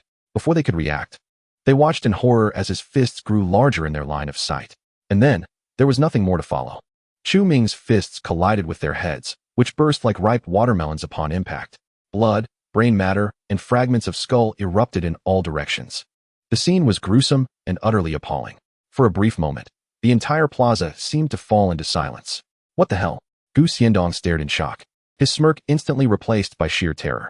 Brain matter splattered across his face, sticky and repulsive. As a pampered young master, he had never witnessed such a bloody spectacle. Overwhelmed, he felt his stomach churn and promptly vomited. His two underlings reacted in kind. This internal energy, this power, Class B? A mere 20-year-old Class B? Wu Kuei was also taken aback, retreating several meters to avoid the splatter. He gazed in astonishment at the smiling Chu Ming in the distance, his expression momentarily vacant. Just a moment ago, he had feared for the two young men's lives at the hands of Gu Xiandong, and now such a scene had unfolded. But soon, Wu Kuei's anxiety resurfaced. Even if Chu Ming were a Class B martial artist, what would it matter? The Longmen sect boasted numerous martial artists, with elders at Class A. Now, having killed two disciples of the sect, could Elder Guan simply overlook this transgression? Martial artist? Elder Guan's countenance shifted dramatically upon witnessing the event. He had presumed his two disciples were merely of Class C strength, more than capable of subduing an ordinary person. He never anticipated such a turn of events. To eliminate two Class C martial artists in a single strike, was this young man not at least Class B? A B-level ancient martial artist under 20? Elder Guan was momentarily taken aback as a memory surfaced. Not long ago, a close disciple of his had descended the mountain with a group of outer disciples to stir trouble in the Gong family's territories. Subsequently, those outer disciples hurried back to the Longmen sect, reporting that his beloved disciple had been slain by a B-level ancient martial artist from the Gong family, who was not yet 20. At that time, Elder Guan could scarcely believe it. How could the Gong family possibly possess an ancient martial artist who had achieved B-level at such a tender age? Not only within the Gong family, but across the world. Such a phenomenon was unimaginable. Even within the Longmen sect, amidst a 3-year surge of spiritual energy, the youngest B-level martial artist was merely 26. Thus, he concluded that his disciple must have betrayed the sect for power, deceiving a group of people, which incited him to execute those outer disciples on the spot. However, a sudden realization struck him. The claims made by those outer disciples were likely true. The youth before him was indeed the B-level martial artist who had killed his beloved disciple, and he was a member of the Gong family. Moreover, he had the audacity to masquerade as an ordinary person, accompanying Gu Xiandong and the others up the mountain, undoubtedly harboring ulterior motives. With this thought, Elder Guan's fury ignited, and his gaze towards Chu Ming was now filled with murderous intent as he bellowed, "You beast of the Gong family, what brings you to my Longmen sect?" Chapter 60. Chu Ming is furious after dispatching two individuals with a swift strike. Chu Ming promptly retreated 10 meters alongside Fan Xiaojun to avoid the splattering blood. Hearing Elder Guan's furious roar, Chu Ming looked up at him, a faint smile gracing his lips. "Oh, you figured it out? Indeed, I am from the Gong family." Having pledged to assist the Gong family in intimidating the Longmen sect, Chu Ming naturally invoked the Gong family's name. Gu Xiandong, having just recovered from his bout of nausea, raised his head to glance at Chu Ming, his expression darkening as he muttered, "Damn it. So you're an ancient martial artist from the Gong family." He was well aware that the Gong family from Sichuan province was a lineage of martial arts, yet he could scarcely comprehend that the seemingly simple-minded Chu Ming was, in fact, a B-level ancient martial artist under 20. He recalled how proud he had felt about breaking through to B-level before 30, only to now realize how insignificant that achievement seemed in comparison to Chu Ming. He also remembered the condescending glances he had received from Chu Ming along their journey. Only now did he come to the humiliating realization that the fool had been himself. A wave of indignation washed over him. As a prominent heir of the Gu family, he had never endured such disgrace. Damn it! Damn it! Gu Xiandong, in a frenzy, pointed at Chu Ming and shouted, "Don't think that just because you're a B-level you can do as you please. I will ensure your demise today. Moreover you." Gu Xiandong pointed menacingly at Fan Xiaowan, bellowing, "I curse you, wretched harlot. If I do not incapacitate you, I will not believe in Gu." Upon hearing these words, Fan Xiaowan narrowed her beautiful eyes, fists clenched, as a surge of fury welled up within her, ready to erupt with formidable force. Chu Ming's expression darkened instantly, an unknown rage boiling within him as he cast a frigid gaze at Gu Xiandong, akin to observing a corpse. "Huh? What is the matter? Are you angry?" Gu Xiandong sneered at the two, whose faces had turned grim, then shouted at the side, "Wu Kuei, dispose of them for me. No, kill the man, and break the woman's limbs." His countenance was icy, a sinister grin spreading across his face. Wu Kuei furrowed his brow, momentarily at a loss, as he genuinely did not wish to harm Chu Ming and the others. Just as he hesitated, Elder Guan suddenly stepped forward, speaking in a deep tone, "Young Master Gu, there is no need for you to intervene. This scoundrel killed my direct disciple and is a sworn enemy of our Longmen sect. Leave his fate to me. That works." Gu Xiandong was indifferent, only desiring to witness Chu Ming's demise and to torment Fan Xiaowan to the point of despair. Meanwhile, the other disciples of the Longmen sect, having witnessed the tragic demise of their two comrades, had gathered around. They had overheard their elders' words, realizing that these two were actually enemies from the Gong family, responsible for the death of their fellow disciples. In an instant, righteous indignation surged among them, casting hostile glances at Chu Ming and the others. "Elder Guan, eliminate these Gong family scoundrels. Avenge our senior brother." It was unclear who initiated the chant, but soon all the disciples of the Longmen sect were vociferously shouting, "Kill them."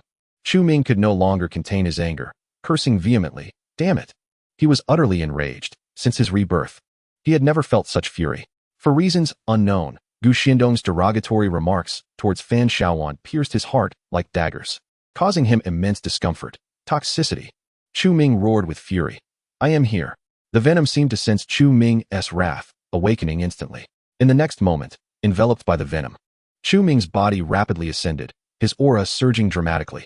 Complete possession. A towering 3-meter black monstrosity materialized before the crowd. Roar. The venom emitted a beastly roar, deafening and infused with overwhelming rage. "What on earth is that?" Venom. Gu Xiandong's previously manic expression froze again. Disbelief etched across his face as he stared at the venom. Now 10 meters away. Is this a supernatural ability? How could Chu Ming be an ability user? How can such a power as venom exist in this world? The Elder Guan's gaze turned piercing, and he was instantly struck by a tumult of emotions. This Chu Ming is not merely an ancient martial artist. He is also an ability user? No wonder he possesses the audacity to come to the Longmen sect. Meanwhile, the group of disciples from Longmen, who had been clamoring to kill Chu Ming, had already retreated in panic, their expressions filled with horror. "Humph. Even if you are an ability user, what of it? A transformation type ability is merely B rank, and combined with the strength of a B rank ancient martial artist, it amounts to at most A rank." Elder Guan quickly regained his composure and let out a cold snort, unafraid. Such transformation type abilities generally only enhance physical strength, lacking any real technique. In the face of ancient martial arts, they typically fall short.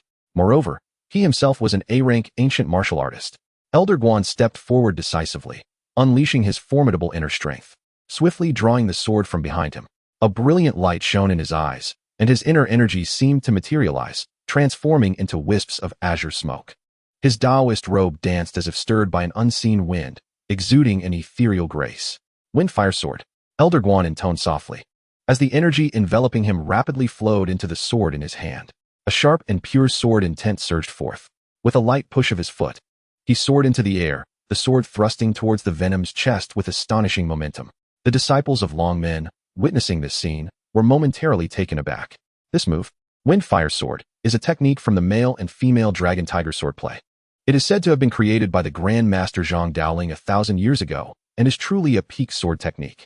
Moreover, the Wind Fire Sword is the most aggressive and lethal of the moves, possessing incredible destructive power. They had not anticipated that Elder Guan would launch a lethal strike right away. They believed that even if the opponent were a transformation-type ability user with great physical strength, he could not possibly withstand it. Elder Guan shared this belief. He did not underestimate his opponent and infused all his inner strength into the attack. He felt that even a top-tier A-rank powerhouse would not be able to withstand the devastating force of his strike, let alone this mere B-rank ability user before him. Chu Ming, controlling the Venom, coldly observed the sword piercing towards him, fully aware that it was about to strike his chest. With a disdainful snort, he extended his claw directly towards the sword's tip. A foolhardy move. Seeing this, Elder Guan let out a cold laugh. This man actually dared to meet his sword with mere flesh? In the next moment, the sword struck Venom's claw with tremendous force. However, the scene Elder Guan had envisioned, where the sword would pierce through the opponent's arm, did not materialize. He felt as if his long sword had struck a piece of tempered steel, sparks erupting at the tip. Then, to his horror, the sword in his hand shattered inch by inch, while the opponent's claws remained unscathed. An S-class. Elder Guan's expression shifted dramatically as he instantly realized that the creature before him was not B-class, nor A-class, but an S-class Esper. Without a moment's hesitation, he attempted to retreat. Yet, the venomous claws were swifter than his movements, ensnaring him firmly. Chapter 61. Tortured to death A-class. Is this all there is? The voice of Venom dripped with disdain, its ghastly white eyes fixated on Elder Guan, who was trapped in its grasp. Elder Guan was filled with dread, desperately channeling his inner energy to break free from the clutches of Venom, but to no avail. Let us speak calmly, young brother, Elder Guan stammered. But in response, he was met with a fearsome maw. In the next instant, Venom released its grip, and a headless corpse crumpled to the ground. The training ground fell into a chilling silence, as Gu Xiandong and several disciples of the Long Men sect stared in horror at the tragic demise of Elder Guan. The sound of Venom gnawing on the skull echoed clearly in everyone's ears, sending shivers down their spines. He is dead. Elder Guan is dead. Run. Once the disciples of Long Men sect regained their senses, they instinctively fled towards the enclosing walls, hoping to escape over them. Even the most formidable member of their sect was no match for this monster. They had no desire to remain and face certain death. An S-class.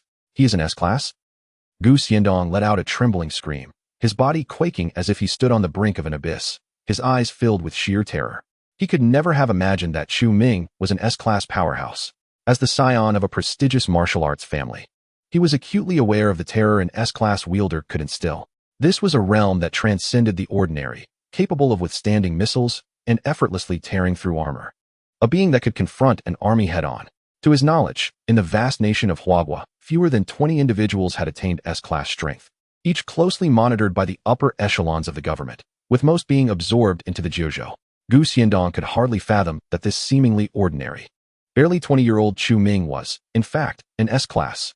How could this be possible? Gu Xiandong stood frozen in place, trembling all over, his pride unable to accept this outcome. He had merely sought to steal an ordinary person's girlfriend, and yet, how had things escalated to this point? As for his two underlings, they had long fled over the wall with the disciples of the Longmen sect. Only Wu Kuei remained, equally stunned. Gurgle. The venom swallowed Elder Guan's head, and then it turned to gaze at Gu Xiandong in the distance. As Chu Ming's cold voice resonated, "It is your turn now." Controlling the venom, Chu Ming slowly advanced toward his opponent, feeling a surge of rage burning within him. A fury that could only be extinguished by torturing Gu Xiandong to death. As the venom approached, Gu Xiandong finally snapped out of his terror and unleashed his internal energy, attempting to flee. However, Chu Ming would not grant him such an opportunity. With a sudden burst of strength, he transformed into a shadow, crossing dozens of meters in the blink of an eye, seizing Gu Xiandong in his claws. "Let go of me," Gu Xiandong screamed, staring at the grotesque head before him, fear gripping him as he cursed loudly. "Your mouth is truly foul." Chu Ming coldly chuckled at the sight of his adversary cursing even in the face of death. He paused, then ominously inquired, "What did you say you would do to Fan Xiaojun?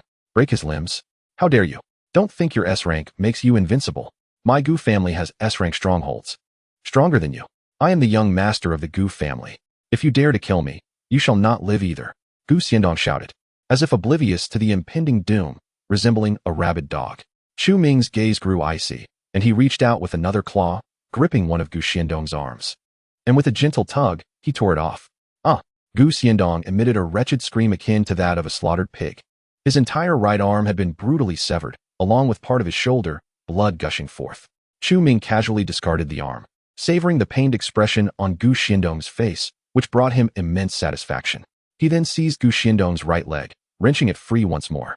Gu Xiandong cried out again, blood pouring out like a fountain, and soon, after losing too much blood, he became feeble, unable to utter a sound. "Why the silence? Weren't you so foul-mouthed a moment ago?" Chu Ming teased, observing Gu Xiandong, who now resembled a lifeless dog, with great delight. "I was wrong, big brother. Spare me." Gu Xiandong finally ceased his bravado, starting to plead for mercy, the excruciating pain making it difficult for him to speak. "Very well. I will spare you, but you still have one arm and one leg left. It would be unsettling to leave them on you," Chu Ming ominously remarked. He intended to extract all of his opponent's limbs and place them on the ground, relishing the sight of Gu Xiandong suffering and bleeding to death. Beside them, Wu Kuei watched in horror at this gruesome scene, instinctively stepping back, feeling a wave of nausea wash over him. How could this young man be so brutal? He could hardly fathom that the seemingly simple-minded young man before him possessed such a sinister visage. In an instant, Wu Kuei's gaze towards Chu Ming was tinged with a hint of trepidation. After severing Gu Xiandong's limbs, Chu Ming carelessly discarded them onto the ground, then retracted his venom.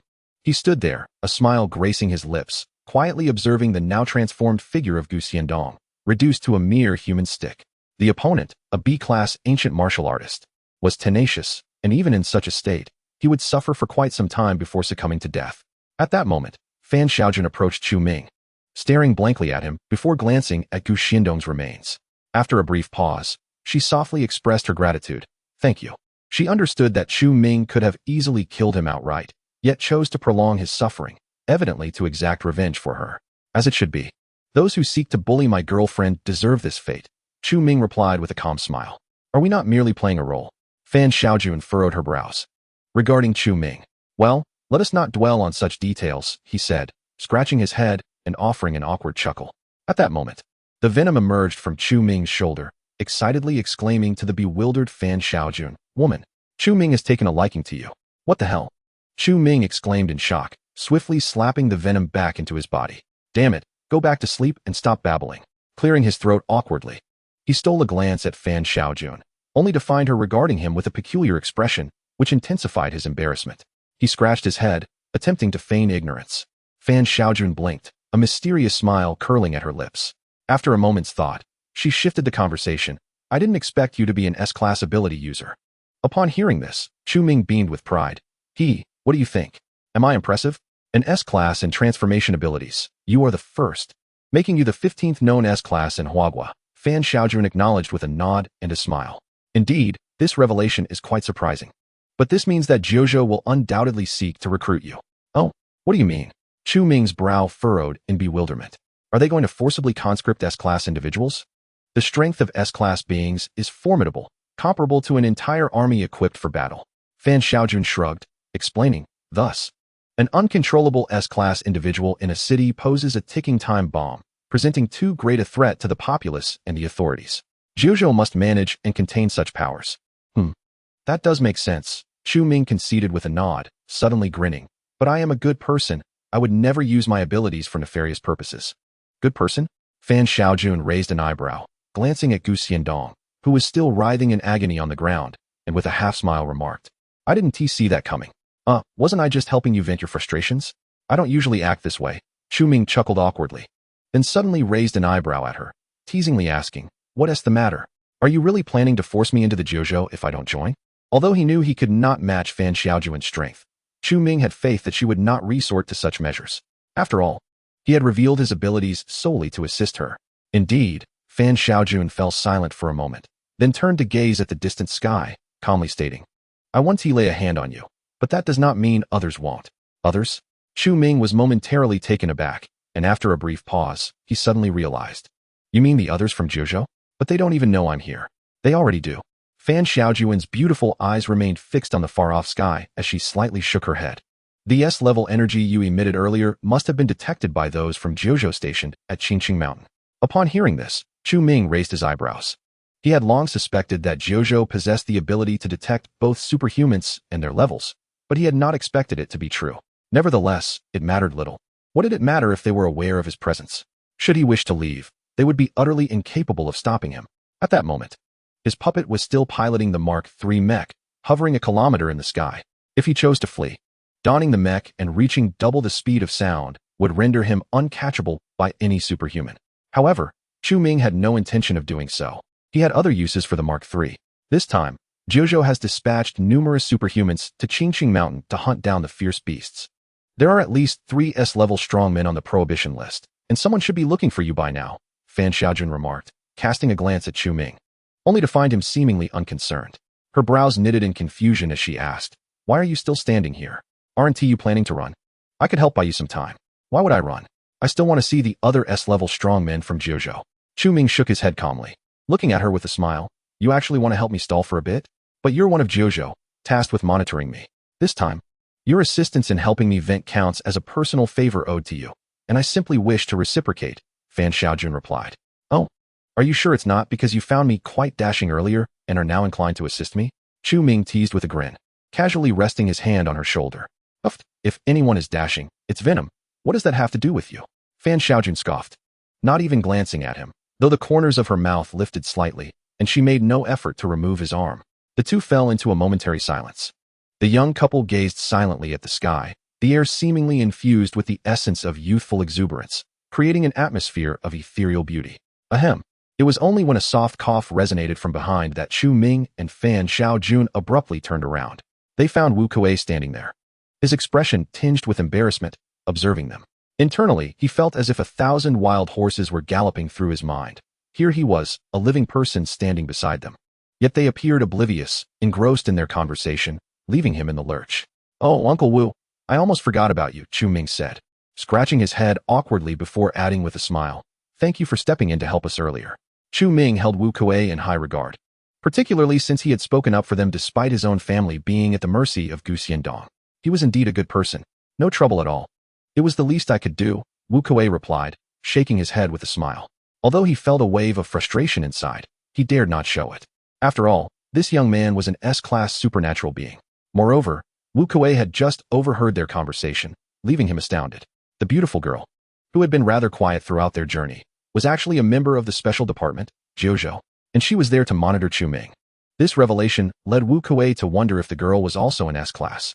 At that moment, he felt a sense of relief that he had refrained from acting against Chu Ming when Gu Xiandong had ordered him to do so. Otherwise, he might have met the same fate as Gu Xiandong. However, Uncle Wu, Chu Ming glanced at the lifeless form of Gu Xiandong on the ground, a sudden thought crossing his mind, furrowing his brow. I recall you mentioning that your task was to protect Gu Xiandong, but now he is dead. What will happen to your wife and children? At present, Gu Xiandong's 2 lackeys had already fled the scene, scaling the walls with the disciples of the Longmen sect. It was evident that the news of Gu Xiandong's demise would soon reach the Gu family, and at that point, how could they possibly allow Wu Kuei's family to live? Sigh. Wu Kuei sighed deeply at this realization, his gaze dimming as he shook his head with a bitter smile. What can be done, young brother? Even if I had safely delivered Gu Xiandong to the Longmen sect, he likely would not have spared my wife and children. I was merely clinging to a sliver of hope. Wu Kuei understood that as an A-class top-tier supernatural being, he was a rare and valuable asset. Someone like Gu Xiandong would never let him go. He would most likely continue to use his family as leverage, exploiting him to the fullest. Uncle Wu, I can help you rescue your wife and children, Chu Ming suddenly proposed after a moment of contemplation. What? Wu Kuei was taken aback, believing he had misheard. After a moment, he processed the words and, in disbelief, asked, You want to save my family, young brother? Are you serious? Wu Kuei could hardly believe that he and the other party were merely acquaintances, having exchanged only a few words. How could he possibly extend such a significant favor? I am earnest, Chu Mingzheng nodded gravely, pausing for a moment before continuing. However, I have a condition. A condition? Upon hearing this, Wu Kuei's heart surged with excitement. He understood that if Chu Ming were to assist him solely because he had spoken a few words in his favor, it would be implausible. However, with a condition. It indicated that the other party genuinely intended to help, albeit requiring something in return. In truth, Wu Kuei had already resolved to return to the Demon City immediately, determined to exhaust every effort to rescue his wife and children. Yet, the Gu family was a true martial arts dynasty, boasting S-level ancient warriors, making the probability of success exceedingly slim. However, with the assistance of an S-level powerhouse like Chu Ming, the chances of success would significantly increase. Thus, Wu Kuei promptly clasped his fists towards Chu Ming and earnestly declared, "As long as young Master Chu aids me in rescuing my wife and children, I, Wu, shall fulfill any condition to the best of my ability, and I will never go back on my word." Chapter 63. A ray of hope. It is not a tremendous matter. Chu Ming smiled lightly. I merely wish for Uncle Wu to join my organization. The moment the other party stepped forward to speak on his behalf, Chu Ming conceived this idea. An A-level top-tier ability user like him could ascend to an S-level powerhouse with just a genetic potion. Moreover, Wu Kuei possessed commendable character. Having such a person in the organization would bring Chu Ming some reassurance. An organization? Wu Kuei was momentarily taken aback, as he had expected Chu Ming to request something far more challenging, only to find that it was as simple as joining an organization. Furthermore, aligning himself with an S-level powerhouse's organization posed no detriment to him. Consequently, he readily agreed, "This is no problem. I, Wu, am willing to serve young Master Chu." An organization? What organization? Nearby, Fan Xiaojun was bewildered. She had no knowledge of any organization belonging to Chu Ming. Surprised, are you? Chu Ming looked at Fan Xiaojun with a smug grin, relishing the sight of her bewildered expression, which he found endearingly charming. When did you establish this organization? Besides the Jiuzhou, could there possibly be other ability user organizations in Huagua? Fan Xiaojun furrowed her brow, casting a skeptical glance at Chu Ming. I cannot say what existed before, but now there is one. Chu Ming chuckled, brimming with pride. I, Chu Ming, am the founder of this organization. One day, I shall elevate it to greatness, rivaling your Jiuzhou. Upon hearing this, Wu Kuei nearly lost his balance, staring at Chu Ming in astonishment. He had expected a formidable organization. Yet it turned out that this organization was just newly established, and he dared to aspire to rival Jiuzhou? Why not aim for the heavens? Forget it. As long as I can rescue my wife and daughter, I care not for the worthless organization he wishes to join, Wu Kuei murmured, shaking his head silently. Uft. Fan Xiaojun could no longer contain her laughter, amusedly glancing at Chu Ming. How amusing it was to discover that this young man was merely daydreaming here, aspiring to establish an organization that could rival Jiuzhou, when he was but a single S-rank ability user. What was he thinking? Jiuzhou stood tall above all ability users and warriors solely due to its formidable strength. Besides the numerous peak S-rank experts on the forbidden list, Jiuzhou also boasted hundreds of A-rank masters, with B-rank individuals in abundance. Moreover, what few knew was that Jiuzhou harbored an S-rank or above ability user, providing the foundation for its supremacy in both the ability and martial arts realms.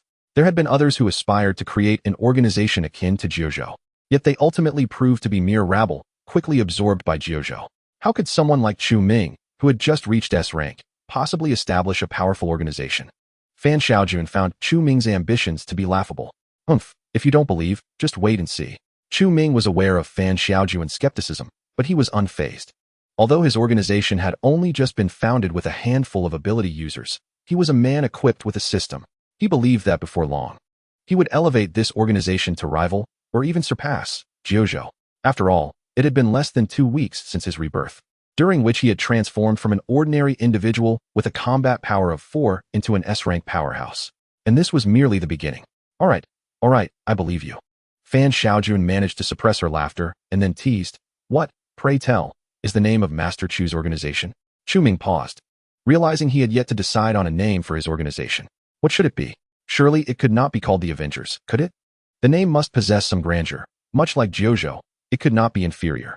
After a moment of contemplation, a spark of inspiration struck him, and he declared proudly, "My organization shall be named Dawn." Dawn. That name is quite splendid. Fan Xiaojun's eyes sparkled with amusement as she regarded Chu Ming with keen interest. Just as she was about to tease him further, her expression suddenly shifted to one of concern, her brows furrowing as she turned abruptly to gaze at the horizon. Chu Ming and Wu Kuei followed her gaze, and there, in the sky, they beheld 2 streaks of light hurtling towards them at an astonishing speed. One was azure, the other golden. Even in the daylight, These two luminous trails were exceptionally brilliant. Is it your people who are arriving? Chu Ming raised an eyebrow. Glancing at Fan Xiaojun, the two streaks of light, if all goes as anticipated, are undoubtedly the individuals from Jiuzhou coming to seek him out. However, as Chu Ming gazed at the azure luminescence, a sense of familiarity washed over him. Fan Xiaojun nodded slightly, her eyes narrowing. Those are number 8 and number 10. I never imagined both of them would come. They truly hold you in high regard. Number 8. Number 10? Chu Ming was momentarily taken aback. But then he realized that number 10 was none other than Mu Yuanyin, whom he had encountered the night he stealthily slipped out in his Mark III armor. No wonder he looked so familiar. Fan Xiaojun scrutinized Chu Ming for a moment. Are you certain you can escape?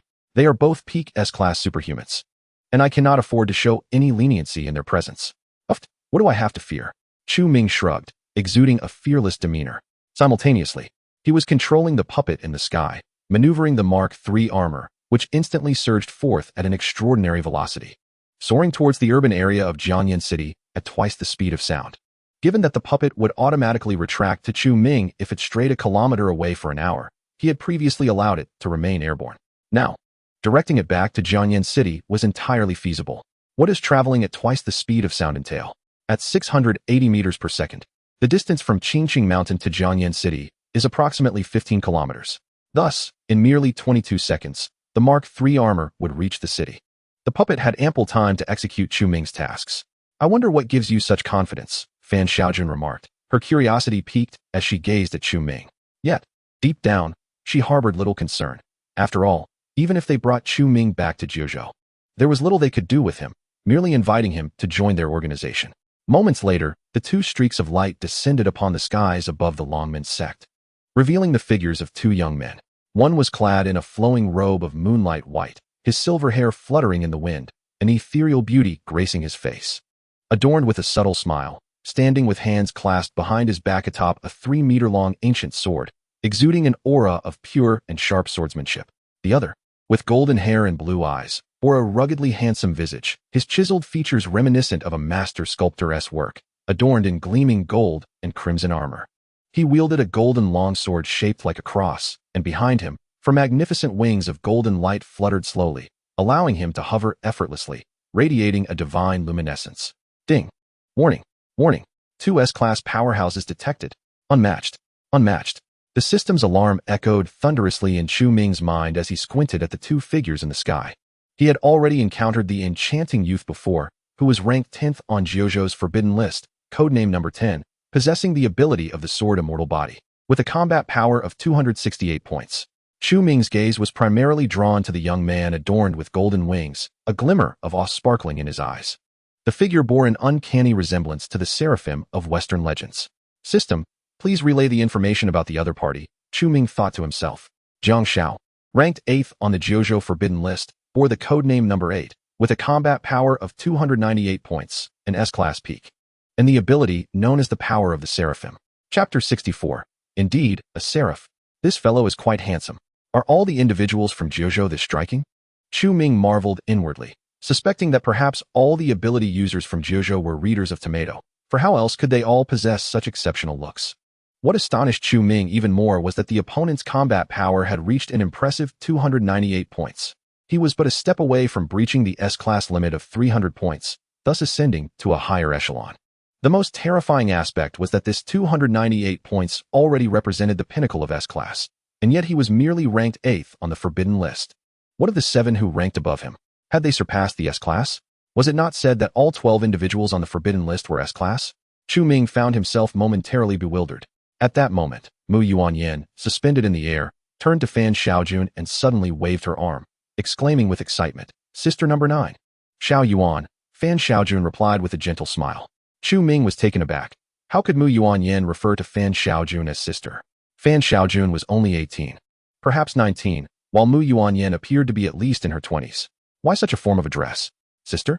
Was it some sort of affectionate nickname? How intimate? Hey, what is your relationship? Chu Ming furrowed his brow and nudged Fan Xiaojun with his shoulder, feeling an inexplicable discomfort. He is my younger brother, Fan Xiaojun replied, momentarily stunned. Upon noticing Chu Ming's awkward expression, she realized he had misunderstood and couldn't help but chuckle. Do not be deceived by his current appearance of someone in their 20s. This is actually how he looks after using his ability. Xiao Yuan was originally just a 15-year-old boy. Oh, is that so? Then it's nothing. Chu Ming's eyes twitched slightly, feeling rather speechless.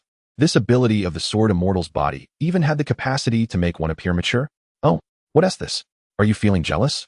Fan Xiaojun looked at Chu Ming with a teasing smile. What? Are you joking? Jealous of you? You must be imagining things. I was merely curious. Chu Ming exclaimed, vehemently denying it. You are Chu Ming? Jiang Xiao suddenly spoke from above, looking down at Chu Ming with a cold expression, exuding an air of natural authority. Upon hearing this, Chu Ming raised his head, arching an eyebrow and responding with a light laugh. Yes, that is indeed me. What of it? Mu Yuanyan's eyes lit up at this revelation, and she excitedly exclaimed, so you are the Venom brother. Can you show me your venom? Xiao Yuan. We are at work right now. Jiang Xiao frowned and reprimanded. Oh. Mu Yuanyan pouted, looking woefully aggrieved and dared not speak further. In fact, Jojo had just detected the S-class energy emitted by Chu Ming and initially intended to send only Jiang Xiao. However, upon learning that this S-class ability user was likely the one possessing the venomous powers, Chu Ming, Mu Yuanyan insisted on accompanying Jiang Xiao. As a Marvel enthusiast and still quite young, ever since the last encounter with the Iron-Man ability user, he had developed a keen interest in the venomous ability user belonging to the same universe. Seeing an opportunity to meet him, especially with his long-searched Nine sister also present, he was determined to come along. Jiang Xiao, unable to refuse him, reluctantly brought him along. Chu Ming looked at Mu Yuanyan with curiosity, and upon realizing his youth, understood the eagerness to take a photo with his Mark III armor that night. After Jiang Xiao reprimanded Mu Yuanyan, he paused before turning to Chu Ming, speaking coldly. S-class ability user, Chu Ming, I must request that you accompany us. Number 1 wishes to see you. Although Jiang Zhao's words seemed polite, they were imbued with an undeniable air of authority. Number 1. Chu Ming felt a flicker of confusion. Number 1 is the top of the blacklist. Our leader in Jojo, Fan Xiaojun quietly explained from the side. Oh. Chu Ming nodded, then suddenly smirked, teasingly asking, what if I refuse? Upon hearing this, Jiang Zhao's expression remained unchanged, coldly staring at Chu Ming as a golden light surged from his body. An aura of majesty and sanctity pressing heavily upon Chu Ming. I will compel you to go, Jiang Xiao stated flatly. Chapter 65. Combat power beyond S-class compel me to go. Chu Ming narrowed his eyes, letting out a cold laugh. Jiang Xiao truly was domineering. Jiang Xiao, isn't this somewhat against protocol? Fan Xiaojun remarked, her displeasure evident as she looked at Jiang Xiao. Mu Yuanyan also cast a slightly surprised glance at Jiang Xiao, ordinarily. While Jojo would prefer not to have an S-class powerhouse outside their control, they generally would not force someone but rather persuade them with Jojo's generous benefits. After all, among the known S-class powerhouses in Huagua, there had been 14, with Jojo having only accepted 12, while 2 remained unaligned, merely under Jojo's surveillance. Although their leader had issued a strict order to retrieve Chu Ming, it had also been stated that the approach must be friendly and coercion should be avoided unless absolutely necessary. Yet, why was Jiang Xiao already resorting to forceful measures without much dialogue? Mu Yuanyan felt somewhat perplexed. Hearing Fan Xiaojun's words, Jiang Xiao glanced at her, and the previously indifferent expression softened slightly. Xiaojun, Number 1 has issued a strict order to bring Chu Ming back, and I am merely acting in accordance with the directive. Acting impartially? Is this how the boss has instructed you to conduct yourself? Do not presume that I am unaware of your thoughts. Fan Xiaojun's expression turned icy as she cast a cold glance at Jiang Xiao. In truth, Jiang Xiao had long been her admirer, albeit a rather aloof and stern individual who seldom revealed his sentiments in Jojo. Nevertheless, Fan Xiaojun had always understood his feelings, though she harbored no affection for him and found no desire to articulate the truth.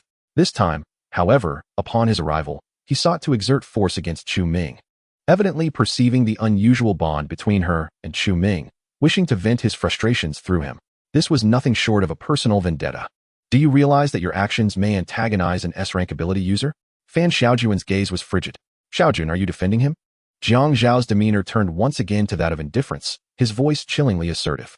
You must remember that you are a member of Jojo, and you are merely a clone.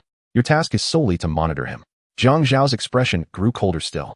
Moreover, the energy fluctuations of this Chu Ming barely reached the S-rank threshold. I personally believe he lacks the qualifications to join Jojo and be placed on the restricted list. I am aware that I am merely a clone, but I possess my own thoughts. There is no need for your reminders. Upon hearing this, Fan Xiaojun reacted as though someone had stepped on her tail, her tone suddenly turning irate. Furthermore, whether Chu Ming's strength qualifies him for the restricted list is not for you to decide. It is the boss who determines that. Jiang Xiao paused, clearly taken aback by Fan Xiaojuan's reaction, yet he merely nodded lightly and turned to Chu Ming, saying, I understand. But I also believe that even the number one will not acknowledge his strength. After all, he is merely a transformation-type ability user. Jiang Xiao held Chu Ming's abilities in utter disdain, for the 12 S-rank powerhouses on Jiuzhou's restricted list were all at the pinnacle of S-rank at the very least. Chu Ming had merely scraped the bottom of the S-rank threshold. Moreover, Chu Ming's ability was of the transformation type, which was widely regarded in Jiuzhou as the weakest form of ability, as such abilities rarely exceeded A rank in strength. The crux of the matter was that transformation-type ability users possessed only formidable physical prowess and brute strength, lacking any magical capabilities or long-range attacks. Even if they were to surpass S-rank, what difference would it make? No matter how strong the body, as long as one is a carbon-based life form, they remain vulnerable to powerful firearms. Today's human weaponry is far from simplistic. While Chu Ming might withstand handgun bullets with relative ease and barely endure armor-piercing sniper rounds, he would certainly not survive a single RPG rocket. Conversely, Jiang Xiao had previously conducted experiments where, relying solely on the protective radiance of his own seraphic glow, he emerged unscathed from multiple RPG bombardments. Thus, he deemed himself justified in looking down upon Chu Ming. Yet, at that moment, Chu Ming paid no heed to Jiang Xiao's words, staring blankly at the irate Fan Xiaojun beside him, feeling quite bewildered. Fan Xiaojun had always appeared somewhat absent-minded and a bit dull, never exhibiting any signs of anger. How could it be that a single remark from Jiang Xiao provoked her ire? Hey, what's wrong with you? Chu Ming cautiously tapped her shoulder. Don't touch me. Fan Xiaojun snapped, turning her head away, visibly agitated. Chu Ming was perplexed, scratching his head in confusion. What is going on? I didn't provoke you. So why are you yelling at me? He gently tapped Fan Xiaojun again, but she ignored him, brooding in silence. To Jiang Xiao, however, their interaction bore the semblance of flirtation, causing his expression to darken as he bellowed, Chu Ming, I am giving you one last chance. Either come with us, or I will take action. Chu Ming looked up, his brows furrowed, a glint of cold fury igniting in his eyes. Although he was unaware of why Fan Xiaojun was upset, he understood that it was Jiang Xiao's words that had incited her anger. Rage surged within him. What the hell? Being at the peak of S rank is impressive, huh? I have to deal with you today? In his mind, he shouted, System, use the Qi enhancement pill. Ding. Qi enhancement pill has been used. Current realm, late-stage martial artist. 30 days until the next realm. Congratulations on breaking through to late-stage martial artist. You have received 40 attribute points. Previously, Chu Ming was only 2 days away from reaching the late-stage martial artist realm. So he had refrained from using the Qi enhancement pill, knowing that a breakthrough would refresh his automatic training time without reducing subsequent training periods. The Qi enhancement pill could decrease the automatic training time by 5 days, but using it now would only save him 2 days, resulting in a loss of 3 days. After all, the Qi enhancement pill was relatively rare. He had drawn it only twice after 100 tries and did not wish to squander it. However, at this moment, Chu Ming could not afford to concern himself with such matters. His sole focus was on confronting Jiang Xiao. After a brief internal calculation, he allocated 35 attribute points to combat power and the remaining 5 points to intelligence. Consequently, his combat power surged to 99 points. And with the venomous enhancement multiplying his power by 3, he achieved approximately 316 points of combat strength. He had directly surpassed the S rank. Moreover, with the superior cultivation technique of the God-sealing universe, the 8-9 profound art, his true power far exceeded what his stats indicated. Dealing with Jiang Xiao, who possessed a combat power of 298 points, would be well within his capabilities. Not to mention, he still had a trump card up his sleeve. In the air, Jiang Xiao noticed that Chu Ming merely stared at him in silence, not uttering a word. Does he truly think I am afraid to strike? Jiang Xiao's gaze turned completely frigid as he raised the golden longsword in his hand, shaped like a cross. The resplendent golden-red light blossomed upon the longsword, emanating a sacred and pure aura. Behind Jiang Xiao, for enormous wings unfurled, reflecting a metallic sheen. Chu Ming, you shall face judgment. In that moment, he resembled a celestial deity, gazing down upon Chu Ming with piercing eyes, his voice resonating like a melodic chant that reached the ears of all present. Noble, divine, and utterly unyielding. Chapter 66, The Sword of Michael Judgment, My Foot. What a ridiculous notion. Chu Ming erupted with expletives. Fan Xiaojun's expression tightened. She had not anticipated that Jiang Xiao would truly resort to violence. Without a moment's hesitation, she stepped forward to shield Chu Ming, her gaze fixed intensely on Jiang Shao. In the next instant, her eyes transformed into an abyssal black, tendrils of shadow swirling from her form, coalescing into a 5-meter-long black scythe. The aura radiating from Fan Xiaojun shifted dramatically, as she now appeared as an enchanting specter emerging from the depths of despair, imbued with an eerie, captivating beauty. Chu Ming gazed at her in awe, witnessing for the first time the full manifestation of her abilities, which left him utterly mesmerized. Xiaojun, are you certain you wish to protect him? Jiang Zhao's expression darkened considerably, even with his solemn disposition sanctified by divine light. The sight of the woman he admired standing before another man ignited a spark of fury within him. You are violating the rules of the 9 provinces. Fan Xiaojun retorted coldly, her pitch-black eyes betraying no emotion. Two formidable, yet opposing forces stood in confrontation, causing the temperature in the air to plummet. Among those present, the most bewildered were Wu Kuei and Mu Yuanyan. Wu Kuei had retreated several dozen meters, horrified at the sight, pondering, damn it, for S-rank powerhouses. If this escalates, even a mere ripple could obliterate me completely. As for Mu Yuanyan, he stood dazed upon the massive sword, glancing back and forth between Jiang Shao and Fan Xiaojun, utterly perplexed. He still could not comprehend why the usually rule-abiding Jiang Shao would attempt to strike Chu Ming upon arrival, nor why Fan Xiaojun would defend him. If a fight breaks out, whom should I assist? Mu Yuanyan lamented, caught in a dilemma as they were all siblings of the 9 provinces, making his decision exceedingly difficult. After a moment's hesitation, he resolved to support Fan Xiaojun, as his bond with her was far stronger. Standing behind Fan Xiaojun, Chu Ming observed her silently, a smile involuntarily gracing his lips. He felt a sense of gratitude that she stood up for him. Yet, how could he, Chu Ming, allow a woman to protect him? He reached out and gently patted Fan Xiaojun's shoulder, speaking calmly. It's all right. Allow me to take over. Upon hearing this, Fan Xiaojun turned her head, her delicate brows furrowing. You're here? What are you doing here? Don't be reckless. Wait a moment. I will call Xiao Yuan to help hold Jiang Shao back. You should leave quickly. With your just reached S-level strength, surely you do not intend to confront Jiang Shao, do you? As a fellow member of the Zhouzhou Forbidden List, Fan Xiaojun was acutely aware of Jiang Zhao's prowess. His seraphic power was among the most exceptional abilities in the Zhouzhou realm. Moreover, he was one of the few individuals who had acquired a gifted weapon upon awakening his powers. The golden red cross sword he wielded was his gifted weapon. Named the Sword of Michael, immensely powerful, Fan Xiaojun had witnessed the terrifying might of his full-force strike. It was comparable to a missile. Additionally, the Sword of Michael possessed the power of approval, which effectively countered her shadow abilities. She knew she could not hold him off for long, even with Mu Yuanyan's assistance. They would be no match for him. She could not fathom what audacity had emboldened Chu Ming to speak so boldly. Hey, do you still look down on me?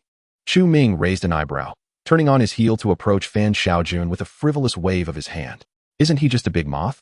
A single slap would suffice to deal with him. What did you say?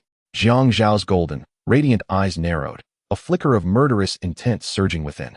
In the next moment, he gripped the hilt of the cross sword tightly, raising it above his head, the blade glowing with brilliant golden light. Jiang Shao enunciated each word with clarity. Defile the seraph's wings, and I shall sever. Damn, what are you doing? Run.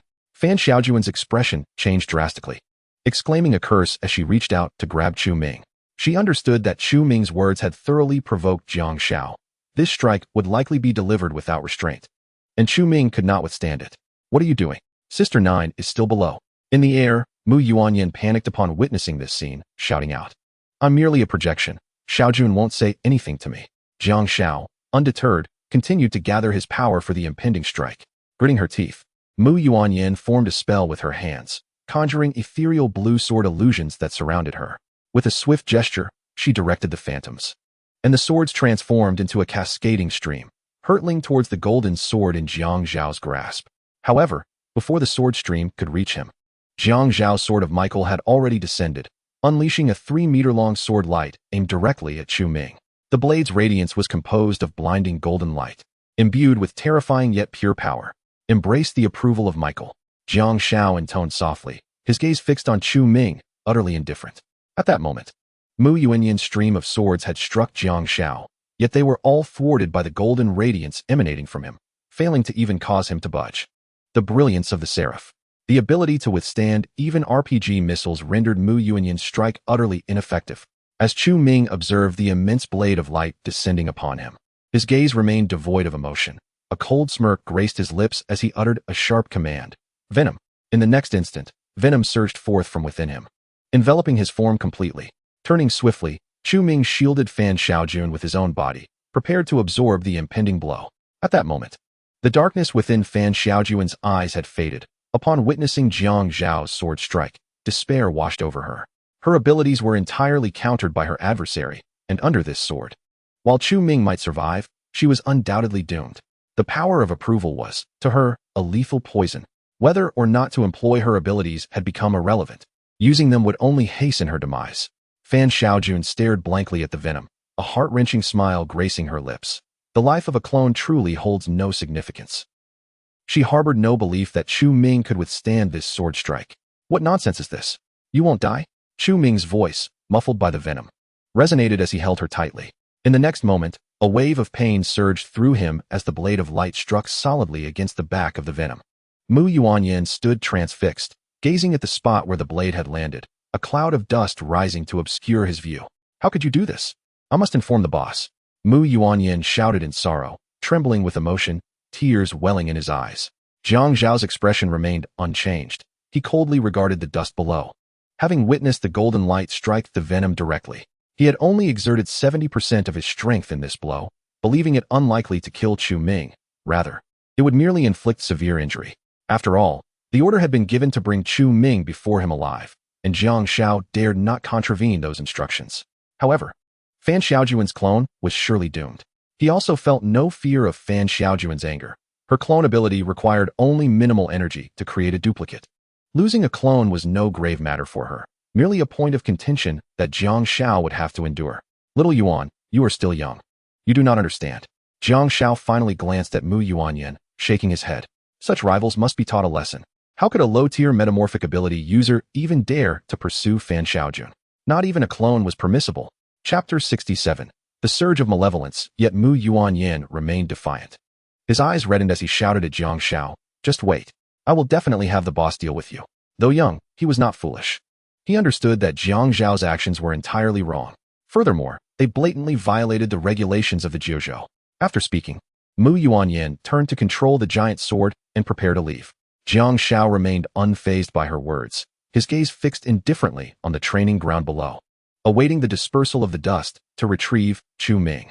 He was acutely aware that his actions would incur punishment from the 9 provinces, yet he was indifferent. As a pillar of the 9 provinces, what consequence could his mistakes truly bear? Even if he were to be reprimanded, the repercussions would be minimal. Meanwhile, in the distance, Wu Kuei was nearly paralyzed with terror, watching the swirling dust with dread, muttering to himself in a quivering voice, surely, young Master Chu cannot have perished like this. He had remained below, thus acutely sensing the formidable sword aura. The terrifying power made Wu Kuei feel that even a mere brush with it would obliterate him, leaving no trace behind. Can young Master Chu withstand this? If he dies, how shall I rescue my wife and children? A wave of sorrow engulfed Wu Kuei. The flicker of hope he had kindled now appeared to be extinguished. Suddenly, a deafening roar, reminiscent of a wild beast, erupted from the dust. Jiang Zhao's countenance shifted dramatically, his earlier indifference evaporating, replaced by disbelief as he exclaimed, how could he possibly still roar? In his anticipation, he had believed that his strike would leave Chu Ming gravely wounded, if not unconscious. Yet how could such a robust cry emanate from him? Mu Yuanyan also turned abruptly, her astonished gaze fixed on the dust cloud. As it gradually settled, a massive dark silhouette emerged before them. It was Venom. At that moment, Venom still faced away from Jiang Zhao, a distinct sword mark visible on his back, rapidly healing and soon returning to its former state. Meanwhile, Fan Xiaojun knelt beneath Venom, her once vibrant face now pale, blood trickling from her lips, her beautiful eyes fixed on Venom, filled with confusion, suspicion, and shock. Upon seeing the dismal state of Fan Xiaojun, Chu Ming felt a pang of compassion. When the sword aura had struck him, beyond the pain, he sensed a divine and solemn aura enveloping him. Under this presence, Fan Xiaojun appeared to suffer immensely, as if engulfed by raging flames. Fortunately, Venom's considerable form shielded her from the entire sword aura. Had even a fraction touched her, she might have perished instantly. Chu Ming, are you unharmed? After a moment of shock, Fan Xiaojun finally managed to ask, her voice exceedingly weak. Chu Ming shook his head, contemplating briefly before retrieving a spirit essence pill from the system and offering it to her, gently saying, do not speak. Take this. Fan Xiaojun nodded slightly. entranced as she extracted a verdant pill from the clutches of the venomous creature. Without a moment's hesitation, she placed it in her mouth.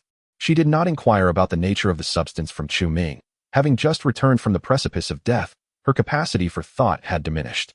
All that remained in her mind was the certainty that Chu Ming would not harm her. Upon witnessing her consume the spirit essence pill, Chu Ming slowly turned. His gaze icy as it fixed upon Jiang Shao in the sky, his murderous intent seething.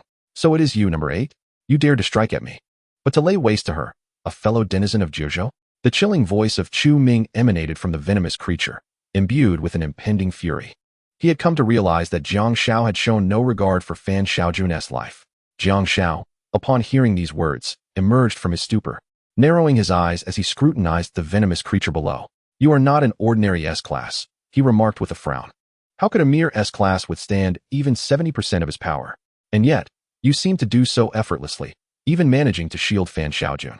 In that moment, Jiang Shao comprehended that Chu Ming must indeed be at the pinnacle of S-class. He had not anticipated that this Chu Ming could conceal his potent energy, deceiving even their Zhuzhou detection instruments. What does my rank matter to you? I demand to know why you laid hands on Fan Xiaojun. Chu Ming bellowed once more. She is merely a fragment of Xiaojun. Her demise would not concern him, Jiang Shao replied with an indifferent arch of his brow. How dare you?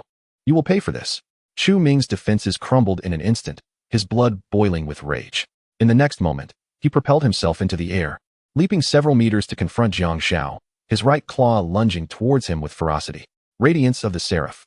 Jiang Shao observed the sudden onslaught of the venomous creature without flinching, softly intoning a chant. The golden luminescence emanating from his being intensified under his words, rendering him resplendent like a sunbeam. Jiang Shao regarded the approaching Chu Ming with disdain. What did it matter if Chu Ming was at the zenith of S-class? His Seraph's radiance could effortlessly withstand even an RPG's bombardment. What could a mere brute force ability do against him? Even the power contained within that light could potentially inflict further harm upon his opponent. Chu Ming, sensing the energy within the radiance, disregarded it entirely, committing himself to a full-force strike with his claw against the brilliance.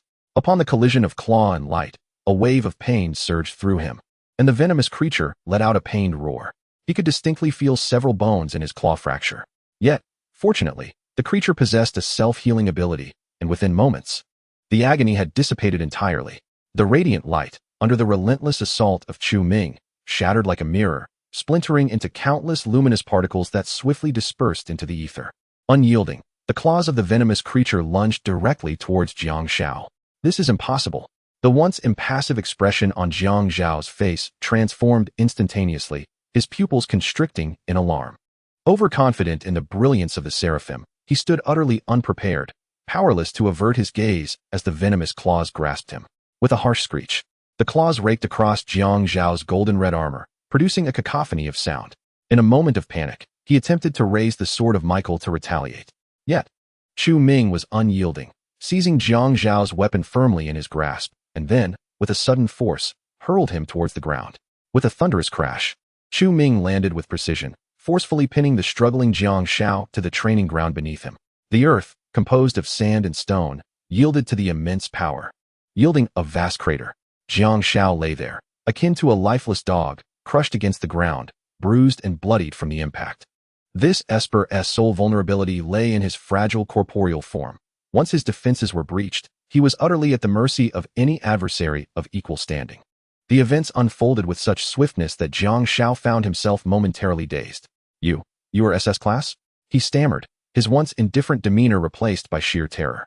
Chapter 68. SS class power. I told you. Merely a moth. A single slap could extinguish it, yet you remain unconvinced? Chu Ming disregarded Jiang Zhao's shock, his own fury still simmering. With a cold smirk, he grasped the 4 golden wings on Jiang Zhao's back, exerting tremendous force to wrench them free. Instantly, 4 gaping wounds appeared on Jiang Zhao's back, blood erupting in torrents, gleaming with a golden hue. Ack! The excruciating pain elicited a heart-wrenching scream from Jiang Shao. Deprived of his wings, the moth appeared significantly more palatable to Chu Ming, who reveled in the satisfaction of his triumph before carelessly discarding Jiang Shao and his severed wings onto the ground. My wings. Jiang Shao, upon hitting the ground, disregarded his injuries, crawling frantically towards his wings, his face a mask of despair. How brutal. In the air, Mu Yuanyan stared in disbelief at the scene. His face drained of color as he hovered, trembling. He could hardly fathom the strength of Chu Ming, who had so effortlessly subdued Jiang Xiao, a peak S-class esper, reducing him to a state of utter helplessness and even stripping him of his wings. Such power could only belong to the apex of SS-class warriors. Alas, an SS rank. How could he possibly be of such caliber? Mu Yuanyan murmured in disbelief, unable to fathom the reality before her.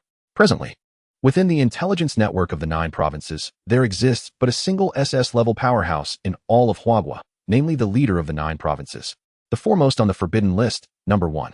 Consequently, Chu Ming would be the second SS-level powerhouse in Huagua. A transformation-type ability, even if akin to Venom, ought not to possess such formidable strength. Mu Yuanyan was utterly astonished, struggling to comprehend the situation. On the ground, Fan Xiaojun slowly approached Chu Ming.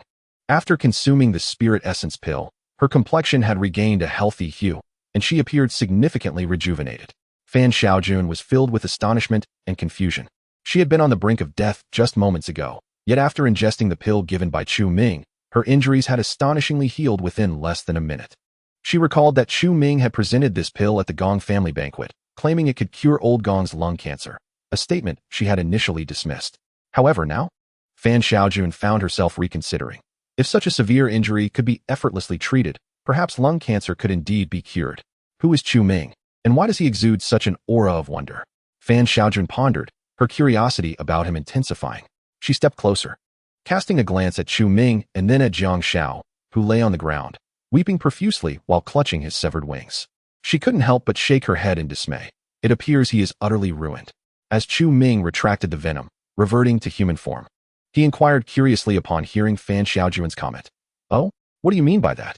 All of Jiang Xiao's power derives from his seraphic wings. Now that you have plucked them away, he is virtually incapacitated, Fan Xiaojun explained with a smile. I see. To fall from the pinnacle of S rank to that of an ordinary person is indeed quite tragic. Chu Ming regarded Jiang Xiao with a hint of pity, suggesting, should we not simply put him out of his misery? Perhaps not. That would be too cruel, Fan Xiaojun replied, shaking her head calmly. Let him experience more of his suffering before we end it. Indeed, that makes sense, Chu Ming nodded in agreement. Overhearing their conversation, Jiang Xiao, in tears, suddenly froze. Looking at them in sheer horror. Are they truly speaking human words? Could they not grant him a swift end? Chu Ming, observing Jiang Xiao's expression, nodded in satisfaction before abruptly directing his gaze towards Fan Xiaojun, scrutinizing her thoughtfully. After a moment's hesitation, he queried, why are you no longer astonished by my strength? Fan Xiaojun rolled her eyes in response. I have long since become desensitized. Indeed, she had become numb. Chu Ming's prowess was simply too enigmatic. Initially, she had assumed he was merely an ordinary B-level transformation-type ability user, only to discover later that he was also a peak B-level ancient martial artist, and subsequently, he transformed into an S-level ability wielder. Initially, it was believed that reaching such a pinnacle was sufficient. However, Chu Ming has now unveiled his SS-level prowess. Who wouldn't be astonished? You would be as well. Even as Chu Ming continues to demonstrate his extraordinary abilities, Fan Xiaojun finds herself too weary to be shocked. Wu Kuei hastens over from a distance, his face alight with excitement as he gazes at Chu Ming. Ah, young Master Chu, it turns out you possess SS-level strength. Upon witnessing Chu Ming effortlessly subdue Jiang Xiao, he is first taken aback, only to be quickly engulfed by exhilaration. With such formidable power, could it not be a simple task for him to rescue his wife and child? Fan Xiaojun, standing to the side, falls into a moment of contemplation before a sudden thought crosses her mind, her brows furrowing slightly. Chu Ming, the SS-level energy fluctuations you exhibited must have already been detected by the Jiuzhou. You need to leave at once. Oh, why should I leave? I fear them not. Chu Ming replies nonchalantly, shrugging his shoulders, unfazed by her caution. I acknowledge your SS-level strength is impressive. Only the leader of Jiuzhou could rival you. However, Qingqing Mountain is not merely populated by Jiuzhou individuals. There are also military forces present, and against them, you would surely falter. Fan Xiaojun gazes at Chu Ming with concern. You have already incapacitated Jiang Xiao and even contemplate his demise. He is a cornerstone of Jiuzhou. The leader will not let you off lightly and will undoubtedly pursue your life at any cost. Clearly, he was the aggressor first. His blade was imbued with murderous intent. If I were truly an ordinary S-level, I would either be dead or gravely injured, and you would certainly meet the same fate. Chu Ming scoffs. Is your leader truly so incapable of discerning right from wrong? While Jiang Xiao may bear responsibility, he is nonetheless a Jiuzhou citizen. As an outsider who has slain a Jiuzhou ability user, The repercussions would inevitably tarnish Jojo's reputation. The leader could not possibly let you go unpunished. Fan Xiaojun shakes her head. Wu Kuei, upon hearing these words, is momentarily stunned, then grows anxious. Indeed, young Master Chu, we must depart swiftly. If the military descends upon us, we shall find no escape. Wu Kuei's worry is palpable. If he were to perish, it would be one matter. But should Chu Ming fall here, who would rescue his wife and child? Chu Ming merely smiles serenely, shaking his head. Do not fret, he dares not harm me now. Oh, what other cards do you hold? Fan Xiaojun raises an eyebrow, inadvertently feeling a sense of relief wash over her. Hearing Chu Ming's words, her anxiety dissipates inexplicably. The marvels surrounding Chu Ming are countless, whether it be his illogical strength, his venomous abilities, or that remarkably effective pill, all of which evoke awe. The extent of his hidden capabilities remains utterly inscrutable to Fan Xiaojun. Just wait. Shortly, your leader will undoubtedly demand my release. Chu Ming asserts with an air of composed confidence. Chapter 69. The Armor of the Emperor of Light. Upon hearing Chu Ming's words, Wu Kuei furrowed his brows, hesitating to speak, ultimately succumbing to despair and helplessly standing behind Chu Ming. His only hope now rested upon Chu Ming. Should the latter remain, he dared not depart. Wu Kuei could only wish that the leader from Jojo would show mercy. At that moment, Mu Yuanyin, recovering from her shock, slowly descended from the air and approached Fan Xiaojun. Sister 9, she greeted. Fan Xiaojun nodded in acknowledgement. After exchanging pleasantries, Mu Yuanyin retreated behind Fan Xiaojun, casting a fearful glance at Chu Ming, too intimidated to utter another word. The pitiful sight of Jiang Shao loomed before her, and she began to dread the ruthless methods of the venomous brother. Chu Ming, unperturbed, was instead focused on the notifications resonating in his mind. Congratulations, host, for successfully playing the fool and gaining 500 points. Congratulations, host, for successfully playing the fool and gaining 1,000 points. The points from his 2 successful deceptions had been credited. The first instance occurred earlier, in front of the disciples of Longmen's sect and Gu Xiandong, while the second transpired before Jiang Shao and Mu Yuanyin. In total, he had amassed 1,500 points. Seizing the opportunity before the first of Jojo arrived, Chu Ming decided to conduct a lottery draw, hoping to procure something worthwhile to bolster his confidence. System, open the lottery page and draw all 1,500 points, Chu Ming commanded in his mind. Understood. A holographic screen, visible only to Chu Ming, materialized before him, and the familiar lottery wheel began to spin once more. Given that the number of draws exceeded 100, the system inquired, would the host like to skip the lottery process? Can I skip it? Chu Ming's eyes brightened. If skipping the draw was an option, it would save him the trouble of watching the results one by one. The last time he had drawn for 100 points, it had taken a full 20 minutes, during which he had been secretly drawing in the restroom, nearly arousing Fan Xiaojun's suspicions. Now, being able to skip would allow him to instantly know all results. Ding. 150 draws have been completed. Congratulations, host. You have obtained consumable rewards 147 times, skill rewards 1 time, and special rewards 2 times. Would you like to view them? What the hell? Chu Ming could not contain his exclamation. His luck had surged. 2 special rewards? 1 skill reward? What happened, young Master Chu? Has the Jojo leader arrived? Wu Kuei, startled by Chu Ming's outburst, shuddered and anxiously glanced at the sky, only to see nothing after a prolonged stare, leaving him perplexed as he turned his gaze back to Chu Ming. In that moment, Chu Ming suddenly recalled that several individuals were present nearby. He turned to observe Fan Xiaojun and Mu Yuanyin, both gazing at him with astonishment. Fan Xiaojun, with her delicate brows slightly furrowed, remarked, "What are you yelling about? You startled me. If you're frightened, you might as well leave quickly. The boss will be here soon." Chu Ming scratched his head, offering an awkward smile. "I apologize.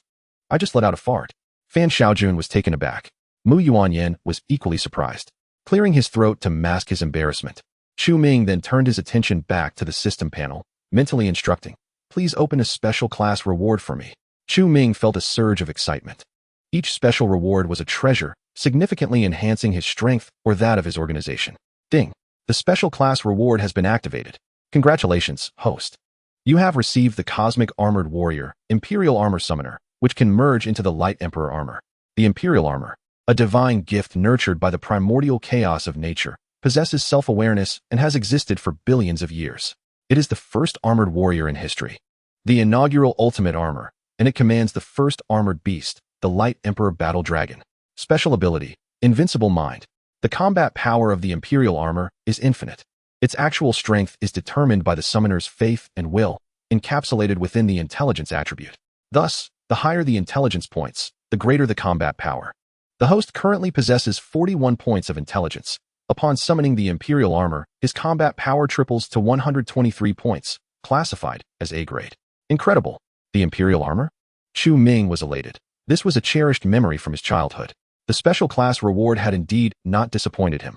Moreover, akin to Venom, the Imperial Armor also exhibited growth potential, albeit dependent on the intelligence attribute. While he was uncertain about the growth limits of Venom, the system clearly stated that the combat power of the Imperial Armor was infinite. How impressive! Regrettably, I only have 41 points in intelligence. If only I had allocated more attribute points to intelligence in the past. Chu Ming felt a twinge of disappointment in his heart. It seems that in the future, any attribute points gained from breakthroughs must be entirely invested in intelligence. This way, he could swiftly elevate the Imperial Armor to SS grade. With that thought in mind, Chu Ming shifted his focus away from the Imperial Armor. Although its potential was limitless, it held little immediate relevance to him. He continued to peruse the system page, prompting the system to unveil another special class reward and a skill class reward. Ding! Rewards have been activated. Congratulations, host. You have obtained a skill class reward from a certain cultivation realm, the Void-Breaking Finger, a martial arts technique that will increase combat power by 30 points upon learning. Congratulations, host. You have also acquired a special class reward from a certain fantasy realm, a true dragon egg. Upon hatching, it will yield a true dragon mount with an initial combat power of 500, classified as SS grade. Note: hatching a dragon egg requires the injection of 5,000 points. The rewards are indeed bountiful. Chu Ming is exceedingly pleased. These two special rewards are more formidable than the other. However, currently, neither can be utilized.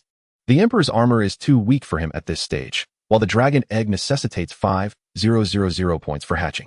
The only usable item is the skill Void-Breaking Finger. If memory serves, this martial art originates from an online novel, and the author of that novel seems to have passed away. Alas, the plight of online authors is truly dire.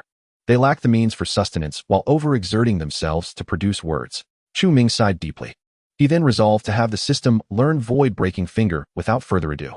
Ding! Void-Breaking Finger learned successfully. Combat power is 30, while the host's current combat power stands at 129 points. Excellent, 129 points of combat power already. With Venom's possession, it is approximately 413 points. Chu Ming nodded inwardly. It appears that he has become one of the strongest humans on this planet. However, system, how is the S rank defined at 200 to 300 combat power? And what constitutes the SS rank? Are there levels beyond that? Chu Ming inquired with curiosity. The system responded, the SS rank's combat power ranges from 300 to 600 points. This is currently the highest rating for Blue Star humans, as no stronger beings have yet been discovered by official personnel. So it implies there are indeed beings above the SS rank on Blue Star, yet they remain undiscovered? Chu Ming furrowed his brow, keenly capturing the critical information in the system's words. Indeed, host. After a moment of contemplation, Chu Ming initially thought that SS rank strength was already absurdly formidable. As a modern human, being able to withstand firearms is akin to a superhuman level. Yet, he did not anticipate that the true powerhouses on Blue Star had yet to reveal themselves. Those above SS rank, are they ancient martial artists from secluded martial arts families, or perhaps other supernatural beings? Chu Ming murmured, a slight smile gracing his lips. Regardless of how this planet transforms or how many strong individuals exist, none shall ever rival his rate of progress. No matter who they are, they cannot hinder his pursuit of greatness. Chapter 70. Number 1 and Number 5. While Chu Ming and his companions awaited the arrival of Number 1 from Jiuzhou, a camp was stationed within the scenic heart of the Qingqing Mountain's main peak. Several military tents were erected, and over 100 fully armed soldiers patrolled the perimeter of the camp with utmost vigilance. Occasionally, large beasts such as monkeys and wolves attempted to breach the camp, but they were swiftly shot down by the soldiers. Even with some formidable beasts reaching the A-class, impervious to ordinary firearms, they would swiftly be dispatched by snipers concealed in the shadows, utilizing armor-piercing rounds to deliver fatal shots. The soldiers exhibited grave expressions, their hawk-like eyes meticulously scanning their surroundings, vigilant against any beast encroaching upon the camp's perimeter, lest it disrupt the individuals within the central tent. Inside that tent resided the core figures of the special department of Jiuzhou, including even the leader of Jiuzhou himself, who could not be disturbed under any circumstances. At the heart of the camp, a young man clad in a Zhongshan suit, exuding an aura of cool detachment, sat in a chair. his gaze intently fixed upon the image projected upon the tent's surface. The projection displayed the moment when Chu Ming transformed into Venom, enduring Jiang Zhao's strike, followed by the dust settling as Venom decisively overpowered Jiang Shao. The perspective suggested the presence of a miniature camera concealed on Jiang Shao. The footage only ceased when Venom had Jiang Shao pinned to the ground, indicating that the camera had likely malfunctioned. The cool young man regarded the darkened projection screen, his eyes narrowing slightly, lost in thought. Behind him stood a woman in combat attire, her figure alluring and her age approximately 23 or 24. After observing the projection, her attractive face was etched with anxiety. Cautiously, she glanced at the cool young man, hesitating for a moment before whispering, "Boss, is this Venom an SS-level ability user?" This cool young man was none other than the leader of Jiuzhou, designated as number 1 on the prohibition list. Although he appeared youthful, his true age exceeded 50. His current visage a result of his extraordinary abilities. Number 1 possessed wood-type powers, allowing him to manipulate plants and absorb their vitality, which had transformed his appearance due to the substantial life force he had consumed. Hearing the woman's inquiry, he slowly replied, "Indeed, he is an SS-level ability user, the second of such caliber in all of Huagua, aside from myself. It is remarkable that a shapeshifter can attain such strength. It appears our research on ability users is still insufficient." This was understandable, considering that ability users had only emerged in the world 3 years prior. The woman, feeling a twinge of fear towards number 1, responded with tension evident in her voice. She held the rank of number 5 on the Jiuzhou prohibition list, her ability being mirror space. Upon hearing her words, number 1 nodded, yet a chilling glint suddenly flashed in his gaze as he gravely declared, "Originally, an SS-level powerhouse joining Jiuzhou would promise a bright future, but this Chu Ming has harmed our people, directly incapacitating number 8, he cannot be allowed to remain." Upon hearing this, number 5 trembled slightly and hastily interjected, but it was number 8 who acted against protocol and provoked Chu Ming, leading to the confrontation. "We need not retaliate against him, do we?" At this moment, her mind was engulfed by fear. For number 5 had previously witnessed the gruesome scene of number 1 committing murder. An A-level ability user's life force was ruthlessly extracted, leaving behind a lifeless husk. An utterly terrifying sight. If it were not for dire circumstances, she truly wished to avoid witnessing number 1 kill again. She was merely an ordinary person, having joined Jiuzhou only 6 months prior, and had yet to acclimate to the existence and combat strategies of ability users. She harbored profound aversion to the act of killing. However, number 5 understood that number 1 was the founder and leader of Jiuzhou, deeply valuing the honor of their organization. Now that one of Jiuzhou's own, listed on the forbidden list, had been incapacitated by an outsider, it was evident that number 1 would not let this transgression go unpunished. Indeed, upon hearing this, number 1 let out a cold laugh. Number 8 has acted outside the bounds of our rules, and he ought to be subject to Jiuzhou's punishment, rather than allowing an outsider like Chu Ming to render him powerless. Since he has incapacitated number 8, I shall incapacitate him. Number 1's gaze was chilling. Yet, number 5 desperately sought reasons to dissuade number 1 from committing murder, hastily interjecting, "But our rules in Jiuzhou dictate that we cannot kill ability users indiscriminately, right? If you were to kill this Chu Ming, what if he has friends among the ability users in the city? That could lead to trouble if they feel cornered."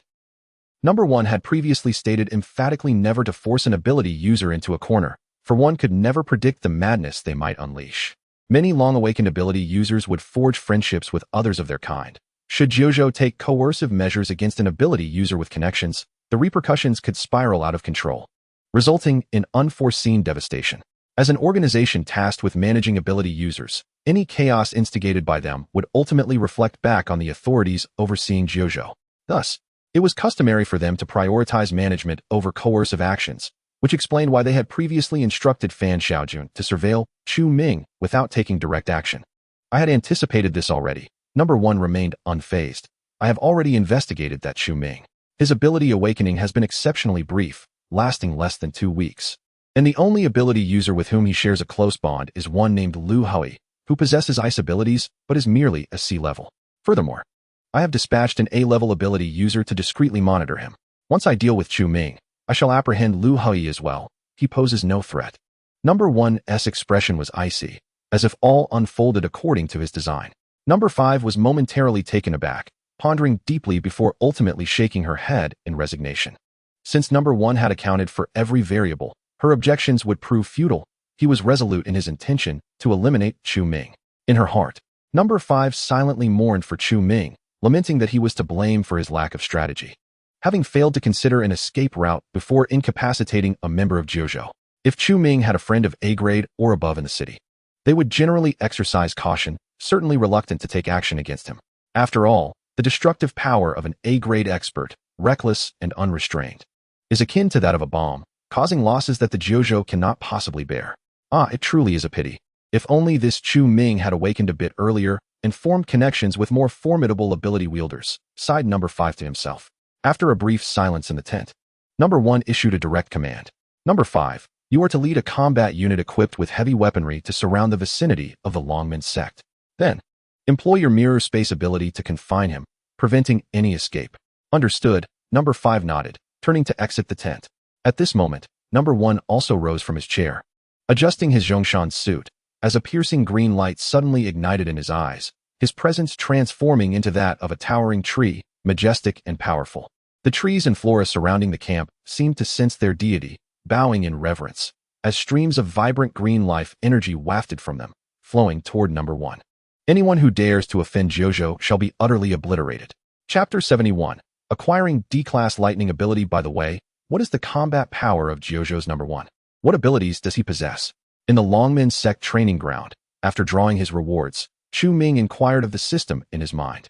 He would undoubtedly face off against the opponent, and he needed to understand their strength beforehand. Jojo number 1. Name unknown. Combat power 420 points, SS grade. Possesses wood-type abilities known as the Forest Monarch, capable of manipulating plants, with both offensive and defensive wood-type spells. He can absorb the life energy from plants and even animals for his own use. If battling in a forest or jungle, his combat power increases by 50 points. The system replied, Forest Monarch? The names these Jojo ability wielders choose for themselves are increasingly juvenile, Chu Ming remarked with a raised eyebrow, stifling a laugh. However, teasing aside, the opponent's combat power was indeed formidable, 420 points, slightly higher than his own. Moreover, in the lush environment of Qingqing Mountain, the opponent's combat power could reach an astonishing 470 points. Such strength is no wonder he stands as Jojo's number 1, a leader. It is important to remember that the revival of spiritual energy and the emergence of ability wielders on Blue Star has only occurred within the last 3 years. Achieving such combat power indicates extraordinary talent. Yet, individuals like this inevitably possess their own pride and arrogance. Having transformed from an ordinary person to a top-tier powerhouse in just 3 short years, it would be impossible not to swell with pride. Thus, Chu Ming understood that the opponent would certainly not let him off easily. Nonetheless, it is of little consequence. Lu Hai has now been administered the Hulk Serum and a Gene Potion, achieving an S-class strength. With his presence in the city, number 1 dares not act against me. Chu Ming smiled faintly, fully aware that everything lay within his control. After all, his extraordinary intelligence, surpassing the average by a remarkable 41 points, was not without merit. Prior to his arrival at Qingqing Mountain, he had prudently prepared for unforeseen circumstances by sending Lu Hui to Jiangyan City, while ensuring that his puppet, clad in Mark III armor, accompanied him at all times. Moreover, Chu Ming entrusted a vial of the Gene Potion and the Hulk Serum to the puppet. When Jiang Xiao and Mu Yuanyan sought him out, he remotely commanded the puppet piloting the Mark III armor to swiftly return to the urban center of Jiangyan City, where he located Lu Hui. Chu Ming directly instructed the puppet to administer a vial of the Gene Potion and the Hulk Serum to Lu Hui, elevating him from C-class to S-class strength. As for the Kyushu Esper who had been tracking Lu Hui, he had already been subdued by Lu Hui, an A-class expert. He proved to be no match for the current Lu Hui in the Mark III. As long as Chu Ming issued commands to Lu Hui through the puppet, the Kyushu Esper could notify number 1 of Kyushu. Once number 1 became aware that Chu Ming had both an A-class and an S-class companion within the city, it was highly probable that he would refrain from taking action against him. Chu Ming understood that someone like number 1, who was so concerned about the reputation of Kyushu, would certainly hesitate to take such a risk. The responsibility of Kyushu is to manage Espers nationwide. Even a B-class Esper, acting outside of Kyushu's control and wreaking havoc in a city, could severely tarnish the reputation and authority of Kyushu, let alone an S-class and an A-class. However, despite having taken precautions, Chu Ming had no intention of revealing his hand just yet, as he still wished to engage with number 1 of Kyushu. As the leader of Dawn, I have proclaimed my ambition for Dawn to rival and even surpass Kyushu in the future. It would not do to cower upon encountering the leader of Kyushu. Although Chu Ming currently lacked the confidence to face the full might of the military's heavy weaponry, he still felt assured in his dealings with number 1 of Kyushu. Number 1 could unleash a strength of 470 points on Qingqing Mountain, while my current maximum stands at 413 points. Let me calculate. Chu Ming pondered for a moment, suddenly enlightened. A smile gracing his lips. It is sufficient. He immediately addressed the system in his mind. System, I wish to use a vial of the gene potion. The gene potion can elevate an ordinary person to D class, and for espers, it enhances their abilities by 1 tier. Ding. Gene potion, ordinary, has been used. Congratulations, host. You have been promoted to D class esper and acquired lightning-based abilities. You have gained a 20-point combat power boost. If the host wishes to further elevate their esper rank, please use a gene potion advanced. Chu Ming nodded slightly and commanded, System, display my attribute panel. Host, Chu Ming comprehensive combat power, 149 points, grade A, wisdom, 41 points ability, lightning, D grade combat power 20 points, initial power of lightning. Attacks carry a paralysis effect upon contact. Cultivation realm, late stage warrior, 30 days away from peak warrior, cultivation technique, 8-9 profound art assets, 15.02 million special items, Venom symbiote, Iron-Man Mark III armor, Gatling gun, Emperor armor summoner, true dragon egg, hatching progress 0, 5,000 skill items, secret technique, shadow, void breaking fist. Phantom finger consumable items, spirit essence pills 262, chi enhancing pills 4, gene serums, ordinary, 19. With a combat power of 149 points and the Venom symbiote. His effective strength was approximately 477 points, sufficient to contend with number 1. It was regrettable, however, to waste a vial of gene serum on himself. The acquisition of a mere D-grade lightning ability seemed of little value. Chu Ming silently lamented that had it not been for the necessity of confronting number 1, he would not have resorted to using the gene serum. Although his peak combat power had reached SS grade, all his strength was derived from his cultivation, martial arts, and the Venom symbiote, indicating that he was not an ability user by nature. Utilizing an ordinary gene serum would only elevate him to a D-grade ability user, merely enhancing his combat power by a scant 20 points. This was precisely why he had refrained from employing the gene serum previously. Extracting such resources was inherently challenging, and using it to gain an additional 20 points of combat power felt like a poor trade. Furthermore, each tier of gene serum could only be used once. To further augment his ability user level, he would require a serum of a higher grade. However, despite having drawn hundreds of rewards, all he had received were ordinary gene serums, with no sign of anything superior. Therefore, he had previously concluded that such serums were best utilized on A-grade or higher ability users, where they could directly enhance their combat power by hundreds of points, yielding greater benefits for Chu Ming upon the dawn of his aspirations. Yet now, he had no choice but to use it, otherwise, he would be utterly incapable of defeating that number 1 from Jiuzhou. As the leader of Dawn, if he could not even overcome the leader of Jiuzhou, how could he speak of surpassing Jiuzhou? Even if Chu Ming could retreat unscathed thanks to Lu Hui as a backup, it would undoubtedly be a cowardly act. What credibility would he have to attract others to join Dawn? Chu Ming envisioned Dawn becoming the strongest ability user organization in all of Huaxia, and he could not afford to lose to number 1. Chapter 72. Jiegu, no more. Humorous, with all preparations complete. All that remained was to await the arrival of number 1. At that moment, Chu Ming suddenly sensed something amiss. Furrowing his brow, he raised his head to survey the sky around him, a hint of astonishment crossing his face. How strange. What is happening? Fan Xiaojun inquired, her brow knitted in concern. I don't know, but it feels a bit off, Chu Ming replied, his brow tightly drawn. There was an uncanny sensation about the sky that struck him as distinctly different from before. Wu Kuei and Mu Yuanyan, noticing his unease, also began to scrutinize their surroundings, yet they found nothing unusual.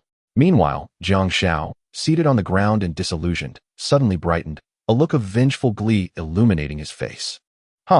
This is the mirror space of number 5. You've been trapped by number 5. Number 1 must have arrived too. Chu Ming, you're doomed. His cacophony was abruptly silenced as Chu Ming's gaze turned icy. He swiftly picked up the sword of Michael, which had belonged to Jiang Xiao, and plunged it into the latter's lung. Jiang Xiao let out a violent spout of golden blood, collapsing to the ground, his eyes filled with venomous hatred. Yet he could utter no words. Number 5? Mirror ability? What is this? Chu Ming silenced Jiang Xiao before turning to inquire. Yes, indeed. It is the mirror space of number 5. Fan Xiaojun had discerned the gravity of the situation. Slowly, she bent down to pick up a stone, channeling her abilities to envelop it in shadows. With a forceful flick, she hurled the stone forward, resembling a black bullet as it sped ahead. to everyone's astonishment. The stone traveled several dozen meters before seemingly colliding with an invisible barrier, erupting in a burst of energy. The onlookers were momentarily taken aback. "Miss Fan, what is happening?" Wu Kuei asked in a hushed tone, fear palpable in his voice. "This is the ability of number 5, ranked 5th on the 9 provinces forbidden list. She is a space-type ability user, capable of mirroring an area and trapping all within it. We are currently ensnared in her mirror," Fan Xiaojun explained gravely. "Oh my. If number 5 is here, then surely the leader must be as well," Mu Yuanyin exclaimed, her eyes wide with shock, before casting a worried glance at Chu Ming. "Brother Dilu, if even the leader cannot break free from number 5's mirror space, how on earth will you escape?" Despite being from the 9 provinces, Mu Yuanyin was acutely aware that this predicament was instigated by Jiang Xiao, and Chu Ming was merely retaliating. She certainly did not wish to see him come to harm. Wu Kuei's face blanched at her words. "An ability that even the leader of the 9 provinces cannot escape from? Are we truly finished?" He lamented. "If I am not mistaken, there's likely a military encirclement near the Dragon Gate faction. Someone of the leader's caliber would undoubtedly prepare thoroughly if they intended to kill you," Fan Xiaojun said, her expression grave. At that moment, Chu Ming was listening to the system introduce the details of number 5. Her name was Yunbing, a woman with a combat power of 299 at the pinnacle of S rank. The system informed him that the mirrored space created by Yunbing's spatial abilities could only be breached by those with a combat strength exceeding 500 points. Otherwise, escape was impossible unless the opponent was eliminated from the outside. Chu Ming was certain he could not break free, yet he had no intention of doing so. In response to Fan Xiaojun and the others' concerns, he merely smiled nonchalantly. "Do not worry, although I cannot escape, if number 1 wishes to kill me, he will inevitably enter here, and at that moment, I shall handle him." Sigh? Upon hearing this, Fan Xiaojun hesitated, ultimately releasing a silent sigh. Even if Chu Ming possessed a trump card capable of defeating number 1, he could never hope to contend with the army. The chances of survival were exceedingly slim. Forget it. Since this situation has arisen, returning to Jiuzhou would result in my annihilation anyway. I might as well do my utmost to assist him this once, Fan Xiaojun silently resolved within herself. Previously, in front of Jiang Xiao, she had defended Chu Ming, an act that had already contravened the directives given to her by her original self. Her disobedient clone would undoubtedly face repercussions from her main body. Furthermore, since Chu Ming had just saved her life, and considering her impending demise, she chose to repay him in kind. "Brother Venom, how could you possibly defeat the boss? Our boss wields wood-based abilities, and a place like Qingqing Mountain is his domain, where his power would be significantly enhanced. You were injured by Jiang Zhao's sword just now. Your strength cannot possibly match that of the boss," Mu Yuanyin exclaimed, her anxiety palpable. Her reasoning was straightforward. She believed that Chu Ming's previously displayed prowess could never surpass that of number 1. "Mu Yuanyin, is it? Your abilities allow you to enlarge?" Chu Ming inquired, his gaze keenly assessing her, though he did not respond directly. Not enlarge, but to become more handsome." Mu Yuanyin felt intimidated under Chu Ming's scrutiny, instinctively retracting her neck, and spoke timidly. "That's quite similar. I have yet to see what you look like before you enlarge. Why not show me?" Chu Ming's interest was piqued, genuinely curious about her original appearance. "Quick, show me." "No way. Brother Venom." Terrified, Mu Yuanyin hastily hid behind Fan Xiaojun. Both Fan Xiaojun and Wu Kuei were left dumbfounded. Amidst such dire circumstances, Chu Ming was still engaging in trivial conversation. At that moment, a crisp sound suddenly resonated through the air, akin to the shattering of glass. Chu Ming and the others were momentarily stunned, then turned their gazes toward the source of the sound. They beheld the sky not far away, where the space continuously twisted and morphed, until, like a mirror shattered by an unseen force, fragments of glass swiftly transformed into scattered points of light, dissipating into the void. Within this emptiness appeared a white void, roughly the size of a person. "What is this?" Chu Ming narrowed his eyes, gazing warily at the white void above, and inquired softly. Fan Xiaojun's beautiful eyes reflected a complex emotion as she sighed quietly. "The boss has arrived." No sooner had she spoken than green plant vines began to ascend from the void, weaving and intertwining with one another, forming a dense and vibrant plant island suspended in midair. A man and a woman emerged from the vines, standing atop the island, looking down at Chu Ming and his companions. These two figures were none other than number 1 of the 9 provinces and number 5, Yunbing. "Be boss." Mu Yuanyin stammered, her expression tinged with fear upon seeing number 1.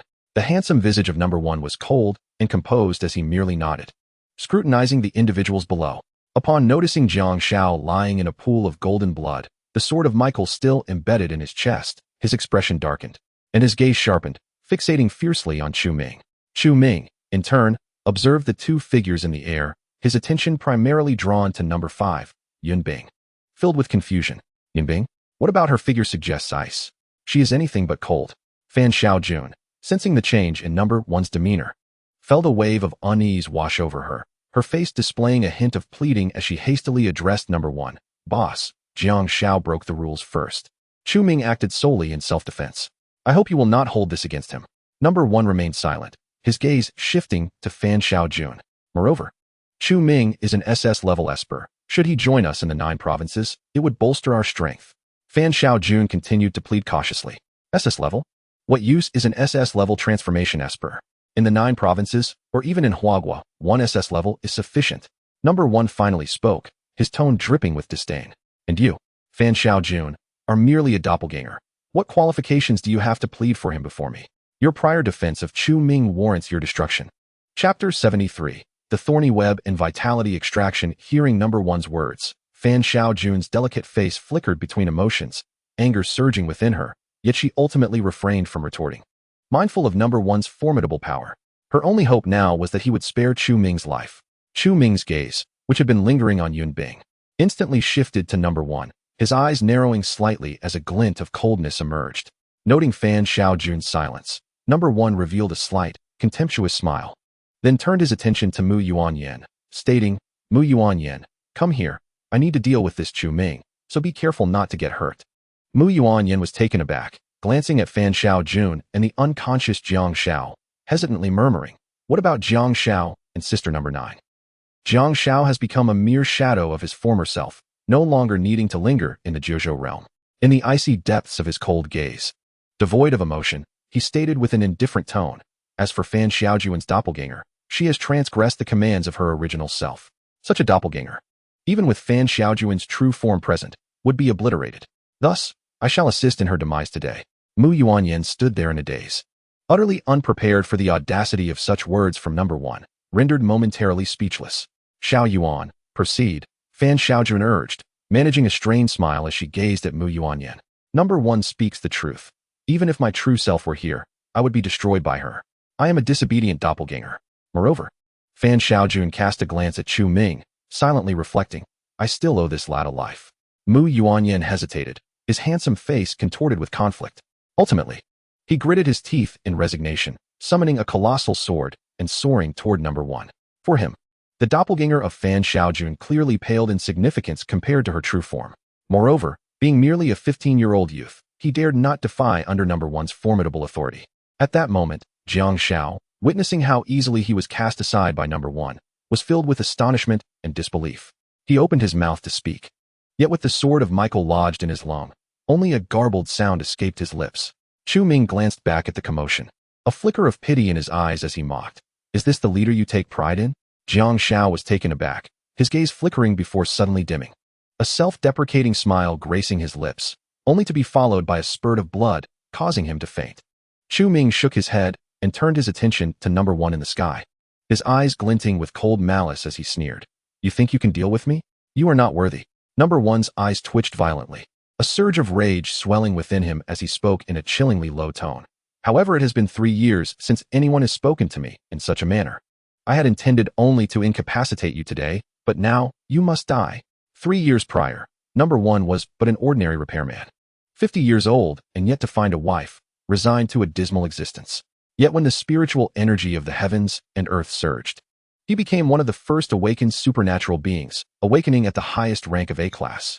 From that moment, his status transformed, ascending to the pinnacle of power in the eyes of all supernatural beings, and he subsequently established Jiuzhou, eventually drawing the attention of the authorities, who appointed him to oversee supernatural beings nationwide. In these 3 years, whether he ascended to S-class or SS class, his prowess remained unparalleled among all supernatural beings. Revered by countless individuals, never had anyone dared to address him in such a manner. At that moment, in number 1's heart, Chu Ming had already been sentenced to death.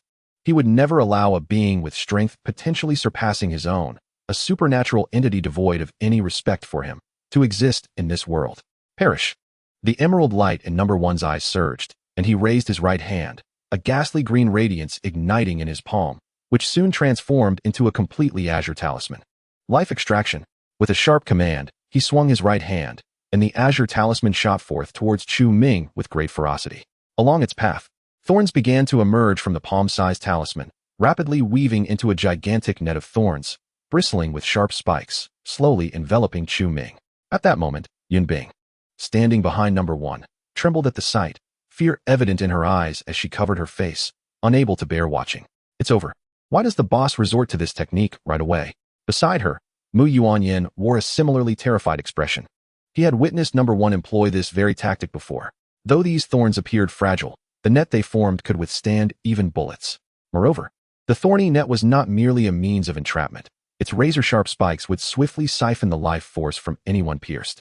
There had once been an A-level peak supernatural being who, under number one's life extraction, had been reduced to a desiccated corpse in a mere 3 seconds. Can Brother Venom withstand this? Mu Yuanyin's heart raced with anxiety as Chu Ming gazed at the encroaching net of thorns. Its slow yet immense coverage left him no room to evade. Chu Ming, evade. I will attempt to cleave through these thorns with the scythe of shadows. Fan Xiaojun exclaimed with urgency. Her eyes instantly darkened, and shadows swirled around her like smoke, rapidly forming into a 5-meter-long scythe of darkness.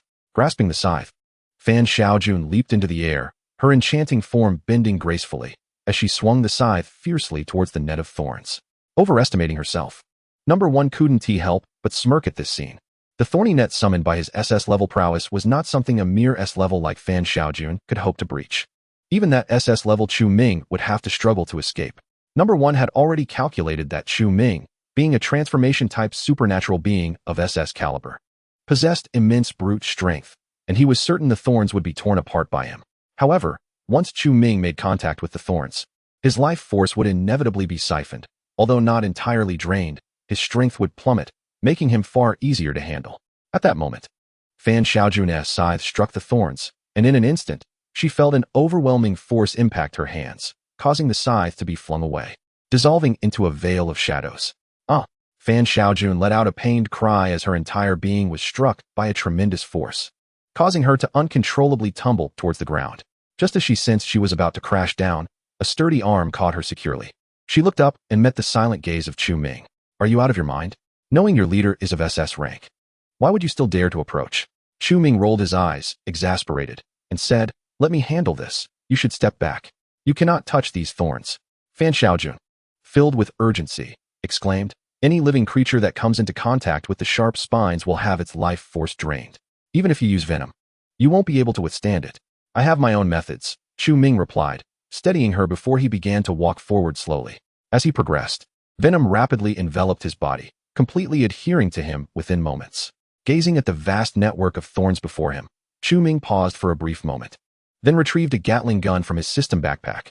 Chapter 74. The Hand of the Tree God. Number 1 controlled the thorny web with a hand, his green-tinged eyes coldly observing Chu Ming, who was advancing while covered in venom.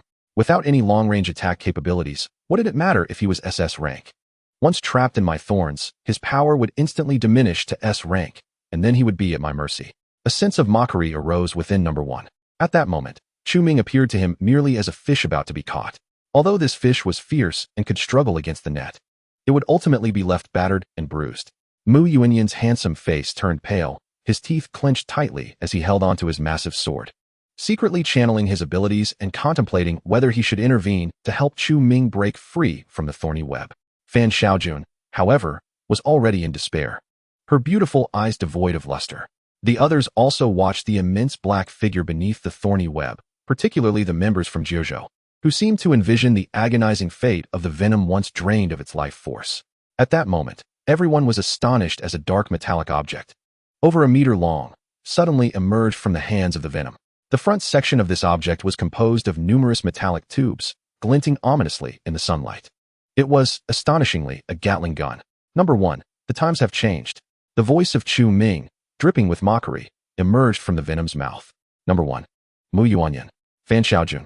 Everyone was momentarily taken aback, clearly not anticipating such a turn of events. Where on earth did this Gatling gun come from? After a brief moment of shock, number 1 couldn't help but curse. Just a second ago, he had been mocking Chu Ming for lacking long-range attack capabilities, and now, The latter had conjured a Gatling gun as if by magic. In an instant, his emotions became disjointed. Yet, before he could ponder further, the Gatling gun in Chu Ming's hands roared to life, its barrel erupting with a dazzling blaze. A barrage of bullets surged forth like fiery serpents, targeting the sprawling thorny net. The rapid fire echoed, a staggering 6,000 rounds per minute, translating to 100 bullets per second, swiftly weaving a dense web of firepower. Under such relentless bombardment, the thorny net was instantly breached, reduced to mere fragments as a sizable hole emerged, resembling a bubble bursting. However, Chu Ming did not cease his assault. He continued to pull the trigger, the relentless stream of bullets piercing through the breach, aiming at the figure above. Designated as number 1. Goodness. Number 1's expression shifted dramatically. Though he possessed SS-level capabilities, his physical form was not particularly robust. A hit from the Gatling gun could spell immediate doom. In response, he extended both hands, unleashing a fierce, sickly green radiance that swiftly wove into intricate lines before him. Thousands of emerald beams intertwined like creeping vines, forming a semi-transparent shield several meters in diameter, adorned with countless azure symbols.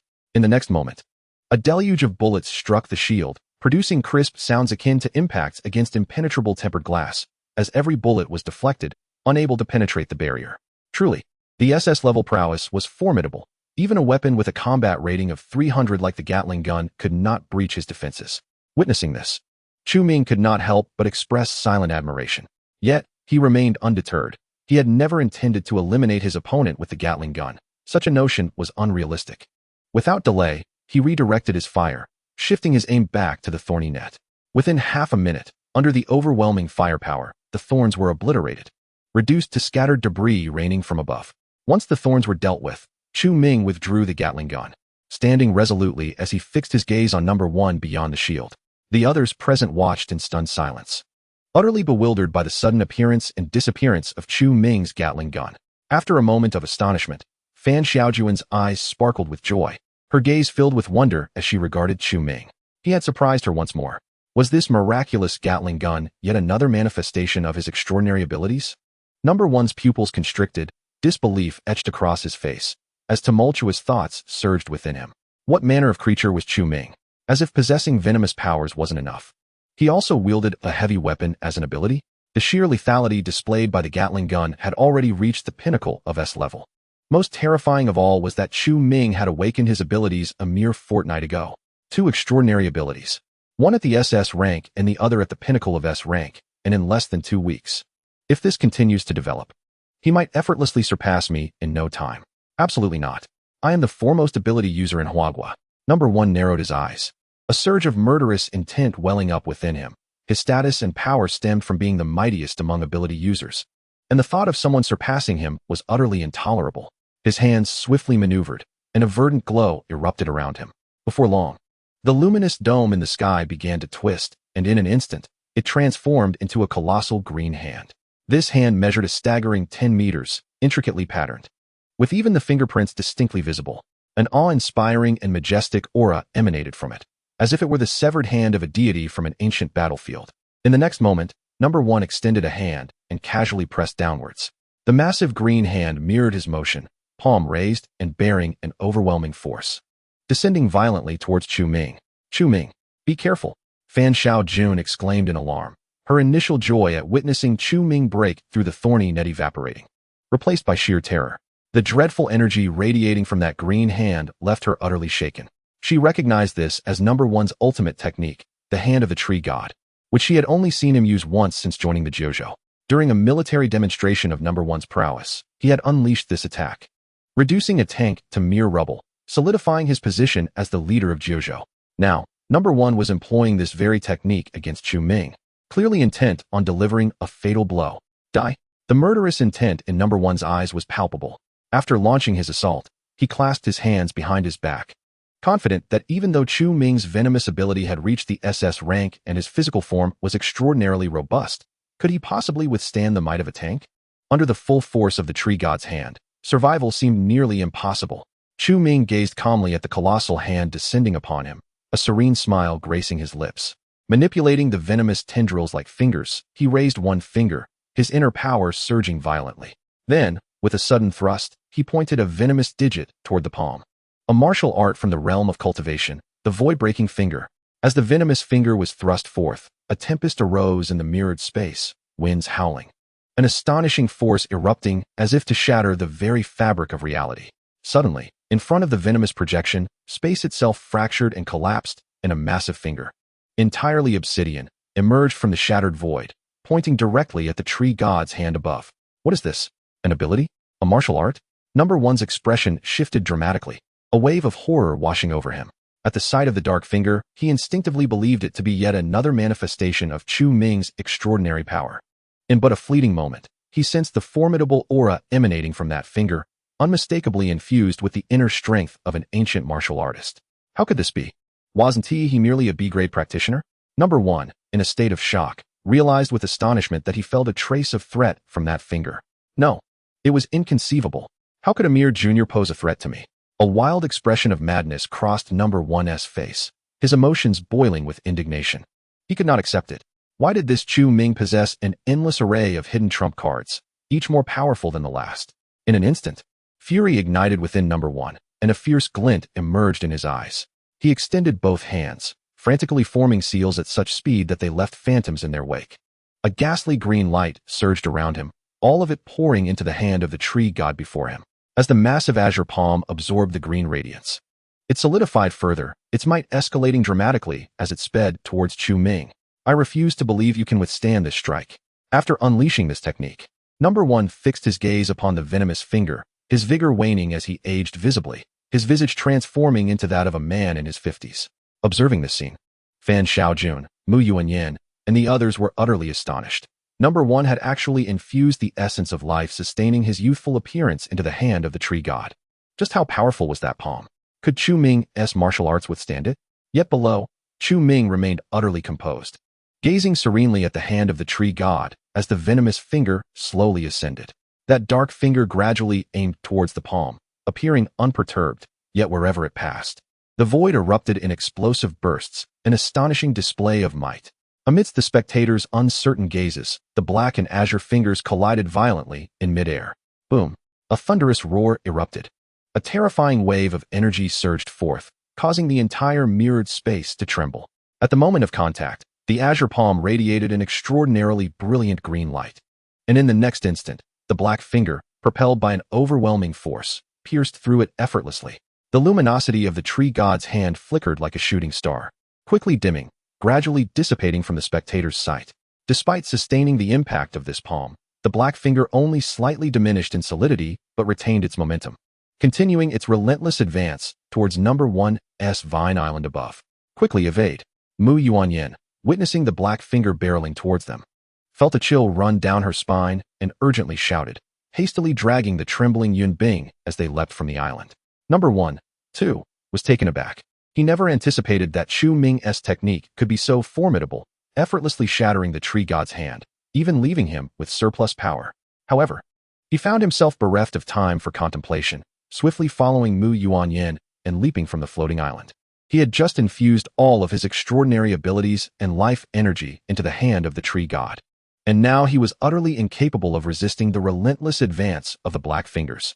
In an instant, those fingers made contact with the floating island, which shattered into fragments and fell from the sky.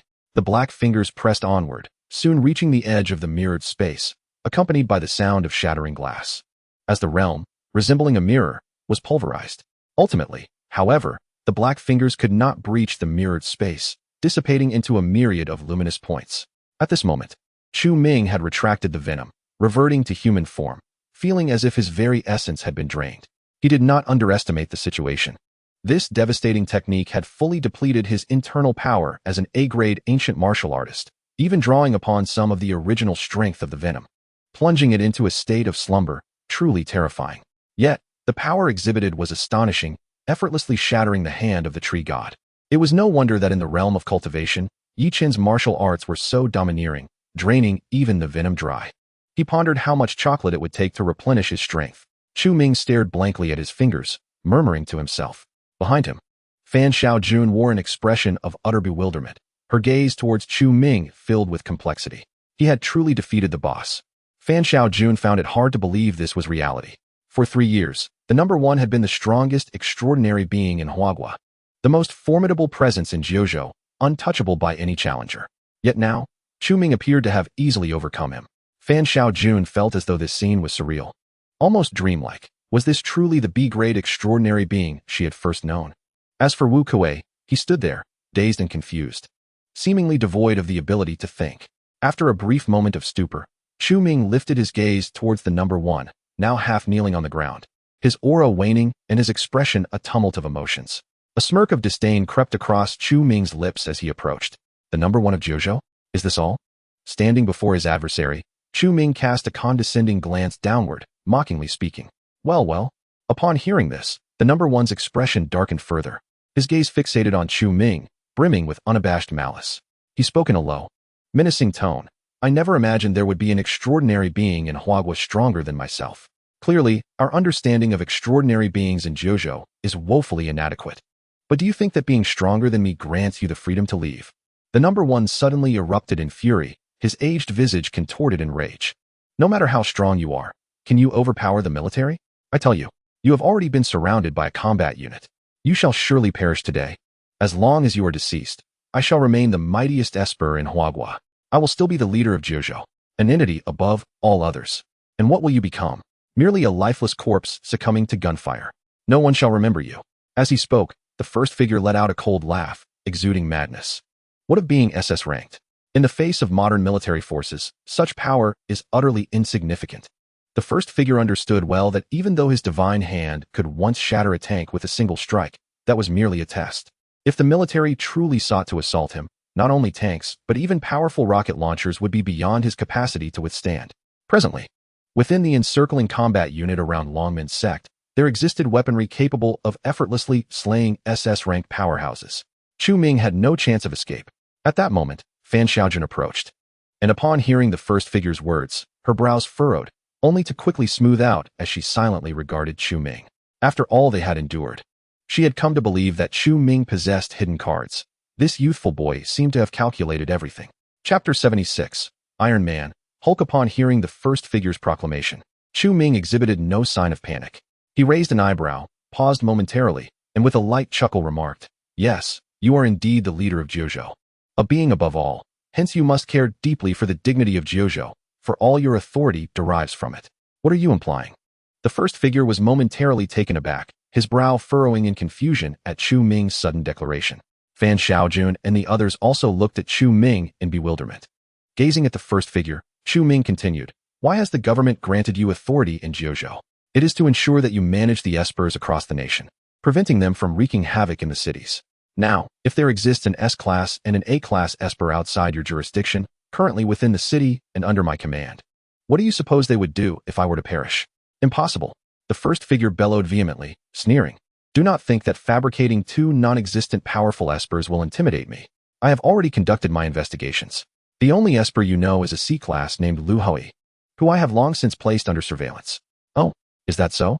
Chu Ming responded with a serene smile. It appears your investigation was rather superficial. I actually lead an organization known as Dawn, which just so happens to have an S-class and an A-class esper right in the heart of Jiangyan City. For those who criticize the Xietian gang as too lowly, I have changed it to Dawn. The preceding context has also been modified for clarity without affecting readability. Among them is the Lu Hui you mentioned, though he is no longer a C-class, but rather an S-class now. Spare me your fabrications. Do you think the intelligence personnel from Jojo are mere idlers? Just 2 weeks ago, you were an ordinary person. What organization could you possibly be affiliated with? Let me make myself clear. Do not contemplate stalling for time. The combat unit will soon encircle you. It would be wise to surrender now, and I may only incapacitate you, granting you a reprieve. Number one chuckled coldly, evidently skeptical, displaying unwavering confidence in Jojo's intelligence capabilities. They had a watchful eye on all the extraordinary individuals scattered across the nation. Fan Xiaojun, equally astonished, regarded Chu Ming. Indeed, there was an organization named Dawn. Yet had it not been established just recently? Aside from Wu Kuei, an A-level ability user, were there any formidable figures? Chu Ming let out a soft chuckle. Ignoring number one, his gaze drifted to the other members from Jojo and suddenly fixed upon number 5, Yun Bing, observing her silently. Yun Bing's alluring form quivered slightly, unable to meet Chu Ming's gaze, seemingly filled with trepidation. Noticing this, Fan Xiaojun furrowed her brows. Hey, why are you staring at her?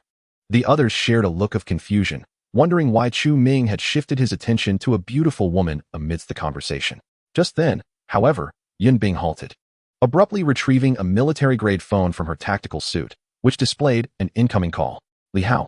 Upon seeing the caller's name, Yun Bing froze, glancing at Chu Ming and then at number 1. After a brief moment, she cautiously addressed number 1. Boss, this is a call from Li Hao, the A-level ability user assigned to monitor Lu Hui. Li Hao. Why is he calling at this moment? Number 1 was momentarily taken aback. As he observed Chu Ming's enigmatic expression, a sense of foreboding washed over him. After a moment's hesitation, he gritted his teeth and commanded, "Answer the call." Yun Bing complied, promptly connecting the call and activating the speakerphone. The next instant, a panicked male voice erupted from the phone. Number 5. There's trouble, serious trouble. You must inform the boss. It's utterly terrifying. I was monitoring Lu Hui today when suddenly, an Iron Man swooped in looking for Lu Hui. Yes, the Iron Man from Marvel. Then, that Iron Man injected Lu Hui with 2 syringes of some unknown substance, and Lu Hui transformed into the Hulk. I was discovered by them, and a fight ensued. But TMD, I was no match for them. That Hulk is incredibly terrifying, at least S-level strength, and that Iron Man is at least A-level. They captured me, and I thought I was done for, but just now, that Iron Man actually said he would let me go. I hurried to escape and call you. You have no idea. As Li Hao continued to ramble on the phone, those present were left utterly speechless, exchanging bewildered glances. Did you hear that? An S-class and an A-class, right in the city. Do you still intend to eliminate me? Chu Ming scoffed with a knowing smile, adding, if these 2 extraordinary individuals wreak havoc in the city, can Jiuzhou truly bear the consequences? Iron Man, the Hulk. What nonsensical entities. How could such powers even exist? Is Li Hao out of his mind?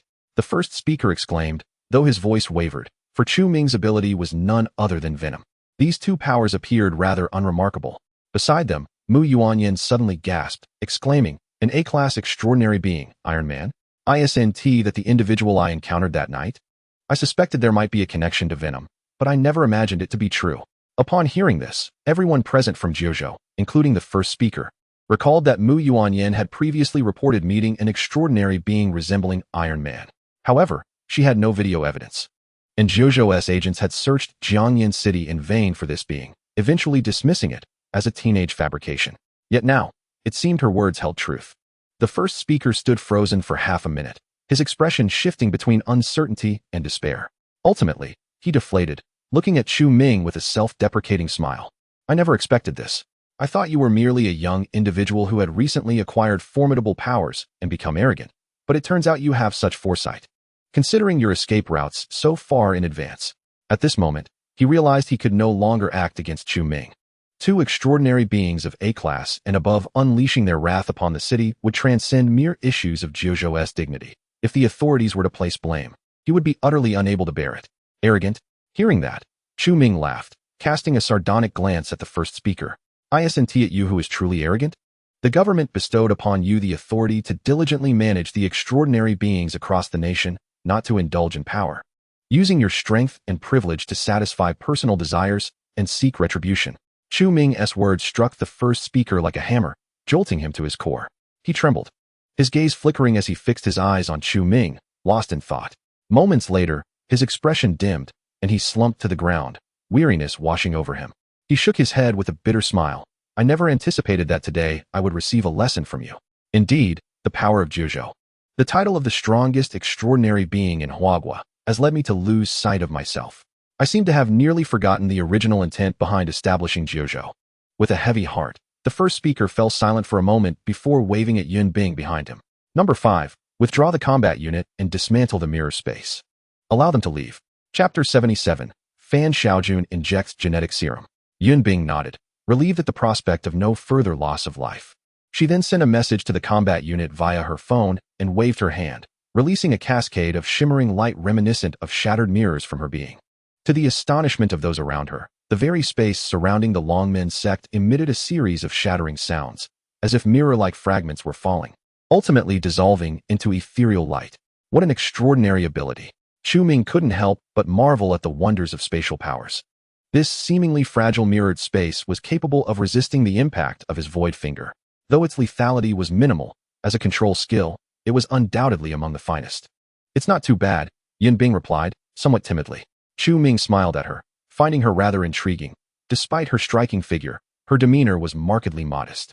Ahem. Now that the matter has been resolved, Chu Ming, it seems you ought to take your leave. Fan Xiaojun suddenly interjected, her expression somewhat peculiar. Ah, indeed. It is time to depart, Chu Ming acknowledged, retracting his gaze and nodding.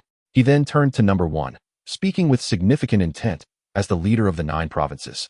I hope you will contribute more to the well-being of Huaxiao in the future. We shall take our leave now. Number 1 remained silent, observing him quietly. Chu Ming chose not to elaborate further and turned to leave, but after taking a few steps, he sensed something amiss. Frowning, he glanced back at Fan Xiaojun, who stood motionless, her gaze cast downward, her beautiful eyes reflecting a swirl of complexity. After a moment's hesitation, Chu Ming queried, Xiaojun, aren't you coming with me? Will you not be destroyed by your true self if you remain in the 9 provinces? At his words, Fan Xiaojun lifted her gaze to meet his, revealing a sorrowful smile as she slowly shook her head. This is my fate as a mere avatar. If my true self discovers my actions, no matter how far I flee, she can obliterate me from a distance. So Chu Ming, farewell. A profound sadness enveloped her beautiful eyes. I truly enjoyed the day spent with you. An overwhelming wave of distress surged within Chu Ming, his brow furrowed tightly. After a moment of silence, he burst forth in anger. You must be joking. I saved you, and now you're telling me you're destined to perish? I won't allow it. Fan Xiaojun was taken aback by his outburst, warmth flooding her heart as she offered a wry smile. But that is the truth. What can an avatar do? The others exchanged knowing glances, understanding the gravity of the situation yet remaining silent, for there was little they could say. The harsh reality weighed heavily upon Chu Ming. After his initial outburst, he fell into silence, his mind swirling with confusion. Indeed, the Fan Xiaojun before him was merely a projection. What could he do against her true self's intentions? Is she truly destined to be destroyed in such a manner? No, that cannot be. There must be a solution. Indeed, if I cannot resolve it, I still have the system at my disposal. Suddenly, a spark of inspiration ignited in Chu Ming's mind as he inquired within his thoughts. System. Is there a way to prevent Fan Xiaojun from being obliterated by the main body? Yes, came the system's voice, akin to a celestial melody. By the heavens. I knew you were invincible, Chu Ming exclaimed, overwhelmed with joy. What is the method? Quite simple, actually. Fan Xiaojun's doppelganger ability operates similarly to the principle of cloning. The genetic chains of the doppelganger and the main body are identical, enabling the main body to manipulate the doppelganger via these genetic links. To liberate the doppelganger from the main body's control, one merely needs to alter its genetic chain. The genetic serum, upon injection into a living organism, will facilitate the reorganization of its genetic structure, making its genes more attuned to spiritual energy. This is why administering the genetic serum can elevate the abilities of an ability user. So all I need to do is administer the genetic serum to her? Chu Ming's face lit up with elation. He had not anticipated that the solution would be so straightforward. Initially, he had intended to bring Fan Xiaojun into the dawn and leave a vial of genetic serum for her, to elevate her to SS rank. Now, it seems a perfect resolution had presented itself. The onlookers exchanged glances, pondering whether Chu Ming had lost his sanity as they observed his fluctuating emotions, from somberness to exuberance. Yet, in the next moment, they witnessed him pull a silver syringe from his pocket, filled with a deep blue liquid. Before they could react, Chu Ming swiftly approached Fan Xiaojun, injecting the entire vial of genetic serum into her porcelain-like neck. What are you doing? Mu Yuanyin exclaimed, alarmed, brandishing his great sword and preparing to rush forth. However, he was restrained by Yun Bing, who shook her head in protest. Wait, Chu Ming would not harm Xiaojun. Her intuition, as a woman, suggested that Chu Ming harbored feelings for this doppelganger and would not inflict harm upon her. Mu Yuanyin hesitated, then lowered his sword, gazing intently at the unfolding scene. Meanwhile, Fan Xiaojun clutched her neck, her beautiful eyes wide with astonishment as she looked at Chu Ming, bewildered by his actions. Yet, mere seconds after the injection, she felt her abilities surging to unprecedented heights, as powerful spiritual energy coursed through every cell of her being. This cannot be. Fan Xiaojun was in disbelief. How could her strength possibly increase? It is known that the doppelgangers produced by her main body's ability could only match the strength of the original. If a doppelganger wishes to enhance its strength, it is only through the augmentation of the original entity's power that any improvement can be realized. However, she had not received any modifications from the original. Just as Fan Xiaojun was engulfed in uncertainty, she suddenly sensed the invisible thread connecting her to the original slowly fading away. In no time, that thread completely vanished, and she could no longer perceive the presence of the original. The genetic chain had entirely restructured. She had transformed from a mere doppelganger into a genuine individual. Chu Ming. What is this? Fan Xiaojun exclaimed in astonishment, utterly bewildered by the miraculous nature of the serum. How do you feel now? Chu Ming inquired, his excitement tinged with a hint of nervousness. I can no longer sense the original's presence, Fan Xiaojun replied incredulously. Moreover, it seems I have surpassed the SS level. Ha, that's it. Chu Ming laughed heartily, unable to contain his joy as he embraced Fan Xiaojun. From this moment forth, you are no longer a mere doppelganger. You are now a living, breathing person. No one can look down upon you, and none can erase your existence. Chapter 78. The Advanced Lottery Wheel. What?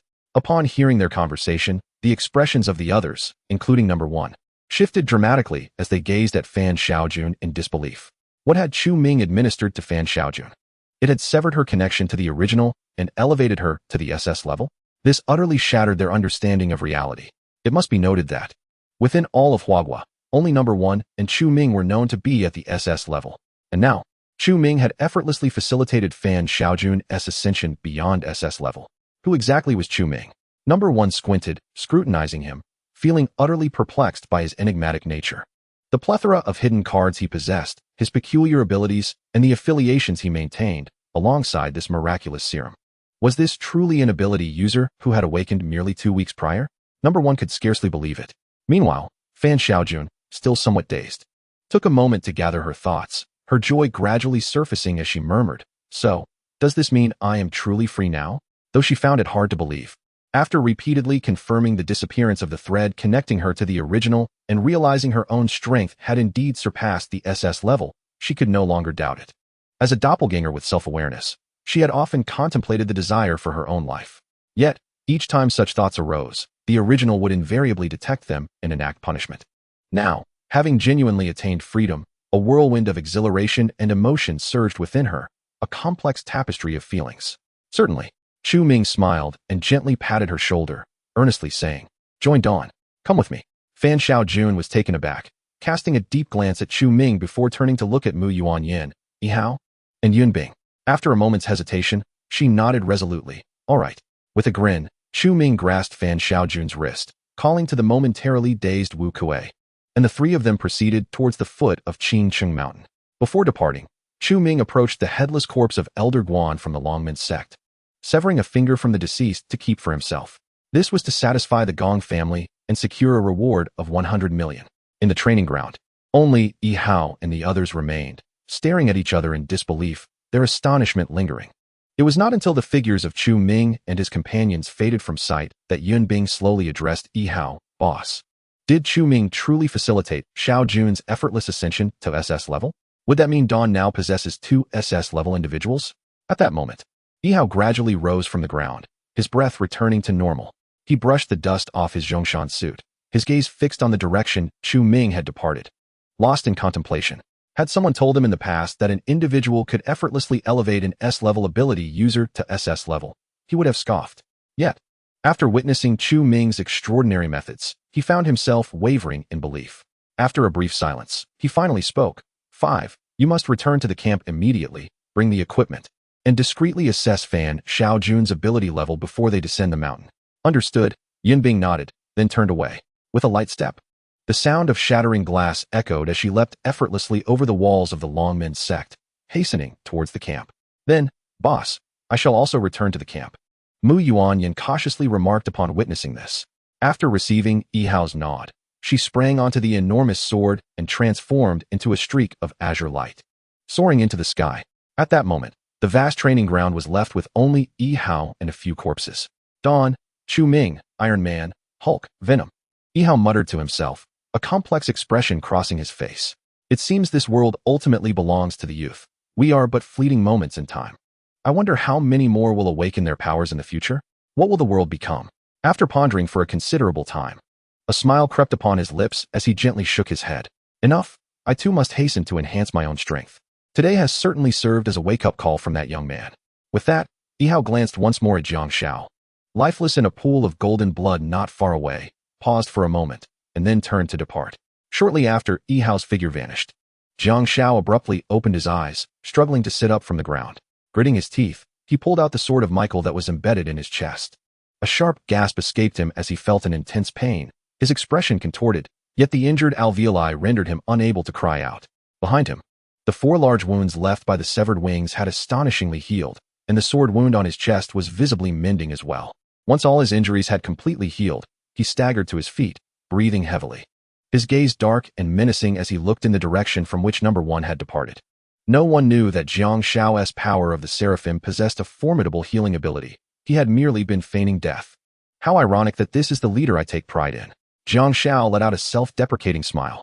The final words spoken to him by Chu Ming echoing in his mind, leaving his heart in turmoil. Meanwhile, on the path leading down from the Dragon Gate sect, Chu Ming walked alongside Fan Xiaojun, while Wu Kuei trailed behind them. Congratulations, host, for successfully playing the fool and gaining 2,000 points. A notification chimed in his mind. Ding. The speed at which the host earns points has reached the standard. The advanced lottery wheel is now unlocked. Chu Ming paused momentarily, inquiring about the advanced lottery wheel. What is that? The advanced lottery wheel allows you to draw rewards for 100 points each time. It is similarly categorized into consumable, skill, and special types, but offers the chance to obtain higher-tier rewards, such as advanced genetic potions. Moreover, the probability of drawing special and skill categories is also enhanced, the system explained. Chu Ming nodded, realizing why he had only drawn ordinary genetic potions in his previous 1 or 200 attempts. There was indeed a hierarchy to the lottery wheel. System. I suspect you've devised this advanced wheel because my point accumulation is too swift, aiming to deplete my points more quickly, isn't that right? He remarked with a hint of annoyance in his thoughts. If the host wishes to refrain from using the advanced lottery, I can disable it, the system replied emotionlessly. No. I was just joking, Chu Ming quickly reassured with a smile. After some contemplation, he decided to hold off on the lottery for now and instead infused the 2,000 points into the true dragon egg. He yearned to hatch this creature. A pet dragon with a combat power of 500 would certainly be a magnificent sight to behold. Ding. Points successfully injected. True dragon egg hatching progress. 2,000 5,000. Chu Ming nodded, just as he intended to take a glance at the advanced lottery wheel S page when Fan Xiaojun's voice broke the silence. Chu Ming, thank you. Fan Xiaojun had hesitated for quite some time before softly expressing her gratitude. Today, Chu Ming effectively saved her life 3 times. The first instance was with Jiang Zhao's sword and the Lingyuan Dan. The second was the thorn net from number 1, and the third was the injection he administered, which irrevocably altered her fate. Overwhelmed by such profound kindness, Fan Xiaojun felt utterly incapable of repaying her debts. Thus, when Chu Ming invited her to join the Dawn, she hesitated not at all before acquiescing. Is a mere thank you sufficient? Chu Ming asked, momentarily taken aback, then cast a teasing glance her way. For all I have done for you, surely you ought to pledge yourself to me? Chu Ming anticipated that his words would elicit a reaction of embarrassment or anger from Fan Xiaojun. However, to his surprise, she fell silent, her beautiful eyes flickering with unspoken thoughts. Hey, if you remain silent, I shall take it as your tacit agreement, he quipped, raising an eyebrow. I did not consent, Fan Xiaojun murmured, turning her head away, a hint of a smile gracing her lips. Yet you did not refuse either. Chu Ming scratched his head in confusion. Now I do refuse, she retorted. Wait, what? Is that not lacking in chivalry? Do you dare me to strike you? The two began to bicker playfully.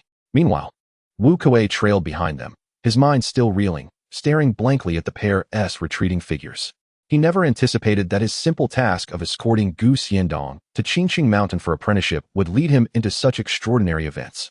Chu Ming, initially appearing rather unremarkable and somewhat naive, had first slain Gu Xiandong, then defeated number 8 of the Juzhou, and ultimately revealed his SS-level prowess by effortlessly vanquishing number 1. This sequence of events felt surreal to him. After considerable hesitation, Wu Kuei finally summoned the courage to call out, Young Master Chu. What is it, Uncle Wu? Chu Ming replied, retracting his hand from the verge of tapping Fan Xiaojun on the head, turning back with curiosity. Young Master Chu, I am now considered part of your Dawn, correct? Wu Kuei inquired nervously. Initially, he had thought Dawn to be a mere haphazard organization established by Chu Ming, something he could join without much thought. However, now he realized that Chu Ming possessed SS-level strength, and Fan Xiaojun might also be of the same caliber and had joined Dawn as well. He found it hard to believe that such an impressive organization would allow him to join so casually. Of course, was it not agreed upon before? You joined Dawn, and I assist you in rescuing your wife and child, Chu Ming responded, perceiving Wu Kuei's thoughts but choosing not to reveal his awareness, merely smiling serenely. Dawn could not consist solely of him and Fan Xiaojun as its 2 top-tier powerhouses. A strong organization requires a solid backbone. As long as Wu Kuei is provided with a vial of genetic serum, he can ascend to the pinnacle of S rank, becoming the second S rank powerhouse of Dawn, alongside Lu Hui. Furthermore, Wu Kuei possesses commendable character. After rescuing the family of his benefactor, he would likely ensure his unwavering loyalty. Chu Ming deemed this arrangement quite advantageous. Very well, very well. Wu Kuei immediately felt a sense of relief, then suddenly expressed urgency. Young Master Chu, I implore you to hasten to Magic City to rescue my wife and child. Those two descendants of the Gu family have likely reported the demise of Gu Xiandong to their clan. If we do not act swiftly, my family may face dire consequences. Chu Ming calmly shook his head and chuckled softly. Do not worry. Those two underlings of Gu Xiandong are already dead. The Gu family will not be aware of this incident for the time being. He had anticipated this eventuality well before dispatching the Mark III battle armor to locate Lu Hui, having conveniently eliminated the two individuals.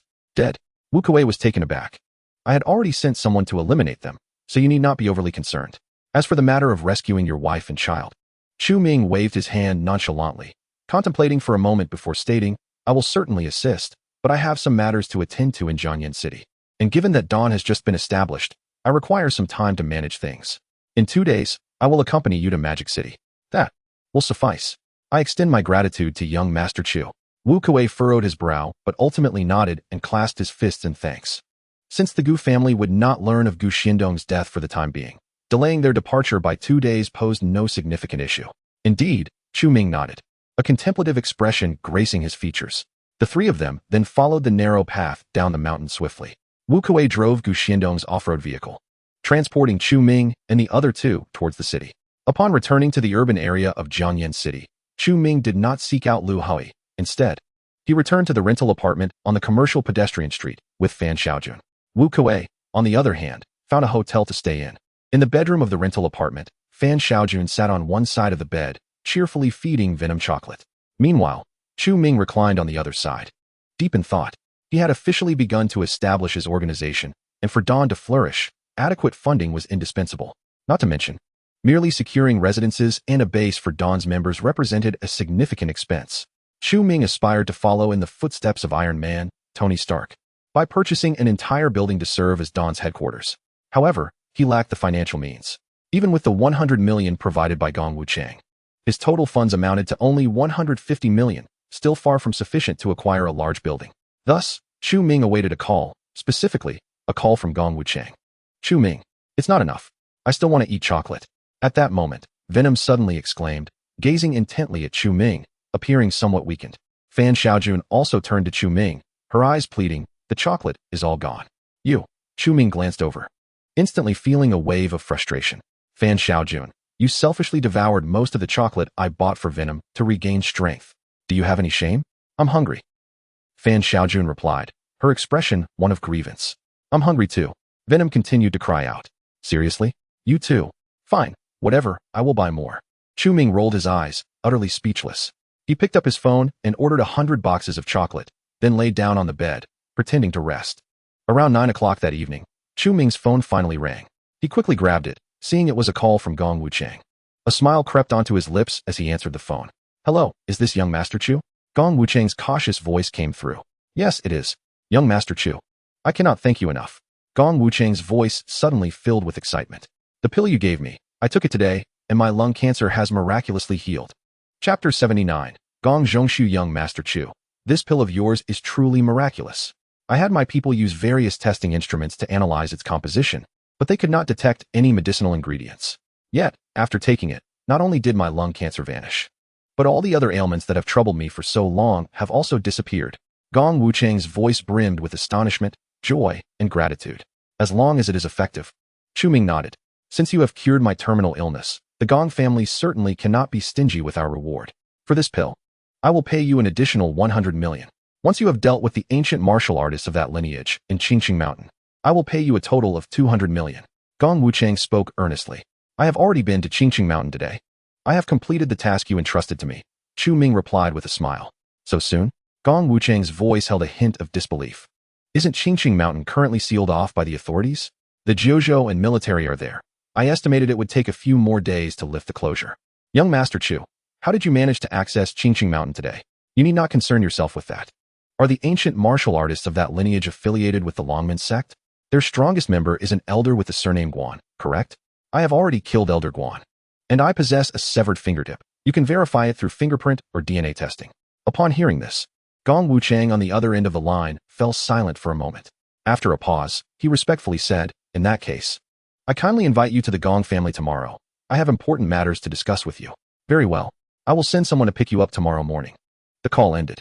Chu Ming lay contentedly on the bed, a smile gracing his lips.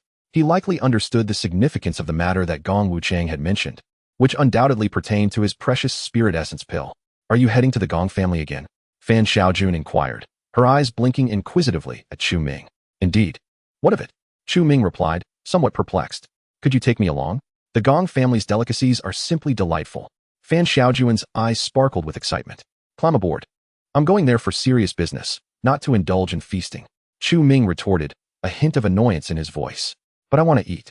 Fan Xiaojun mumbled softly, her head drooping, exuding an air of pitifulness. "How about I treat you to hot pot right now?" Chu Ming tentatively suggested. "Great."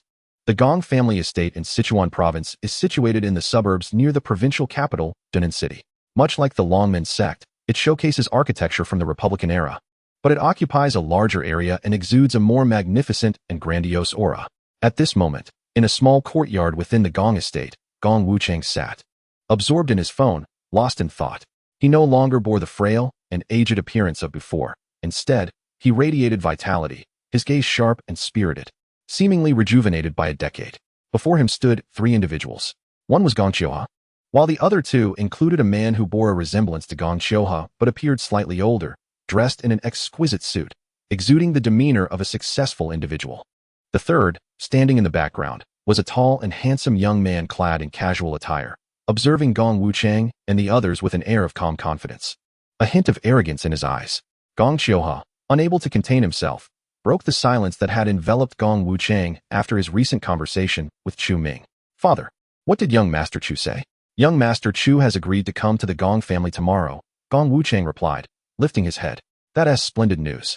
Gong Qiuha exhaled a sigh of relief. Then, with rising enthusiasm, added, "If this pill truly cured your ailment, I can scarcely believe such miraculous medicine exists." "Indeed, my son," the man in the suit interjected. "If we can successfully negotiate a collaboration with young Master Chu, or perhaps directly obtain the formula for this miraculous pill, which can cure all ailments, the Gong family could monopolize its distribution, swiftly ascending to prominence in the southern region and even across all of Huagua." This man in the suit was none other than Gong Wuchang's eldest son, Gong Zhongshu. Unlike Gong Qiuha, who still navigated the realms of shady forces in the entertainment industry, Gong Zhongshu was the chairman of a publicly listed pharmaceutical company in Sichuan province, known as Zhongshu Pharmaceuticals. He held complete control and commanded at least 40% of the market within the health and pharmaceutical sectors of Sichuan province.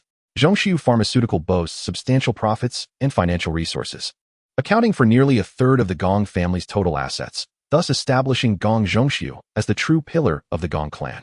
Initially, he was on a business trip in a distant province, but upon hearing that someone had miraculously cured his father's lung cancer, he hastened back overnight. Though he harbored skepticism at first, after conducting a thorough examination of Gong Wuchang today, he found himself compelled to believe. His initial shock rapidly transformed into unbridled joy. As the chairman of a pharmaceutical enterprise, he comprehended the monumental significance of a genuine remedy capable of curing myriad ailments. If effectively channeled and marketed under the Gong family's name, it could easily be coveted by affluent magnates across the nation, fetching exorbitant prices without question. The potential worth of this pill is incalculable.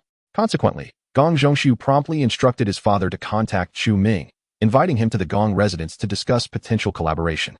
However, at that moment, Gong Wuchang abruptly shifted the conversation.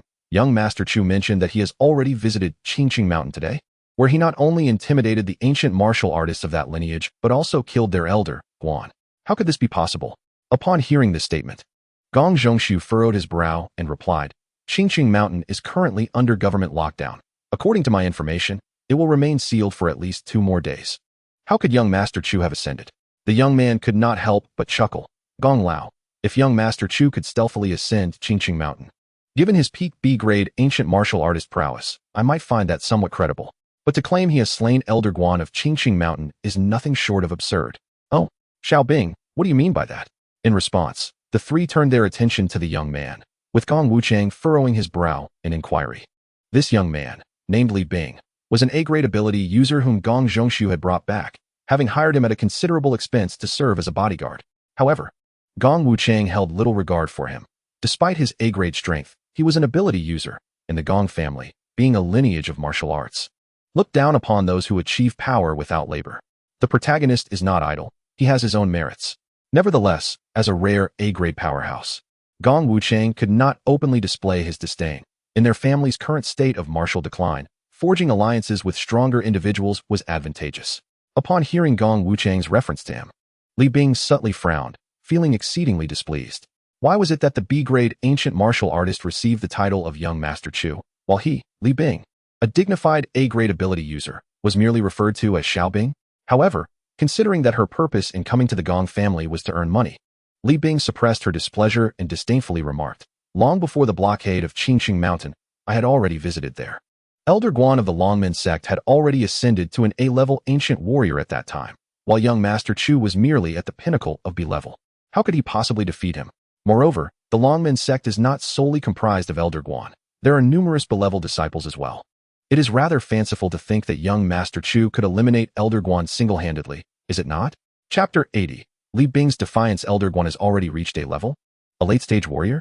Upon hearing this, several individuals were struck with astonishment, and Gong Wuchang furrowed his brow, stating, if what Xiao Wang says is true, then with young Master Chu's B-level pinnacle ancient warrior strength, it would indeed be quite challenging to slay the opponent.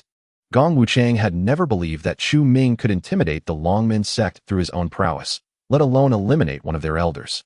He hoped that Chu Ming could leverage the background of his obscure, hidden martial arts lineage to instill fear in the members of the Longmen sect. Now, with Li Bing's assertions, his doubts were only amplified. Indeed, even if young Master Chu were a B-level supernatural being, as Xiao Wang pointed out, the Longmen sect harbors many B-level ancient warriors, making it rather unrealistic. Gong Qiuhe nodded in agreement. So, is young Master Chu deceiving us? Is he attempting to swindle the 100 million reward? Gong Zhongshu narrowed his eyes, revealing a fierce glint, but it quickly softened into a smile as he remarked, "It appears that young Master Chu is also a lover of wealth. Thus, as long as we are willing to spend, acquiring the formula for that pill should be effortless."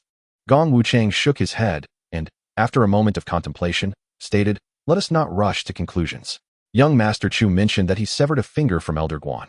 A simple DNA test will reveal whether he speaks the truth." "Ah, I see." Gong Zhongshu nodded slowly. "Father, regardless of whether he truly killed Elder Guan, it is of little consequence now. Our primary focus should be on devising a method to secure the formula for the pill." "I share your sentiments," Gong Wuchang concurred. "Now that you have found someone like Xiao Bing, an A-level supernatural being, to serve as a bodyguard, the people of Qingqing Mountain will undoubtedly think twice before acting rashly. Therefore, whether young Master Chu has completed my commission is inconsequential. Let us assume he has indeed slain Elder Guan. What does it matter if we grant him an additional 100 million? As long as we obtain that formula, the Gong family will easily recoup any excess funds." Gong Wuchang continued, a glimmer of cunning shining in his aged eyes. "Father, your foresight is commendable." Gong Zhongshu's eyes sparkled with excitement as he declared, "I shall prepare several 100 million in funds and draft a contract to ensure we secure the formula without fail." "Excellent. Strive to have it ready by tomorrow morning." Gong Wuchang nodded. Even though the Gong family is affluent, gathering several 100 million in cash flow would still require some time. Gong Zhongshu nodded slightly before turning to leave. Li Guang also smiled as he bid farewell to Gong Wuchang and Gong Qiuhe, following closely behind. Gong Qiuhe remained in place, watching the two depart with a flicker of uncertainty in his gaze. He was the only one present who had witnessed Chu Ming's embodiment of the venomous spirit, instilling within him a deep-seated fear of Chu Ming. Gong Qiuhe subconsciously felt that Chu Ming was far more complex than he appeared. His father and elder brother aimed to purchase the formula from the other party with money, suggesting that the process was not as simple as it seemed. However, Gong Qiuhe ultimately refrained from voicing his thoughts. His status within the Gong family paled in comparison to that of his elder brother. Since the decision had been made, his words would not sway the outcome. Meanwhile, Li Bing, who trailed behind Gong Zhongshu, was lost in contemplation. Though he maintained an impassive facade, he felt a surge of discontent within. He believed that had Gong Wuchang known him first instead of Chu Ming, the task of intimidating the Longmen faction would have undoubtedly fallen to him. Thus, he would have been the one to receive the promised reward of 100 million.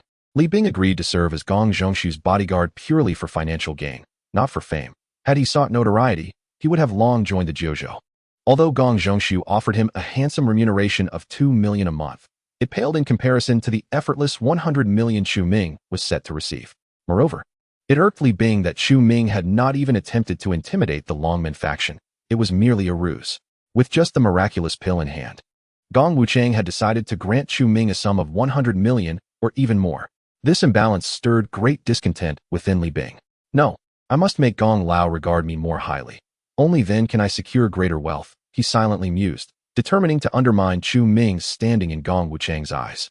Meanwhile, Chu Ming and Fan Xiaojun enjoyed a hot pot meal in the commercial pedestrian street below, followed by a delightful shopping spree for snacks as they made their way back to their rented apartment. Fan Xiaojun, clutching a large handful of fried skewers, blushed with delight and suddenly turned to Chu Ming, exclaiming, "By the way, now that I've joined Dawn, am I not entitled to a salary? Jojo certainly offers one." Chu Ming, with his hands in his pockets, cast her a sidelong glance. Of course, why wouldn't he there be? Fan Xiaojun's eyes widened as she retorted, "I used to earn 500,000 a month. My main self receives 1 million. Every S-class powerhouse in Jojo earns 1 million a month." Suddenly, Chu Ming appeared to grasp something profound, raising an eyebrow. "What?" Fan Xiaojun was taken aback. "It's no wonder your main self is creating so many avatars. It's to exploit Jojo's resources," Chu Ming remarked. "Each avatar brings in 50,000, so 10 would amount to 500,000. Truly a financial genius." Fan Xiaojun could only respond with a silent stare. Observing the other person's expression of bewilderment mixed with a hint of disappointment, Chu Ming couldn't help but smile and said, "All right, rest assured that you will receive your salary. After all, our Dawn cannot possibly be inferior to Jojo, can it? Since you are now at SS rank, I shall grant you a monthly salary of 2 million. How does that sound?" "Absolutely." Upon hearing these words, Fan Xiaojun nodded vigorously like a chick pecking at grains. Beaming with joy as she resumed savoring her fried skewers, Chu Ming shook his head silently, aware that a salary was essential. It was one of the most crucial means to retain talent. However, offering 2 million for an SS rank and 1 million for an S rank, coupled with the yet-to-be-finalized organizational base, seemed to incur an exorbitant expense. Only an organization like Jojo, sanctioned by the government, could afford such a burden. Chu Ming felt an overwhelming weight of pressure. Fortunately, the 200 million from the Gong family would sustain him for a considerable time, and he needed to expedite the establishment of a sales channel for Lingyuan Dan through the Gong family. Subsequently, the two returned to their rented accommodation, took a shower, and afterward, Chu Ming lay on his bed, activating the system interface. "There are 4 energy-enhancing pills remaining. I shall use them all," he instructed the system. Although the energy-enhancing pills were akin to gene serums, beneficial for other ancient martial artists to enhance their cultivation, Chu Ming was not yet inclined to incorporate ancient martial artists into the organization. Do not inquire why. The simple truth is that ancient martial artists lack the appeal of ability users. Unless an exceptionally powerful ancient martial artist emerged, he might reluctantly accept them. Ding. Energy-enhancing pill successfully consumed. The host's automatic cultivation time has been reduced by 20 days. Currently, there are 10 days remaining until reaching the peak of martial artists. 10 days felt excessively long. Chu Ming felt a tinge of disappointment. It was entirely his fault for leaving in such haste today, forgetting to search for rare materials on Qingqing Mountain. Otherwise, he might have already transcended to the pinnacle of martial prowess. Today, he had reveled in his display of grandeur at the Longmen sect, and with Fan Xiaojun joining Dawn, he had become overly excited, completely disregarding his initial quest for rare materials. However, upon reflection, he realized that Qingqing Mountain had been sealed off by Jojo and the military for such a prolonged period that even if rare materials existed, they would have long been claimed by them, leaving nothing for him. Well, at worst, he could seek another opportunity to earn points and acquire some energy-enhancing pills. With that thought, Chu Ming felt no desire to ponder further and drifted off to sleep.